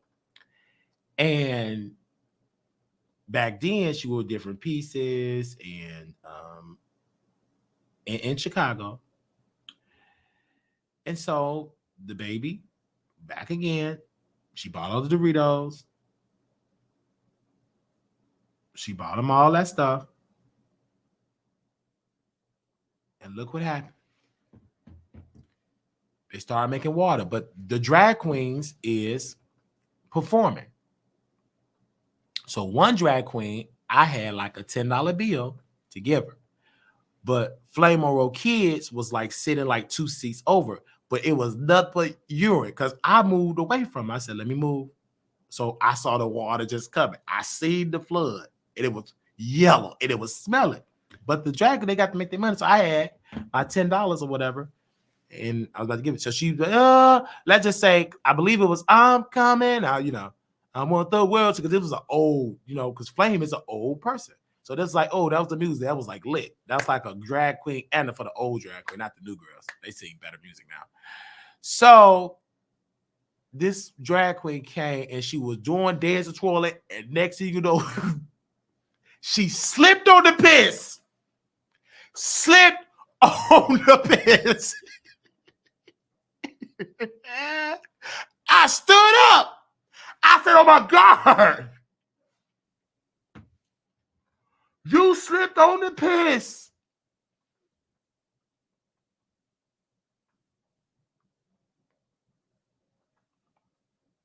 I couldn't believe it. I couldn't believe it. I couldn't believe it. The drag queen went down. And I can't think of the drag queen name because it slipped.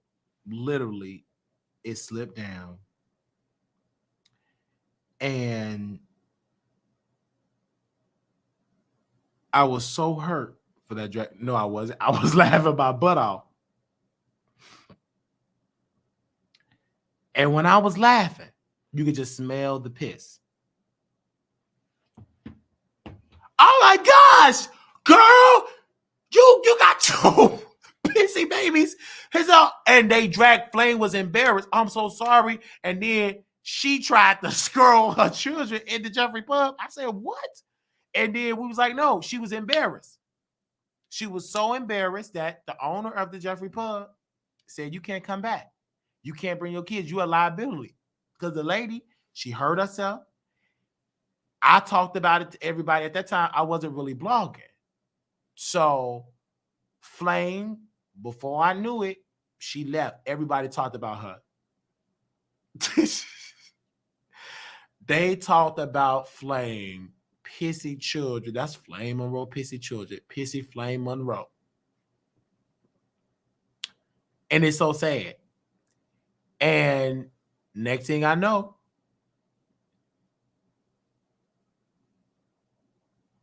she moved to LA. And I forgot about her. And then we was watching Tiffany Haddish, She Ready. And I saw Flame Monroe. And she always brag about BET and all that, which she did have Coming View. But I knew Flame when BET Coming View, she was successful at the BET Coming View. She didn't get the show with Monique. She didn't get the show when Monique left her. And Monique said, I'm not working with Flame. Monique said no. Flame was packing. She was ready. Everything. But Monique turned it down. She lost that job. So what I don't understand, it made Flame cry. Like one of her homegirls, like in the scene, I'm not going to say no names to these people. She was like, Wiley, she is crying. Like, did you hear about Flame? She have lost, like, she ain't dealing with it. She didn't get the radio show gig. And so my mother's boyfriend, friend, is gay. Been gay for a long time. He's older. Like, he was the first, like, feminine gay man growing up. That was like my mom's gay friend. They were cool with Flame. So I knew Flame through family.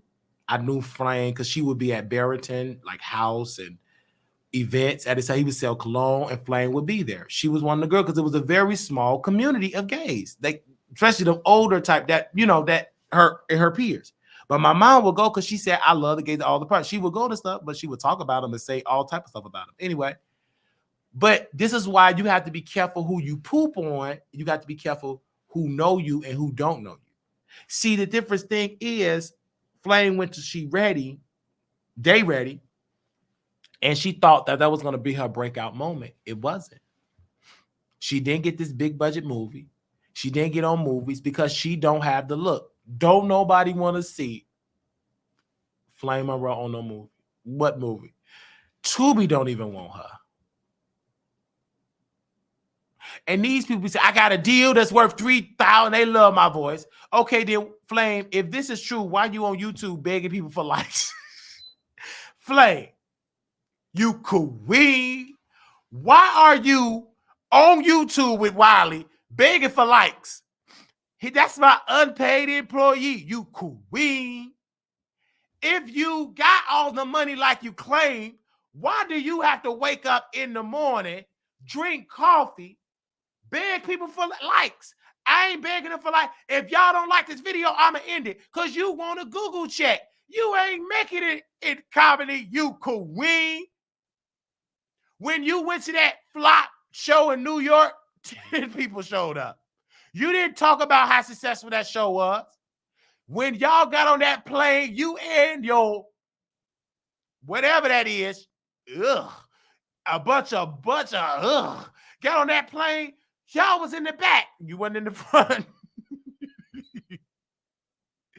You sat all the way in the back of the plane. But I thought you was a celebrity making 8-figure checks. Baby Foxo, head of programming. If this was Monique, she would have got in front of the plane. Daddy wouldn't have not allowed Monique to go to that show with Cat Williams in the back. Right there in the front. You drag Monique, who is Daddy calling Daddy. Daddy is getting Monique checks. Where you do it, Flame? At home, in your kitchen, drinking coffee, begging for likes. You don't see Monique doing that. You don't see Monique in her kitchen, drinking coffee, begging for likes. Every time that Monique went live, clearly they don't know nothing about technology. Hey, my babies. Hey, pretty. Hey, Shady Man. Hey, Terry. Okay, you guys, let's get into it, Daddy. You want to start? Go ahead, Mama. Okay, Daddy. So I want to talk about being paid fairly. And there was a sister named Flame Monroe. And she said some very disruptive things about you, Daddy. Well, tell us what to say. I'm going to tell you what she said. Okay, Mama. She said, who is Daddy calling Daddy? And I say this humbly. I don't have nothing against the trans community. Daddy, you know this, Daddy. I know, Mama. Okay, Daddy. You know who T.S. Madison is? T.S. Madison is a trans woman, correct? Yes, Mama. Okay, Daddy.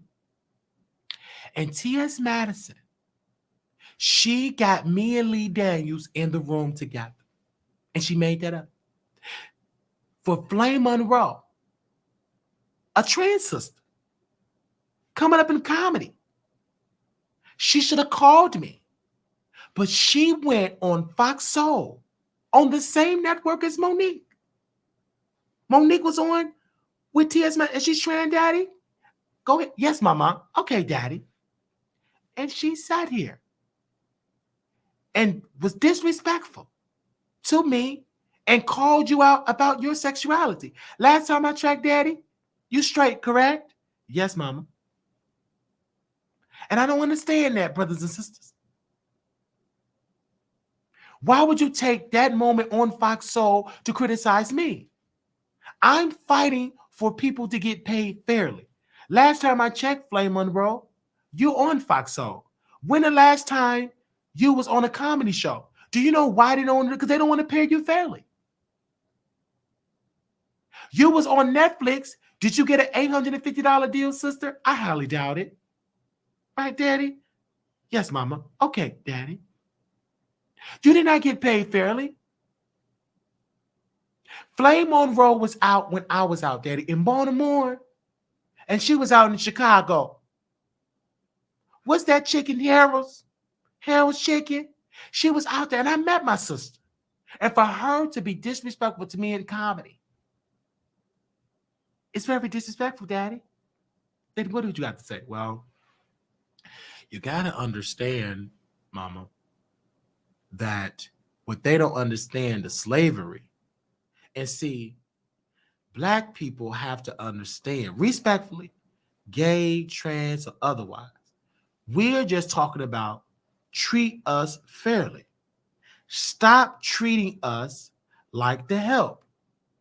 And see, this is what Flame, respectfully, do we want to say, sister? Yes, daddy. Okay, mama. To our sister, Sister Flame, I'm calling you out to call you up.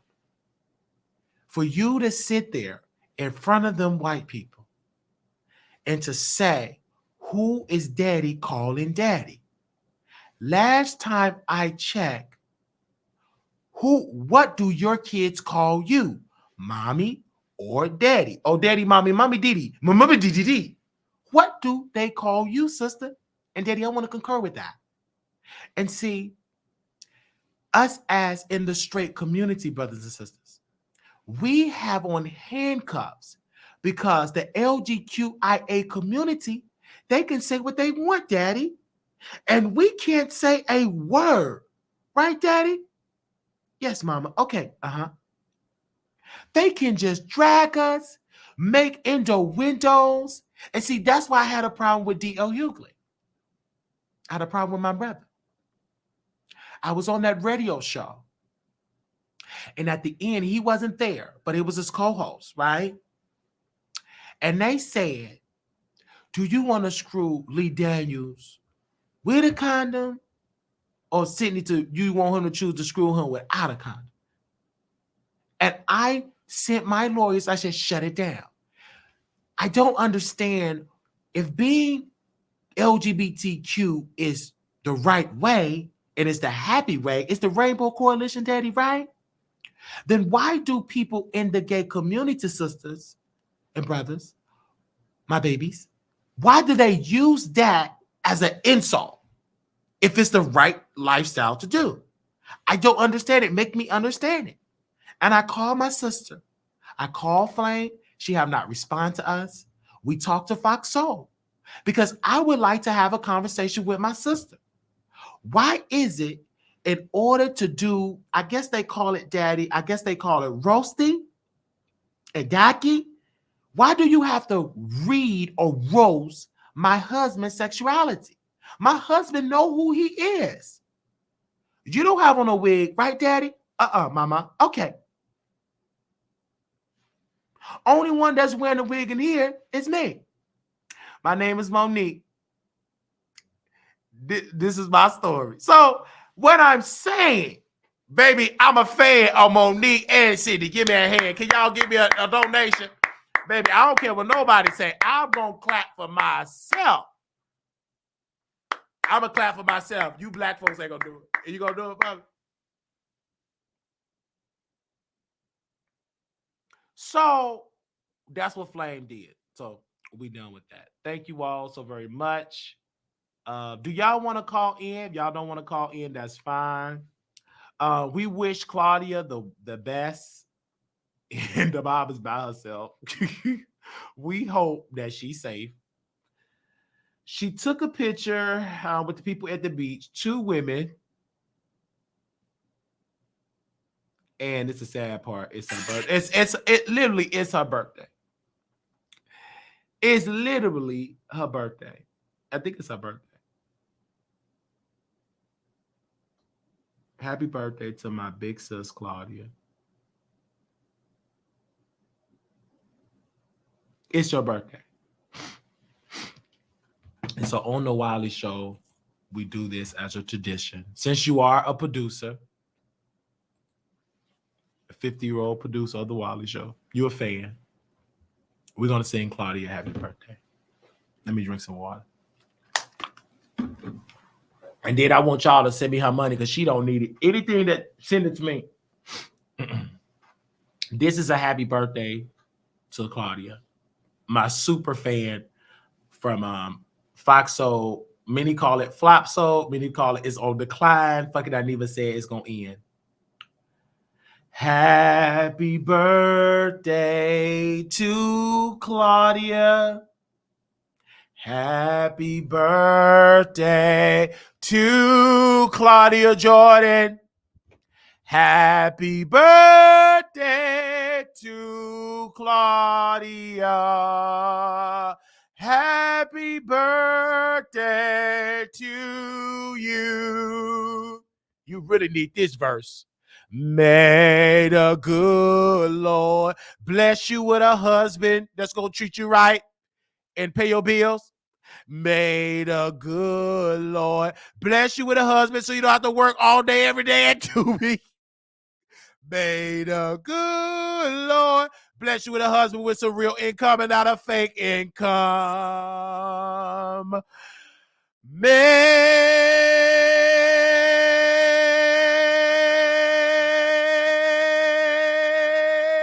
the good Lord bless Claudia and her feet.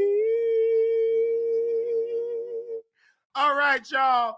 Thank y'all so very much for joining to the Wiley Show. I will talk to y'all then. You know we got to close out with our favorite saying.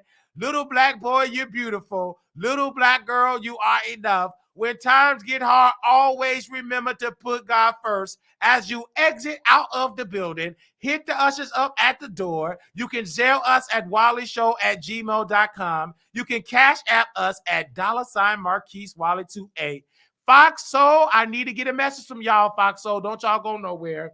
And we are definitely going to continue this show later on today. We are going to enjoy our life and be beautiful. Claudia, you have a safe time out there with those women. And Lord have mercy, all y'all ain't got no bed.